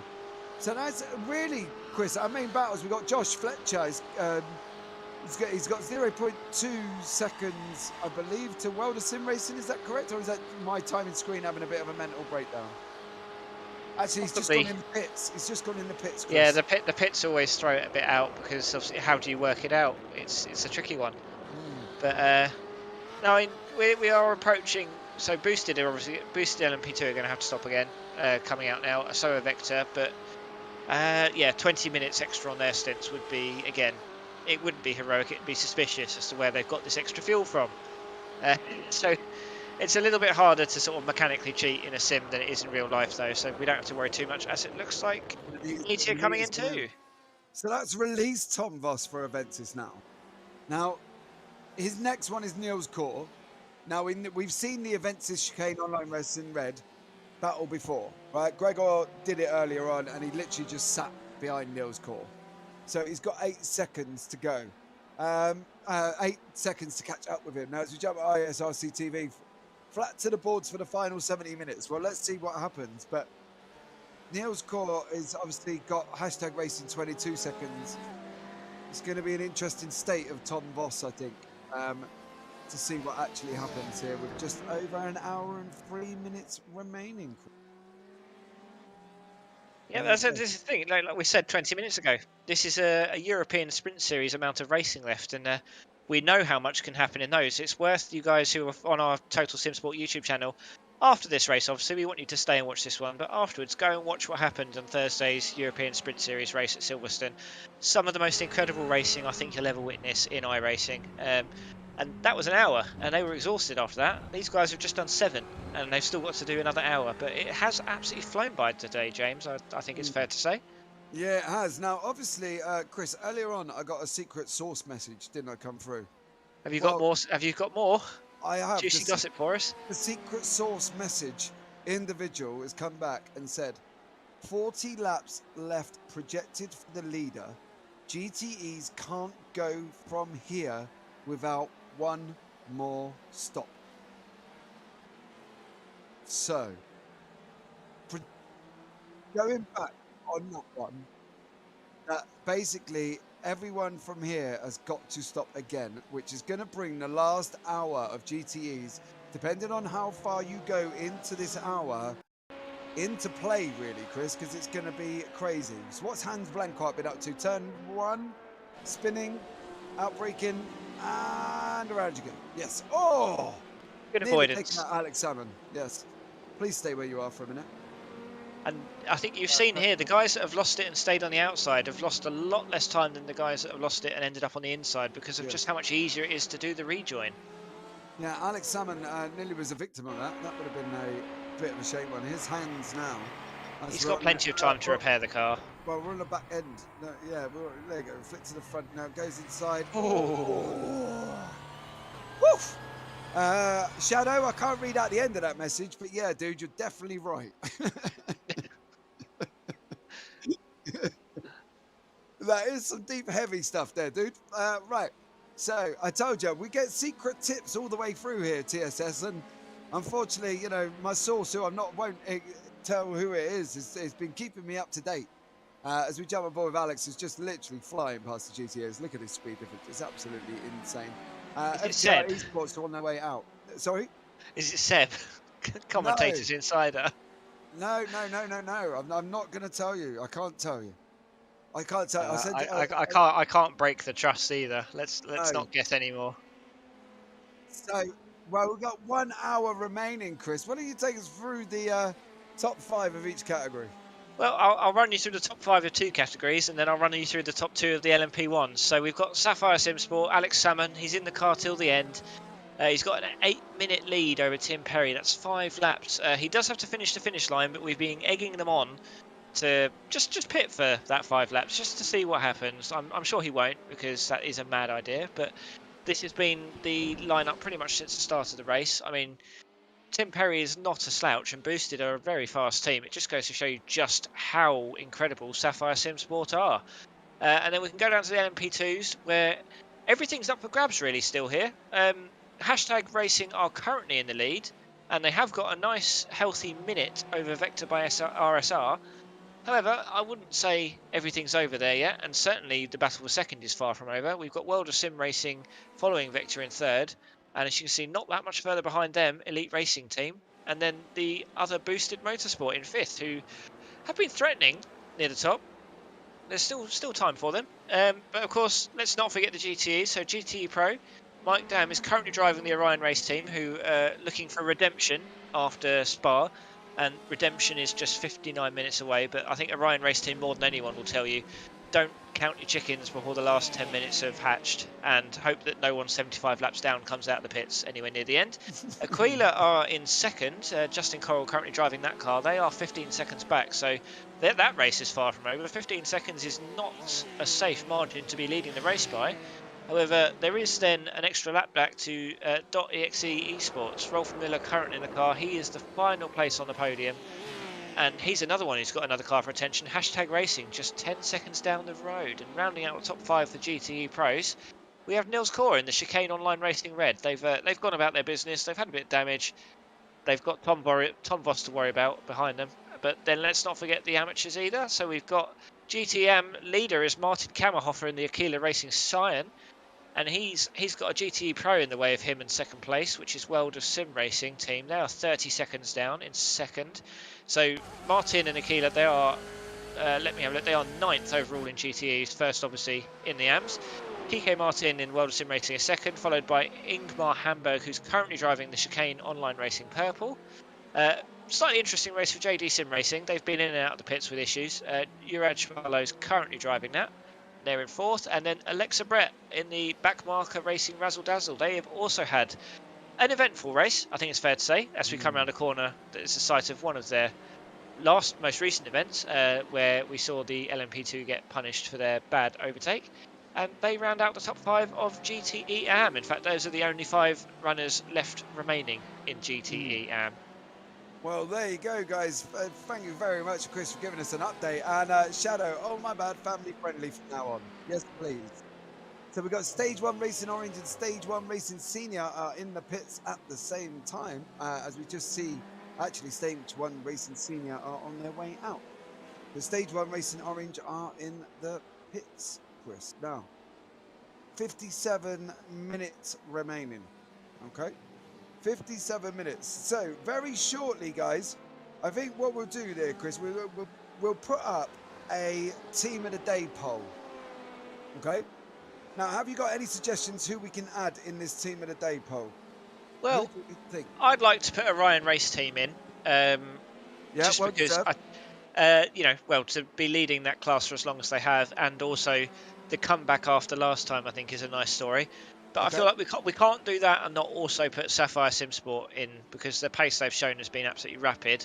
But it just feels like there might be, where there's not been so much jeopardy, maybe that's a little bit unfair. And of course, I've only seen the second half of the race, so I might have missed some excellent coming through the packs from someone else. So is there maybe an LMP2 team worth putting in as well? Yeah, I'm looking now. I think, to be honest, we've got really, I think I'm going to put in an elite racing team. And the reason I'm going to put elite in is I think for the fact that they've come in, first race, joined us now, up 6 places, currently 4th in class. Okay, elite racing. ISRC TV, Orion racing after being taken out in Spa. Great minds think alike. Yeah, lead, it'll come down to who has to take tyres. I think hashtag Racing LMP2 have to do 2 stops, but Vector and World of Sim Racing might only have to do 1 stop. Ooh, ISRC TV coming in with all the gossip. Let's have a look and see how that pans out. But at the moment, hashtag Racing is still in the lead. So we're going then Sapphire, Orion, and Elite Racing. Yeah? Tim? Chris, sorry? I'll take being called Tim. That's a pretty big compliment to give me. So can we add 4, or is it just 3? We can have as many as we want, I believe. Well, let's put the whole grid in. No, let's not do that. No, let's go with Quillia Racing Siam, because currently, right, they're leading as well. They're up 4. Actually, we could go well. Who do we want, Chris? Right, Chris. I'll put 2 and you can put 2. So I want Orion and I want let's say Sapphire, and then you, as long as you choose one of the other ones, I will correct you if you don't give one. All right, I want Elite. Yep, there we go. That's the other one. Elite Racing, and I want World of Sim Racing for GTE AMS for Kiki Martin. I think if that's right on my timing screen, he's up 21 positions. That deserves it anytime. It's probably not, because there's not that many cars on the track. They would have been starting 42nd in a 37 car grid, which, to be fair, you would get driver of the day for that. That's a big improvement. It's still a big jump. Anyway. Right, so confirmed 4 teams, Chris. Sapphire, LMP1. Yep. Elite Racing, LMP2. Orion Racing, GTE Pro. And World of Sim Racing for GTE AM. Yeah? That sounds good to me. Right, okay, now let's catch up with chat. ISRC Elite Racing Team have done great their first race in the championship. Exactly right, he's put. Fools rarely differ. He's saying we're both foolish. Oh, okay, cool. Where is the Maniti car? They started P19 but don't know where they are now. Maniti Racing currently... They're in 7th, I believe. Where are they? 7th in class, P19 overall. So you haven't missed anything. They're still in the same 19. And they are the 2nd BMW. Yeah, the 2nd BMW in the top, top 20. We'll go with. So there you go. Right, just under 53 minutes. Chris, I believe you're in the booth with me to the end. We have got Orion Race Team JRT and Centurion Racing there in the pits currently in GTE Pro. And there is Maniti is on the hands of Frank Dyer currently P7. So up 12 places in GTE. They started P19 in class. Yes, they're currently in P7. So yes, up 12 places. Well done. Maybe we should, nah, let's leave it. I'm not going to change the poll now. Otherwise, poor old producer Sean will be pulling his hair out in the back there. Right. 52 minutes, 53 seconds, guys. Remaining, we're currently on 290 laps for Sapphire Sim Sport. He's a lead of LMP1. 264 for Pedro de Sosa in #racing. LMP2. Mike Dam in Orion Race Team is doing 249. He's on lap 249 in GTE Pro, and in GTE Am we've got Martin Kammerhofer. He's doing 240. He's on lap 246. So it just goes to show how much we're actually, these guys are going round his track, Chris. Now, from my own point of view, I think I would be well and truly asleep by now. I don't know about you. I don't think I could do that many laps anymore. I think, to be fair, you're concentrating when it happens, so I don't think it's necessarily sleepiness. There's definitely mental fatigue, and you're definitely going to see. I mean, we've seen it in the last hour and a half into turn one repeatedly from all three. Well, from the two main classes we've got on the field today. Just those small mistakes you make under braking, or just braking a little bit too late. Very easily done, even at the start of the race. Very, very easily done 7 hours into a race. I certainly don't want to jinx anyone by saying it's going to keep happening, but that's this is a factor of endurance racing. This is part of the challenge. It's part of what we love about it. It's incredibly frustrating when you're the driver in there. I think what helps, I think, with endurance multi-class is that you can't fully switch off because you're always worrying about lapped traffic, whether or not you are the lapped traffic or you are lapping traffic. I've with my Formula Renault racing I do, which these are 40-minute races. You don't really have to worry. Like, if you've got 10 seconds either side of you, you're going to see no one for about 35 minutes of the race. I certainly switch off when that happens, but I do think that if there were loads of back markers in the way, it kind of forces you to stay a bit more awake, or bad times are ahead. JD Sim Racing in their Ferrari, just going round in front of the LMP1 boosted car there. I'm guessing that's at the Valo, as we see on the rear side there. Going round to the right, spinning it. How close was he? Oh, okay. There was a bit more room than I first thought there.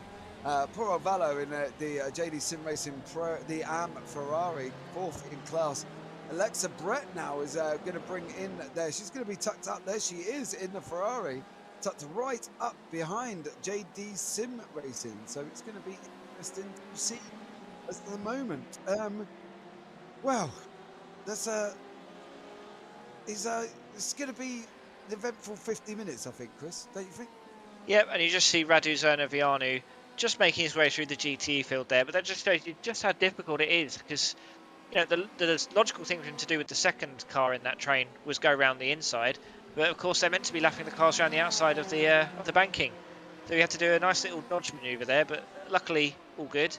And this is the main battle. The spin from JD has allowed Alexa Brett right in, and here we are with this is the only battle for position currently taking place on the track. Yeah, now quick message from Frosty Sinclair in YouTube. Could be wrong, but when timing says a car has moved up 20 spots, it lumps all classes together. Some of those spots gained will be cars outside their own class. And that does make sense because they are ahead of two LMP2 cars that have had to retire, which is the JD Sim Racing and the Fuga Sim Sport LMP2. I think it's been interesting to me. Something I've noticed is the sheer number of GTE retirements, and you compare that to the fact we've only had the two LMP2 retirements. I wonder if that's an element of, for the prototypes, this is an easier track to overtake traffic on. Obviously, it is difficult on the infield, but the infield is such a small part of the overall lap time that you can almost justify just waiting behind them and saving a bit of fuel. So I wonder if the fact we've seen far fewer of the faster classes retiring today. I mean, you could sort of argue that in LMP1 the reason no one's retired is because there's no one there to retire. Looks like Hashtag Racing have actually pitted from the lead of LMP2. Well, that puts up Vector by RSI in first, Wilder Sim Racing second. Not necessarily. Hashtag might still be able to come out in front. It's going to be a close one, though, I think. Let's have a look. Oh, maybe, Chris. They're actually coming out the corner exit, going round into the Rodriguez International as Vector by RSI are coming into the first Estes section. So, yeah, they've managed to hashtag. Reasonably comfortable in the end, I'd say. Yeah. Hashtag are looking strong. 11 seconds down the road now. And if they're careful, they might not have to pit again. Although if they've left it very late, we've got some this will be another interesting thing to look out for in the last 2 or 3 laps. People who risk it and might be going over the line with an empty tank of fuel, well, which this could is really cost. Going to put it up the inside, maybe a JD Sim Racing. Not your best idea. I would possibly wait until the straight. So it can be done, but obviously just very well. You need cooperation, I think, from both drivers. It takes 2 to dance, 2 to pass. As somebody once said, it takes 2 people to dance, and if you don't dance correctly, it can all go wrong. And I think that's the same here, where if these 2 do not drive correctly together, it could all go wrong. But as you see, Alexa Brett is making strides. As we see Sean Cranleigh Online Racing Purple with Ingmar Hamburg. Turn one spin. Oh, I thought he was going to collect Hashtag Racing there, Chris. That was lucky, and that's the last thing you want coming out of the pit lane. But this is why we're saying we can't make any predictions, because that could easily have taken out the leader of the LMP2s, and that would be sad for everyone. He's heading. Oh, that was close, and he's stuck as well. He can't get out. Look. Oh. Yeah, he has had to tow back to the pits. Yes, Kane Online Racing Purple are in the pits now, but that does promote JD Sim Racing to first, and Alexa Brett and Backmarker Racing Razzle currently up into 4th place in class.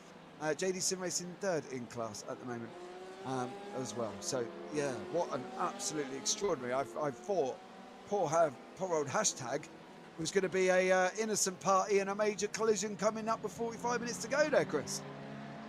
Yeah, and again, we've talked earlier about the sort of the clip shows you get back when Daytona was around, and how many incidents were around turn 1. And producer Sean was saying he was involved in a similar incident. This is what it looked like. Oh, you can't get much closer, can you? Oh, I hope Rui wasn't looking in his mirrors when that happened, because that would scare me if that happened. And of course, he's only 10 seconds or 18. No, it's 10 seconds clear of P2 in LMP2s. Any damage there, and that's probably the lead of the race cost for them. That was not Thomas Fisher. It was Thomas Fisher. I'm afraid it's Kane Online Racing Purple hitting the tyre wall. As ISRC TV says, that tyre stack has claimed a few people today. Yes, it has. People wedged in it, stuck in it, couldn't get out. As soon as you go in, that's it. It wasn't. Yeah, it was Thomas Fisher. No, it's car. Oh no, it wasn't Thomas Fisher then. As well. Who was it? It's his teammate. Thomas Fisher's taken over in the car, so it was Thomas Fisher's teammate. I'm scouring. I'm scouring at the moment. Ingmar Hamburg, I reckon. Ingmar Hamburg. Ingmar Hamburg did it. Sorry, Thomas. No, it wasn't Thomas Fisher. It was Ingmar Hamburg. And he's been given a modified car to drive for the last 45 minutes. Yeah, unfortunately, it's slightly corrected. But there you go. That was an interesting event with 44 minutes remaining. But that turn 1 really is lethal. It's a difficult corner because you're braking and turning, and it's not. The car is so unbalanced, and it's why we're seeing more GTEs doing it. You've got to be good at trail braking. So GTEs, being just the weight they are and the shape they are, they've got that higher centre of gravity. So much easier to lose it under braking compared to the LMP2s, who can rely on that aerodynamic downforce that they have by comparison anyway. Obviously, it's not going to compare to some of the faster open wheel cars. So it's very easy for me to sit here as a Formula Renault driver and say, well, why didn't they just trail brake better? Because I've got, obviously, all the fancy aerodynamics on my open wheel car that weighs about a third of the weight that they do. So weight transfer's nowhere near as big of an issue. And it's why I think people sometimes sleep on just how impressive the GTE field have to be to drive these lengths of times without having an incident, because it is actually so difficult to drive these cars quickly without losing it. They're so sensitive at times to just things going even slightly wrong, and things going slightly wrong is the name of the game in endurance. I think that's the thing though, these cars are so easy to be able to shift light, whether it be the front or the back. You know, I've did it loads of times in the old Ferrari where I've just missed a gear or lifted or didn't trail brake in properly, and literally you've gone round in a circle. You know, it's so easy to do. And you know, I think I was impressed with myself. I got through 4 hours of Bathurst with me and another guy. We did literally about noon there, Chris. We're back in Manubi days. We did about an hour stint each because I didn't want to go any longer. And we managed to survive a 48 car field with, and I was still in 20th. And I thought that was impressive enough, even though I was only 2 off my incident limit. But, you know, these guys have been going 6 hours and still they're surviving. And Alexa Brett is doing an absolutely outstanding job here with backmarker Razzle Dazzle, keeping the JD Sim Racing car honest. Yeah, it's an interesting battle. I think it's smart of Alexa. Well, let's assume it's smart of Alexa that she's not going for the crazy overtake. Yeah, the longer she spends behind the JD car, the more fuel advantage they're going to have. Yeah, exactly. So just catching up with some of the messages. There's been an influx since the last time I was looking, because obviously, so Thomas F, I've definitely done that on broadcast myself, though. Yeah, we've all done that. As we see Alexa go take the upseat inside of the JD Sim Racing car. You've got to get it stopped now. Get the job done. Well done. Absolutely outstanding job. Now, is this going to open her up to JD Sim Racing coming up behind, back up behind as well? As we can sit there, we'll see the debris of Valo is closing in, but I don't think he's going to get this done leading into the first corner. I think he's just too far back. 0.2 seconds. Alexis got to cover the inside off. Coming down across the line shortly. Oh, is it going to be a brave one to keep this in? Coming down into turn 1. Oh no, the Sim Racing car. I think he's going to run wide there, Chris. He's going to run wide. He's going to run wide. I think Alexis got it back. Yes. He got it back. He looked too much like he got in too deep and just couldn't hold it. And as soon as you get out onto their marbles, Chris, that's pretty much game over. Yep, that's another facet of endurance racing we've not really discussed this time round. But yeah, the marbles out off the racing line are just going to make it that little bit harder to control the car. It really speaks to how well they controlled that JD Sim Racing car. That was Juraj Valo. You see him go wide there. It was a good spot, James. And yeah, Alexa did well to capitalise on it. This battle is far from over. They're still within half a second of each other. Personally, my advice would be, if you're behind of these two, then... Oh, actually, yeah, he's got... yeah, Alexa's currently in front again. I would sit behind if they're likely to have to pit again. And, you know, they pitted 30 laps, nearly... Yeah, just stay behind, save every litre, get them in the pits, and then you might be out of draft range. But that makes for less interesting viewing. So actually what we really want is for them to battle and keep overtaking. Yeah, that's what we want. But in theory, 39 minutes, 6 hours, just over 5.5 hours in. Would you really want to be in a battle? Nah, not me personally. Not with this short period of time left, because these two look like they could be. These two could be spicy. And I got a funny feeling that you don't really want this to end in what we saw 2 weeks back. But definitely, I think Valo and Brett are doing an absolutely amazing job keeping this clean. Coming into turn 1 again, Brett's in a bit of a different position than she was last time. She's got the inside line. Stay off the grass. Valo's gone deep again. He's really pushing that. He's hoping to get the cutback. He's unfortunately not got it on this one. He keeps missing. Keeps going deep into that turn 1 as we come round the Rodriguez International Horseshoe, as it's aptly named. We're going on round the rest of the infield session. Now we're going to kink left in turn 4, and we're going to be seeing how it holds it. We've seen a couple go out here, and we've seen a couple go down at the end of the straight where they've missed the braking and spun off. And hopefully these guys are going to keep it on the track. Alexa goes in a little bit deeper than she would have liked there, compromising her exit.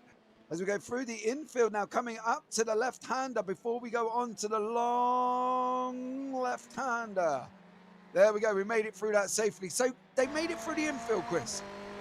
Yep, I think the thing is though, if I'm one of the drivers in these cars, that turn one overtake, really what that's doing is just giving me that little bit of extra trust to think, well, actually, I know that this driver is sensible, and as we're going to see a move here. He thinks about it, but I don't think it's a good idea to do it into the chicane. You want to make use of the draft on the way out. Yeah, I think this is going to be the move here. I think if anywhere, Valo's going to be making this move on Alexa coming down into turn one. Now the gap's closing again. We've got 0.47 seconds, 4.6, 4.5, 4.4. You can see the rate of knots that the draft has. Now this is where, if I was Alexa, I'd be looking at hugging this inside line as much as I possibly can, because the inside line seems safer into turn one than that wider line. But I would be looking at, because you've got to send him wide. If you send him up the inside, he's going to liable to dive for it. And there he goes. I think he's going to overcook it again. Oh, Valo! 3 laps in a row, sir. Oh, that was fine, really. They're gonna close up. That's the nature of physics, basically. And I think that was really, really good car placement from Alexa Brett, who, like you were saying, was hugging the inside line, but just at that last minute edges across, so that there's no suggestion that Valo can use the outside, but also they're too close to the braking zone for him to do anything about going on the inside. So just that's really good car placement. We'll call it deliberate because it makes Brett look better. And yeah, it's just defensive driving is such an underrated skill, because you've got to be able to do it quickly, or there's no point defending because you're just losing more and more time. Now, they don't need to really worry about the other 2 cars in the field, because World of Sim Racing and Aquila are both probably too far away for them to be able to do anything about it, and Thomas Fisher is still in the pit lane. So still repairing that. That's 11 minutes they've been sat there now. That car was quite damaged, and as I say, that Aquila have now actually gone into the pits, so that's going to bring Kike Martin a little bit closer. Right, as you see, we've got Elite Racing have dived into the pits, 36 minutes remaining. Aquila Racing Cyan with Martin is in the pits as well. Thomas Fisher is still in the pits from the earlier, buried it into Ingmar Hamburg, buried it into the tire wall, just missing our leaders of LMP2. Hashtag Racing, who nearly got collected through no fault of their own, wouldn't have seen him come in and literally would have known about it the moment it spun round. So that would have been quite dramatic for them, for Rui Queiroz in the first place. But Alexa Brett still holding him up here. JD Sim, no, not holding him up. That's the wrong term I'm looking for. Holding him off. Holding Valo off. This is for 3rd and 4th in AM class, guys. And in the background, as you can see, we've got 524 and Boosted are literally battling over 4th and 5th, respectively, in the LMP2. So we can talk to Ingmar about his accident. We have now got Ingmar with us in the commentary booth. Ingmar, I'm assuming the car's not in a particularly happy state right now, the Chicane Online car, after that really nasty looking incident you had. Yeah, no, it's on the fan hours, man. It's so easily done though, isn't it? Yeah, no, on strategy we were, after I got into the car and I had my first pit stop again, we were, on strategy we were fighting for the lead, because we were about, I think, 12 seconds ahead of P2, ahead of Aquila. But yeah, there was later on a car that spun in front of me, and yeah, I just didn't do enough to avoid it. So my steering wheel got fucked, and I just limped it back to the pit, and I only took the optional. So I was driving around with bent steering, because it was hit on the front, so the aero damage wasn't that significant. So my pace was still good, but yeah, the second one into the barrier, in the tire barrier. I mean, if you're already turning left when you're going straight and you slightly lock up your brakes in that first corner, yeah, it's so easy. It's over. People don't realise how difficult the GTE is to control, I think, if they've not raced it. And those incidents, I think, from the outside can look quite bad, but you are basically a passenger in the car while it's happening, aren't you? Yeah, the moment the rear stepped out, the moment I felt it, I knew I was already done. Is Thomas going to be able to get back out in the car, or is the damage too severe? What's the plan at the moment? Yeah, we're just gonna keep driving in the end and take the points. I think we were on like 14 minutes of optional repair, so it's not looking great, but we'll just take what we can for now.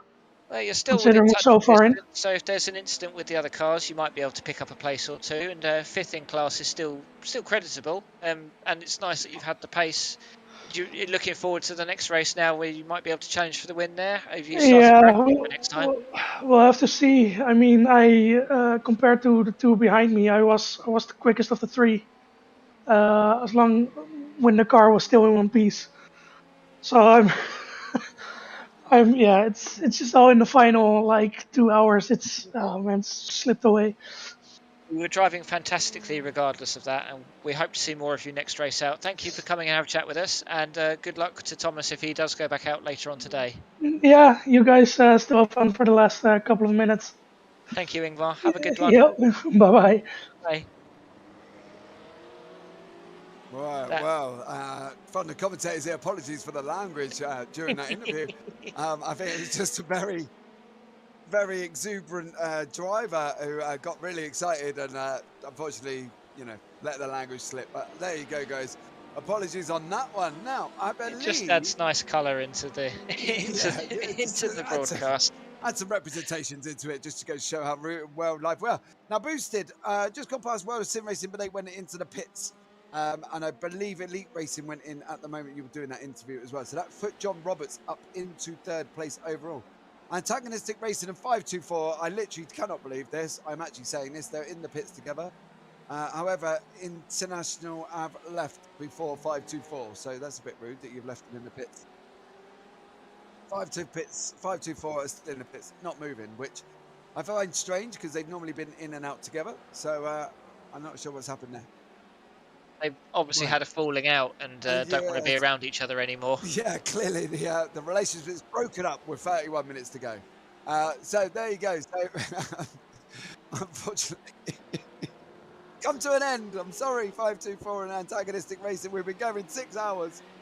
Right, so WS Racing Esports are still plodding along. Now, as Valo and Brett, have they split up now? Did I miss something that was going on there? I believe, did Brett... Yeah, Brett pitted, nearly lost it on entry because she was having to slow right down at the last second. So it just shows you how hard they're pushing. See if we can find a replay of that, just to show you just how close Alexa was to speeding in the pit lane. We can assume, I think, that they didn't get a penalty for speeding in the pit lane because they probably would have come in the last lap. Of course, we'll find out in about a third of a lap's time. So this is Alexa's entry into the pit lane. This is how fine the margins are as we come through here.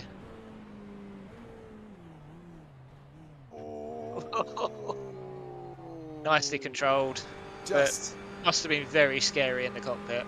Yeah, I bet. So we've got ISRC TV have said we call it passion after the colourful answer. And then Dennis Van Beelen has just merely piped up and said we call it being Dutch. So obviously, passion and difference of opinions. We call it just being a bit expressive. But there you go. As you can see, backmarker Razzle Dazzle. Iki Martin is in second place with World of Sim Racing. Currently 45, I was going to say 45 laps. It's not 45 laps. 45 seconds away from Martin Kammerhofer from Aquilia Racing Cyan, who's in GTE. The lead of GTE AM. So we're into the last 30 minutes. We're going to see some... I've got a funny feeling, Chris, we're going to see some dive-ins.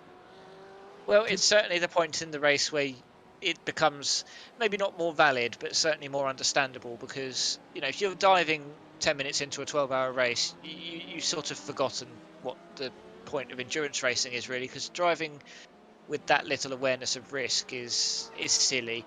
But, with 2 or 3 laps to go, if you're half a tenth behind someone, you need to get that move done. You're running out of time, so you can see where it happens. What we don't want to see is dives on the inside of the right-hander on the infield with 2 cars on your outside, which we have unfortunately seen earlier today and hopefully won't see again. So Alex Salmon there, message to Taylor Wills. If you've got the race open, Alex is still on track and has still not crashed. So you can have total confidence in your into Alex Salmon there. He's kept it on track and is still flying along 5 laps ahead of Boosted Motorsport LMP1. Nearly 6 laps ahead. Shh. They're catching him. So we've got a whole minute of clear track from Hashtag back to Vector. So that's a gap that we wasn't expecting, and Hashtag have really come on in this race. Yeah, it's going to be interesting. But apparently, Hashtag will need another stop, according to my ISRC TV source in YouTube chat. Elite might be able to squeak it home. The rest should be fine. So let's see. We will try and do that. This has been a great experience. It has Elite Racing welcome into the ISRC endurance, as we see Boosted are in the pits at the moment. But we're going to see Hashtag, I believe, coming into the pits as well. Chris. Hashtag pitted 13 laps ago. It's around a 40-minute tank of fuel for the LMP2s. It's another one of those instances that if they don't pit again, they've got some witchcraft going on in that car, which would need investigating. But they have a pit stop over Vector by RSR, who don't need to pit again. So it's going to be close come the end of it, and they'll be really hoping at Hashtag that there are no incidents, because even a small incident could really, really put them back into that pack. And they've controlled this race. They've done a very good job. Similar story in all 3 classes, really. The leader has just controlled the pace pretty nicely. Like Ryan as well, currently 20 seconds clear of Aquila. Yeah, I want to point something out, right? Elite come in 5 laps ago, which would total nearly the 40 minutes, right? So if they've gone to the end, right? Currently they're in 4th in class. If they've gone to the end, 5 laps, 1 minute 30 a lap. So yeah, you could total that as about 6-7 minutes. We got a funny feeling that the others in front are going to have to stop again. Definitely Hashtag. Definitely, has Vector been in? I don't know. Vector have just been in. Vector the last few laps. As have World of Sim Racing. So really, Hashtag will. Hashtag need to. Boosted have gone in already, so Elite are up to 4th. And currently, for a team that's new to this league, that's absolutely outstanding. They've actually just taken, on my timing tab, no, they're still in 4th. Okay, cool. Got my table there, who jumped up to 3rd then, for a bit weird, and then went back down. But currently 4th, and credit to Elite, you're doing an amazing job there. There's a chance they'll be finishing on the lead lap in class as well. They're only, they're about, I think, 2 minutes or so, maybe just a bit more than 2 minutes behind the lead of class at the moment. But that is with the pit stop that Hashtag will still need to do in the bank. So obviously that's going to reduce it. So yeah, they're 2 minutes exactly, pretty much behind the leaders. And take the pit stop out, they'll be on the lead lap. They're a lap and about a quarter, maybe a little bit less than a lap and a quarter behind at the moment. They'll unlap themselves with that pit stop and can be very pleased with themselves. So JD Sim Racing has now gone into the pits with Valo. So Alexa Brett currently in 4. She's going through the bus stop. So you have to get her boots on a little bit. It's come out of the pits, and obviously it's going to make this 3rd place in class.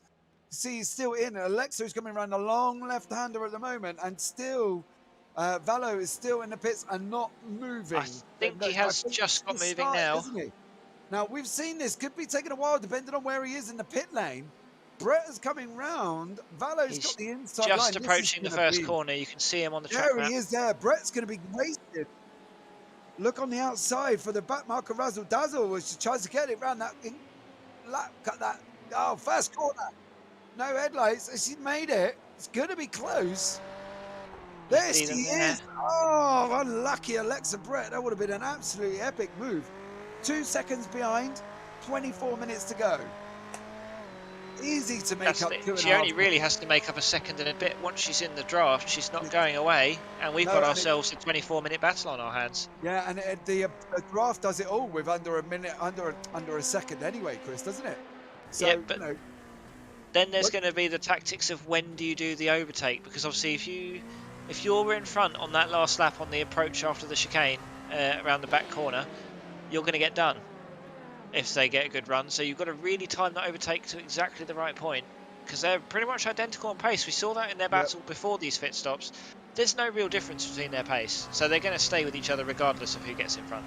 Yeah, 0.25 of a second over the best laps for both of these drivers. Valo 140.98, Brex 141.25, so absolutely nothing between them. And guys, when we talk about 141.98 and 140.98 and 141.25, you are literally talking a click of a finger. Okay, you're not talking a massive gap. So be aware that if you're new to the broadcasting, you're wondering what we're talking about with tenths and thousandths and all the other jargon that we're talking about. You are talking about split seconds, if that, even off your time, they're basically how far apart they actually are when it comes to fastest lap times. Now, as you say, within a second, Alexa Brett's going to pick the toe up. Now, your question, when would you make the overtake? Last lap, second part after the bus stop. And then well, if you're behind, that's where you do it. But yeah. I think you're leaving it too late if that's your first attempt. Well, you cannot. The problem is I take it before. Last lap, you take it before in the first half of this first corner. You're leaving yourself open to the comeback on the bus stop. We know that, we've seen it. They're beside you going up to the start-finish straight. Up to the first start-finish corner. But, you know, the rule is you've got to get out of that bus stop as quickly as possible. Get on your bike and try and either hold it if you've done it before that, or try and make it if you've not done it before that. And I think that will be Alexa Brett and Fellows. So look at 524. Look, they got out of the bus stop absolutely amazing and boosted. Unfortunately, in the car of John Roberts is literally just going to be a sitting duck. And see what I mean? They take the line together. You can brake later on the outside. And he was 4 tenths down before the coming out of that chicane. And that's how quick the draft is. And they crossed the line together, Chris. And that's where I would look at doing that on that second part. Because you do it on the first one, I think you're going to be left open. Yep, and if you've got the confidence on the infield section to try and get away from the draft, you can just protect yourself that little bit. We've seen before when, if you're about 7 or 8 tenths behind when you come back onto the outfield, that is, as long as you deal with the bus stop all right, that is probably enough for that lap in particular for you to stay ahead. Although, of course, that wasn't a GTE. The draft is going to be more or less powerful depending on the car. As we have a look at Ben Gregory now, who's in the boasted LMP1. Doing well. We flip back to John Roberts, back up behind 524. Now he's in a situation now where we would see before. 5th and 6th coming into the bus stop. Right, keeping the gap, 0.48, okay? 47, 43, 44, and look at it close. Look at it close. It's close to 292828. Right, doesn't jeopardize his exit. He's got to get a clean run through here, which he does do. On the gas now, and get up behind him again. So yeah, that's, again, 6-2. He's closing up. There's the toe of the GT. Now, that's going to be the issue. We want to kind of just brush that over. He's got to slot back in again. And he's dropped back out to 5.8. But then that GT probably did play a little part. But look at the difference. We're coming down. If we were side by side now, we'd be crossing this line together, going down into turn 1. Now, you wonder why I said do it last lap, second part, because that's going to be too strong to hold you back on that one. He's closed massively. Yep, because he was about 7 tenths behind onto the exit of the banking and close right up. I mean, we've still got, 20 minutes. These are doing their laps in about 1.5 minutes. So they've probably got about 7 or 8 laps left. So 7 or 8 more attempts to try and do it. And like we've said before with the JD Sim Racing and Backmarker Racing cars, who are now within 1.6 seconds of each other, so slowly closing, is that once you're within that draft, even if you get the overtake done, you're not going to escape, certainly not with this amount of time left over, as Hashtag Racing have also gone in the pits. Can we flick to Backmarker Racing? Because they're very close at the moment, aren't they? Backmarker Racing, Razzle Dazzle, and Alexa Britt and JD Sim Racing. They are literally... Yeah, they have been very, very close at one point. Literally, it was within under that 1.5 second mark. Unfortunately now, Alexa's not going to be wanting to move. Oh no! Oh no! Oh no, no, no, no! LMP1, LMP2, and a GTE, and Taylor Mills, not Taylor Mills, Alex Salmon, Ben Gregory. Oh, and that was actually World of Sim Racing as well. Victor Avalon, all involved. So we had the leader of 2 classes trying to involve themselves into the Alexa Brett, who's now lost more time to Ballo, 1.8 she's back out at, and over, taking it wide as well. Settle down.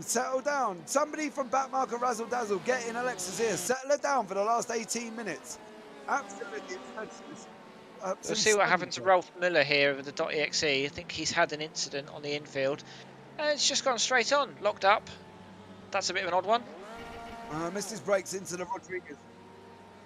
Yeah, but you don't spin, I suppose, when you keep the wheels straight, Chris, do you? Go straight on? Yeah, and you know you're in no danger of hitting anyone as well.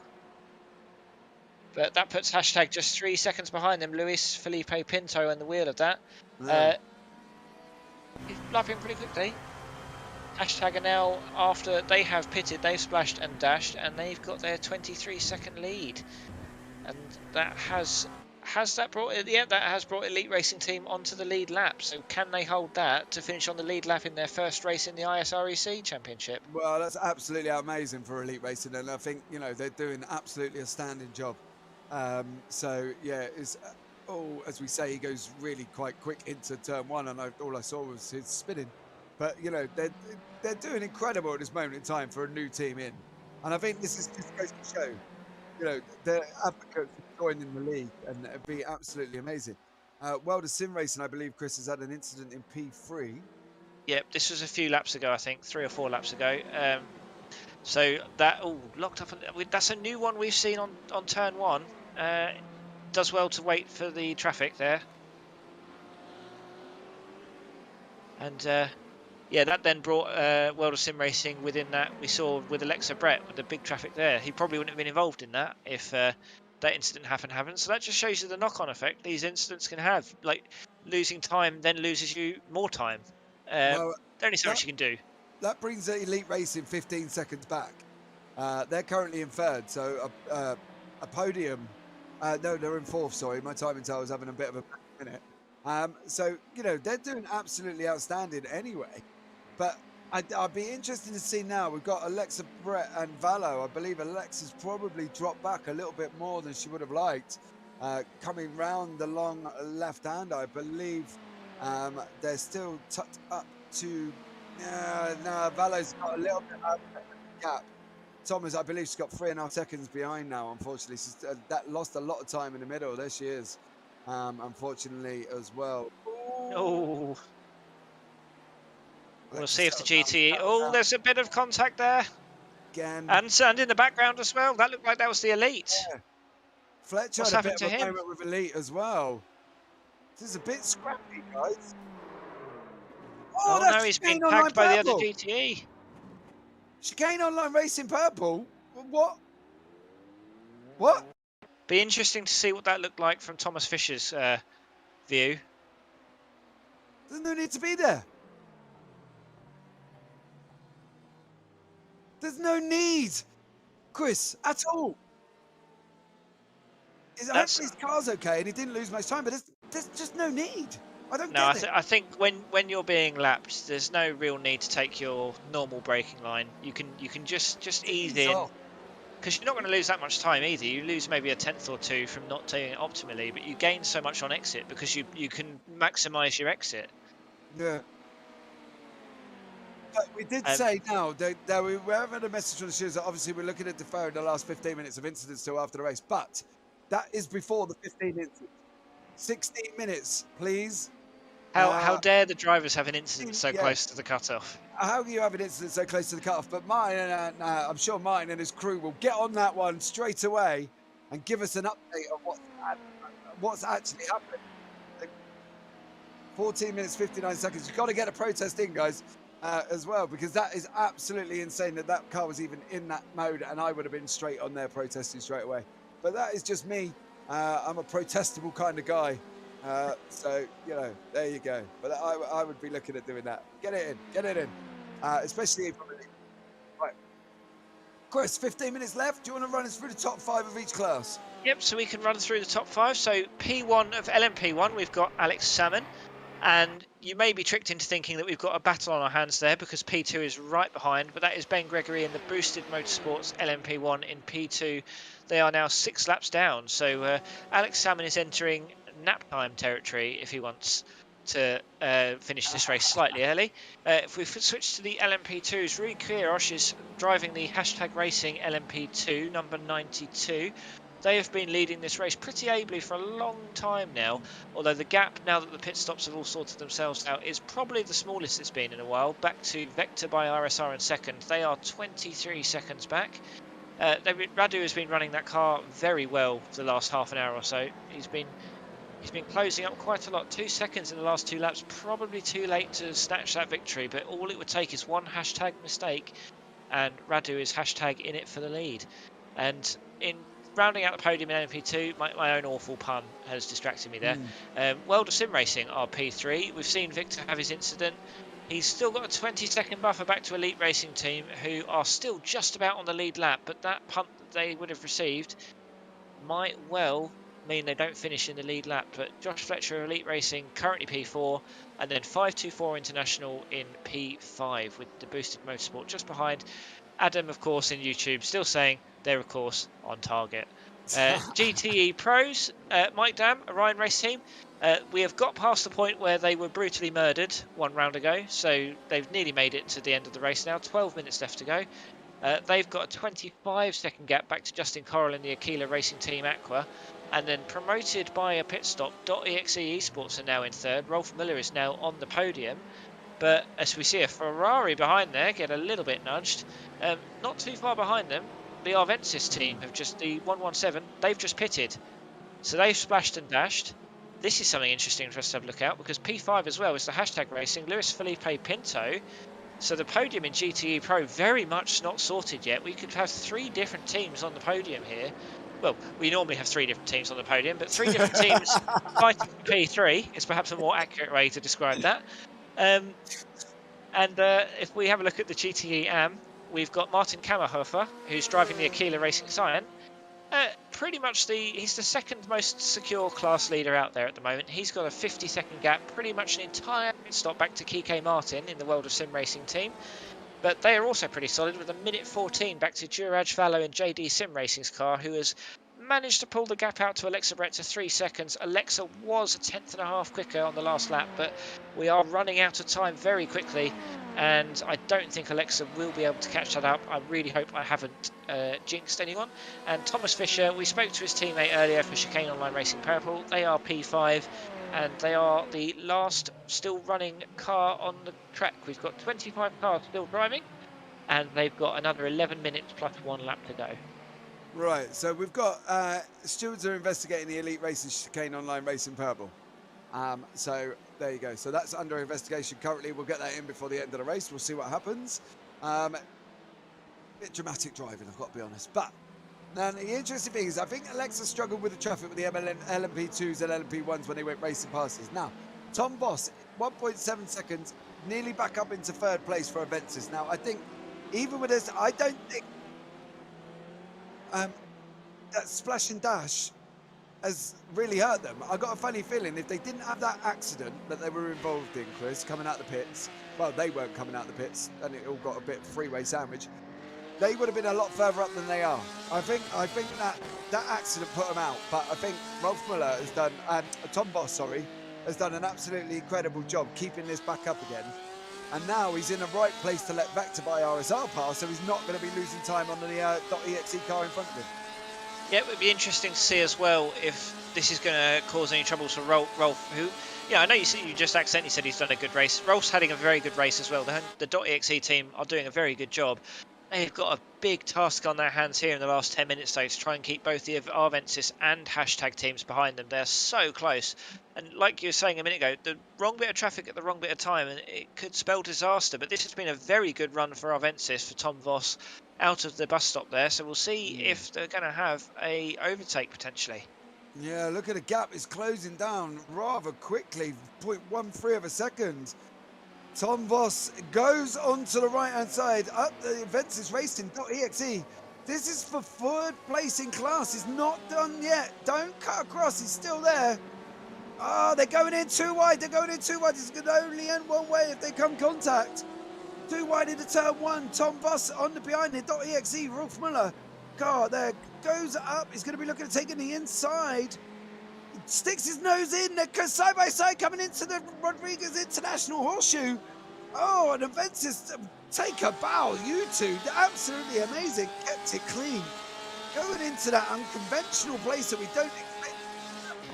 So we are going to be seeing a drive-through penalty for chicane online racing purple, causing a collision. That was with Elite Racing team Josh Fletcher. But that is absolutely incredible from Tom Voss and Rolf Muller from .exe there as we switch over to Alex Kraber as well, WS Racing. He's got Kiki Martin in front of him. They're not battling in the same classes, but track position overall within the standings, of course, they're together with. But, you know, pro and amps. So here we go. Tom Voss again in Inventive.exe, Rolf Muller, bus stop. Now, this can't actually jeopardize the exit. And then we've got to go down the straight again, coming down into the first one. Now, I believe we've got Martin Pearson is ready to go in again with 8 minutes remaining. Martin, welcome in. Hi, how are we doing? Some cracking weekend going on. I know, and you guys, I noticed, I'd like to point out as well that you guys had a very quiet hour right up until the last 5 minutes when that poor old incident involving the chicane online racing purple. So you must have enjoyed that another hour. There's 2 hours in a race, Martin, where you got to watch the racing. Yes, it's been absolutely fantastic, and I'd like to thank everybody who's been involved with it. Maybe my slightly harsher driver's briefing has paid off, but maybe a combination of that and the track as well. But no, it's been an absolute joy to watch. I don't often get the time to be able to follow the racing and enjoy racing because, you know, we're all passionate about racing at the end of the day. So yeah, no, it's been absolutely brilliant to be able to do that. Right, so okay, so now then, as you've enjoyed the racing for the last couple of hours, Martin, not a lot to do. As you can see, the poll is in YouTube for your team of the day. Who would you pick out of all the teams in the standings? I've already voted, and I went for the Orion race team. I think that's a great comeback from the depths of despair that they felt at Spa when they were running second in the race and got taken out. So yeah, to come back and have such a dominant victory, hopefully, is on the cards for them. I don't want to jinx it.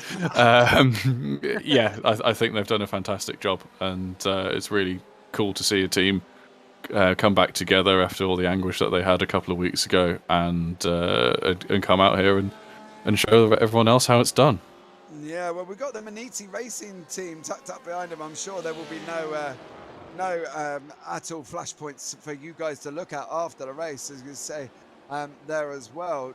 Now, obviously, as we said, any incidents now will be looked at after the race. Obviously, we're trying to hope that there wasn't, as we see Maniti Racing Frank Geyer there, just put it into the barrier at turn 1, and that is Alexa Brett, I believe, getting past the JD Sim Racing car as well with 5 minutes left. So and it should be for in-class as well. So nothing at the moment for you to deal with for the last 5.5 minutes, Martin. You're just going to sit back, drink a cup of tea, and enjoy the racing for the rest of the race then?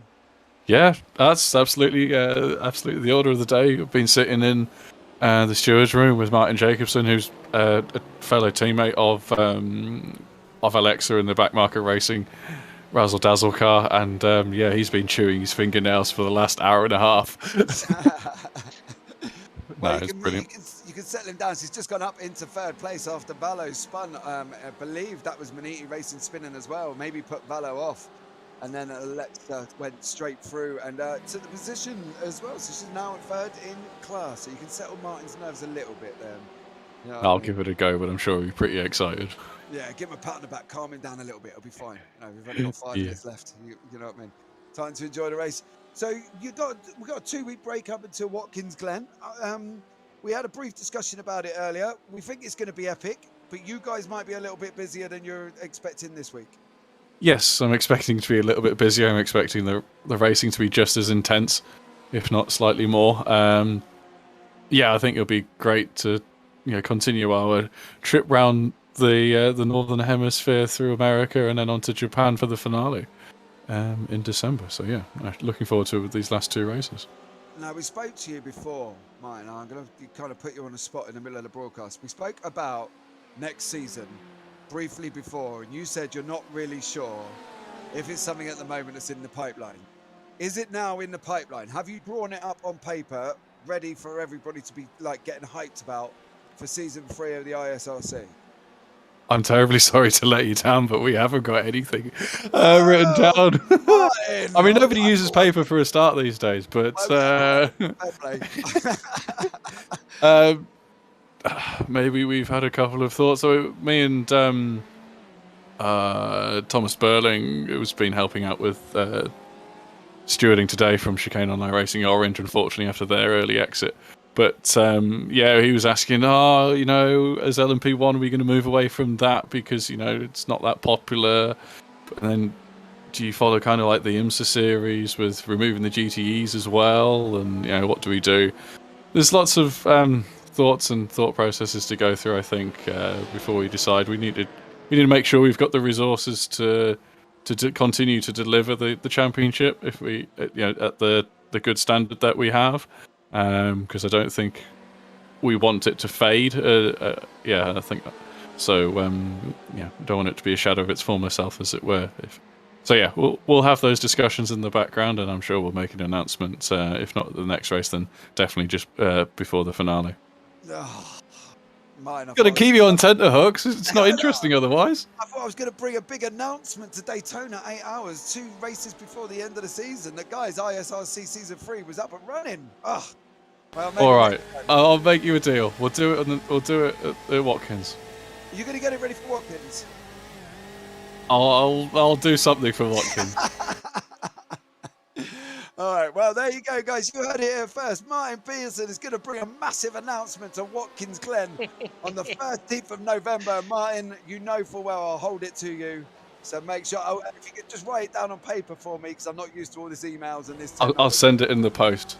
That's amazing. Email your address and I'll send it in the post, yeah? Yeah, but you're asking me to use something I can't use, so that's why I'll DM you on Discord, Martin. We'll get it down on paper. No worries. Look forward to it. Cheers, guys. There you go, guys. That was Martin Pearson. Much love for joining us. Oh, wow. There you go. I thought, guys, we were going to cut to a massive exclusive of announcing Season 3. But as you say, Watkins Glen, 2 weeks' time, there's going to be an announcement of some kind.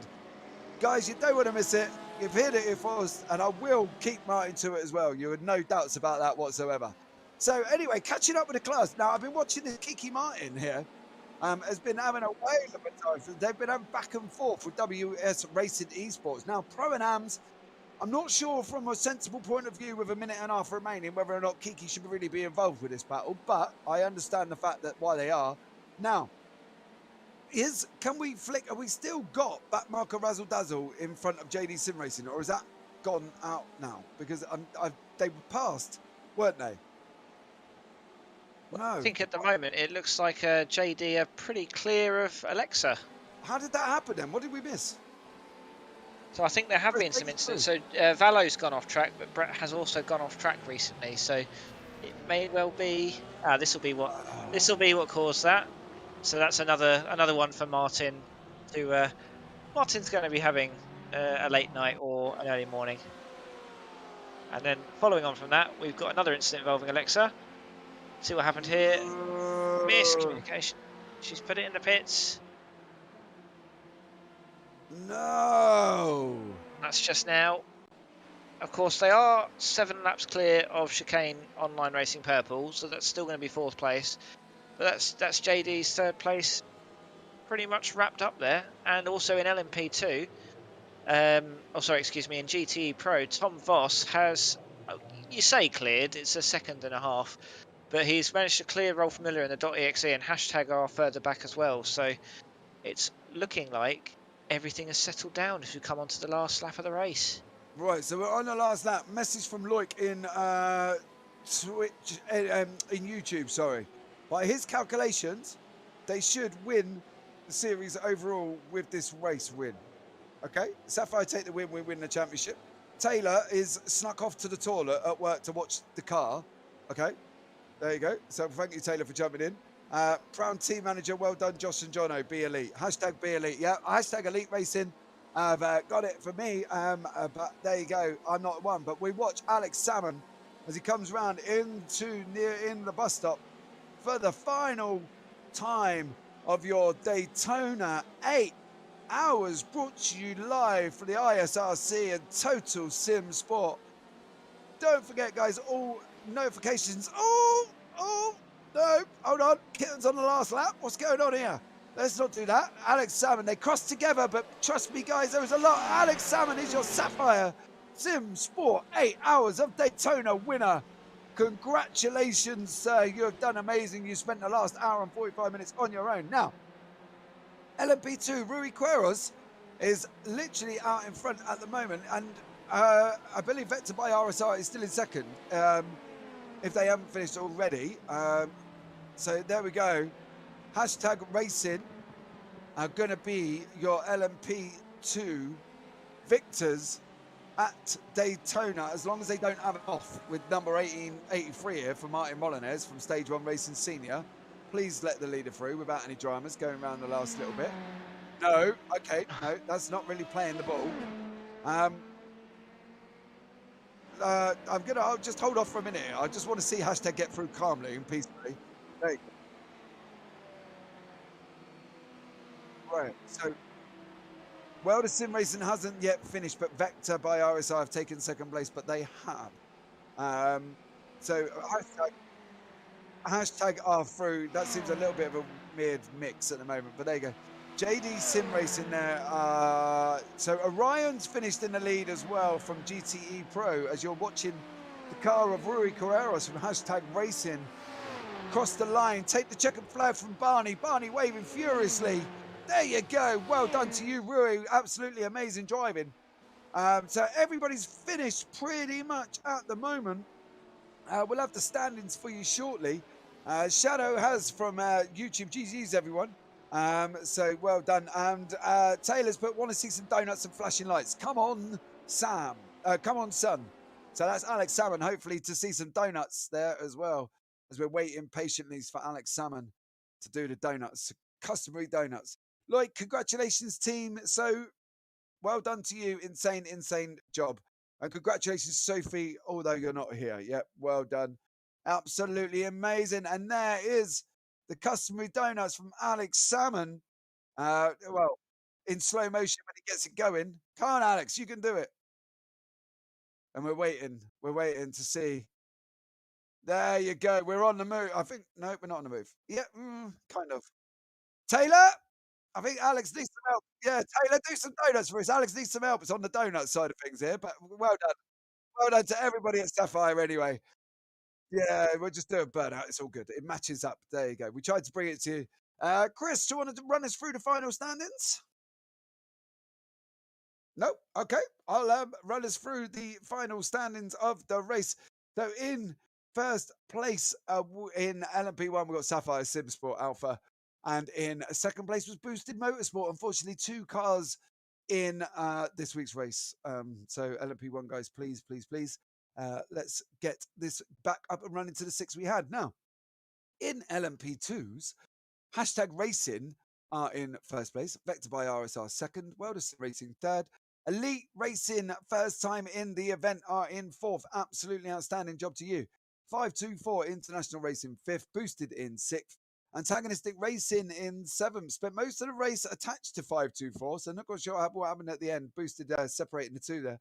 FTR Esports Red and Stage 1 Racing Orange are 8th and 9th. Stage 1 Racing Senior are in 10th. JD Sim Racing and Fuga Sim Sport are in 11th and 12th respectively. So there you go. So GTEs overall. World of Sim Racing are in first place. Fuga Sim Sport. This is the championship rate. This is championship standings overall, guys, in GTE. Okay.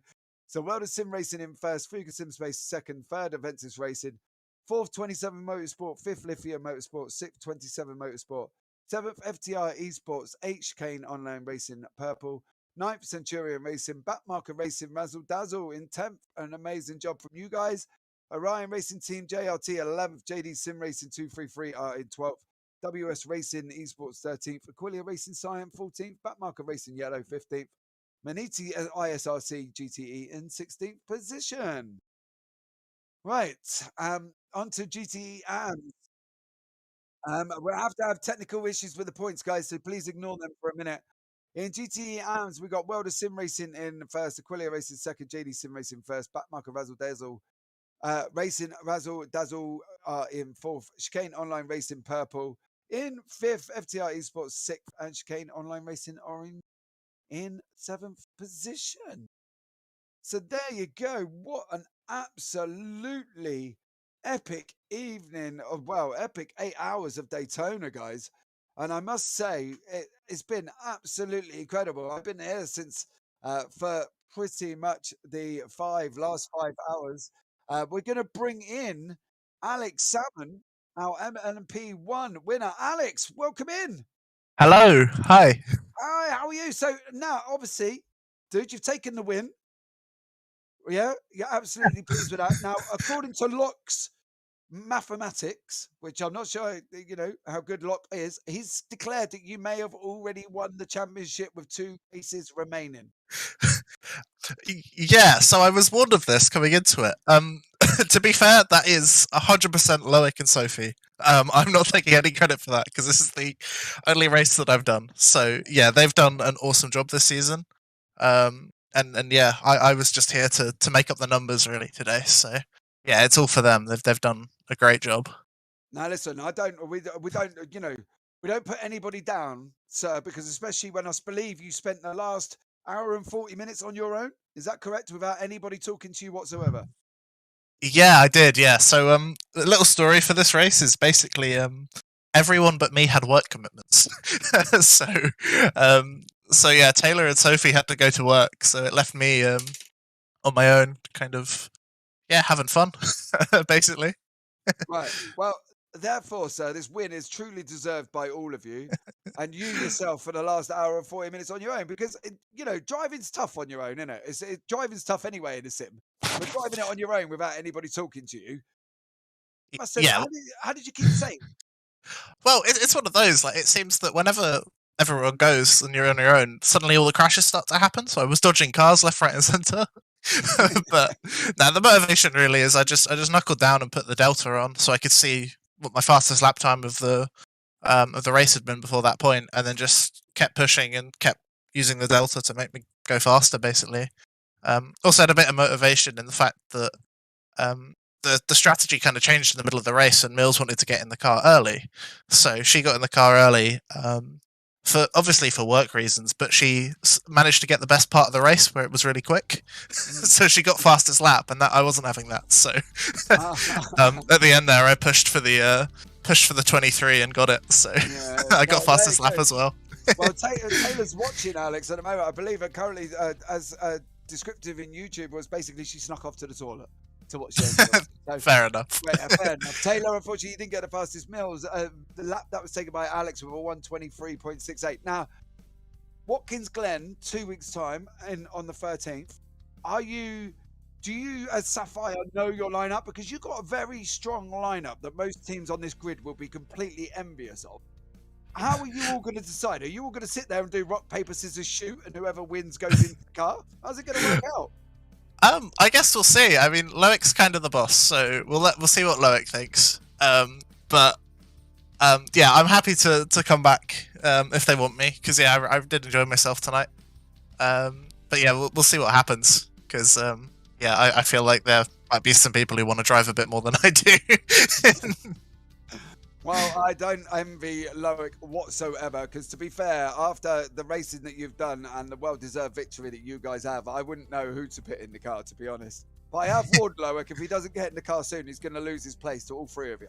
So yeah, that's down on Loic to sort that one out. But Alex, I've got to say congratulations to you guys at Sapphire Sim Sport, and for you yourself for lasting the last hour and 40 minutes completely on your own.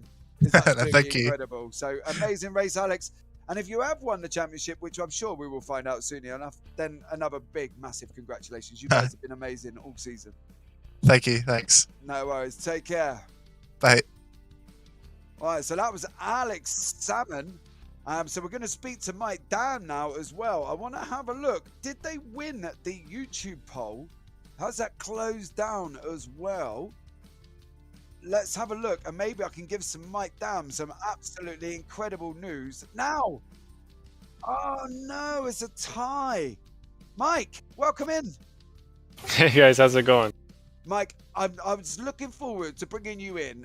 Saying a massive congratulations, for the fact that you finally got your victory here today after the dramatic events of Spa, but also to say to you that you were going to be possibly voted Team of the Day on YouTube, but unfortunately that's tied with you and World of Sim Racing, and you've both taken 29% of the votes. Oh, man. I know, Mike. I'm well, so a tie sorry. for first is just as good as first, I guess, right? But let's just say one thing, though, Mike. After your dramatic events in Spa, I must say, from everybody here at TSS, you've done absolutely incredible to take this victory, and you guys should be amazingly proud of yourself. Thank you very much. Yeah, you just kind of forget about the other stuff, and you just we put a lot of work into getting building a good setup for this, so the credit goes to the whole team. And we were able to get some clean air at the start, and that really helped. And really, just a great performance by Travis, and we were able to keep it clean. Did you get nervous, Mike, coming up the end? Did you? I got to ask. If that was me, I'd be sweating by now. And I was being really careful because I didn't want to jinx anything. I wasn't saying anything either. I was just like, I want to finish the race. Was that a Kimi Räikkönen moment when somebody was talking to you and you were just like, no, shut up, I don't want to. Just. No, it was good. It was really solid race. We had to keep the pedal down. We had that Aquila car right on their tails the whole time. So, it was a good race. Well, you guys must be massively proud. Now, you're going into 8 hours of Watkins Glen. Are we going to see you doing laps on that one, Mike, to get the same kind of setup and ready to go again for that race? Yes, hopefully. It should be. It'll be a lot different than running here at Daytona, but it should be a good one. We're moving up in points, which is nice. So hopefully we can finish the season strong, and we're looking forward to it. Awesome job. Well, guys, that was Mike from Orion Team Racing. Thank you so much for joining us, Mike. Much appreciated to you. Thanks, guys. Right, so I believe I want to speak to this young gentleman. Tom, welcome in, Tom. Hello. Hello.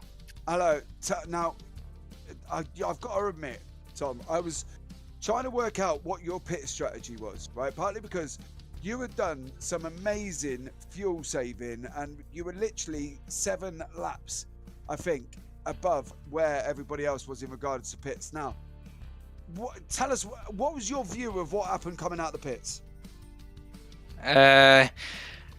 Well, we had damage 1 minute and 30 seconds, and I closed it up quite a lot. And I don't know what happened in the last lap, but that feels I want to quit right now. Because of the LMP2 sliding into me in the last lap and crashed me out. But 6 hours of driving, we did amazing until the damage, so I don't have any words. Well, listen, to make you feel a lot better, right, I'm going to say that there was people in YouTube chat voting you for driver of the day out the whole field. Now, that itself has got to be amazing. Yes, I know, obviously, the incident on the last name, but the fact, Tom, that you're making an impression on the community, people are voting you for driver of the day, that's got to be a little bit of a plus to a negative, isn't it? Yeah, it feels definitely amazing, and I'm quite surprised by myself. I thought we would have fight for P5 after the damage, and then after the pit stop, he said, or my teammate said, you're only 1 second or 2 seconds behind, and then try to catch up, and P3, it felt amazing, and they said happy, and then the last lap I said it's not finished before we finish, and what happens? But it happens. On to the next one. At least a nice recovery drive from the damage. So you're gonna go and enjoy yourself now for for this period of time, or are you going to get? Are you Tom one of these people who's going to jump straight back into your Porsche, get back out on Watkins Glen, and going to go and smash some laps in? Oh, definitely not. No. No. I'm not that kind of person. Maybe 2 days before the race or something. Well, good preparation in advance there, Tom. But Tom, I've got to say, massive shout out to you guys at Aventus. You've done an amazing race to get the car back up into full position. Unlucky on the last lap. We must have missed that on stream, unfortunately. But an amazing job, Tom. And another vote for you has just come through on Driver of the Day overall in YouTube. So you're definitely making impressions, Tom. Thank you guys. No worries. You take care now. So that was Tom Voss. Now, I must have missed that event that happened, unfortunately, as well. So I think that could be up for the stewards to be looking at after the race, I believe. But I think we've got, I believe Ben Gregory is currently sitting in the waiting room for us to have a quick chat with, if we can. Give me 2 seconds. Ben, welcome in. Oh, hello. Hello, how are you? Not bad. Yeah, good race? Yeah. Second in class, you know. Well, second out of second, yeah. Ben, you're not supposed to tell people that. Shush. It's an oversight. We've overlooked that. But look, you know, second overall. Yeah, 5 laps down, but we declared that obviously that Sapphire were exceptionally quick anyway. But yes, you know, you got to be happy that you at least got to the end of the race, didn't you? Got to the end of the race, no damage. Only a warning, I think, in terms of overtakes. It was fine. Yeah, we did quite well. Yeah, just hopefully we can carry on that sort of pace if more people come to join us. Yes, come to join us in Watkins Glen, please. Well, yes, that would be ideal if we could. And we did have a chat with Martin earlier. Martin's hoping that we can get a few more teams back involved again, Sakanya and Fuga and that as well. But, you know, look, we're trying to accept, obviously, the fact that we've just gone for a race with 2 LMP1 teams. But let's not take away anything from anybody in these 2 teams. Ben, you've got to be proud of the guys for at least finishing the race, right? Oh yeah, hugely. Like I actually hopped in just to finish off the race because I think Tim was a little bit tired, so we just decided to throw another driver swap in because at that point it's like you thought you were 5 laps down, might as well, you know, try and make everyone comfortable. But no, we're proud we got to the end in quite a safe way actually, and relatively quick for us considering we're still getting used to the P1 and how quick everyone else is. Okay, so now we've obviously talked to a few drivers. Now, are you going to go away and just sort of relax and chill for the next couple of days? You're not going to get back to the let's be real. I can't actually relax because I've got the World GT Championship on Monday to practice for, so I can't relax too much. None of the boosters guys actually can, but after, yes, big relax for the next week. Well, good luck in that one, Ben, and thank you so much for coming to join me. Second in class. We'll keep the 2 cars out of it, Ben. You know, you did amazing to finish. Let's just put it that way. Cheers, guys. No worries. Have a good one. So there you go, guys. That was Ben Gregory there from Boosted LMP1 has joined us for this evening for the last interview of the race. Right, guys, so what have we got coming up on the TSS YouTube channel and Twitch channels? We've got GTE AMS on Sunday at 8:30. That's with myself.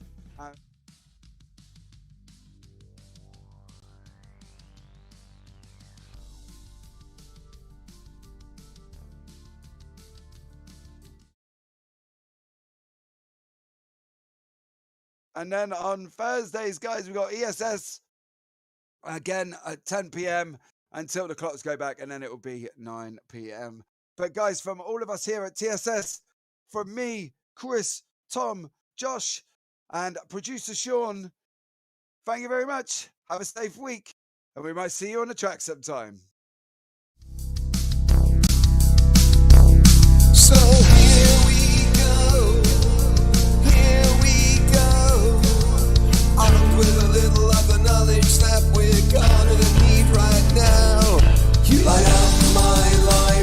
I wish that you could read my